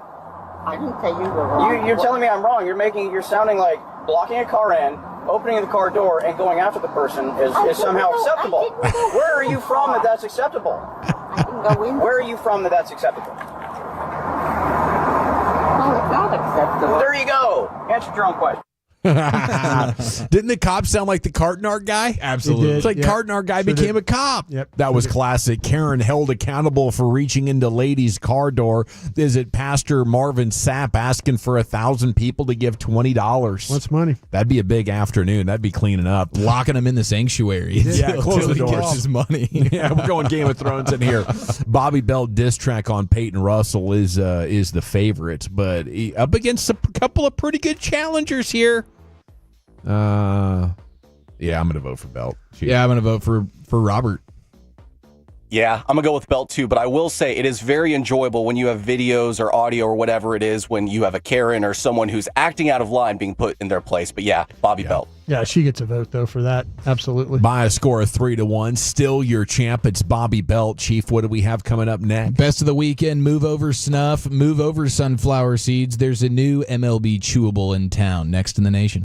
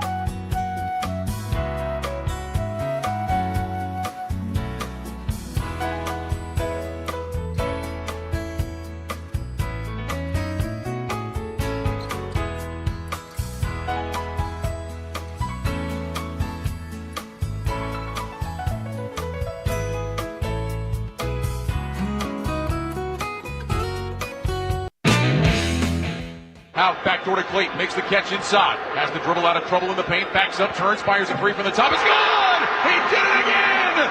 Clayton's got 28. Florida leads by 1. What a shot by Walter Clayton! One of the great comebacks at NCAA tournament history, unfortunately, for the Red Raiders. It was a great weekend of sport, though, and to take us through everything, here's the Chief. Yes, thank you very much. Okay, good news on Corey Seager and Josh Smith, both in today's lineup as the Rangers take on the Cincinnati Reds for their first road trip of the season. Seager back at shortstop, and Josh Smith will be playing third. Well, I love that. I do love that. I think at some point I want to see Sebastian Wolcott, and with Smith and Seager down, I thought maybe that was possible early in the year. I'd love to see him play in Double-A for a couple of months and hit about 340, with about 20 bombs, and then come up. But I wouldn't be waiting too much longer. Yeah, I mean, I think they obviously want to be as patient with him as possible, but I mean, at some point, it might call for it, and that'll be a lot of fun. I was looking up their prospects. They just don't have a lot of middle infielder or third baseman type of dudes. Yeah, they might be left with no option. If you get your depth just taken away from you there in the infield, what else are you going to do? Let's go. Let's bring the youngster up who looks incredible. Speaking of bringing the youngster up, we're talking about best of the weekend. My 3.5-year-old made her soccer debut Saturday morning, 9 a.m. at Eastfield College there in Mesquite. No way. 3.5 years old for the Sunnyvale Raiders. Very proud. Up till that point, her only soccer experience was almost refusing to play in the backyard and then crying at one soccer practice. So she goes into the game after watching attentively for 5 minutes and didn't do anything for 3 minutes. Then there was a free kick, and the coach put the ball down and told her to kick it. And from that moment, she played hair on fire, bro. For the next 30 minutes, I might got a dog on my hands. Oh, congratulations. It was a tremendous relief. That is awesome, dude. Yeah. I was ready mentally for her to be that kid that just doesn't want to go. Right? That's how most kids are. Yeah. But she was good to go, dude. She just needed to get a little taste of what that competition feels like. Yeah. All of a sudden now, I can be the star of this show. Yeah. Let's go ahead and take control of this thing. Yeah, it was fun. It's clearly in her DNA. So it was only a matter of time. It is the funniest thing in the world, I think. That's my favorite age to watch soccer, 3 years old. 3-year-old soccer. Gosh, I bet that is a blast, dude. I imagine my 3-year-old would be, that would be a hilarious, hilarious adventure. Half of them are crying. Yeah. They're running off the field randomly to get their parents.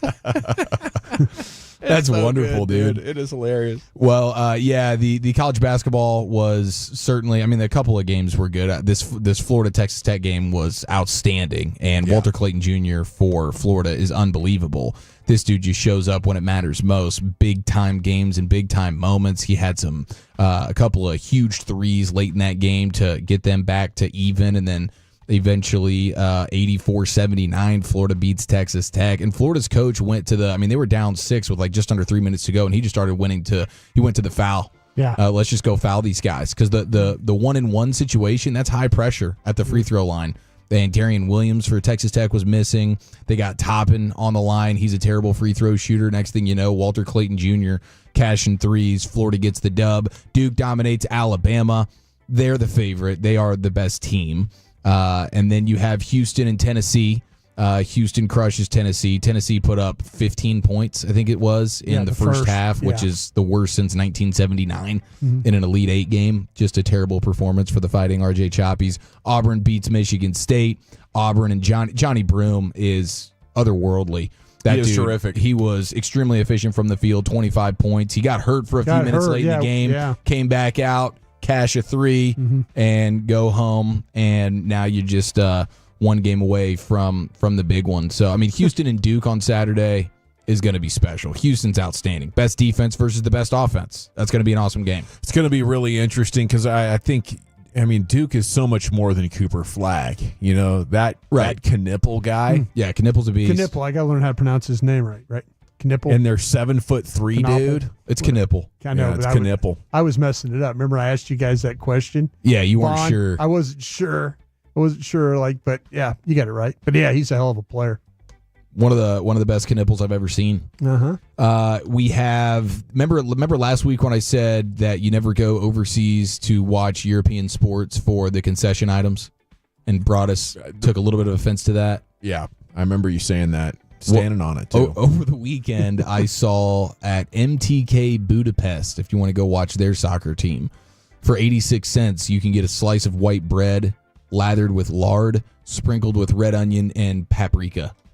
That is your item. Wow. That is a concession. Wow. That's a Look at real this, Brian. concession Look at item this. overseas. Holy Go watch some cow. soccer and eat the worst thing ever created.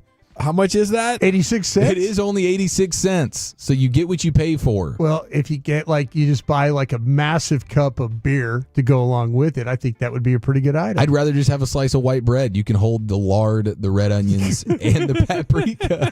I mean, that's paprika to give it a little color. That's an embarrassment to anyone who has ever eaten.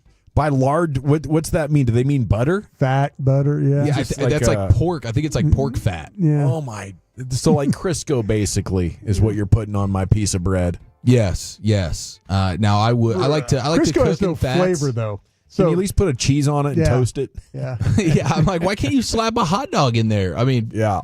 Onions, give really? me a break. It's disrespectful. What is this? Are we rationing because the Germans are about to invade? I think going on? I think even worse Sorry, than that. Is that offensive? That actually looks appetizing It might to be a tariff select problems. group of people. Is this tariff problems? Yeah, it's tariff problems. And then I would like to take you to St. Louis, where Cardinals catcher Wilson Contreras is at the plate, and he is seen taking the tape off of his bat and then putting it into his own mouth and chewing on it as if it was some big league chew while at the plate, getting ready to strike out. That is eccentric. He did pop it in there like chewing gum. Do you see that? Yeah. Carter's thrown it up. I mean, this guy is chewing on his own bat Hand sweat. tape. Yeah. Yeah. Hand sweat. Is this something that he does, or did he forget his gum in the dugout? I honestly do not know. I will have to do some more research on whether or not this is part of his deal. I've never seen this before. I never have either. Never seen someone at the plate before the. I mean, there's a pitch clock, and he's ripping tape off his bat and shoving it into his own mouth. Yeah. Hold on a second, Poppy. Wilson Contreras with the weirdest superstition in baseball to date. You know, I'm not opposed to taking different food substances and basically making a plug out of them, throwing a dip in, whether that's New York strip or a fruit roll-up. Yeah, fruit roll-up is ideal. Some Doritos. Yeah. There's all kinds of things you can make. Beef jerky. Woo. Beef jerky. Oh, beef jerky dip. But never the tape off of a bat. I did used to love the beef jerky dip. Was pretty awesome. Yeah. Indeed. Good flavor. We're talking about Oh, Brian. absolutely no. Hey, real quick. Well, we're up against it. I was going to say something real quick about Just say it. About that Tech Florida game. Did I tell you about we were at McMahon's party and that guy? You were at Tim McMahon's party? Yeah, he had I should have been your plus one to that, the dude. book launch, right? Yeah, And the Wonder Boy book. Yeah, and all of a sudden, the game was on at the crucial part of that Florida game. Yeah. This guy directly stood right in front of the TV. I mean, just right. I mean, we're all watching the game, and he just Who walked. was it? It's one of Tim's friends. Bontemps? No. It was a guy. This guy was a Texas Tech fan. Huh. And Malika? Windhorse looked at me and goes, "So Broadus, in scouting, that would be called no awareness, right?" That's awesome. I said, "Yeah, that would be non-awareness." But the guy literally were watching the game, and this guy walks 2 feet in front of the TV and stands there. You watched the Elite Eight with McMahon and Bontemps and Windhorse. Yeah, you were with the full hoop collective. Oh yeah, Anybody else? Yeah, there was Archer and Calvin Watkins. Yeah, it was quite a crew. Cool. Calvin had a stogie. Yeah. By the way, watching that some book, ball. I'm 3 chapters in. The Wonder Boy is a very good book. Tim did a great job on that so far. What about the 3-point shooter, the other Tim? What's his name? Legler. Was Legler there? No, he wasn't there. Richard Jefferson? No. All right. Doris? No Doris. I think they were all working. Hmm. What What about Mike Breen? Mike Breen was not there, no. Well, It was a bang-free environment then? It was a bang-free environment, but we had good food and an open bar, so it was a good party. I've heard the book's getting great reviews. It is. They're loving I'll this pass Wonder my Boy. copy along to you when I'm getting done. Right on, buddy. Yep.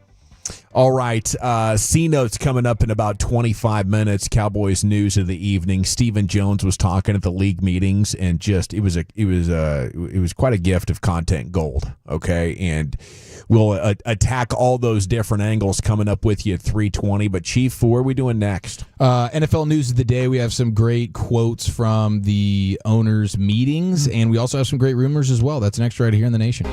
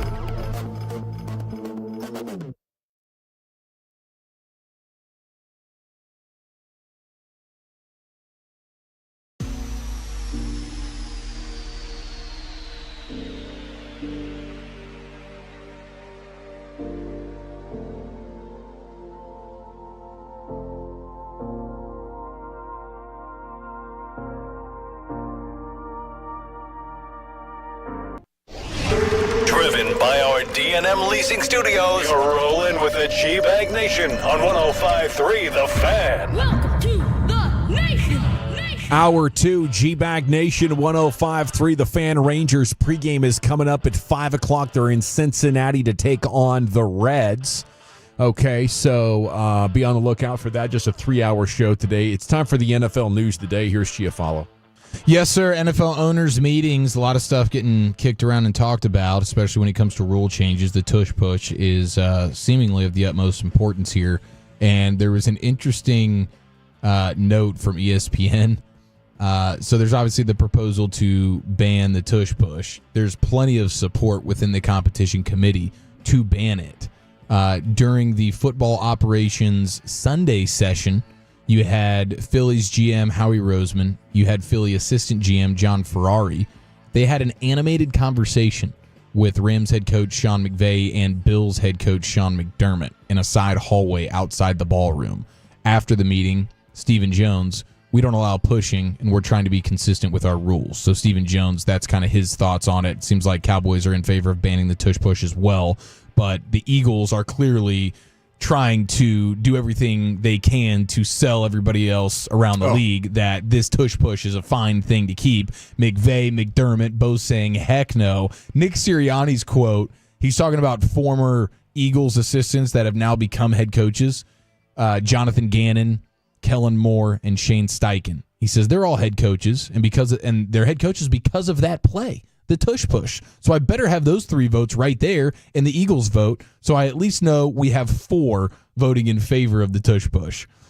I love that. Absolutely love what Stephen Jones is doing, though. Everybody's playing their part quite well right here. Stephen's just like, listen, we're not in favor of pushing. We need to be consistent with that. I think that's a great angle to have here. To me, it's the most obvious angle. Yeah. If you're trying to ban it, it's just simply, hey, the defense can't push their guys, so why should the offense be able to? It's not about the health and the safety and all that stuff, because they overlook that crap all the time. They only use that when it's in their favor. When you first broke this story out, though, I thought Stephen was saying we don't like pushing in reference to the McVay and Roseman pushing and shoving match that had to happen in the hallway. I was like, no way. The first time I read it, too, I was thinking the same thing. Like, oh, my gosh, are these guys really, are they sort of coming to blows here? We getting some real kerfuffles? That'd be like the well-rumored and actually chronicled John Daniels, Kirk Gibson wrestling match. Yes. In a sweet one day. Yeah. JD loves to tell. Went nose to nose with the World Series hero. With the World Series hero, yeah. Do we know what it was about? Do we know what they were fighting over? I would love to get some more of the details on that. That's hilarious. He never said what it was completely about, did he? When we asked him? I don't think so. No, he just kind of said, we'll just let it go. He would have probably killed me, but that kind of thing. Well, there's some other funny quotes from the owners' meetings. You have Jimmy Haslam, owner of the Browns, talking about Deshaun Watson. Yeah. How about this for self-awareness? We took a big swing and miss with Deshaun. We thought we had a quarterback, but we didn't, and we gave up a lot of our draft picks to get him. So we've got to dig ourselves out of that hole.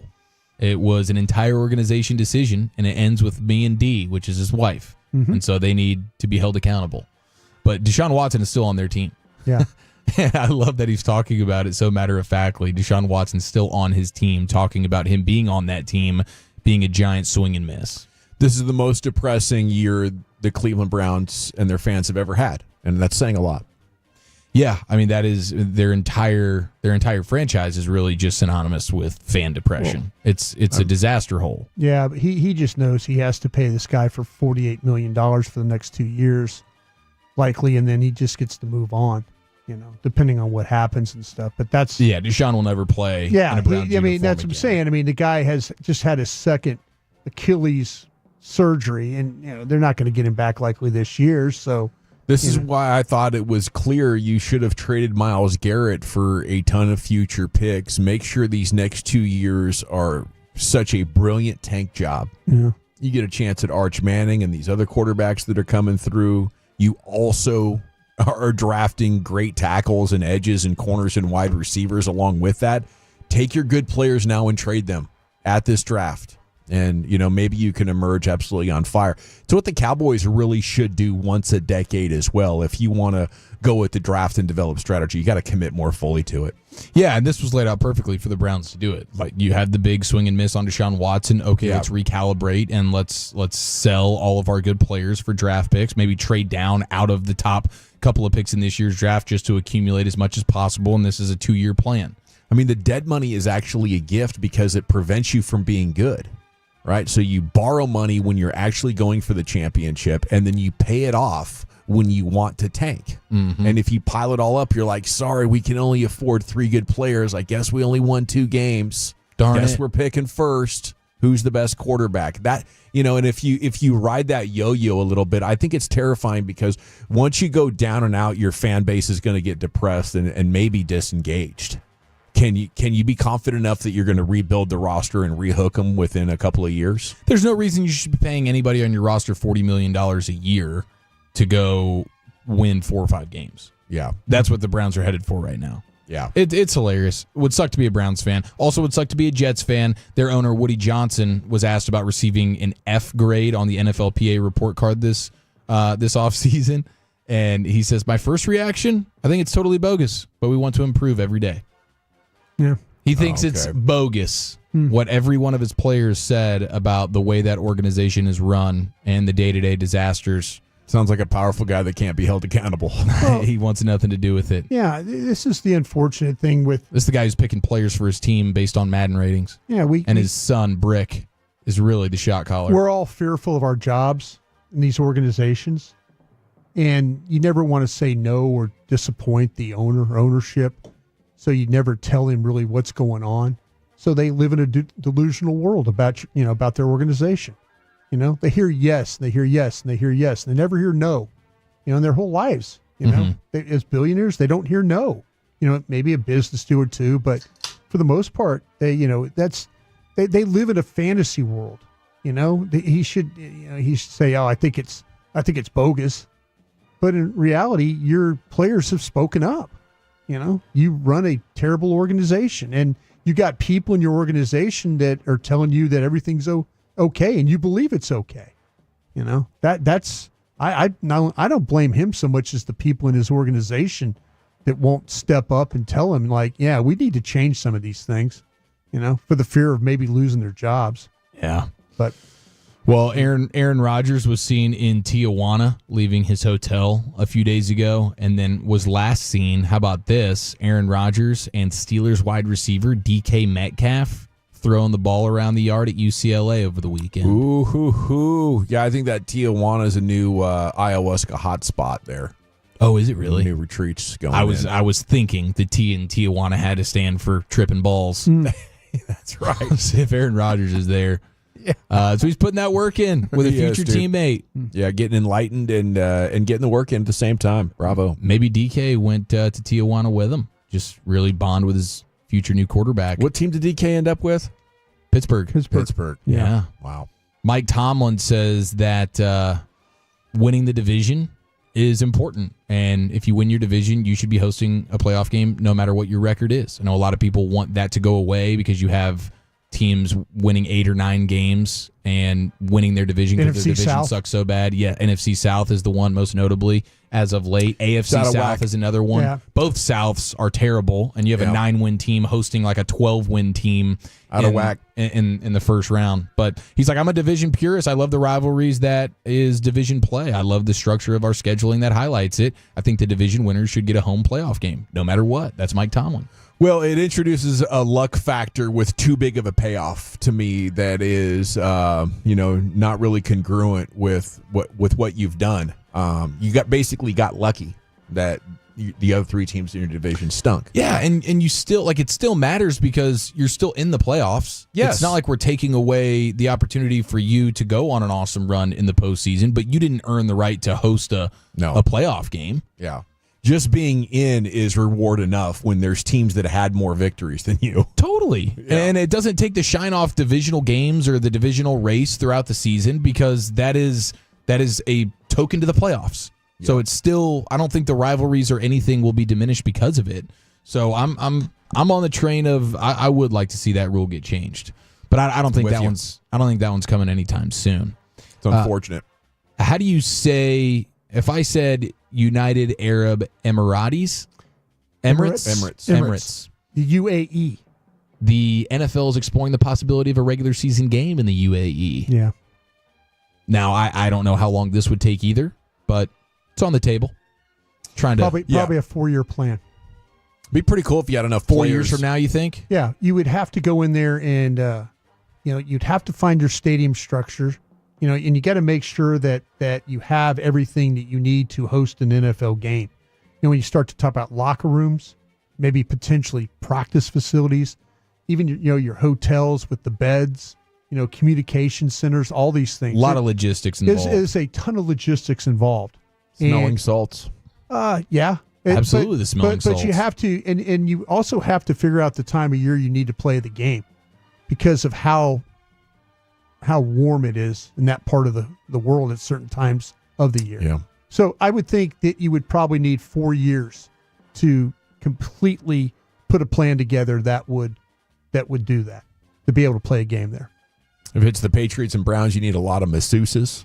You know what I'm saying? A lot of things. There's so many things you don't even have to think. You think about with the transportation. You have to think about getting the players around, all the hotels. I mean, there's just a ton of money. You could really use a term. You can money whip the league into doing it and saying, okay, yeah, we'll put a game over there and we'll give you $200 million to do it. And then now the country would have to come up with all the logistics that we did. There's just so much. Even like press box stuff, would be something you have to consider in these stadiums. Wouldn't it be cool if the Middle East had a little league and Europe had a little league and South America had a league and Africa had a league and Asia did and you had like a Champions League where the Super Bowl after I just tournament. I know this because he just laughed you off the stage right now. If you're at a conference and you come up to the mic and tee up that idea, trying to grow the pie. At one time, I worked in NFL Europe. Yeah. So I know that's why I asked you the question. Yeah, I have an idea. I would love white bread, lard, and red onions. I think there's countries over there that absolutely could host a game, but you would have to. Logistically, it would be very, very, very difficult, just to do it and okay, we're going to do it next year. This would be a project you would have to, like I say, locker rooms. I mean, soccer and uprights. Stuff. Yeah, everything. Do you have uprights? Well, they probably don't. The problem we had that in Barcelona. That one time I remember working in NFL Europe in Barcelona. I said, hey, we need to put the goalpost up today. They're like, no, man, we're good. We're good. They take siestas during the day. I'm like, well, we need to put these goalposts up. Those are naps, right? No, man. Yeah.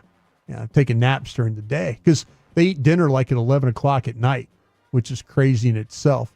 But yeah, I mean, it's a whole way of doing things over there. It really is. Did you lose weight in your time in Europe just because the food options were so porous? No, I was over there only for weeks at a time, so it wasn't like I was over there for months. If I had the opportunity to go over there and do the job for 4 years to work on that, I'd go over there and live. I'd absolutely do that. I would do that to get a game over there. I really would. After going there. That's because you're a football guy. And meeting people and stuff. We're planting the seeds right now with a game that's going to grow into a flower bed of a league one day. We're growing the pie, Brian. Yeah. Laugh him off the stage again. No. It didn't laugh him off the stage. I just thought it was funny that I was thinking about it's called professional persistence. Yeah, very good. Broadus had that look in his eye like, wow, Dawson, you have so many responsibilities. You're traveling, you're coaching soccer, your youngest is now playing soccer. And playing at a high level. Very proud of Remy. You're all put her in the number 7 shirt. Oh, did you? Yeah. Cristiano style. Yep. It felt like Broadus why not 10? Had that look like you had presumptuous at this point. Yeah, why not 10? If you're feeling really good, put her in 10. After her performance, she might have graduated at number 10 here real quick. 7 might have fit well. But you just take the 10 from another gal? We'll see. Hey, Betsy, give me that 10. You know, when team building from a GM perspective, I want to leave 10 open just in case there's a real rocket out there that wants to wear 10. Yeah. Sure, come play for me. You got the 10. Yeah, once you commit the 10 to somebody, you know that there may be a bigger fish out there one day. I need to talk to her about her NIL deal is what I need to do. Like, your dad needs to provide more for you to do this. Let's get some sponsors going. Race team, maybe. by 6 or 7 years old, the money's flying around now, dude. Yeah. It's ridiculous. Well, if you read the Luka book, he was like 6 years old, like doing Getting a lot of things, traveling with his dad. Yeah, pretty impressive what he was doing. God, he was playing ball at such a young age. Think about it, though. Think about the Luka thing. I mean, when did he start ballooning physically? When he left Europe. I'm telling you, the food situation over there is not good, man. You think it's all of our stuff in the sweets aisle? The processed foods, the snacks, the oils? I don't know, man. Luka, they were talking about like cold beer consumption and stuff with these guys. So, oh yeah, no, the cold beer stuff is real. Yeah. But I mean, he didn't start bloating until he got to the States. Yeah. Very interesting. Mm-hmm. Well, thank you, Chief. Yes, sir. My pleasure.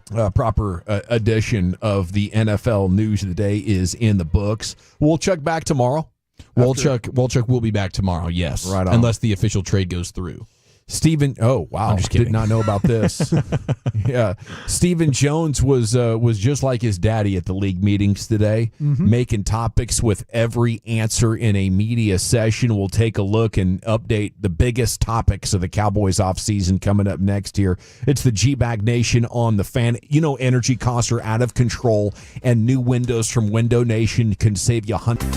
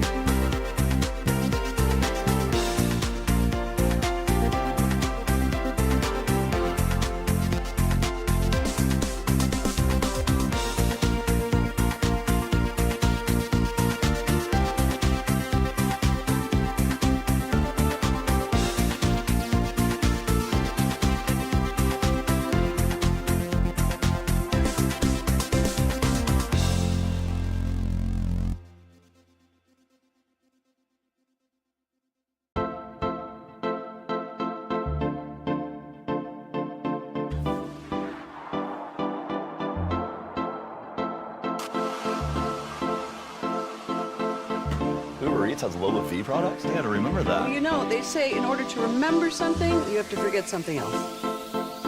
Okay, now that is a very cute haircut. That's like a little shag. I've never seen it before. Well, I mean, of course you have. It's the Rachel. Oh, is that your name? No, I mean like your name. No, I'm Jen. My name's Jen. Right, but I just mean like this is your haircut. But that's the hair on your head. I'm not saying this is your hair.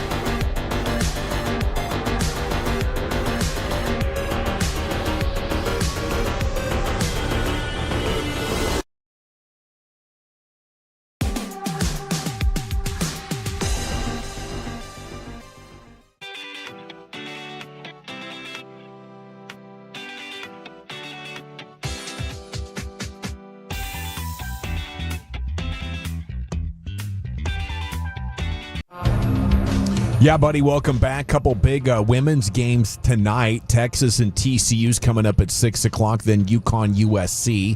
You can watch the future Dallas Wings #1 pick. So a lot of Texas interest in these games this evening in the women's tournament. It's time for the C-Note, Cowboys news of the evening, and it's a big day of news with Stephen Jones talking at the league meeting. So been looking forward to talking about these with these guys all day long. Get your thoughts on the Franklin Injury Attorney text line if you'd like. Segment's brought to you by Cars for Kids. Donate today, carsforkids.org. It's brought to you by Franklin Frankel. If you've been injured in a car or truck wreck, call the Frankels first.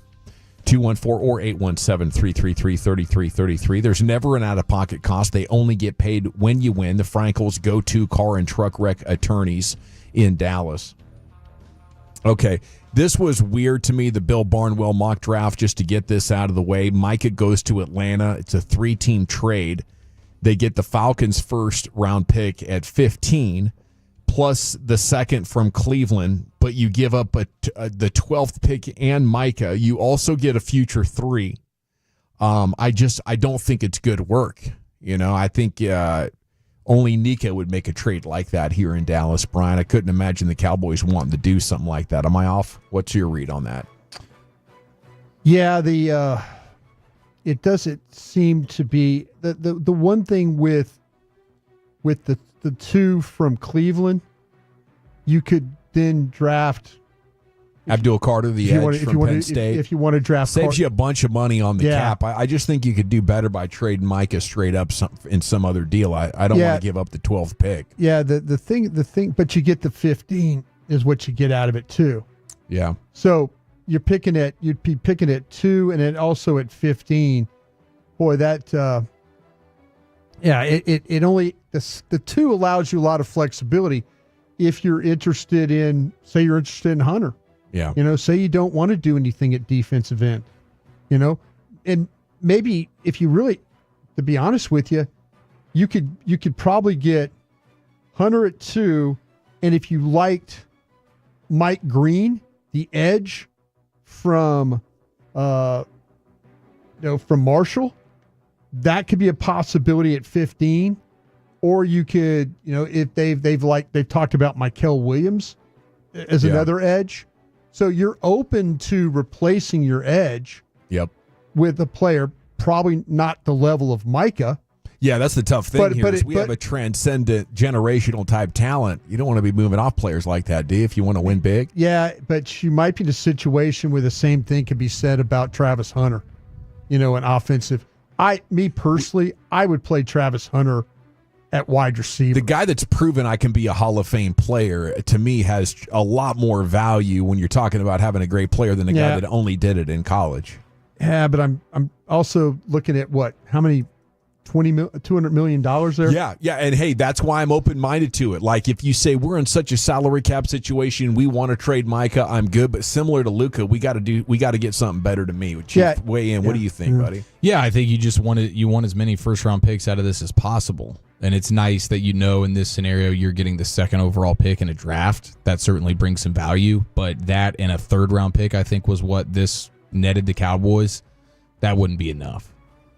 Yeah, essentially, and you're dropping 3 spots. The second overall pick, I think, historically holds very significant value. But this year it's different. You're not going up for a quarterback. Exactly. If you're going up for a quarterback and there's obviously a guy there, if this is Jaden Daniels awaiting you at number 2, that's what I'm saying. A different story. That's why I offered you the opportunity to draft Hunter if you really want Hunter. Yeah. You know, I mean, you're taking the second overall pick, and if you want to replace Micah, you can, or you can draft a guy that people believe might be the best player in the draft. Hey, if the belief is significant in Travis Hunter, I'd be excited to see it happen. I'd be like, wow, they must really believe. And, I think at that point you trust your scouts. And if he's going to be a Hall of Fame player as well, you're sold on it. I guess it wouldn't be the worst thing. But even Barnwell said in his write-up that it's far-fetched. Yeah, you have to determine is, and you probably won't. You'll probably say, no, it's a terrible idea. But you have to determine, is Hunter and Green or Mikel Williams or somebody else more valuable to you than Micah Parsons and $200 million? That's what you have to. That's what you have to determine. that are those two players, whoever you draft. Whether you, like I say, you could at 2, you could take whoever you want because Ward's likely going to be the first guy. Yeah, selected. that's true. That's true. Because you're keeping 12 in this scenario. You're not giving up your first round pick at all. 12's going. 12's gone, but you got 15. Micah. But you got 15. Oh, but you get the 15. That's what that's where the swap was. Okay. Yeah. And then so you're giving up Micah for the 2, the second overall pick is what you're doing, and you're dropping down 3 spots. And it's not necessarily because you think you're going to get a better player. You might end up getting a player just as good, if not better, but you're also just not having to pay the money for the huge contract. Or, like somebody just suggested, you get the number 2 pick, and then maybe you have a dance partner that wants to trade with you there, and then you can trade down from 2 and pick up even more. No question. So, the more I think about it, I wouldn't hate it. See, this is why I don't think this trade is unrealistic, and I'll say it from this. I don't think going up is going to be as taxing as people want to believe it's going to be. I don't. And I think going down, you're not going to get value out of your picks anyway. I think this is one of those drafts where the board, if you're looking for, like you think you're going to get a 2 out of this deal, you're probably going to get a 3. If you're looking for a 3, you're probably going to get a 4. I just don't see the value. Like say, I think the fact that the Giants, New England, and potentially Jacksonville all want to trade out of 3, 4, and 5, and it would cost you like 44 and maybe this year's 5 to get from 12 to say 5. I think you'd have to absolutely consider that if, but you would have to do this on the clock if you were interested in Travis Hunter. It does get a little bit more interesting today. Stephen Jones mentioning a number of topics, including the possibility of a trade before the draft. We've got several things we're looking at from a trade standpoint, but certainly not to the point where we have a deal yet. Adding that backup quarterback is still an option in free agency. When he's mentioning trade, is there any chance that they're thinking of anything bigger than the Joe Milton thing we talked about last week? The only thing that I've heard from people around the league was the Joe Milton one. That's the only thing that I've heard. So, but like I say, we're going to get into April, and those next 3-4 weeks will tell you a lot about. Maybe some people are like thinking, well, hey, I could use this pick or use that pick, and I'm willing to move on from a guy. So yeah, it's all really just the only trade thing I've heard has been about Milton. But they'll surprise you sometimes, like the Stephon Gilmore thing. Sure. When they traded for him, nobody's necessarily expecting that. Yeah. So anything could really pop up, but I think the Milton or just a backup quarterback in general seems the most likely. 972 says, I think teams are going to value next year's picks higher than this year's. Maybe when you get there, but the rule is kind of like next year's picks are only worth half of this year's, right, Brian? Yeah, to go to the Giants at 3, you would likely have to give them 44 and next year's 3. So that's instead because it'd be a really a big overpay if you gave them this year's 3. So that's kind of, so you're probably looking at next year's 3. If you went the same thing probably for New England, but you can then you get down to Jacksonville, and that would be next year's or this year's 5. So if you're going to 3 or 4, they're probably looking at next year's 3. If you're just trying to get to 5, you can get away with it with the 5th round pick with pick 44. On free agency, Steven's saying we're not done yet. Still have some things outstanding we're trying to get done. Missed a few guys along the way in terms of just being able a lot higher than we thought it would be on a couple of guys. Overall, we're pleased with what we're able to do with our roster and help the team. When you're talking about what else the roster can use, is that veteran wide receiver? What are we looking at here for signings, Brian? I think the veteran wide receiver would make a lot of sense. We'll see what's going on with. I haven't the news. Keenan Allen over the weekend. I didn't miss anything there, did I? No. Okay. That I think is always a possibility. The longer some of these guys stay out, the more likely that you could be in a situation where the money could come way down. So I think wide receiver is that element right now that I think that they're probably hunting, maybe pre-draft here. Yeah, I'd be trying to get Keenan Allen. I'd be trying to get probably Calais Campbell as well.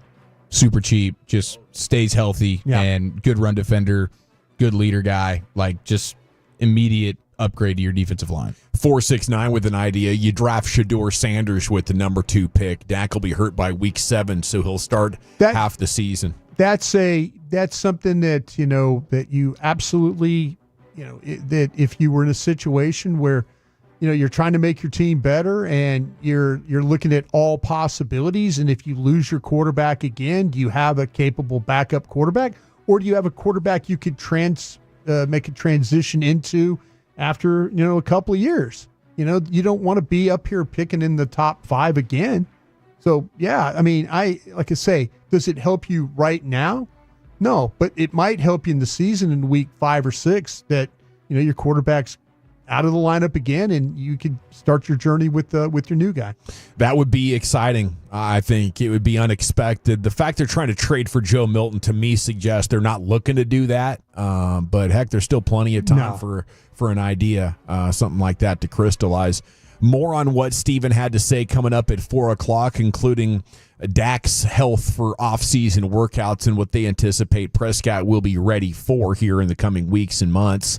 But Krusty's Corner is next. Brian, where are you taking us? Yeah, Matt Bowen of the ESPN came out with his list of favorite team fits for the top 20 prospects. Dallas Cowboys are in one of this list. We'll talk about that next.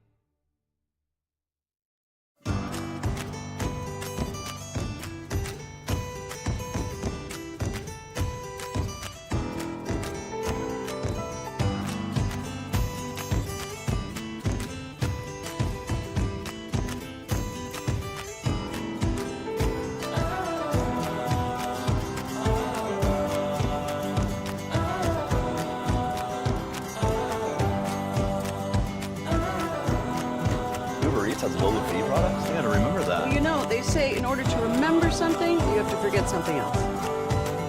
Okay, now that is a very cute haircut. That's like a little shag. I've never seen it before. Well, of course you have. It's the Rachel. Oh, is that your name? No, I mean like your name. No, I'm Jen. My name's Jen. Right, but I just mean like this is your haircut. But that's hair on your head. I'm not saying this is your hair. Okay, good.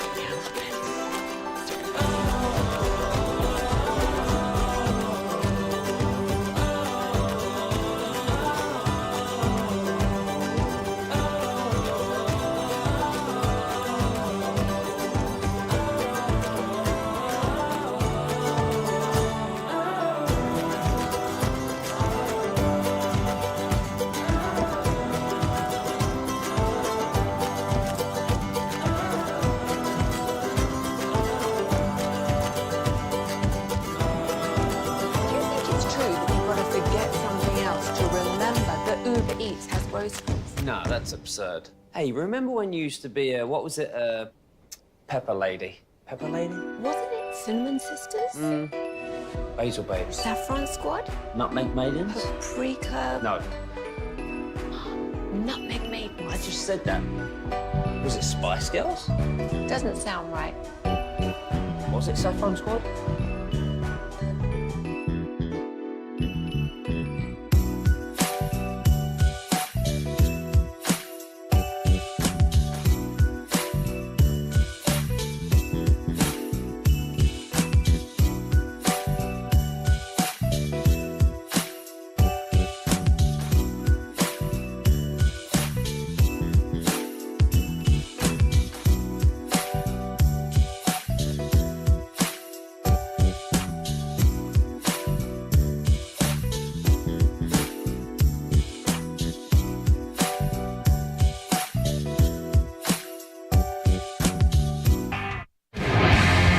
Welcome back, G-Bag Nation. It's time for Krusty's Corner. I just retweeted at G-Bag Nation on Twitter. The Pacers have this filter they do on their video with their Jumbotron where they make fans of the visiting team cry. They put on crying faces, you know, on Snapchat with those filters. Yes. So they got these Lakers fans who are like hitting their friends and pointing up at the screen to be like, dude, look, I'm up on the screen. And they put this face over them that makes it look like they're crying, like they're having the worst time watching their team get their ass kicked. That is great, dude. That's great. At G-Bag Nation, you can follow us all when you get there. Time for Krusty's Corner, brought to you by Reliant Air Conditioning, gimmick-free AC repair and replacement. I was laughing the whole break. Really good, dude. Here's Krusty. Thank you very much, Cheryl. Appreciate that. And thank you to Reliant as well. Just a reminder, too, after our show today, we got Rangers baseball, but Eric and I recorded a Love of the Star podcast. So did we ever? If you're out and about, ages. if you're working out or just want to give it a listen, we'd sure appreciate that. It's on the Odyssey app there on 105.3 The Fan. Or wherever you get your podcast. Or wherever you get your podcasts, you know. Eric, you take that show pretty long as a host. Did I overdo it? I overdid it today. There was a lot of talking points today. You went about 10 minutes too long. When my wife said the same thing when I walked out of there, wow, it was a long one. I'm like, yeah, I'm sorry. Because you have the mailbag, you want to get to every question. Yeah, no, you're a man of the people. There's no doubt about that. I want to make sure I get their questions off. You want to get all the questions taken care of. So your analysis is always very thorough. Appreciate that. We got questions for CY coming to 420. 420. I like that. All right, we got a little bit of this is from Matt Bowen, who used to play in the league. He does this every year, and he takes the top 20 prospects in this draft, and he kind of puts them as a team fit, is what he does. So this is behind the paywall, as they say. Right, very nice. Behind the paywall thing. That's right. Premium content. So I'm helping you out here. ESPN Plus. Yeah, I'm helping you out. I think a lot of people. You think a lot of people do the ESPN Plus, right? Don't you? I think so. I think we'd be surprised at how few actually do. I do it mostly for college sports, but other than that, not really. Not at all. Okay, well, I don't. I Google if they got a headline, because usually somebody like blogs about it. Yeah. Oh, that's right. Yeah, somebody will aggregate it. Okay. Well, Matt Bowen did his 20 best fits, and I want to just kind of go through some of the guys that he had, and there's a couple of Dallas Cowboys names in here as well. But he starts off with Shedeur Sanders going to the Browns with the second overall pick. We talked about that, right, ourselves? Yeah, that's all good. That's all good right there. He's talking about Travis Hunter going to the Jaguars with the 5th overall pick. Patriots punt on Travis Hunter? Okay, this is the thing about Travis Hunter, and I wanted to ask you guys this question. I'm coming to the realization as I'm working through this draft that Travis Hunter is going to be a better wide receiver than he will be a cornerback. What's making you think that? I think there's times when you watch him play, I think he could be a good corner. Mm-hmm. And you watch him play, even you watch him play the position, his technique is not that great, his ability, his quickness, his explosiveness is what bails him out. And it also bails him out as a receiver because he is not a great route runner as a receiver. I was watching the Nebraska game, and they had some issues up front. They had some real issues. They could not block Nebraska's front. Yeah. So Shedeur Sanders was, every drop back was a scramble mode. He was getting hit numerous times. I'm watching Hunter run routes, and it's kind of something that he does. He's not the most precise guy. He's not the hit it at 10 and break or hit it at 12, do the out, or plant off that foot and go. He plays this game on feel.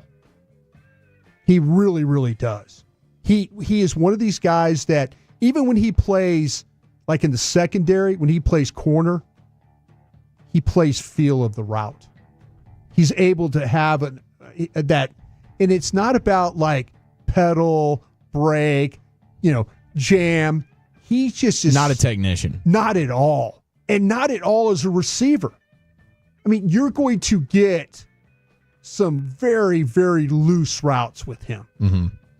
And you're going to get some really loose play with him at cornerback. I think I could live with the loose play at wide receiver more than I could at corner. Yeah, when I look at the metrics at him as a wide receiver, like 92nd percentile. I had to bring that up because of the name. His success rates as a receiver are pretty out of this world. 92nd percentile success rate versus man, 97th percentile versus zone, 97th percentile versus press. He's got the rear catch ability, and he's always able to make defenders miss. Like, he get the ball in his hands, and then he's able to dodge guys and get great yak. The problem is when they play somebody that can't get the ball to him, when his quarterback starts to get pressured and beat up, it's tough. That Nebraska game was tough on him. And it was tough on Sanders as well. They just had it was 28-0 before they knew it. They had a pick 6 in that game. It was kind of bad. I'd still trade up for this guy. With you not being sold on him as a corner or a receiver or a technician. I'm more sold on him as a receiver than I am a corner. Should he be a top 5 pick? Would he in a lot of drafts? If we had a question today. On Love of the Star. And Eric asked me, and I don't know the gentleman's name, but he asked me if I could ask a question to the Cowboys right now about their board. Mm-hmm. Where do they have Hunter? Where are they playing him? And is he the best corner on their board, or is he the best receiver on their board? Or is he both? I wonder how many other teams are wondering the same thing about this guy. And I trust me, I love the player. I really do. I'm just telling you, you're getting a guy that's got God-given talent, a lot of it, that plays a lot of his game on field. I wonder how much better he can be with great coaching and getting more of an understanding on how to run precise routes. Yeah, that's what I'm saying. If he focuses on just being a receiver, or maybe he just focuses on being a corner. Yes. Then all of a sudden it turns into, you've got the floor and the ceiling. You've got the ultimate ceiling for a player. You know what I'm saying? Yeah. Right now, he is as rare as they are, but I think if he focused on one thing, that would make such a difference for him. Because I wonder if teams don't have him as the best receiver or don't have him as the best corner on the board. I bet most teams have him as a better receiver than corner. That seems to be most of what the analysts are saying about him. Solid corner, but as a receiver, he's going to be a game breaker. And how much better can he be at receiver if he is just a full-time receiver? And he does it, and his routes are just there. Yeah. How's his hands? Oh, that's the thing. Yeah, he'll catch, and what he'll do is he knows how to find space when things start breaking down. He knows how to run away from trouble. or get to where his quarterback can find him. And he'll make some of the wildest catches you'll ever see. Does he need like a quarterback in an offense that's suited for him, that's set up for him? I think he just needs somebody to say, listen, when you're running this route and you're in, because they're already scared of him, his ability to take the vertical routes and stuff like that. You can watch that, but he just doesn't have that nuance to it. There's some route runners in this draft. He's not one of them, but man, he's one of the most explosive players in the draft. But I wonder, like I say, I wonder if somebody gets him and says, listen, when you run this route, you're going to sell it, you're going to pivot, you're going to plant, because I don't think he does any of that. I don't think he does any of that. Okay, so what are the chances this is the next Tavon Austin? Austin was different because Austin was a much smaller guy. By height? By height. Yeah. And I think when you look at Hunter, to me, can play downfield. I don't think Austin can play downfield. I think there was a kind of a gadgety element to Austin. Web back. You look at that. You look at him, and the first round he was picking the first. You look at the game against Texas. He crushes Texas in this game, but everything is kind of underneath. Just screens, handing the ball, stuff like that. I think Travis Hunter can run. I think his routes can take him down the field. I just don't think I think he can even be better because he'll learn. But will he learn playing two positions? Will you get the absolute maximum out of him if he's playing two positions? Well, that's the question I have. I mean, even if you're playing two positions, if you want to play football and you love it and you're with Deion Sanders, and he's bringing in pro coaches, you should be more developed with your technique, shouldn't you? You shouldn't be relying after playing 4 years of college on athleticism and feel. Oh, when you can dominate it with just that, though, like the production was still there. It's not like, hey, this is a great athlete and we're trying to project production.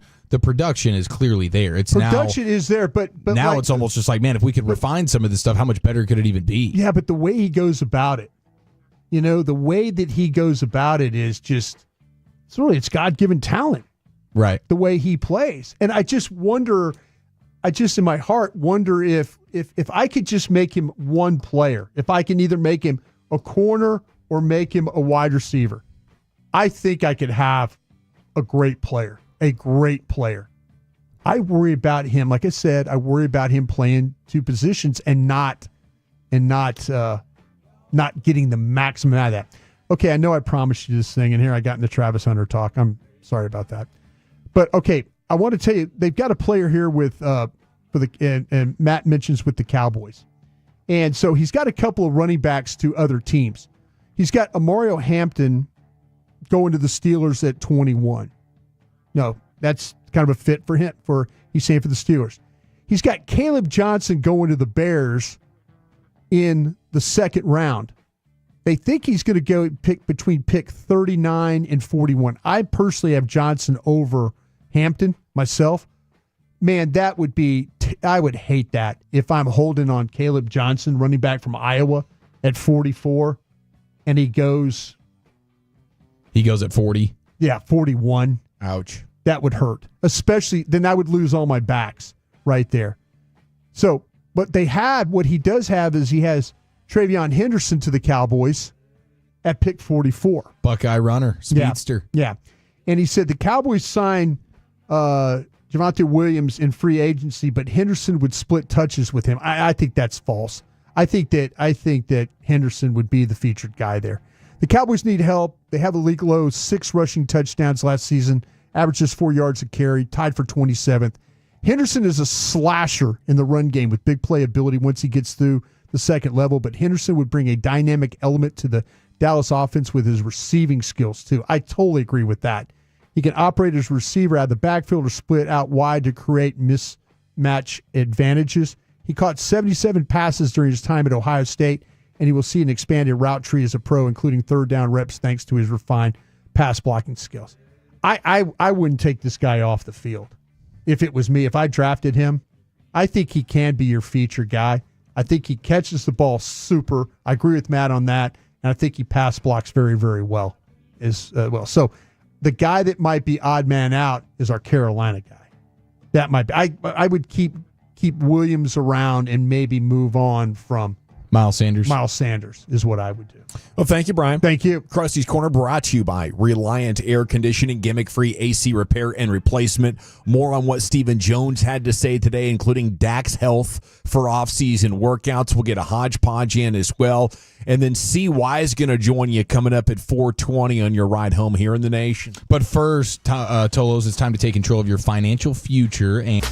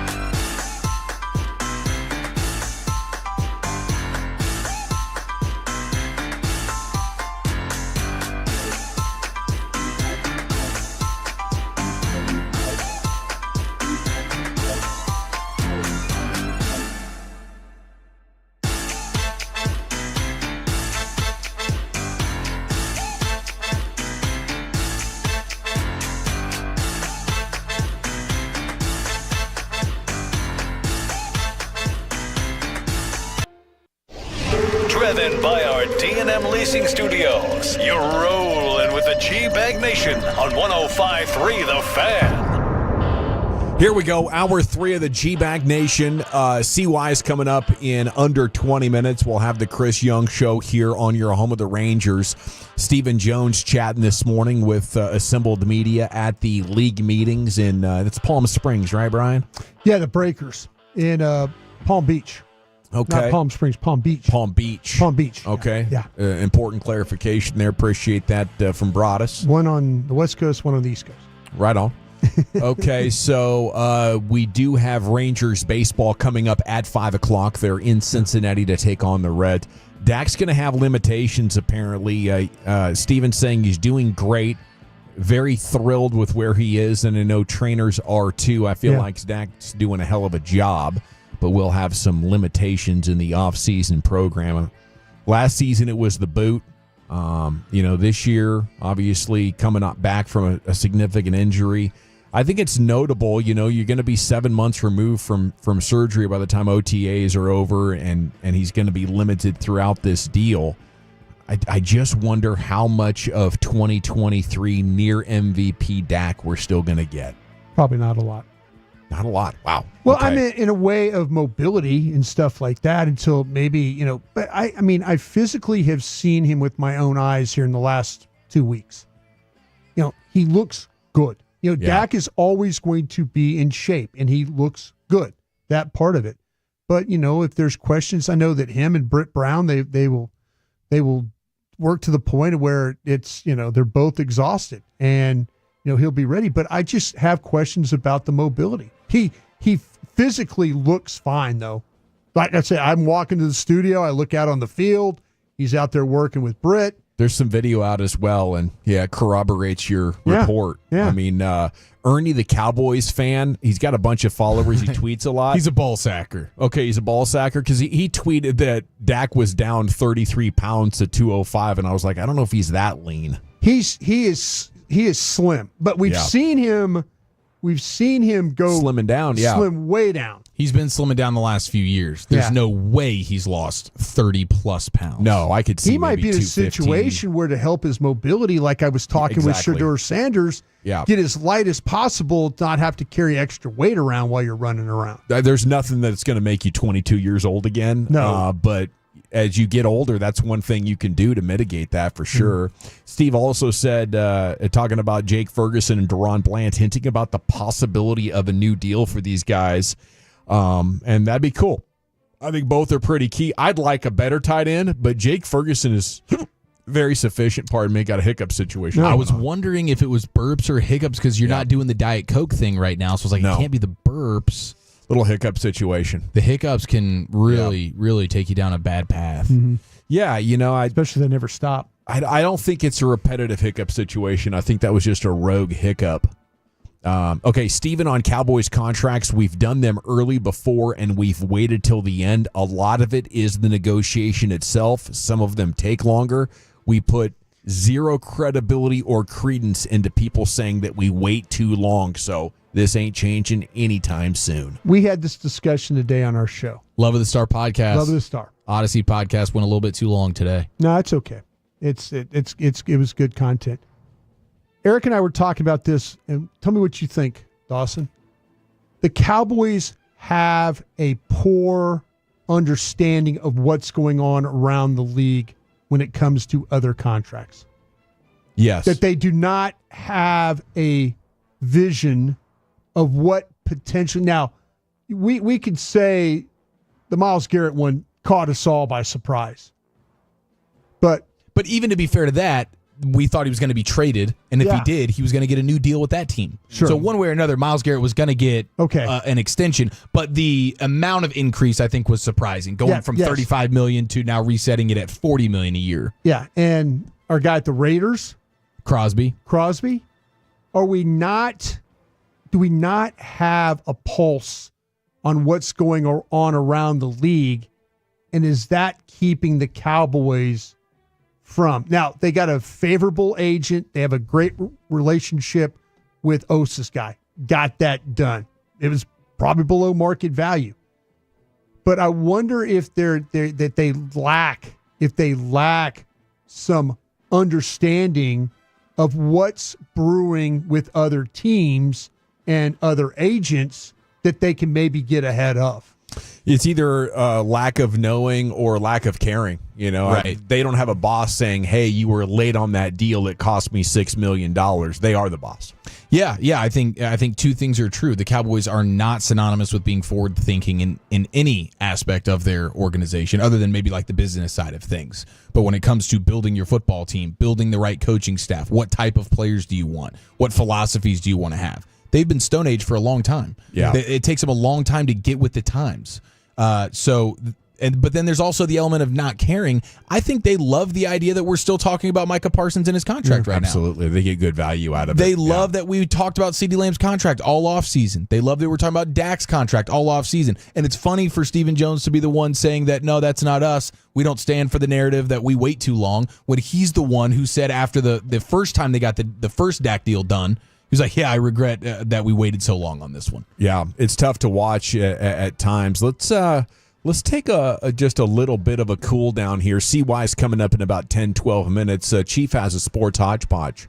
Yeah, absolutely. I did want to acknowledge Nick Harris pointing out to us, and he's there in Palm Beach. Tomorrow, Brian Schottenheimer will talk. So we're hearing a lot of quotes from coaches and stuff, meeting with the media. His time is tomorrow, 6:45 to 7:15 our time. So I'm sure Sean and RJ in real time tomorrow will have some Brian Schottenheimer quotes going around. So that's in the morning, right? They're an hour ahead? Okay. Tomorrow morning. Yeah, gotcha. Now, elsewhere, I did want to acknowledge I had duck eggs for the first time this weekend. Just want to throw that out there. How'd it go? Had some duck eggs. They're good. I mean, you really wouldn't know the difference. Maybe a touch fluffier.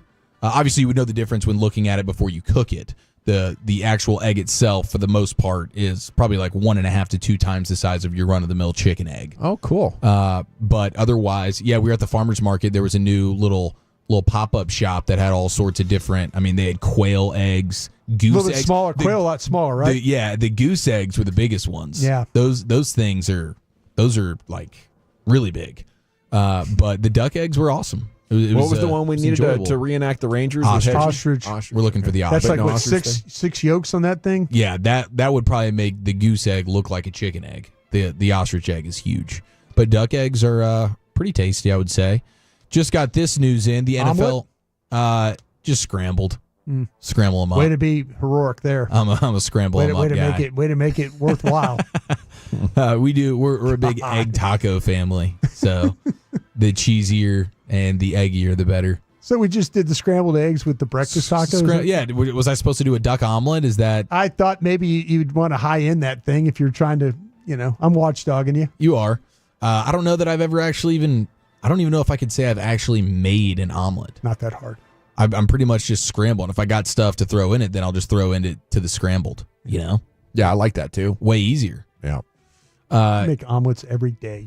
I do. I like omelets. He's a professional. And I like omelets as well. I'll order the hell out of it. Watch me order an omelet. I think if you're getting an exotic egg, though, there might be something to say for especially the first time, just trying out the egg. Yeah. And then I went with the sunny side up version last night for dinner. Wow.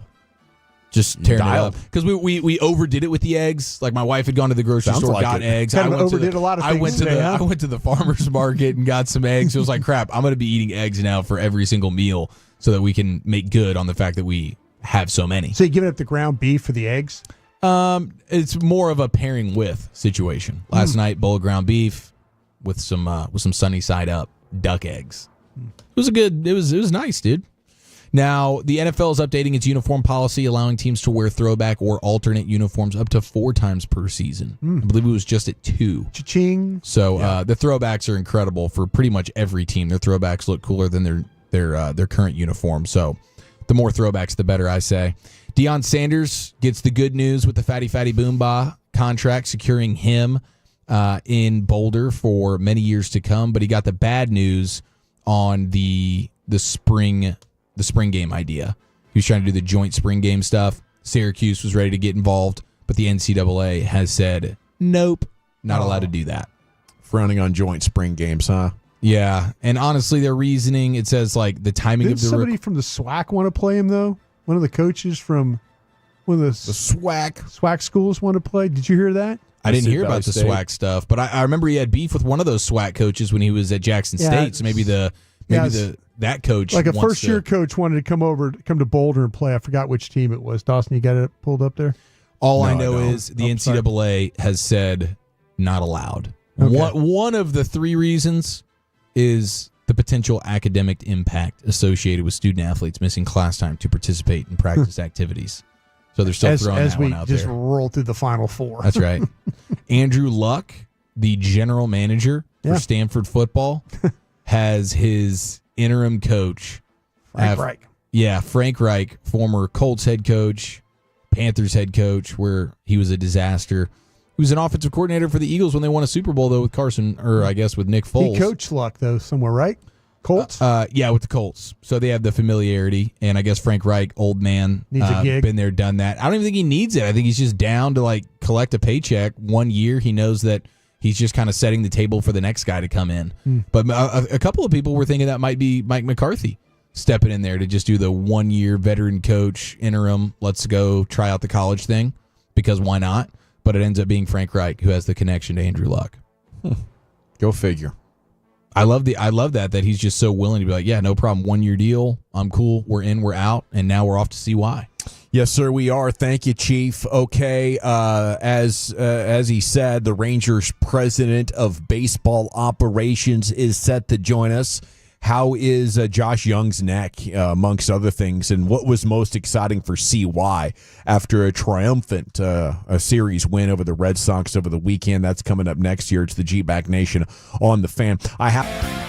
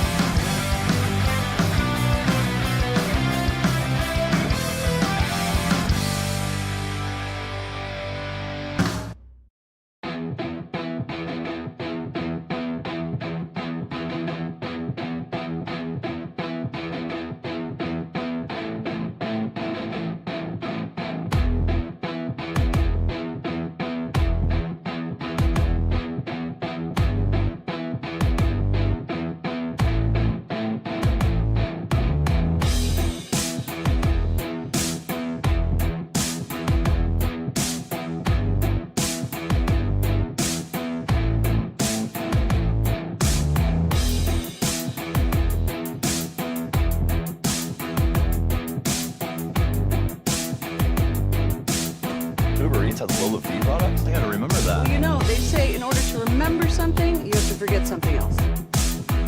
Okay, now that is a very cute haircut. That's like a little shag. I've never seen it before. Well, I mean, of course you have. So, Rachel. Oh, is that your name? No, I mean, what's your name? No, I'm Jen.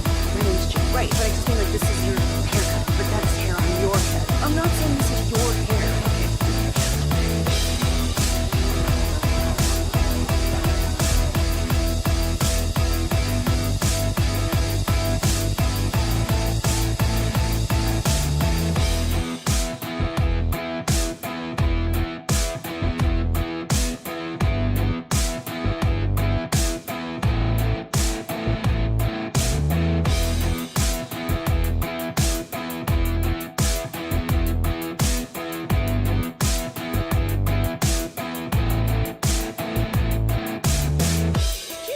True that you've got to forget something else to remember that Uber Eats has groceries. No, that's absurd.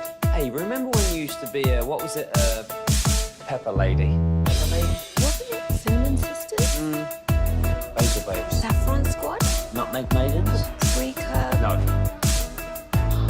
Nutmeg Maiden? I just said that. Was it Spice Girl? Doesn't sound right. Was it Saffron Squad?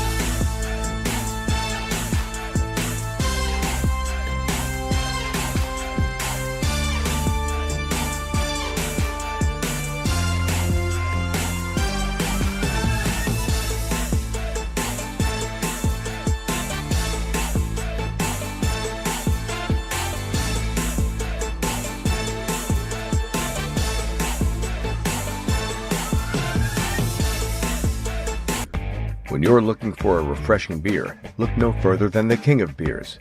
Since 1876, Budweiser has been the American gold standard for a light lager, brewed with the best barley malt and a blend of premium hops for a crisp and flavorful taste in every sip. So if you're looking for that perfect balance of flavor and refreshment, grab a Bud today. Enjoy responsibly. 2022 Anheuser-Busch Budweiser Lager Beer, St. Louis, Missouri. It's time to turn your sports knowledge into cash with PlayScore, a brand new game where you can win 35 times your money by simply picking which players will perform better. Trout vs. Seager, Judge vs. Ohtani, Soto vs. Freeman. Pick who's going to score more fantasy points and you win. Download PlayScore in the App Store today. That's PlayScore with the Q. PlayScore. It's time to make your picks and win with PlayScore. Yeah, buddies, welcome back. It's the Gag Nation here on your home of the Rangers, 105.3 The Fan. Great opening weekend. They take 3 of 4 as CY is set to join us.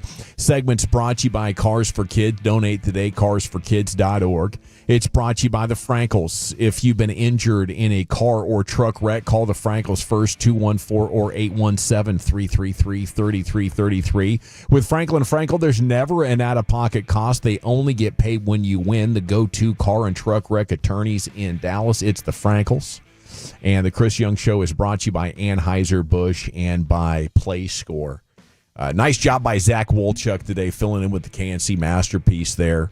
As Hagee was out, still coming back from his weekend going to watch Duke qualify for the Final Four, historic.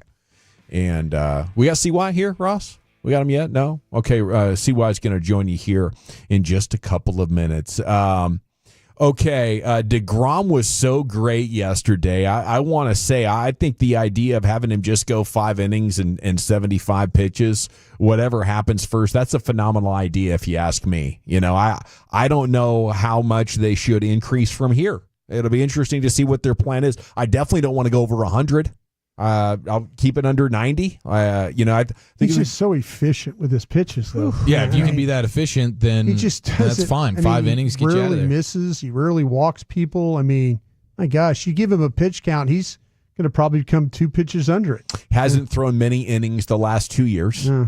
You know, so until October, I want you pitching with minimal fatigue, Chief. You know this, like in the chain of the body. You get injuries when the chain starts getting weaker at certain points. Let's just keep them 100% strong. Yeah. You start to overcompensate a little bit. I do believe from everything, like when we were in Surprise and we're talking to people, it does feel like they're going to be extremely cautious with the way they go about it, and they want him to start as much as possible, but they're thinking big picture on the season. So I think they will limit him as much as they can. And then you hope that he's just really clicking into gear come September, October. Bang. That's exactly it, because you have him and Evaldi. You know how clutch Evaldi is. Like in the regular season, he is a damn good pitcher. Postseason starts, the dude's an ace. Mm-hmm. So you get 4 out of the 7 games with those two guys. Brian, I know you might be thinking of me as a flip-flopper right now. On Friday, I said I'm calling 1-800-BULLPEN. I'm chilling on the bullpen right now. My Rangers hot take of the day is I think they could beat the Dodgers in the World Series if you could just keep deGrom healthy. I saw you tweet that 7 games. I think you said that too. Yeah. The whole weekend of feeling good about the pitching staff and the bullpen and things like that. Man, I just love for Rocker to go out there and get, just go out there and be who I believe he can be. And I know that's like, Rookie of the Year. Yeah. The guy that, like, when we watched him, I mean, I know that Wolchuk and I walked down there before one of the spring training games and watched him warm up and stuff. And I was like, gosh, dang, this guy, you can see why he could have success. The body type and all that, the location of, like the fastball and stuff, the other pitches he has. I mean, I just want him to have that success right off the jump. Well, there is one highly respected baseball analyst in Tom Verducci who thinks the Rangers are going to have a tremendous amount of success. They take down the Red Sox 3-1, and here's Tom on MLB Network talking about your ball club. However, this guy could be a real wild card. If Jacob deGrom is the superhero of years past, is that enough to put the Rangers up top? And not even a superhero. Just give me 20 to 25 starts, okay? Because you know he's going to be good as long as he's healthy. I'm banking on Texas winning this division because of the healthier deGrom. Don't forget, you've got Jack Leiter, you've got Kumar Rocker, you've got Tyler Mahle. They have pitchers who have incredibly high upsides. Just got to get them to the mound enough. Offense was brutal last year. You don't realize this. Last year against fastballs, they were the worst slugging team in baseball. The Texas Rangers. You know, they had Jock Peterson. They had Jake Berger. This team, a bounce back from Adolis Garcia. To me, they're back. They're full on back. I like the Texas Rangers. Yeah, Tom and I are in agreement on this one. I think, for me, there's not another team in that division that has a higher ceiling than the Rangers. Their bullpen is the one major question mark, but they've got a manager in Boch that actually does wonders, putting guys in role, gaining confidence in the bullpen, getting that connected chain in place. Thought Chris Young had a great offseason, his acquisition. And to me, it's Corey Seager is the key, because he's got the MVP ability. If he comes back and performs the way he did when they won the World Series, I just think it lifts the water in that boat for everybody else. They mentioned the fastball stuff. How about this stat from Sands that I saw on Rangers Twitter earlier? The Rangers have only struck out 15% of the time through 4 games, well below the 22% league average. They are the third lowest in Major League Baseball. Can you hit that fastball, and can you be patient waiting for it? I think that's a great sign. It is early in the season. Pregame's coming up at 5 o'clock. Now, how long's Josh Young going to be out? We don't know. No. But I'm sorry to say this, Brian. You want another hot take? We're not headed for another contract. I think he'll have a nice career. Somebody's going to pay the talent, but investing in his track record right now is tough, and I really hope he goes out and changes my mind, but I'm not going to reconsider him until next year. Go out and be healthy through 2026, and we can talk about it. What do you think? No, I want to say, no, you're full of it right there, but I can't. Every time that I feel like that, hey, okay, we're around the corner here. We've got over the hump. Here we go. And then you have a healthy spring, and then you get into the season, and he was making a play. I mean, it was a damn good play, but all of a sudden you get the the neck issues and stuff like that. But it seems like he just cannot get away from injuries, and whether he get hit by a pitch, making a play, something always seems to happen to him. And I hope that's not his career, but boy, that's sure the way it's trending right now. Yeah, it is. And you cannot be in denial about those things. I do wonder if maybe our guy had a blind spot when it came to giving Jacob deGrom that big money. You cannot have another big mistake like that on an injury-prone player. Now, sometimes guys are young, and it takes them a while to figure out. They could be 26, 27 years old before they figure out what it takes for them to stay healthy. But at the same time, some guys just never can. Some guys' bodies are just built in a way that something's always breaking down. So we'll hope for the best there for Josh Young. But boy, we're gonna have to draft and develop some new stars. Yeah, you had Evan Carter and Josh Young on this trajectory.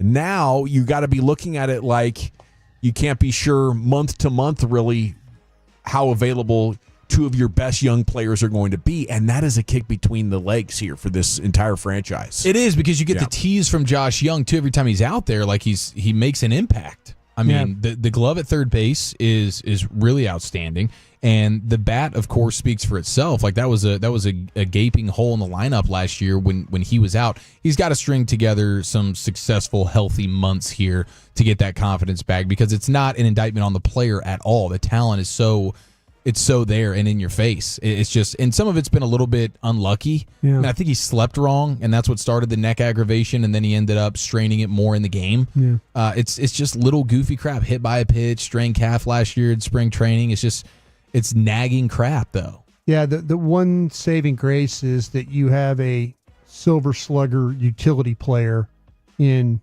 Josh Smith. No doubt. And that's the one thing that gives you hope that you're not going to completely fall apart here early in the season at that position, and you'll be able to hopefully get some at bats that are quality at bats. And Josh Smith can surely do that. He's proven that he did last year. It's that depth that they talked about and they addressed in the offseason that gives you the opportunity to withstand injuries like that. And it's time now for the Chris Young Show here on The Fan, brought to you by Anheuser-Busch and PlayScore. And a good afternoon, sir. How the heck are you? Hey, guys, I'm well. How are you all? We're doing outstanding. We're excited, coming out of a successful opening series like that. What impressed you the most?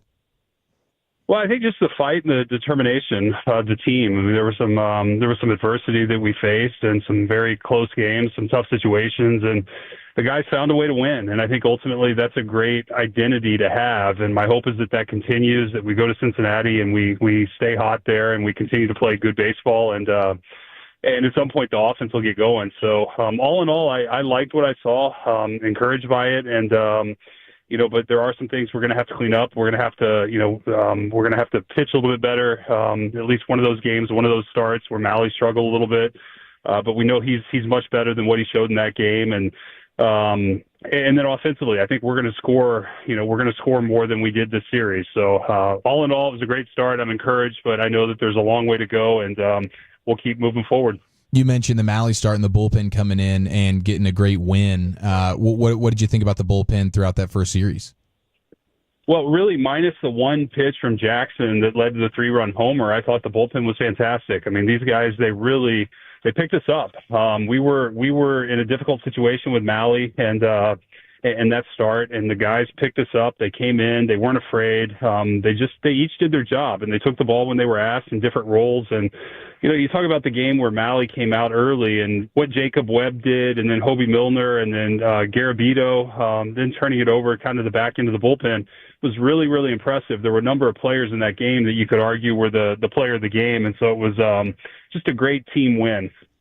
Hey, CY, I just want to say this. My Chicago White Sox friends want me to thank you for developing Will Venable as a manager. Well, the credit is shared amongst many people, and I'm just happy that Will came here and had a great experience, and that in some way we have prepared him to go be successful and be a leader within the game. And it's really, really important. It's a goal for everybody in our organization that they realize their dreams and their potential, whether it's internally with the Rangers or that they go off and do great things outside our organization, but that they were developed in some capacity. And so I take that as a very high compliment. Thank you. Bookending a series with Nathan Eovaldi and then closing it down with Jacob deGrom has to make you sleep well at night, and both those guys were extremely impressive. The Eovaldi curveball on opening day, and then it was the changeup for deGrom yesterday. Like, these guys, the repertoire is just unbelievable. They're just so talented, and they continue to evolve and find ways to get better and compete, and it's just really impressive, and that's what makes them great. It's why they've pitched so long. They've had so much success, and my guess is that there's another version of both of these players that we're going to see over the next few years, that something else will develop. They'll find a new pitch, something different that'll allow them to continue the success they've had thus far in their career. And the biggest thing is just keeping them healthy and on the field. What's the plan, speaking of that, for deGrom and innings moving forward? Well, I think we'll manage it over the course of the year, and there are going to be games where we let him go a little bit. A game like yesterday, where he was at 70-something pitches and we took him out. There'll be games where I think we extend him into the 6th, maybe even the 7th, and there'll be games maybe where we even shorten him down to 4, depending on the results, the stress levels. Is he pitching on 4 days rest, 5 days rest, 6 days rest, stuff like that. Ultimately, we don't have a hard cap, so to speak.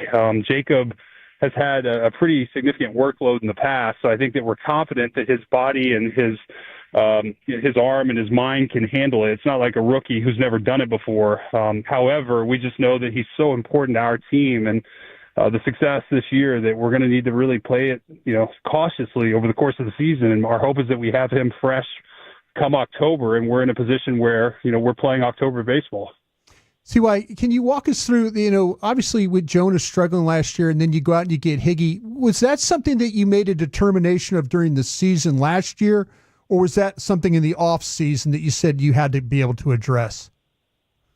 No, I mean, it really, I think over the course of the year, last year, we saw that it was a spot where we struggled, where Jonah, just didn't have his best season, which is understandable. Guys not every year's your best year. I tell my kids that when they have a bad game. Not every game can be your best game. Otherwise, you never have a best game. So, not every year is going to be a career year. We understand that, but we also knew that, if Jonah gets hurt or doesn't bounce back, we need to have an option there. And last year we didn't have that. We just didn't have a good enough replacement level player kind of backing up Jonah, and it hurt us. And we felt like going into this offseason, we wanted to have, one of the best catching tandems in the big leagues, and that was why we targeted Higgy. It was a great job by our professional scouting group, our R&D group.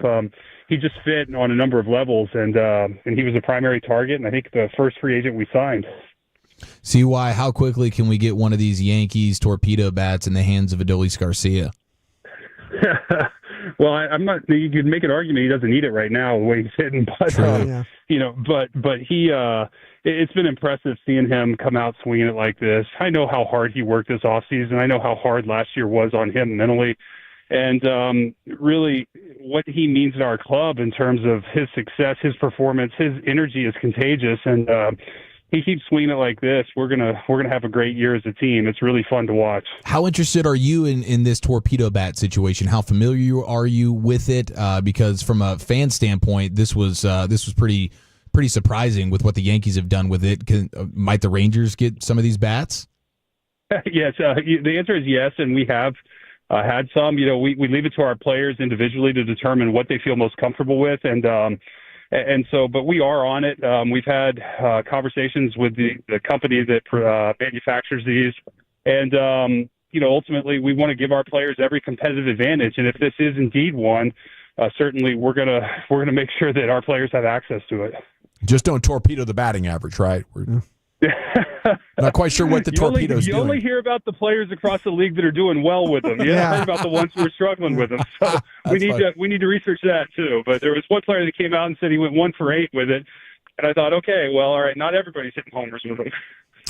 Well, what can you tell us about Josh Young? Is he going to be all right? Yeah, I'm waiting on a medical update today. He was seeing a doctor today just to make sure.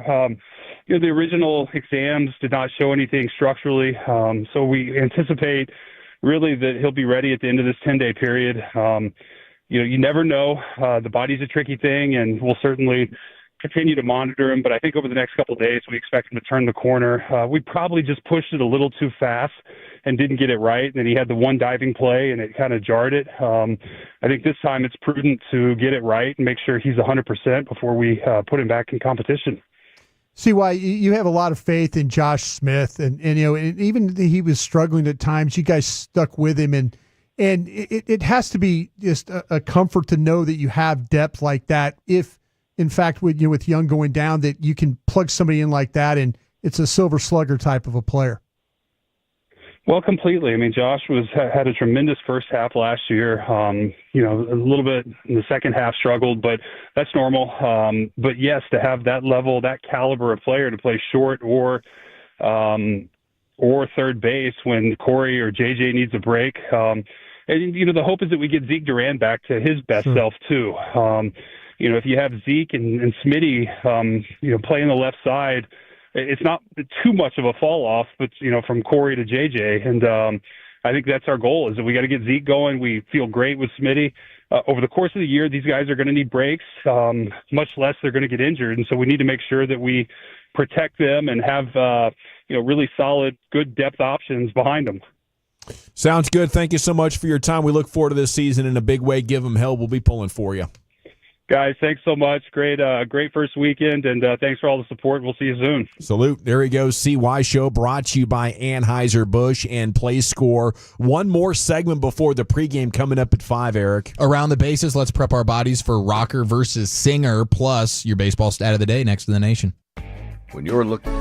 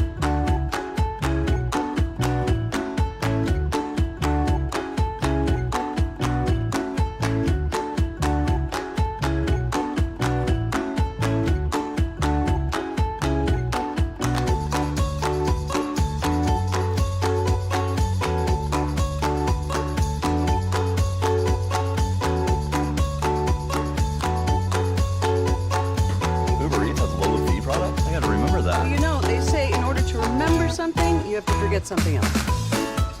Okay, now that is a very cute haircut. That's like a little shag. I've never seen it before. Well, I mean, of course you have. So Rachel. Oh, is that your name? No, I mean like your name. No, I'm Jen.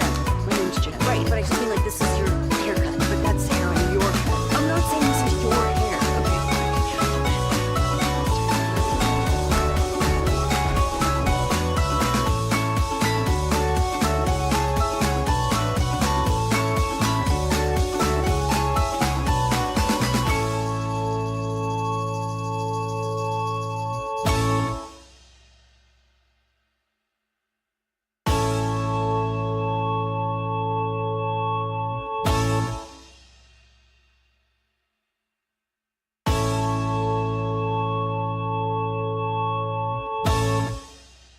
Do you think it's true that you've got to forget something else to remember that Uber Eats has groceries? No, that's absurd. Hey, remember when you used to be a, what was it, pepper lady? Pepper lady? Was it cinnamon Hazel babes. Saffron Nutmeg maidens? paprika? No.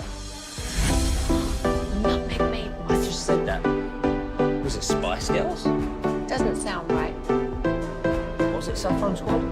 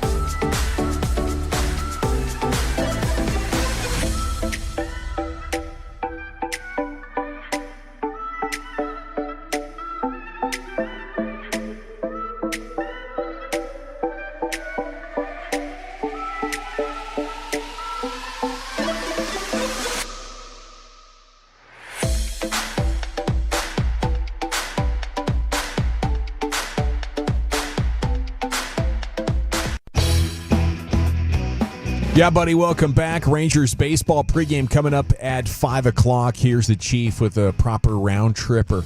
We got a bit of a musical pitching matchup tonight. Rocker and singer. Rocker versus singer. Now, I don't know much about this singer character other than the fact that he's making his first start of the season and he's a right-handed pitcher, which I think bodes well for the lineup today. The lineup that features Josh Smith in at third after his Smiths, yeah. his bang into the wall, headbanger's ball, chasing down foul ball over the weekend. But he's back, so that's good. In place of Josh Young, Corey Seager will be at shortstop, and then it's Simeon leading off, of course. Seager, Langford, Jock Peterson DHing today. Sorry. Adolis Garcia killing it, and then Jake Berger at first base had a couple of hiccups, but for the most part been pretty dang good. And then Hyman Taveras. So that's your Rangers lineup today as Kamar Rocker gets his first start, and we're all obviously hoping for the best when it comes to Rocker. Didn't have quite the spring that we were hoping for, but I did notice the report from All City Dallas and the Rangers coverage that they have, and it was Jeff Wilson on the report. He said the Rangers believe that Kamar Rocker, when the lights come on in a big building, lots of people, big stage, he will thrive in that atmosphere. They genuinely believe that's an element he has. Yes, he's basically a gamer, and we didn't get a chance to get into that necessarily with CY, but hopefully that's the case about Rocker. He struggled a little bit in spring training, got a little bit better as it went on. But I found it interesting, Jared Sandler talking about like the offseason plan for Rocker was less about his pitching techniques and more about just getting physically prepared, whereas Leiter was more dialed on refining his arsenal, making sure that he was able to make the big league roster to after spring training. Yeah. So they had two different game plans, and Leiter's has proven to be better. But hopefully when the lights come on tonight, Rocker's ready to rock and roll. It's another part of being a pro is learning what it takes for you to get right. And I think this was one of those Rocker off seasons. What do you call it? The what not to do? The what not to do off season. Yeah. He's like, won't do that again. I want to stay dialed and not rusty. He was just focused on eating the right things and stay in shape, lifting the right weights, not really worried about how he was actually pitching the baseball. So it was a bold decision, and hopefully it all culminates in a dominant first start. Who was the quarterback? Remember that one year the quarterback showed up at Cowboys camp that hadn't thrown all off season because he wanted to be fresh? And he threw one That's real? day. Yeah, and then he was it Dustin Vaughn? Maybe Dustin. You might be right about that. Yeah. Yeah. I remember Babe making fun of him. It was hilarious. That was too sore to throw after the first day. That doesn't make much sense, dude. Yeah. That is funny. It's unbelievable. These guys can't get better advice, though. Yeah.